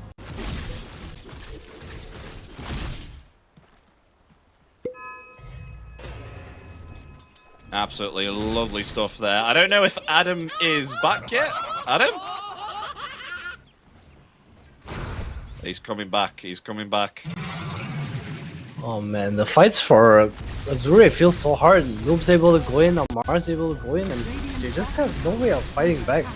Feels like Lu doesn't do enough damage right now to really offer threat to any of these BKB heroes. Once Somnus goes down, once Chalice dies, just so much damage gone. Look at Noob's item build going for SNY as well. Satanic queued up. They know that these bursts and these stuns, if they don't die during the stuns, the fight's kind of over for Azure Ray. I mean, Medusa's having a huge trouble here in regards to the mana pool. It's just being completely decimated here. The damage is too much. I think really needs something like, I don't know, maybe just able to spam out this Mystic Snake, losing way too much mana. I don't know what you do in this situation as Medusa. Usually, you really don't care about this damage because you're just tanking it up loads with the mana shield, but Lu, there's too much damage for him to handle out. They need to do something together as a team, Azure Ray, in order to try and reduce the damage output being placed upon the Medusa. What the hell? We got ourselves a disperser here on TA2000. Now, we have seen this before, ladies and gentlemen. We had a look at this at Dream League, but not in the Bali Major. So you may be thinking, what the hell? Why is this disperser come out? I had the exact same reaction, but me and Adam saw it come out to play, and this gives you like a little burst of extra movement speed, and it's actually so impactful to stay on top of your enemies if you cast it upon yourself. And it's a dispel as well, you know? You can dispel yourself. Everyone's forgot about the old diffusal blade in the past where you're able to dispel. They're actually going to go in for a team fight round now. They've actually hexed up the Medusa here and speared her in. But Medusa is okay. Has been placed within that tombstone, will survive through that initiation. As now they attempt to turn it around here. TA2000 has not been able to get himself up to the high ground there, but the disperse will be used to get that insane movement speed that you saw there, ladies and gentlemen, to just be able to escape from that team fight. Now you see why this disperser is so good. Did you see the movement speed on Terrorblade there? He moved at the speed of light. He just was like, see you guys. He was like, see you guys, I'm just gonna go up the stairs, disperser used. I'm just gonna disengage from this team fight. He also has no slots for any other item, so more mana burn. Always very nice against the Medusa. Able to keep up, chase the Zeus down too. Pretty cool item, very niche I must say, but pretty cool. I'm quite surprised to not see an Eye of Skadi though on the Terrorblade. Thought that would be good, maybe perhaps on the Medusa. I think with the damage he's dishing out right now, he doesn't really need the anti-attack speed, anti-move speed. It just feels like he's gonna kill anything he touches for 3 seconds. He's playing for his BKB. You wanna kill heroes as fast as you can. I like his item choices. Makes his game very simple. You know, I press BKB, I kill you. You can't run away from me. As they get themselves the shard there.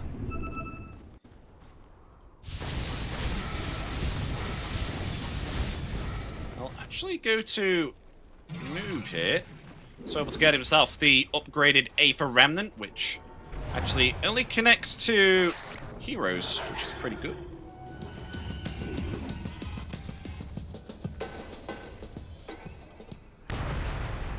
Satanic being finished on the Void Spirit as well. What do you think about these funky items here? Like, usually we don't see them very much, like Sanjay Yashra and Satanic on Void Spirit. It's really quite an interesting one. Oh, Refresher.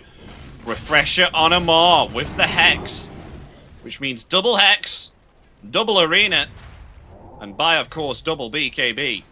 So this is a big chance now for Quest Esports to try and find themselves something big here.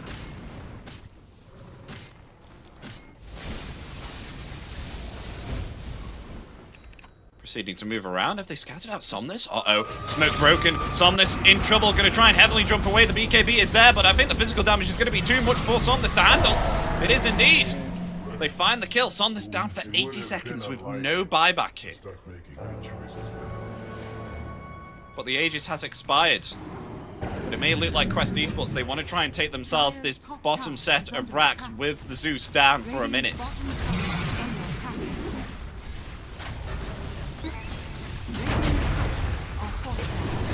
As they head on forward, the arena there, they've caught themselves the Undying. Undying gonna fall here. Meanwhile, though, Noob may die. He's just able to actually heal up there with the Satanic and the Astral Step. Look at that combination. As FY caught there by the Aether Remnant, is going to be found another arena coming out there again as they spear the Medusa back and not let her into the fountain. Take out the Medusa, and look at that, they bring back the Beastmaster there with the Aether Remnant. It's an absolute team wipe there from Quest Esports. Absolutely well played and getting themselves the team wipe. But look at this, they have themselves no buyback now, apart from on the Zeus. Somnus is the only one here with the buyback, and they're going to go for the tier 4s. Buyback even matter though. Desolate abort. Game looks kind of over.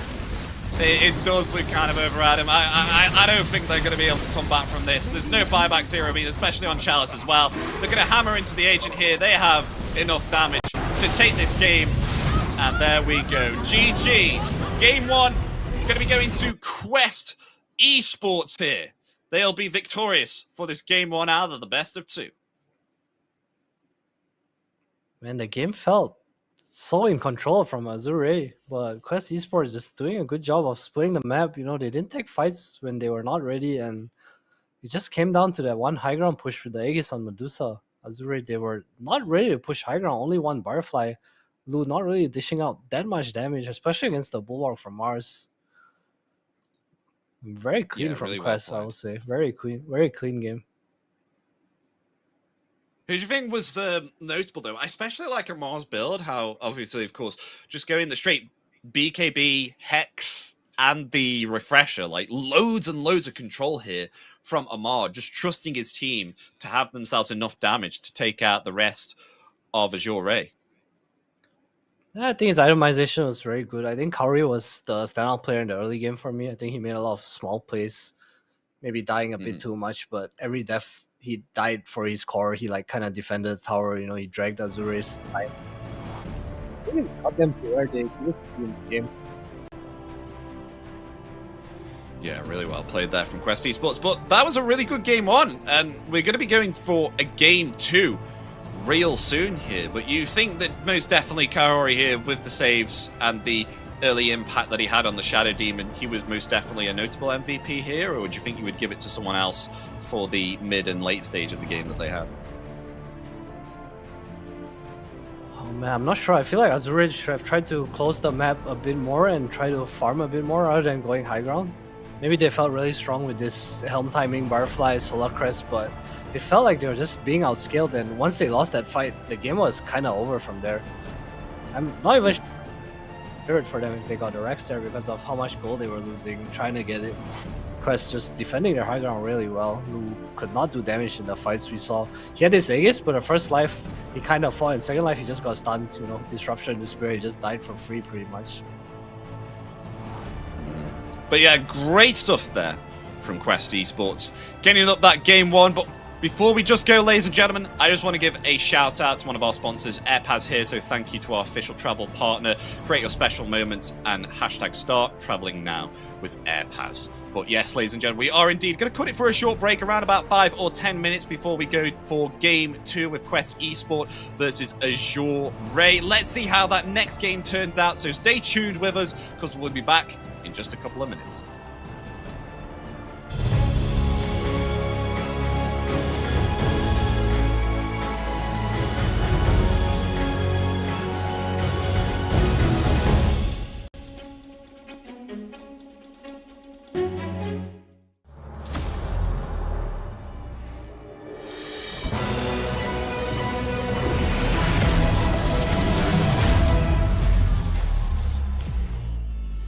Use your skills in the gaming. 1xBet.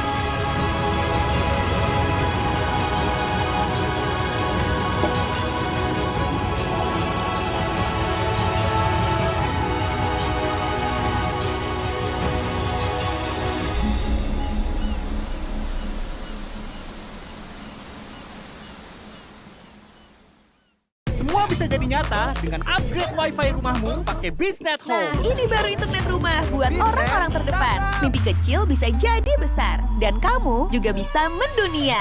Jadi, siap wujudkan semua jadi nyata?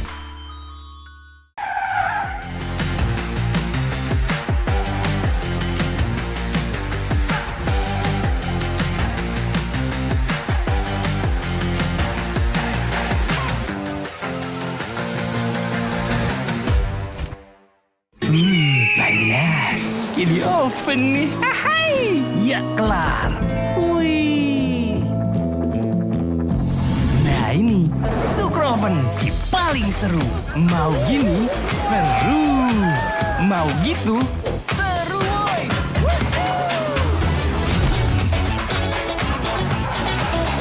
Mau lagi?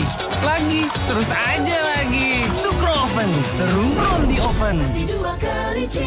The world is your stage. Take the first step to change. Lead with vision and innovation.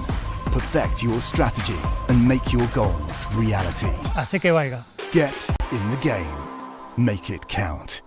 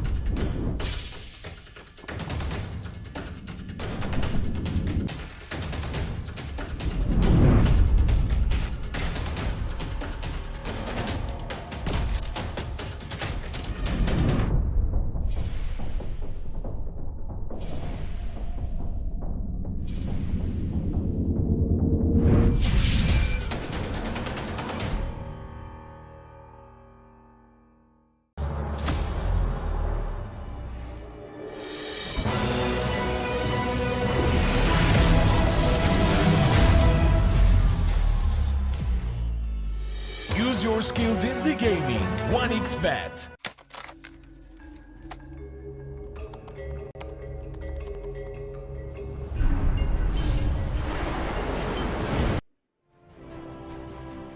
Hello, ladies and gentlemen, welcome back to the Bali Major with myself, Epidamnos, and joining me is 343 Dota. We just had ourselves game 1 out of the best of 2 with, of course, Quest Esports versus Azure Ray, and very, very cool game. Like, usually we see this Medusa, it comes out and it's really, really strong and teams don't know what to do with it, but Quest Esports this time, because they're the absolute reigning champions of carrying the Medusa to the 2-hour games that we always see all the time. They know how to deal with it, you know. They get TA 2000 on the Terror Blade. They have Amar as well on the Mars with the Scythe of Vice and the double refresher. So not the double refresher, well, the double hexes with the refresher and the double arena playing in with that control. So well played in Quest Esports. They get up game 1. But Adam, what do you thought of that game, and do you think that they're going to be able to take a 2-0 for this series? Or do you think it may perhaps turn around here for Azure Ray? What do you think? I'm not too sure. Azure Ray, they looked like they were in a pretty good spot for most of at least the first half of the game. Just kind of rushing to end the game there, I think. Maybe there was a world where they would take a better fight and the game would just kind of end, or at least they get a Rex there, but Quest Esports they had too much stop for this Dusa, I feel, and Lu, you know, he had this Butterfly, had Aegis, but it was not really his high ground time. Maybe should wait for a Silver Edge, maybe a BKB. It felt like Quest just had the tools to deal with him.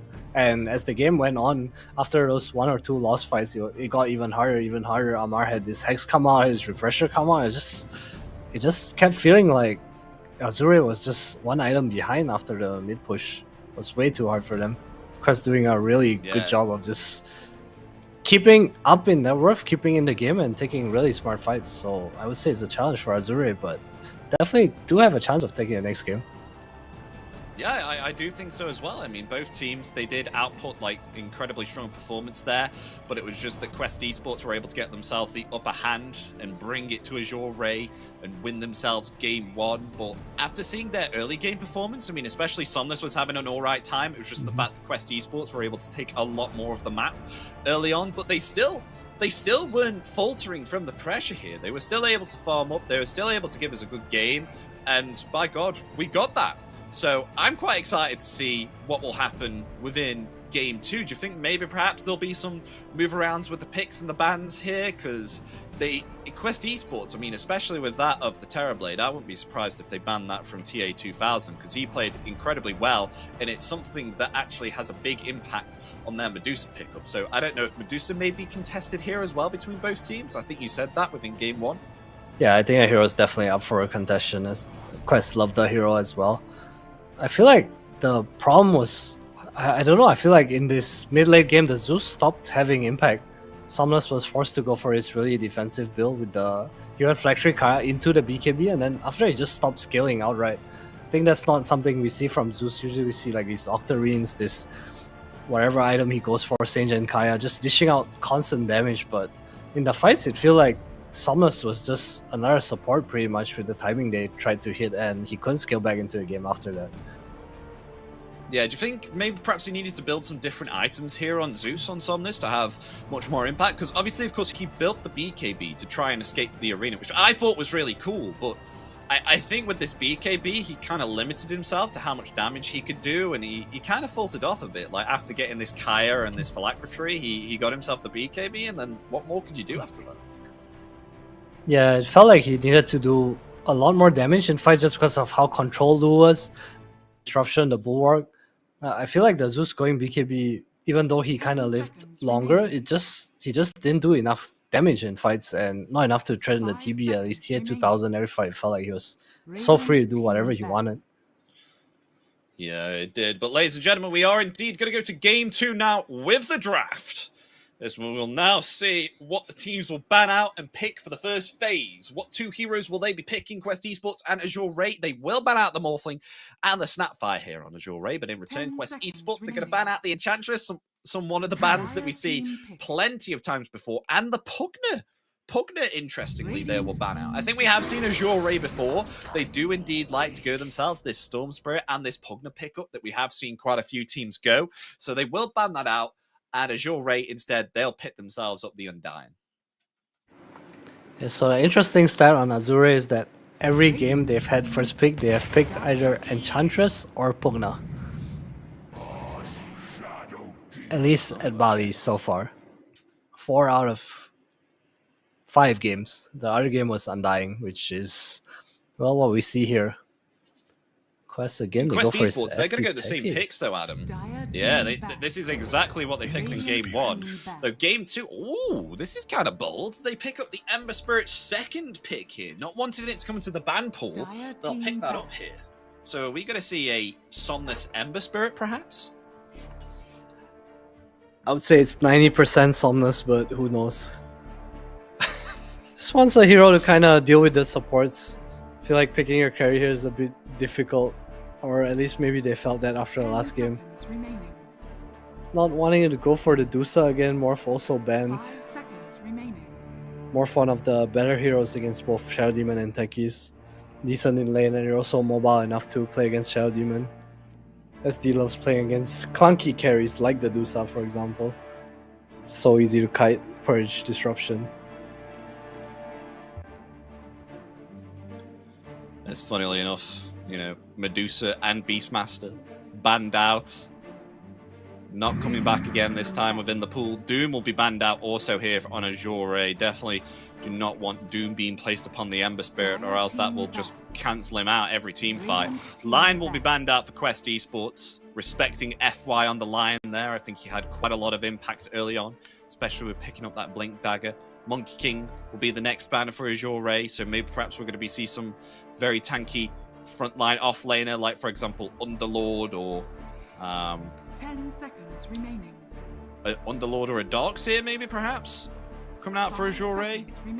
So we'll see nonetheless. The final ban from Quest Esports, what's it going to be? Yeah, very possible. I feel like Quest is just looking at Azure's Dota buff and be like, oh, they played this hero with this hero and they just ban it. Like its Undying Lion pairing, for example, is something that Azure has played. The first picks have been banned. This Beast taken out as well. Might be thinking of the Legion Commander now. I don't know if they really care about this hero. There's still a Timbersaw in the pool for Amar. Monkey King has been banned. Not sure if Quest wanna just ban another hero and pick the Timbersaw here. Bloodseeker possibly. Something that comes to mind. Yeah, there's a possibility. Could be picked up. We have seen Bloodseeker start to come out quite a few times here.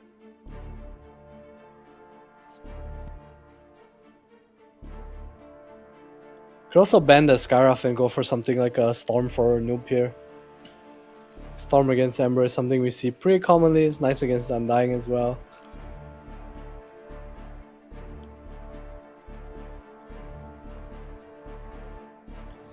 Just taking some time on this one. Go for a Bloodseeker ban. So here comes the Pangolier. Okay, no Timbersaw. It's Azure. Okay, pretty cool. Snatch the Timbersaw here though. I was trying to think what this Monkey King ban was for. Well, they've put on the bets that Ember Spirit is most definitely mid, so they're going to have a Pangolier and Ember Spirit match up on the mid lane. 5 seconds remaining. And Noob will be on the Pangolier. I feel like Pango Ember matchup is usually Ember favored. But I guess Quest don't really care too much. It's not super one-sided. It's not like the Ember shuts you down or anything. It's just that he's a bit more free in the lane, able to dodge shield crash with Sleight of Fist.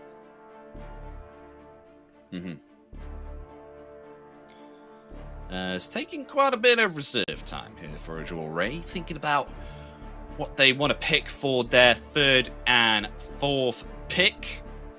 What's it gonna be here? So they have themselves Pangolier, Shadow Demon, and the Techies. What's the FY hero? What's the FY hero? Is that what they're thinking right now? Yeah, they want to push forward to pair this Undying, some stun. Rubik's kind of one that comes to mind. Skyraf as well. It's not the best against Quest heroes right now. Yeah. Let's see. Quite a bit of reserve time left, not too much. Maybe Coddle to play with finally. Ember. Ooh, Broodmother. I mean, Pangolier can sort out those spiderlings. They'll pick Dark Willow with it. Ooh, this is a great Slark game for Quest. It's such a good Slark game, actually. It is so good. Against Ember and Brood with Dark Willow. I'm dying. Goddamn, this is the Slark game of dreams. Dire team ban. What's it going to be? Naga. Alright, I like that as well. No Slark. No Slark. They'll fit Naga. It's definitely more of a TA 2000 hero than the Slark. Okay. The reason Slark's so good against Brood is because you purge off the Silken Ebola in lane, so you can kind of shut him down. Do you think Brood is okay here though? Because surely the spiderlings are just going to be cleared. Is this pick just for lane dominance at the early stage of the game? So maybe perhaps if Ember has a hard time on the mid lane, then obviously of course they've got to deal with the Broodmother. I think it's a hero that can like pressure map and pressure tower. Obviously Quest has the answers for it right now, but maybe Azure Ray are confident enough that this Ember and Dark Willow rotation might be able to just kick this Pango out or kick the Naga out for the Brood. Yeah.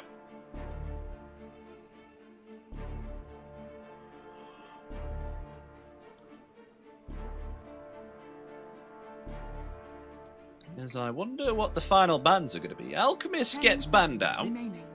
In return, Mars. Azure Ray like, no, we don't want to go against Amar Mars again. No way. No way, Jose. We're not having that again. They banned that out. Okay. No Amar Mars. There's still a Timbersaw for them here. That's a tongue twister actually for you. Really. Can you say Amar Mars really fast? Amar Mars. Amar Mars. Amar Mars. Amar Mars. Amar Mars. No, it just becomes I'm a Mars. I'm a Mars, yeah. Oh my. I'm a Mars. It's difficult. Even for me, you know, even though that I do speak a little bit fast sometimes, it's still quite difficult for me. Would you believe it or not, I'm not the best English speaker. I mean, you know from experience, Adam. I am a poor English speaker. I cannot speak English to save my life. I mess up words so much. Okay, they ban out the Timber. Timber's gone. What does Quest want here? Underlord, Tidehunter? They want a hero. They want a hero, that they do. What is Amar asking for? Wonder if this will be a protect ban or some. Actually, I think most likely a protect ban. Let's see. 10 seconds remaining on the reserve time. Quest Esports, what do you want? They'll ban LC. Okay, so they'll protect the Naga Siren. Wait. So they thought it might be Brood carry? I guess. Well, I know that LC, even if it was on offlane anyway, like if the mid game came about and you just blinked in onto Naga Siren with like the duel and the illusions, like it's really troublesome if you catch Pangolier or the Naga Siren. But Shadow Demon, they have disruption, so I'm not sure if they just ban it out just in case, because the Overwhelming Gods deal so much damage to the Naga Siren illusions. Yeah, probably just didn't want anything to deal with their lane. They go for a Jug, Azure Ray. They have no stuns for his Juggernaut. They do not. What's the Amar hero? Alright, give me the Amar Slardar. Bring it back. So much nice. You were speaking about this. Are you actually a Slardar enjoyer? Because I remember you saying, "Oh, we haven't seen." No, but this is a good Slardar game, and Amar is the one guy that'll pick it. He goes for the Slug. It's a Slug. It's a Slug. Wait. Does that it's Amar Slug. Okay, TA 2000. Yeah, it's an Amar Slug. Yeah, he's played it before. Offlane Slug. It's a good Slug game, man. It's a good Slug game. I mean, I don't know how this is going to work out. I mean, Slug offlane. Okay, this is going to be a pretty interesting game. This is going to be on YouTube now. If Quest Esports win this game, I guarantee you now, you're gonna get all the YouTube channels who like get every single pro game and gonna be like, Amar destroys offlane as Slog. So do you know like that. how good And Slark then- is this game? The Death Shroud No, against I don't, Omni but- Slash. There's no way of locking down Slark, and he's gonna get these Death Shrouds for free, and Lou can never cast Omni Slash. My head's swimming, man. My head's swimming, Adam, because if Quest Esports win this game, we're going to get those YouTube videos, and then anytime that I'm going to play a ranked game now, I'm going to see someone who's playing Slok offlane and say, oh, well, Amar did it, so why can't I do it? I'm going to do it in my pub game. This is how it happens. This is where right, this was actually good. The Mirana 5 from Tundra, that came everywhere, okay? That was brought out, but now okay, so Slark offlane. I'm pretty excited to see how this one will turn out. Dude, I hated But not excited. the my Mirana in rank pubs. games. The Snaking played Mirana, and he goes 2-0-1 at level 3 every single game. He never learns arrow, almost never. But in all my pub games, my Miranas do not have Starstorm, and they have freaking arrow, and they're freaking useless, and they lose the lane because they do not have the best spell on the hero. If you want to copy someone, make sure you watch their game. Okay, stop watching goddamn Wait, YouTube. So they level arrow instead of Starstorm? Everyone in my pub levels arrow. Right, let's go first blood, guys. Arrow, and I have a goddamn arrow Mirana in my lane. When Starstorm was the most OP spell on Mirana ever. You know, I actually sympathize with you there, Adam, because I've had that as well. The It's worst like- part, I they don't take know your why, but range everyone creep. Because they have everyone arrow. wants first blood all the time. Everyone's like, guys, we can get first blood. Let's go Sacred Arrow, and then, you know, we miss Sacred Arrow, then we go to lane, and then Mirana is literally a bot on lane. So he takes my range creep. Because he has arrow, that's all he can do. 30 seconds to battle. And then for some reason he blocks the big camp, which he can arrow. Grr. You're just using the Bali Major now just to, like, rage Educate out about your is rank to games. educate. Doing it for the greater good of the people who want to win Dota games. Right, so let's see how this game will turn out. Game 2 gets underway, ladies and gentlemen. Azure Ray versus Quest Esports. They've got some pretty interesting picks here. I think Game 2 is going to be pretty exciting. We have Chalice here on the Broodmother. We've got an off-lane Slark as well. With the Techies, I think this will work out pretty well. Techies and Slark is a pretty snazzy combination. Because, of course, you do have yourself the slow with the Sticky Bomb. You have yourself the Blast Off as well. And Kaori in you've got yourself the trouble. Essence Shift. FY has a grenade. Is he gonna use the grenade? I guess not. No, he's okay. He'll use the healing salve.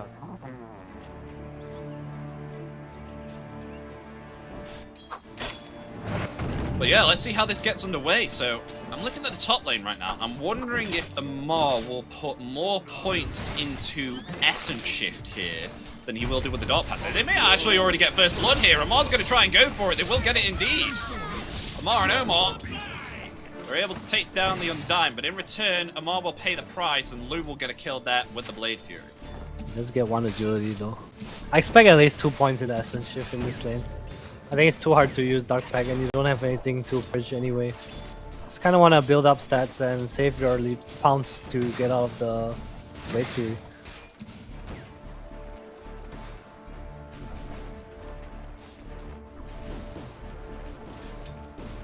One permanent agility. Is that worth your life? I don't really think so. I mean, early game, you don't really care as Slark, right? That's Just true. as long as you get agility. I feel like it's so just nice to look satisfying. at. It's really just nice to look at. No, I'm not. I mean, I'm saying it's really satisfying to actually essence shift an enemy. Like, because when you're on lane and getting more and more hits in, you just see the fact that they're missing bigger and bigger amounts of HP as you hit them, so you deal more damage as you hit. I don't know. It's just something that's so satisfying about the pounce coming in, onto blast off, and the enemy. pounce. I don't know if that's another kill there onto the Undying. The Blood Grenade is going to be committed. Amar's going to try and go for the last hit. We'll be able to get it, but it looks like it's going to be a trade for a trade here with the Blade Fury from Lou. But Amar's going to hold his ground. Has to be very careful here. He's going to try and run away. There's meanwhile on the bottom lane as well. They do find a kill here onto FY. TA2000 is going to be able to get it with thanks to the disruption used there from Kaori. And did he get body blocked? I wonder how he died. There's no ensnare or anything. No stuns in this lane. Maybe perhaps Kaori and Illusion's body blocking. Trading it out. Yeah, Maybe, probably. Possibly.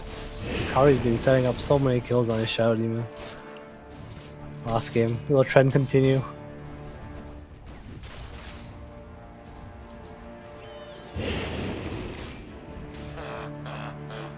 Okay, so meanwhile, mid lane, Noob and Somnus. He's doing a little bit better in last hits here, Noob, with 5 more. It's doing really look well, at this. actually. Mid lane is always laying into each other every time. There's never any breathing room anymore. I still remember when these when they introduced the water runes for the mid lane, and mid laners were never able to regen up this greatly. And I remember everyone saying like, oh, now because they've introduced the water runes, it's not down to much skill anymore on the mid lane. But ever since then, with the water runes introduced, I think every mid laner is just laying into each other more because they have so much opportunity for regen here. It's like you only live once wars, both of each other trying to take each one out. Wars. We might see a bell for a rune here. Somnus going for top and FY going for the bottom. It's gonna hurt Noob here. No rune refill. Amar's Top saving lane? a point in here. He's gonna pounce away. He's actually put a point now into Essence Shift, so maybe perhaps we'll see a max into Essence Shift maybe if he wants to play around as Slog, as an offlaner and wants to join in these fights. Noob is going to have to get himself out, taking too much damage here from the hands of Somnus. So Somnus is going to be having a lot better mid-game this time compared to Game 1. Might go for a very lane heavy build. Might make it his duty to just kick out Lu. It's 1 point in Dark Pack right now. See why he levels at level 5.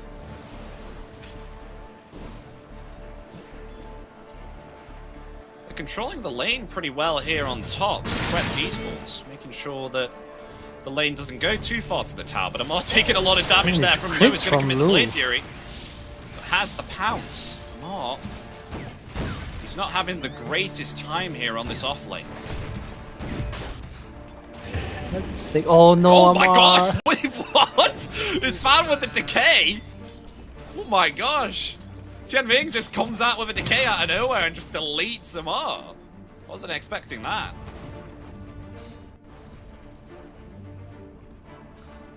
More XP for Omar, I guess.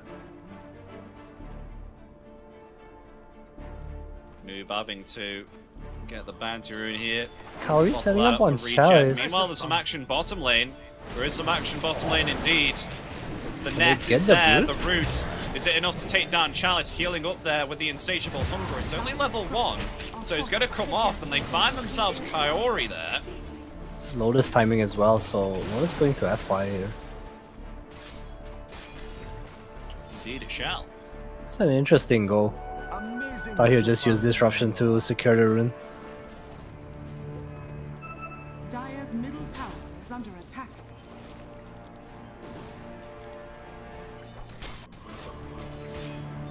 As both mid laners got themselves level 6 now. Noob is going to commit there with a Rolling Thunder. Oh, he might be able to get a kill here onto Somnus. He's stunning him up on the stairs. No way! Again. Oh, that's so the close! Heal! The heal from the wand! The magic wand heal, and now it may look like Noob may fall here from the Shadow Realm. He's going to try and jump away there with the shield crash. The Shadow Realm level 1. It won't be enough to take him out. You see what Noob did there? He dropped his corrosion to eat his magic stick, so getting a lot more HP than he probably should have. Might have died to a slight and a Shadow Realm hit there, yeah. Small things. Are scanning.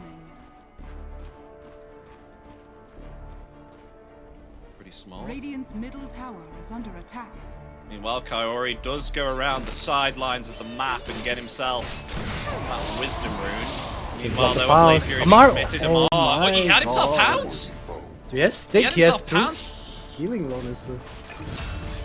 He didn't commit. And meanwhile, bottom lane, TA2000, he will at least get the kill here onto Chalice. So Chalice is going to fall. It will be a 1-for-1 here between both teams. 20 CS 0-3. Looking good for your pub so far, Epi. Start off lane, not looking too hot. I mean, Lou's doing really well. 54 and 8 on these last hits right now. Having a great time. He's owning. Taking the crit They find out the bottom too tower as well. It's TA2000 that's doing the pushing. The Rolling Thunder comes out in the rotation there of Noob. They may have caught themselves the Broodmother. They will do indeed. Chalice is down. TA2000 on a killing spree. Usually Brood's the one that wins the lane, one that pushes the tower very early on, but it's completely gone around because of the pressuring so hard here before Brood is even able to reach level 6. Oh, look at Amar's item build. I love this so much. Changes his power Midas. traits. It's like, nah. A Mars slot offlane Midas. Well, if it wins, it wins. This kinda... Oh wait, Somnus making a move top. It's gonna find Amar or Omar. Not written in place. Omar. There's another slide here. of There's the Fizz. blood grenade. He's okay. I think he's alright. He's fine. Oh, the glyph. Uh-oh. Oh, they committed the glyph, so Amar doesn't get level 6. Uh-oh. Uh-oh. Searing changes there as well. He's already used the leap. Amar is definitely maybe perhaps going to fall here. Hasn't still got himself level 6. Oh, the blade through because they committed the glyph. They stopped him from getting level 6. Bye back. Oh. Alright, so tower trade for Azure Ray here. That is Again, not what he's- you want. Early game looking pretty even, if not Azure Ray favored kind of. Lu, the very big winner here. Someone's gonna scout his stacks. No points in Flame Guard though. Juggernaut's coming in. Lu. Oh, nice searing change there. Locking Oh, the in. blast off. He is going to try and commit for the Rolling Thunder with that blast off there as well from Amar. Somnus will be able to remnant away, but Rolling Thunder coming in will be able to stun up Somnus, and Somnus is down, but it will be a trade for Omar. Amar trying to get away here will have to commit the Shadow Dance. Power Will be rune, able 10 to minutes. Get away there from the Undying. Dire's middle tower is under attack. Okay, rune for Noob. How's TA2000 doing? Still farming up. Pretty hard for Chalice to take this tower against the Naga Siren. Yeah, this tower is really healthy. I mean, 1,750 HP out of 1,800 on this bottom tier 1 tower. It's barely been touched. As now they're going to attempt to go for Chalice again, rooted up there by the Ensnare, as Noob is going to rotate in here with Shield Crash and Swashbuckle. And look at that, they find a kill once again onto Chalice. At least they don't get a So spiders, meanwhile, but mid lane- Rory, they're going to remnant forward. Just a really nice disruption there, but I don't think it'll be enough to save you, Rory. It will not. Lu is here too. There's a siege creep. Azure connecting really well here. Might even get a tower for free. You have Naga, Slark. How do you defend these towers? Looking like a repeat of game 1 so far. Azure in control of the early game, but best again playing for this. I want to say high ground defense, if anything. I mean, TA2000 and Noob are doing pretty well here at the moment, so keeping them in it. It feels like Amar's just going to be the one who actually farms up here and just needs like 10 minutes of time in order to actually have some impact here. The blast off and the Rolling Thunder is there. Somnus in some trouble. He's going to be able to get away. Trying to remnant away. He's very, very low. There's a second remnant as well. Swash in one. Swash in one. Doesn't reach him. Oh, he ran into but the Swashbuckle's there. Finds both FY and Somnus. Incredibly well played there from Noob. Is now loose, slowed down heavily by that demonic purge. So weren't able to pursue Kurori or Noob there. So much poking. Dire's top tower is under attack. Still doing so good to actually. Oh, keep again, them Chalice, within this the game, net. Oh, Omar might be in trouble here. Omar? Yeah. Omar's dead. Chalice is okay. He had no blast off there. Was on cooldown for about 5 more seconds. Bit of a miscommunication, but they do save the tower from Chalice. I say that, Oh but my Chalice can gosh. definitely just park himself behind here. Okay, just to inform, 12-minute Battle Fury on Lu. 12-minute Battle Fury on Lu. It's coming. 402. But it's still less farm than TA 2000. And Lu looking good this game though. Early Battle Fury. Still clear inches now. Probably see him go towards bottom eventually. Do they even need him down here? I feel like Chalice can just backdoor a tower if he wants to. Quest don't want to give this up though. They see Noob on the ward. He's going to commit the Rolling Thunder once again. Bounce off the side of the wall. Catch him again there with the ensnare. There's the follow-up kill onto The Chalice. Omni-Slash. Oh, the Omni-Slash comes out. Is it going to be enough? Blade Fury is there. Omar will fall. It's going to be a 2 for 2. They have lost themselves Noob, so they'll get a big kill here, Azure Ray. Somnus finding another in the backlines. Quest Esports have lost 3 now. TA2000 is the only one remaining. The Midas Trying Slug. to find Lu. Rotation in here from Amar as well. They really want to try and find Lu. They will get it. But in return, TA2000 is gone. Amar is going to try and run around within the trees here. Does have himself a magic wand. Will survive. That's He's quite a bit though there. It's Maelstrom and 1k gold for Somnus. Picking up in the network, big fight for him. Chalice meantime going for Orchid actually. No Echo Saber this time. Really nice rotations from Azure Ray, just trying to bring numbers, but Quest is responding pretty well to this. Do not want to give up this bottom side of the map. Oh, so not going the Echo Saber here on the Brood, but actually going an Orchid instead. Dire's middle tower is under attack. I mean, I don't suppose it'll help against TA2000, because he's already got himself a Manta style, but I suppose it will help against the heroes like that of Noob and Slork. They really hate Orchids. Yeah, the supports as well.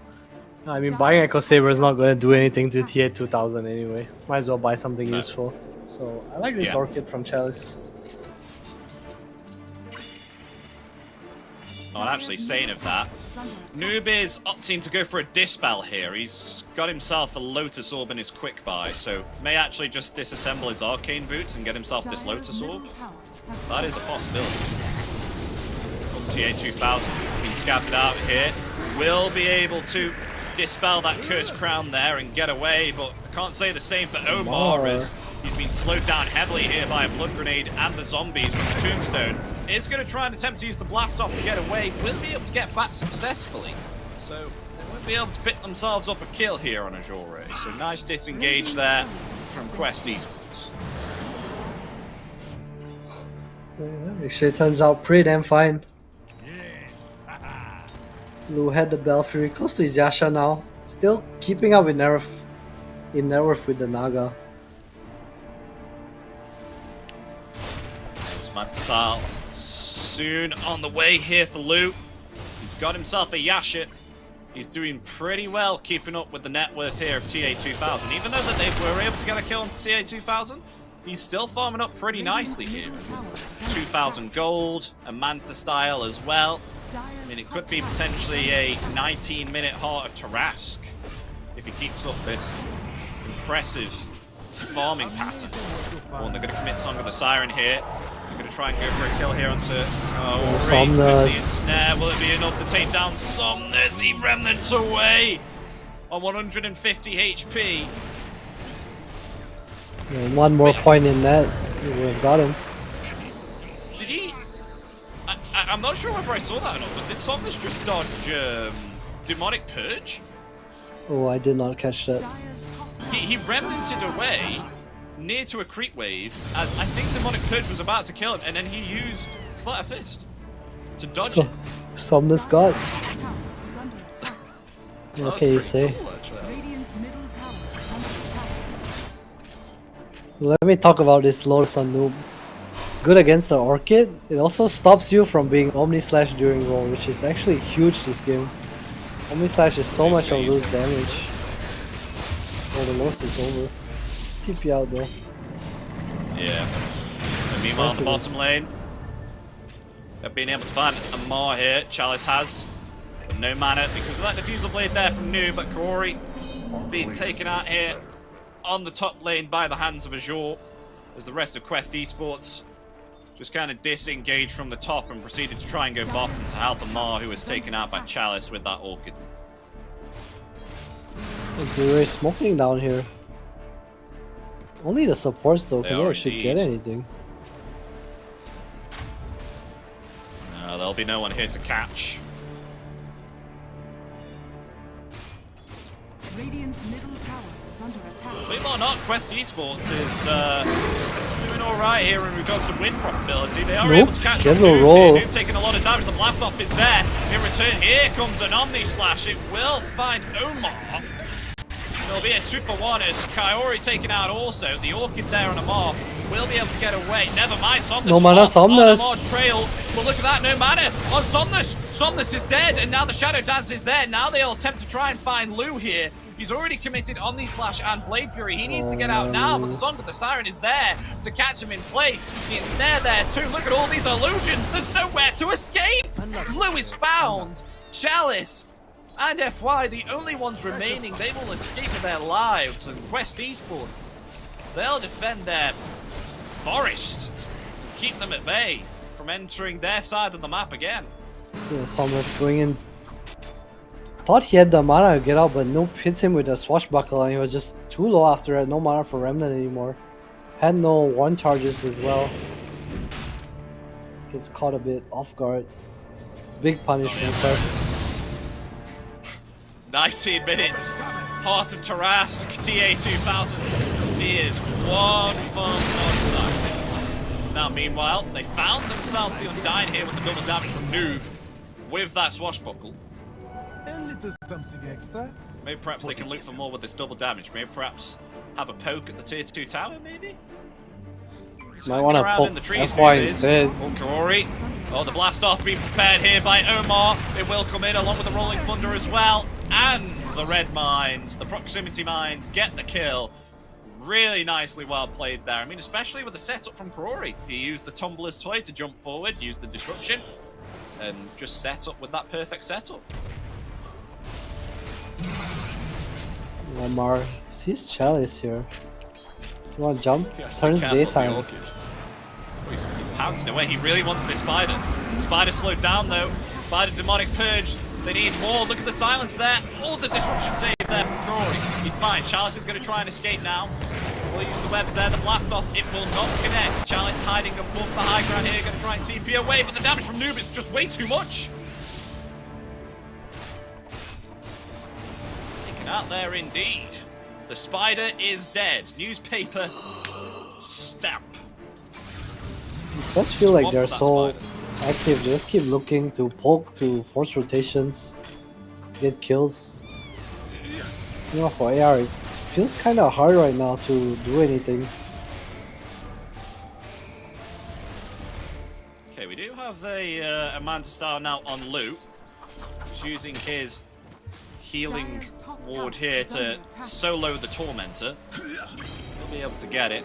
Give the shards there to the Undying, which is actually really nice. So going to have the bunker ability for the Tombstone now, so that's pretty nice.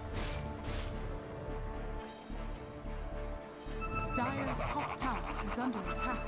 We'll always forget about his Almost we ability. have Sonus is about to get a BKB very soon as well, and is opting to go a Radiance? Radiance in the quick buy. Huh. Let's go against Slark and Naga. I just don't know by the time he gets it whether it'll still be relevant or not. For instance, an item that you want early. They go for a Maelstrom. Needed to fight Ray's team a bit earlier. A basher on Noob, I like this. I like this. Noob's having a really good time right now on the Pangolier. I mean, he's only died once. Oh, Look at Somnus this, top he's lane. mounted the mana here of Somnus. He actually may be able to get a kill if someone doesn't respond and try and save Somnus. Is FY going to try and come in now with the Whoa. save? The Rolling Thunder is going to be committed here. Really wants to try and find Somnus, but has been able to get his mana and HP back with that magic wand that he has. So Noob is going to TP out there with the Rolling Thunder. There is some action happening bottom lane. Lu is going to try and TP out. Where's the bash? Where's the bash? There's no bash there. Because Noob did indeed TP to the fountain and not the tier 2 tower. His Basher was on the career anyway, so it wouldn't have mattered. But this Basher against the Juggernaut is so nice. No more spin TP for you. TA 2000. Almost has a butterfly. God damn. Yeah, that could have been butterfly down for another 3 minutes. Because Chalice was hitting the courier with the spider lance.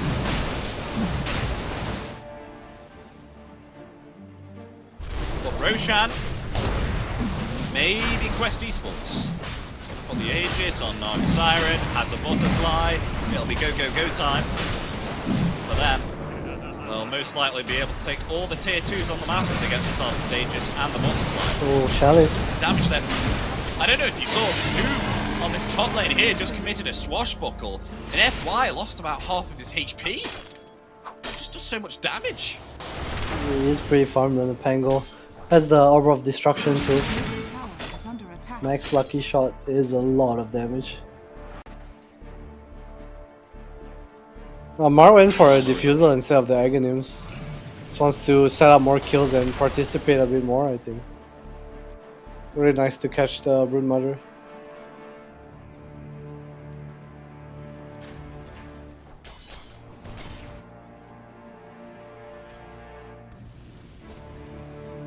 And Azure Ray. What could Azure Ray do now in this situation? I mean, Chalice is still farming up.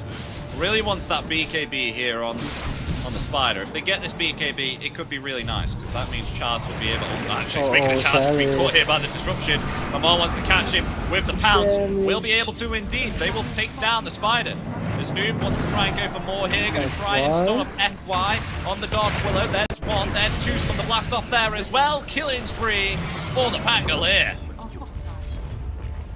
Oh, no. Butterfly for Naga too. How do you stop this right now? Lou is close to a Butterfly on his own, but I don't know. TA 2000 is just way too farmed right now. I feel like none of their heroes can even deal with these illusions. Oh gosh, they're going to go for tier 3s here. TA 2000 he is in a happy place right now, and Noob is feeling pretty confident with himself. He's a big damage dealer. They will force out a glyph here.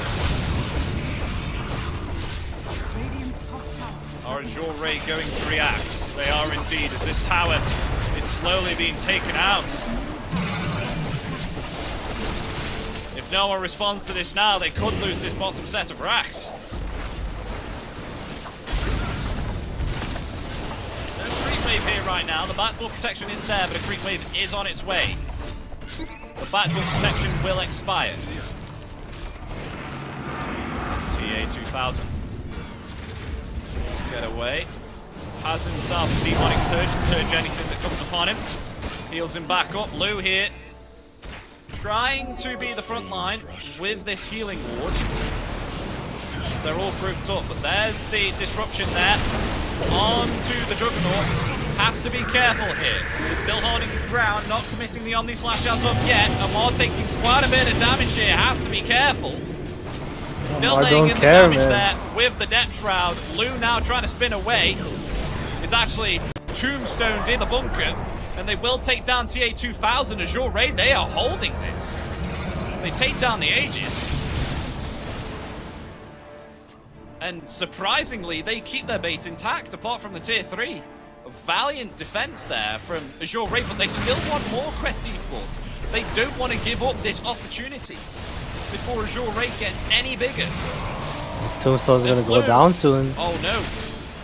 Look at this. Lou does not have himself enough mana for an Omni Slash. He has to go back and replenish the mana in the fountain. So the melee racks are going to be vulnerable for some time. It's now TA 2000 attempts to take this bottom set of racks, and they will be able to indeed with that slow siege.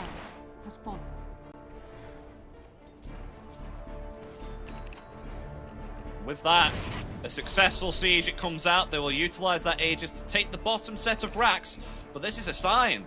This is a sign to show that Azure Ray definitely have it in them to hold the high ground here. I mean, I think if they go for a second siege here, if Juggernaut gets himself some more items, which Lou is indeed going in MKB, then Amar gets a catch on FY. On the other hand, Amar has found FY. It's with a fight the without pounds. TA 2000 though. FY is down. Killing spree for Amar. Amar having a great time now. He actually, wants with his the revenge. Has been able to recover. So now. Oh, he gets Chalice. Oh, it's a Chalice. That was interesting. No mana on the Brood.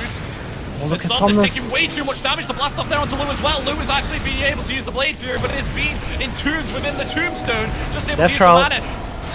And now the Omni Slash comes out there. Will be able to find the techies, but Lou definitely in some trouble being ensnared up there. It will be a kill indeed onto the Juggernaut. Oh, the song. As they see lose two Chalice. here. On Azure Ray, they found themselves Chalice. Being summed up here, the bash is there with the swashbuckle. Goodbye, Chalice. Somnus will try and come in and find Can he Noob clean up here? but No Noob mana. may be able to live through it all as the damage is too much for Somnus to handle. He's going to have to try and get away. He doesn't have himself any mana, but There's will the be able to lowest. find Noob finally with that sleight of fist, but being leashed up there by Amar. Will not be able to remnant away. They will lose 4 here. Technically 5. It was a team wipe because FY, he did die there during the start of that fight. These fights are so much closer than I expect them to be. Well, Mars coming forward That news is. with this invis. Whoa, whoa, whoa. He wants to try and find something here. FY, he's in trouble once again. So Mar goes More. for more. Pouncing upon the There's another Undying. Here we pounce. go. The tips come out. And Mars hammered into them. He's sapping them of every piece of attribute he can. Revenge for the laning They've stage. unleashed man. the beast. More. And a triple smiley. A triple smiley in the chat. Oh.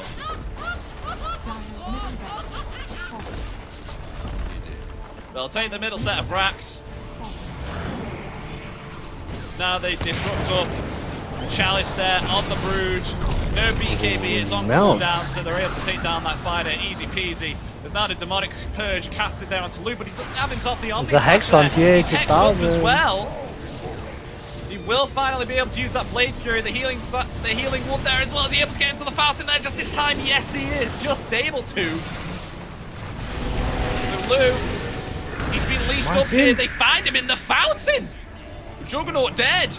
Okay, says Omar in the old chat wheel. Buybacks are available on both of them. They're going to try and attempt to take the tier 4s here, Quest Esports. What can Azure Ray do?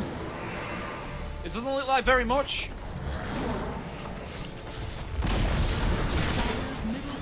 As they hammer now into the H, and the buyback comes out here from Juggernaut. They're going to make one last stand here as they attempt to try and take down TA 2000 here with the damage that they have. But look at this, they've been able to ensnare up Somnus. Somnus is dead, buyback available. There's Juggernaut. He's having some trouble here. Oh, the Omni Commit the man Slash. style. Finally, the Omni Slash comes out. Is it going to be enough to take down Noob? Yes, it is. But look at this. TA 2000 still not having a care in the world for all the heroes here on Azure. Will be able to take the H and during those team wipes and team fights in the fountain. And game 2 will be going to Quest Esports. So they will actually take this series 2-0 here against Azure Ray.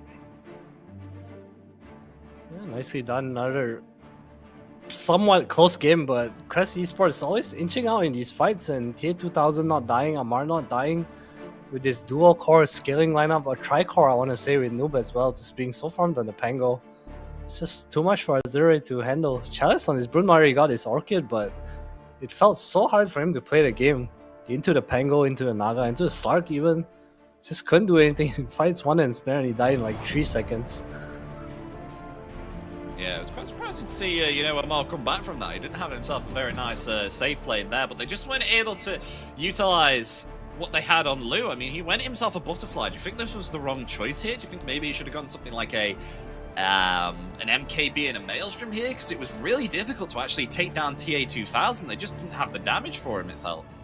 I feel like without the Butterfly, he would be dying a lot more though. So honestly, I'm not too sure. I feel like he needed to be ahead or at least even in the Naga. Even as the Naga, but that's a lot to ask.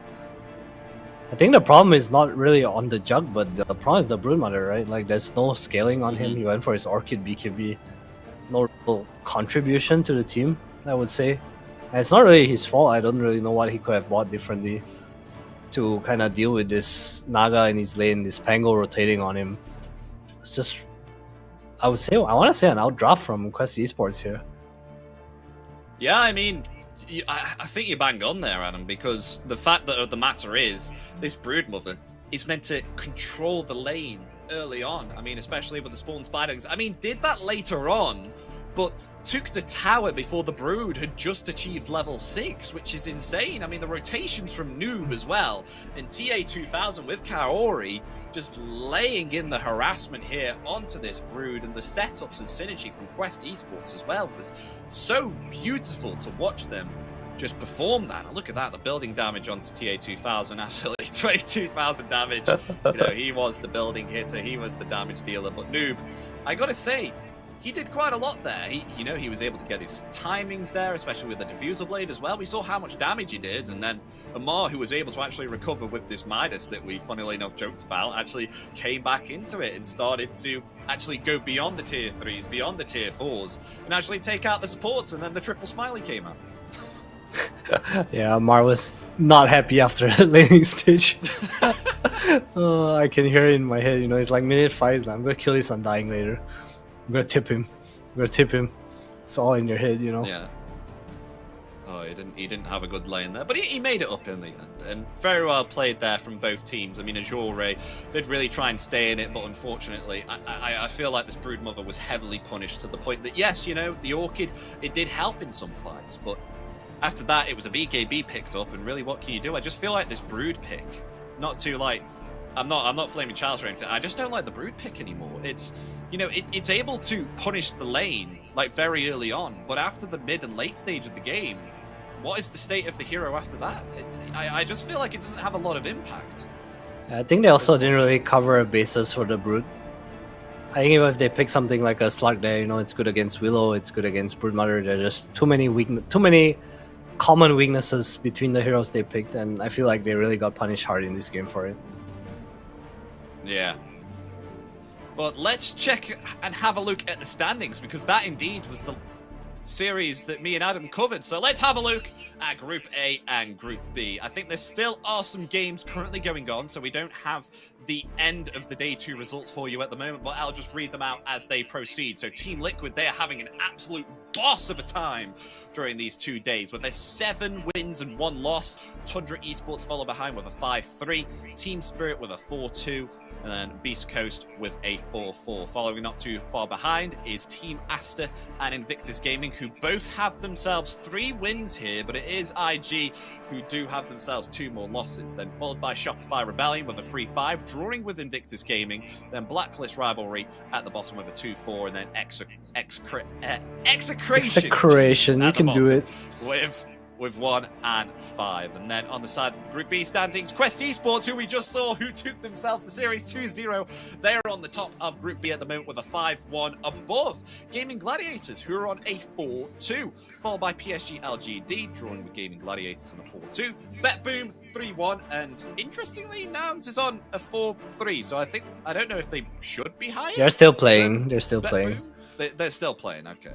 9 Pandas with a 2-3. I think Azure Ray, they're 3-5. They've lost themselves 5 games, and then Bleed and Evil Geniuses 1-5 and 1-6 for Evil Geniuses. But yeah, that concludes the standings at the moment. But as we say, ladies and gentlemen, everything is still ongoing at the moment. So these scores will still change. So I do recommend that you check out the standings later on to find out what's going on, because those aren't the fully up-to-date standings. But tomorrow's schedule, ladies and gentlemen, which will be casted by no other than MLP and John, which is Team Liquid versus Team Spirit, and Quest Esports versus Nouns. Then myself and Adam will take over and cast Beastcoast versus Team Spirit, and then Nouns versus Bleed. That is the schedule for Stream D tomorrow.